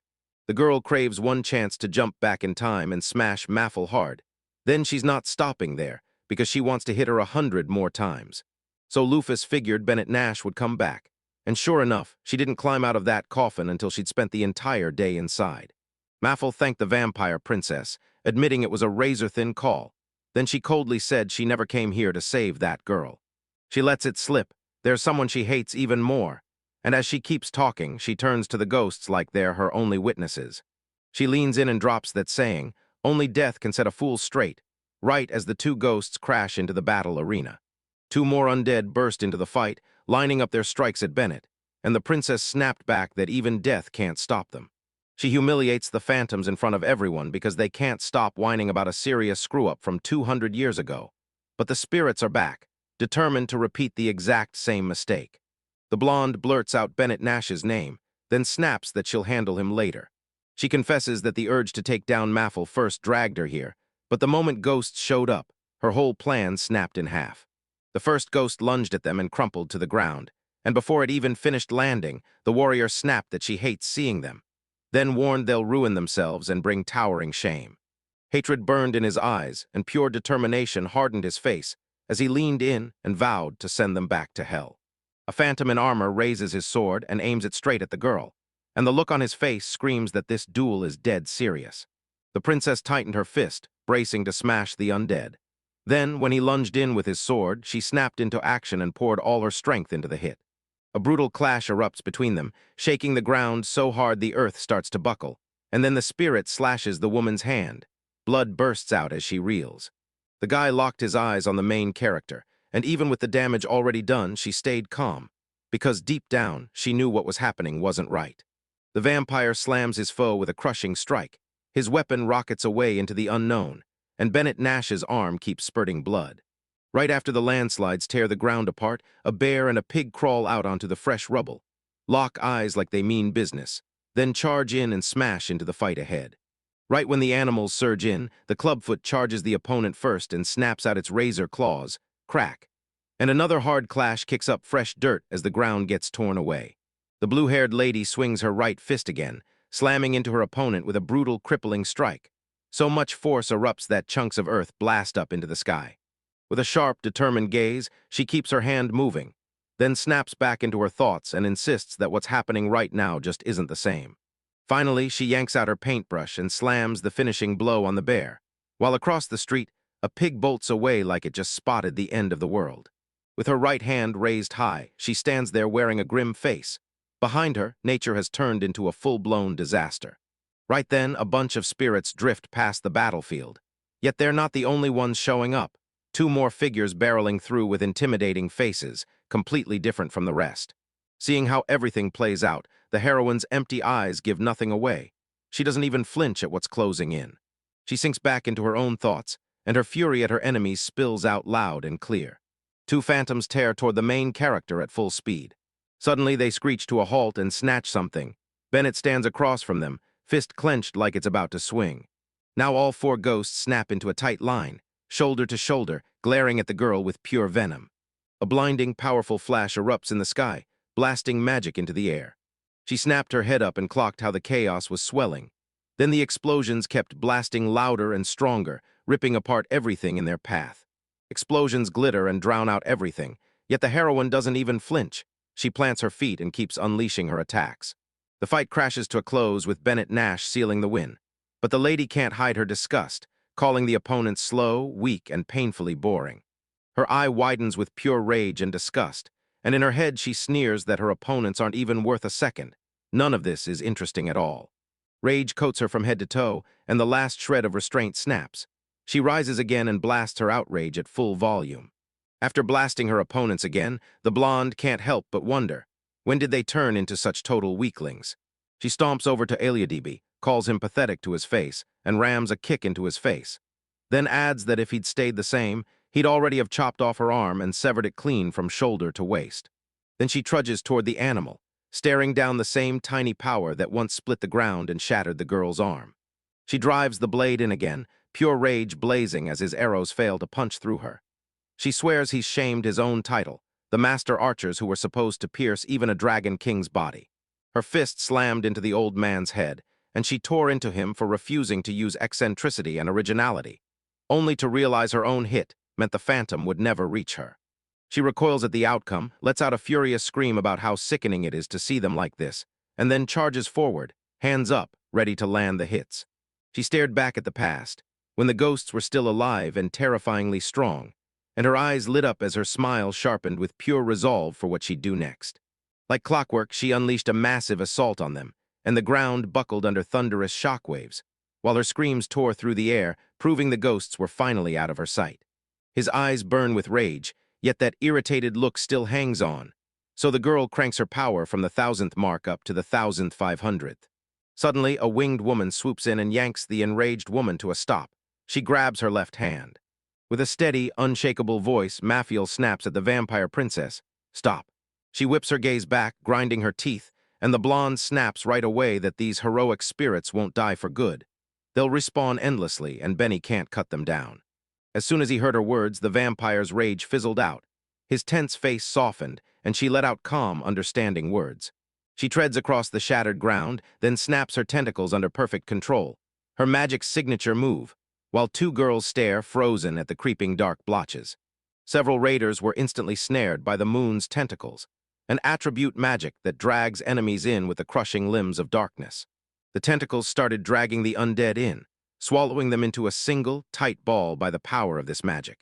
The vampire princess glares coldly at the whole absorption ritual, and suddenly memories of ancient days claw their way back into her mind. Now Bennett Nash whips her body away from the chaos, but Ma for all keeps staring straight ahead, refusing to look back. Leon humiliated Ares by sizing up the way she fought. Then, drawn in by her scent, he slipped in to see what was really going on. She gasps, blurts, "Lion King," and demands to know why he's here. Lost in thought, she stares at Leon, the Lion King, the strongest of the 12 stars and the absolute top of the monster chain. She claimed that a Big Four representative ditched the 12 stars and threw down against them, but still managed to pull Ares out of the fire. She remembers it clear as day. He can't stand Madame Lufus, and he's furious at the woman right in front of him, so Ares shoots a question. Right away, Leon kicks off his speech, sneering that a weakling like her can't stomach something this good, then promises he'll savor the treat to the very last bite. Leon snaps his fist forward with magic, smashing the man's face. Then the impact drops him hard onto the ground. A shady man in dark glasses with a cigar hanging from his mouth is stunned when a lion suddenly appears, his brain scrambling to figure out where it came from, while the other one eats Leon's attack straight to the face. The Lion King unleashes his magic, smashing everything in sight, and he even hurls his cruelty at the innocent, calling them trash, not fit for even a snack. The zodiac sign rips through the air like a death threat. Everyone and everything is doomed. And from the side, the man grabs Libra and asks if she'll help Leon, while the girl shoots back that she'll keep watch for now. The Lion King already pointed them out as prey, so it plowed through the white figures, blasting them aside and sending a storm of dust into the air. Libra and the bespectacled man locked eyes and gawked at the zodiac sign like it was alive, and the girl warned that if they interfere, he'll snap and attack, while the nearby guy nodded right along. Leon unleashes even more strikes, and the war spirits shake with terror. One hit after another, and they're slamming face first into the ground. Ares leans in and fires off. Libra, tell me, are the ones who fight the Lion King really at the 1000th level? Libra answers coldly. Yeah, but their spirits are weaker because nobody's coordinating their moves. As his speech rolls on, the truth clicks. Those numbers were enough for the Phantoms to team up and crush Leon, just like they did back then. Castor snaps that it'll only work with a manual, and the Argonauts don't measure up at all. But here's the twist. Only when the Argonauts clash with Pollux do they truly shine, and that's the same guy who summons heroic spirits and commands them like they're his. Brother Pollux stares at their silhouettes and snaps this truth. No matter how heroic they are, without coordination it all turns to noise, and they end up getting in each other's way before anyone can unleash their real potential. Libra's eyes turned cold as the fight slipped away against those weaker heroic spirits. Then the woman beside me snapped, furious, demanding, "Was it our fault?" They shot back, "No, don't blame us. We weren't supposed to rush into battle." Ares watches the carnage unfold, clocking that Leon smashes ghosts with pure brute strength. No skills, no tricks, and she immediately crowns him the strongest beast. She admits that even with all the odds stacked against a weakling like her, this lion's raw power left her in awe. With every vicious swing, the king slammed undead into the ground. So many piled up that they literally stacked over one another, and Leon finally warmed up again. Libra digs her heels in and demands they deal with the spirits, then orders Capricorn to blast every heroic phantom with deterrent magic. If they get resurrected, it'll be a disaster, and Capricorn instantly agrees. Leon tears off the mask and unleashes his true form, an endless 1000-level Nemean lion, because the tension is shooting through the roof. He says he's still not satisfied, yanking his huge mouth wide to flash those even bigger teeth. The Dragon King, Ladon, storms into the battle square right there in his true form, and Leon snarls, "You don't think I'm staying hungry after the main course, do you?" Ares leans in, clocking the Lion King and the Dragon King crashing into each other, while Scorpio seethes, clearly fed up with the whole show. Before Lufus even showed up, Ladon and Leon were already two of Midgard's deadliest, top 4 legends. Now, the 10-headed Dragon King and the Lion King were moments away from their very first showdown. Any second now, a brutal battle could erupt between the two animals. Ares is even hyping it up with exclamation points, and the man sitting to the left of the woman looks completely bored. Leon flashes a grin at Ladonus, then hisses like a threat right in his ear, while beside them the sea keeps crashing and washing over the shore. Ares sprawls across the land with a smug grin while a second fighter floats on a rock in the sky, and a volcano erupts right in front of them. Then the first attacks finally kick off. 3 people huddle on the balcony with steaming drinks in hand, but nobody's satisfied. Something's clearly itching at all of them. One of them even said the 2 guys with him looked totally calm, and the dark-skinned man shot back that there's no reason to make a big fuss over it. The guy swears that if Mrs. Lufa hadn't thrown up that barrier, she wouldn't even know what would have happened next. And as he keeps going, he insists the showdown between those 2 creatures is something no one here could ever truly understand. Between the chaos, the girl starts talking, saying no matter how much you cry, scream, or pray, the outcome won't change, while ordinary people are barely scraping by and still trying to save each other. The girl insisted that, in this mess, the smart move was to slam a cup of coffee, and her words instantly made the guy across from her bristle. He insists they have to do something, like the 3 of them stepping in to calm the residents down. His table mate shot back, saying the whole city was already in full chaos. No one would hear a word from them because the noise of everyone else swallowed their voices whole. Baldy snaps that, no, these aristocrats are practically begging to be targets of the citizens' rage, and that's exactly what they should handle because it isn't their job to fix anything at all. Disgusted by what they said, the dark-haired man clamps his mouth shut, for once, and the chilling image of someone's remains flashes in his mind. Right then, the guy spots it. Mrs. Lufus has already handed the aristocrats their lesson, and they're nodding along like, yeah, he's right. Another attack hits, and the ground jerks back up into the air again, sparks of magic exploding all around. One girl is absolutely terrified by how things turned out, because there's not a single shred of survival left. Staring down the roaring waves of magic, she lunges to hold them back. Then it hits her. She's one of the 7 stars, and if she can't do more, she'll at least stand as a shield. Suddenly, boom, an earth-shaking explosion erupts, and there's a good chance nobody survives. Somehow, the demoness clung to life, and even the blonde couldn't believe it. Her eyes were locked dead straight ahead. Mothel shielded her with his life, and somehow she lived. So she whips her head toward him and snaps that she won't let her throw herself away, yelling that she's the daughter of a demon family. The winged warrior warns, even the leftover force from a hit will scorch a demon into ashes once I snap a dome over it. The girl snaps in shock at Mafal. He just saved Lord Tara and her, then her brain goes into overdrive. Is this what he normally does, and was the warrior right to fear what the 12 stars might do? Zodiac sign images, and Bennett somewhere on the battlefield, flash through the demoness's mind like a warning from fate. After wrestling with it, she can't shake the thought. Maybe she's just a tiny insect in the shadow of these monsters, and they're about to feast. Mafil stares at the Lion King and Dragon King's clash, and the moment it hits, amazement lights up her eyes. She whips her head toward the goddess and asks, "Do you've got an ace hiding somewhere else?" Then she pushes for the same answer. If it exists, open it fast before it's too late. With a smirk burning on his face, Mafil's about to wipe it out, and the goddess grins right back. A legendary hero turned to a fairy princess and bowed so deeply. He basically saluted the help she'd delivered like it saved his life. He vows that this holy sword, given to him by her, will crush the demon king and finally bring peace to the world, and the fairy nods, saying it'll happen, then warns him to stay sharp and be careful on the road ahead. She swears this tale goes back several thousand years, when the demon king pushed humanity to the edge of annihilation, and the hero with his crew finally stood up and fought back. The princess hands the hero a legendary weapon, spills the king's biggest weakness, and pushes him on his way. Then right after, she snaps and calls it stupid. She can't shake the feeling that nobody ever questioned how insanely smooth everything went. She couldn't wrap her head around it. How could he trust her, staring at her with those 2 clear eyes? And from her point of view, he should have sensed trouble the moment he stopped and thought it through, because once he did, everything would have clicked. She tells him the brutal plan. To forge his power, the weakest people and monsters were dumped into his first city, and then they handed him weapons and everything else he'd need to level up into the hero. She breaks into laughter when a fairy princess pops in out of nowhere. Somehow she already knows the demon king's weakness, and she even swears that all of this weirdness has an explanation. Then it hits her, this whole thing is scripted. She clings to her earlier thoughts, begs everyone to start doubting, and pushes the doubt harder.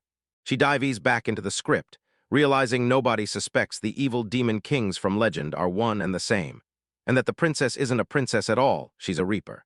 Pollux swears this has been happening for tens of thousands of years, and then she snaps.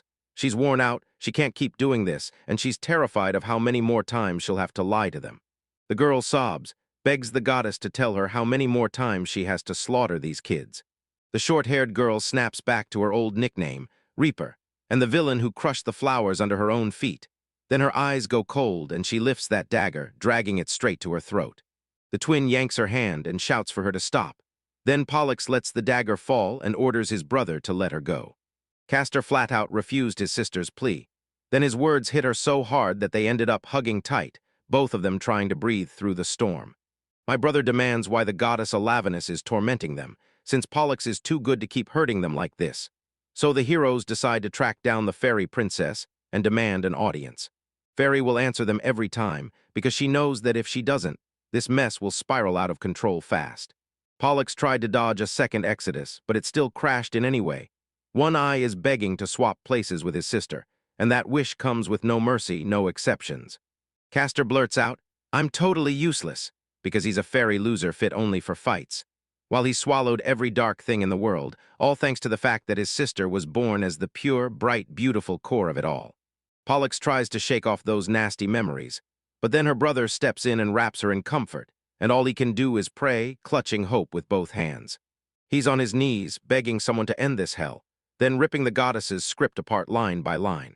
Thousands of years crawled by as he begged the heavens for even one sign, for someone to finally come. He asks the girl if the hero of today is right in front of them, and his sister instantly shuts his idea down. Later, Castor realizes with horror that he never should have prayed in the first place, because the one who can remake and even symbolize hell itself has just stepped right into their world. A winged woman swooped in front of the twins, and above her hovered three kinds of animals.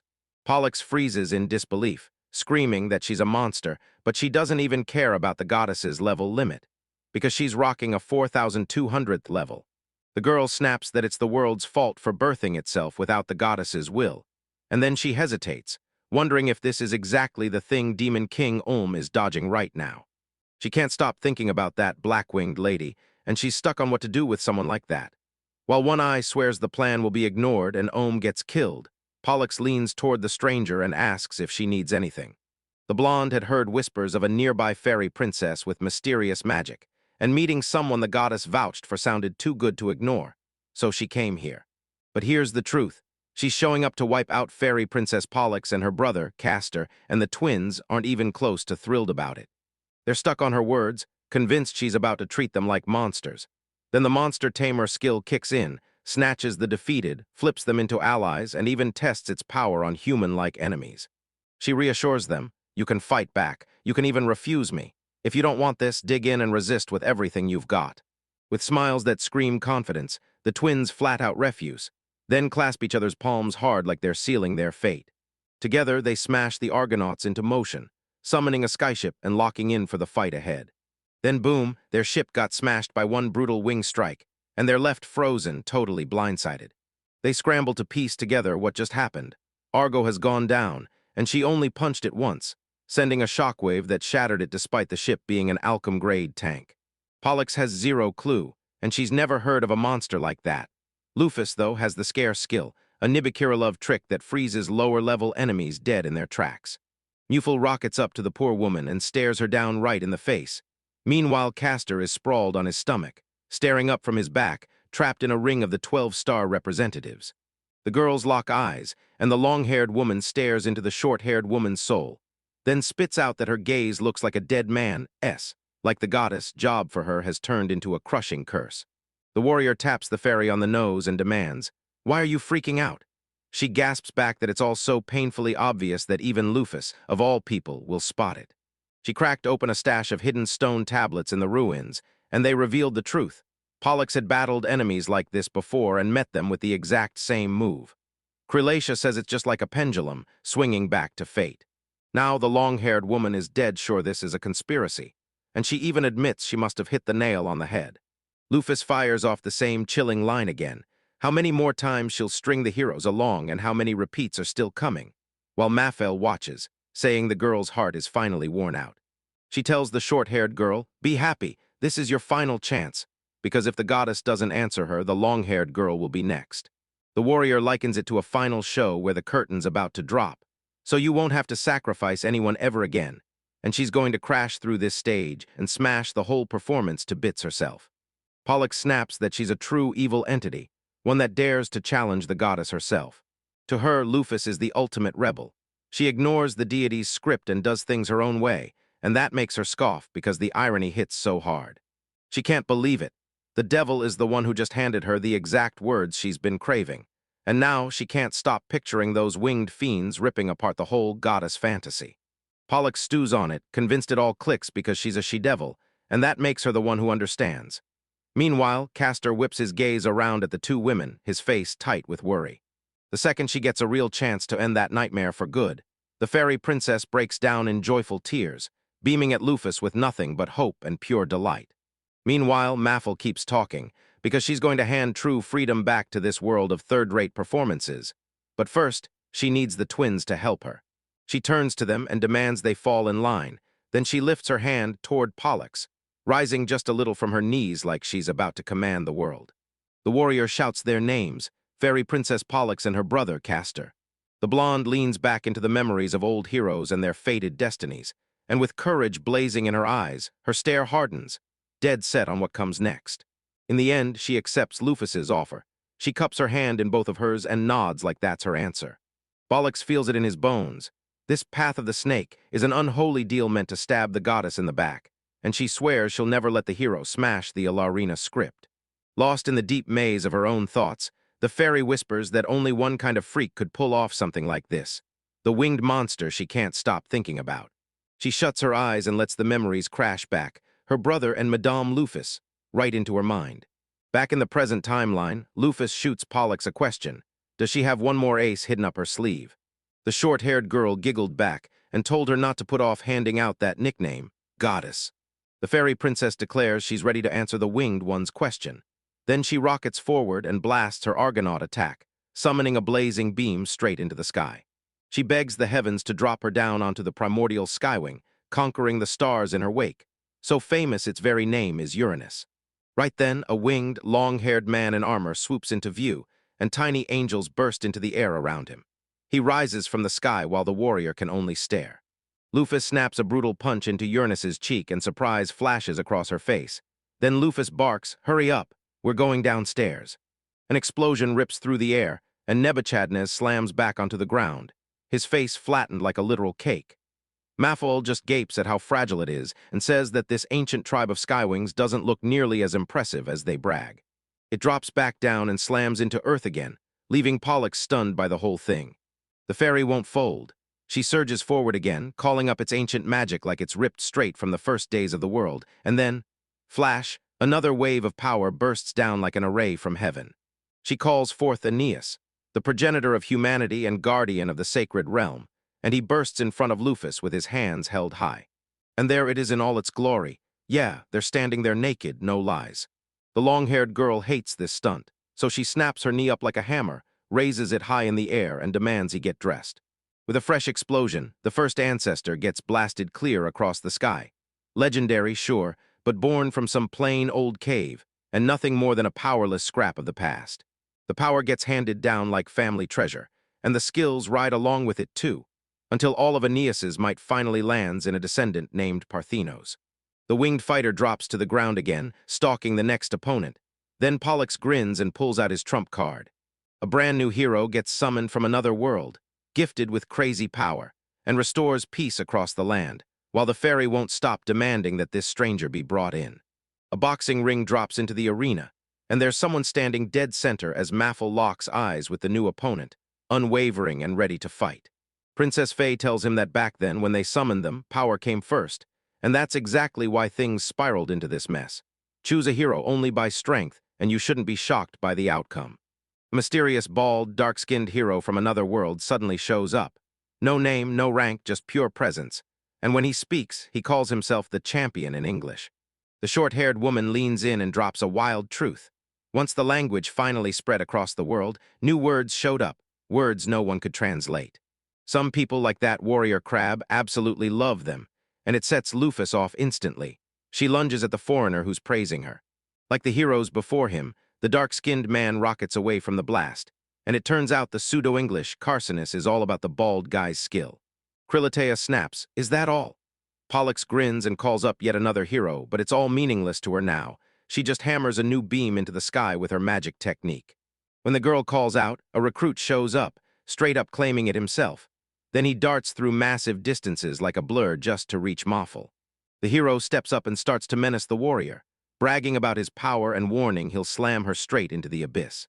Winged gets fed up with all the chatter, slams another punch into the face. Down goes the enemy, and right at the same moment she snaps, "Shut up." The hero ripped free from that brutal wound and blasted across space to another planet. Now it's just the two women left alone together. Lufus caught it in a flash. Pollux had burned through every last trump card, and he shot that truth straight at her. The fairy princess froze, totally lost on what to do next. She reminds me that Ladon is still standing there. And just like that, Bennett Nash, the one who already beat the Dragon King, steps out too, saying she got bored watching it play out and there was no point dragging the fight on. Mufel digs into the rumors swirling around the Dragon King, and then she shuts it all down. This is the end. She whips her head toward the goddess and demands she leave Pollux's body. Then the goddess refuses with a small, wicked smile. She snaps, "Checkmate, not mine at all," and teases the long-haired girl, daring her to strike the fairy's body, because once that power hits, the fairy won't survive a single blow. In her tense thoughts, the warrior figures it out fast. If the goddess won't break away from the fairy princess, she's stuck with nothing she can do. Even when Lufus fires off a blazing lighter attack, the deity clings to the physical shell, so she has to think of a whole new plan. Castor glances back at the girl, then locks eyes with Pollux and urges him, "Don't you dare quit, keep going." Whipping his head toward the ferry, he remembers every brutal second they've begged for, because this was supposed to be their moment, after an endless nightmare where heroes kept dying.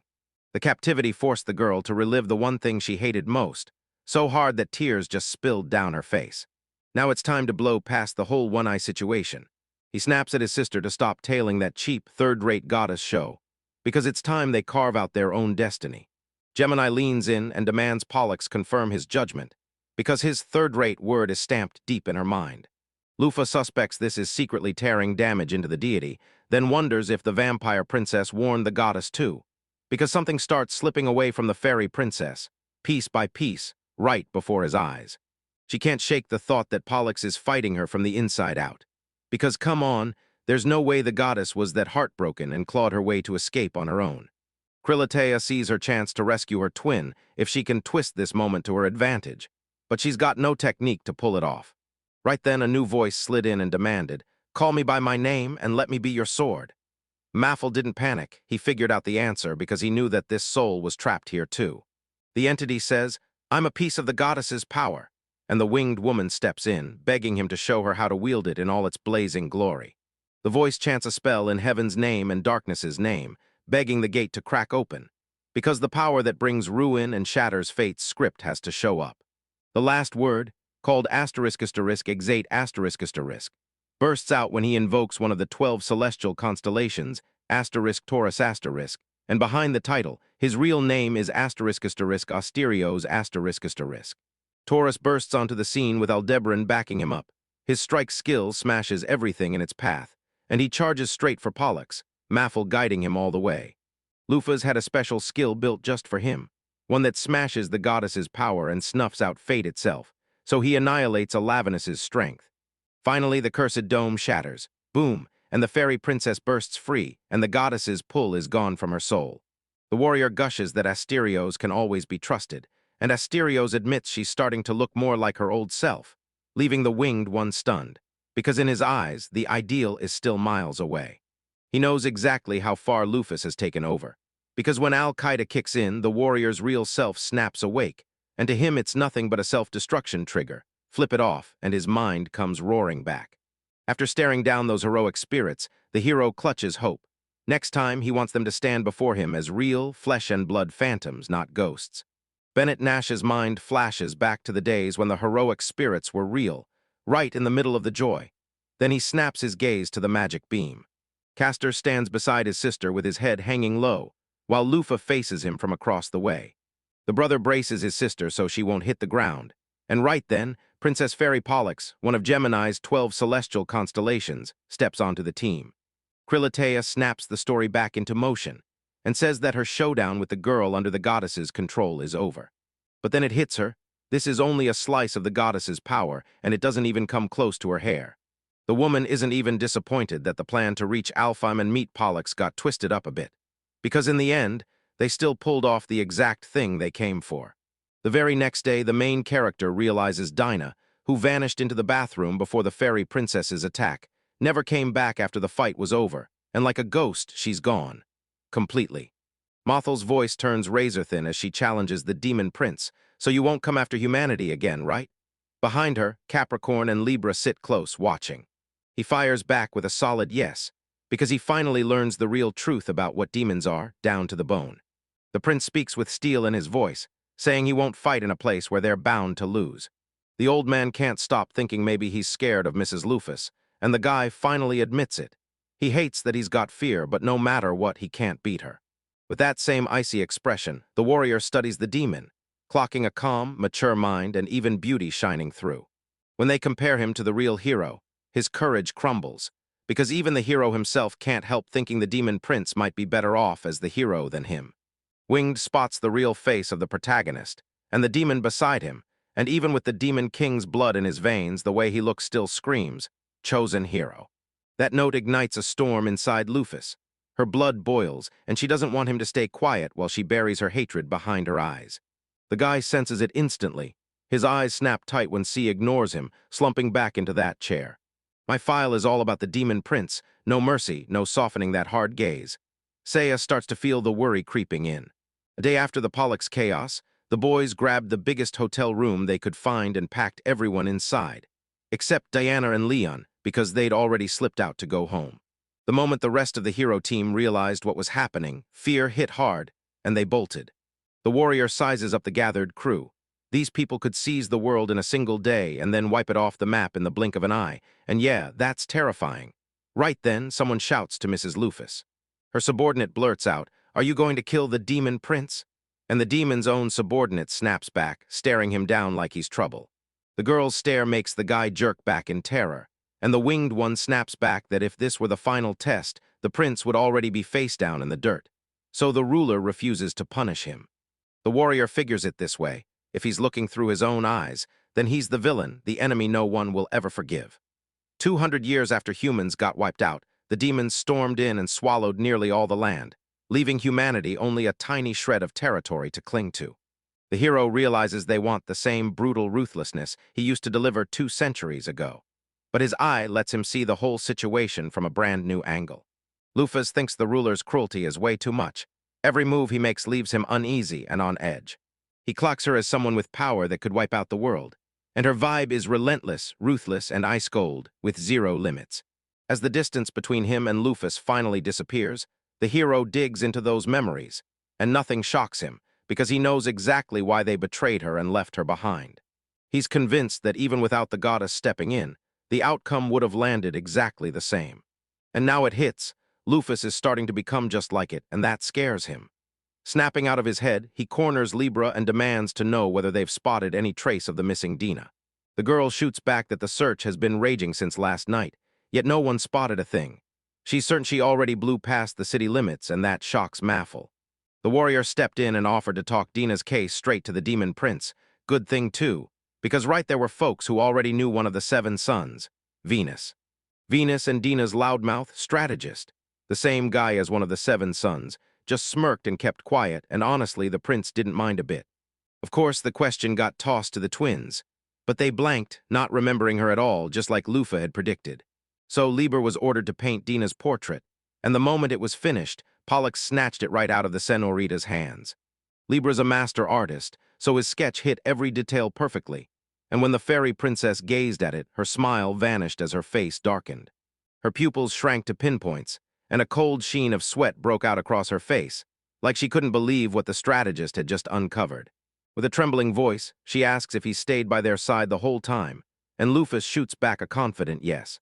Calm as ice, Lufa keeps talking and tells everyone Dina introduced herself as her strategist, someone who served 200 years ago, and he just laughs it off because it's clearly a lie. Pollux's hands tremble as the answer hits, and then out of nowhere she blurts out, all nervous panic, "What were we thinking?" She jabs a finger toward it and demands, "Tell me, are you a goddess avatar?" The fairy says she's dressed in nothing but her other clothes. And get this, Dinah and Alovinus look so exactly alike it's almost scary. Turns out Dina was the one who sealed the loophole. Mafal, the demon prince, and Say are left completely stunned. That was 2 centuries ago. Pollux watched her help that ally, and Druzate put the seal on the ruler with his own eyes. Even now, the fairy princess can't forget the terrifying look blazing in Dina's eyes as she sealed the warrior with a smile. The strategist realized she'd have to pay for every move, because Pollux would need saving the moment the fight kicked off, so she bolted before the battle even began.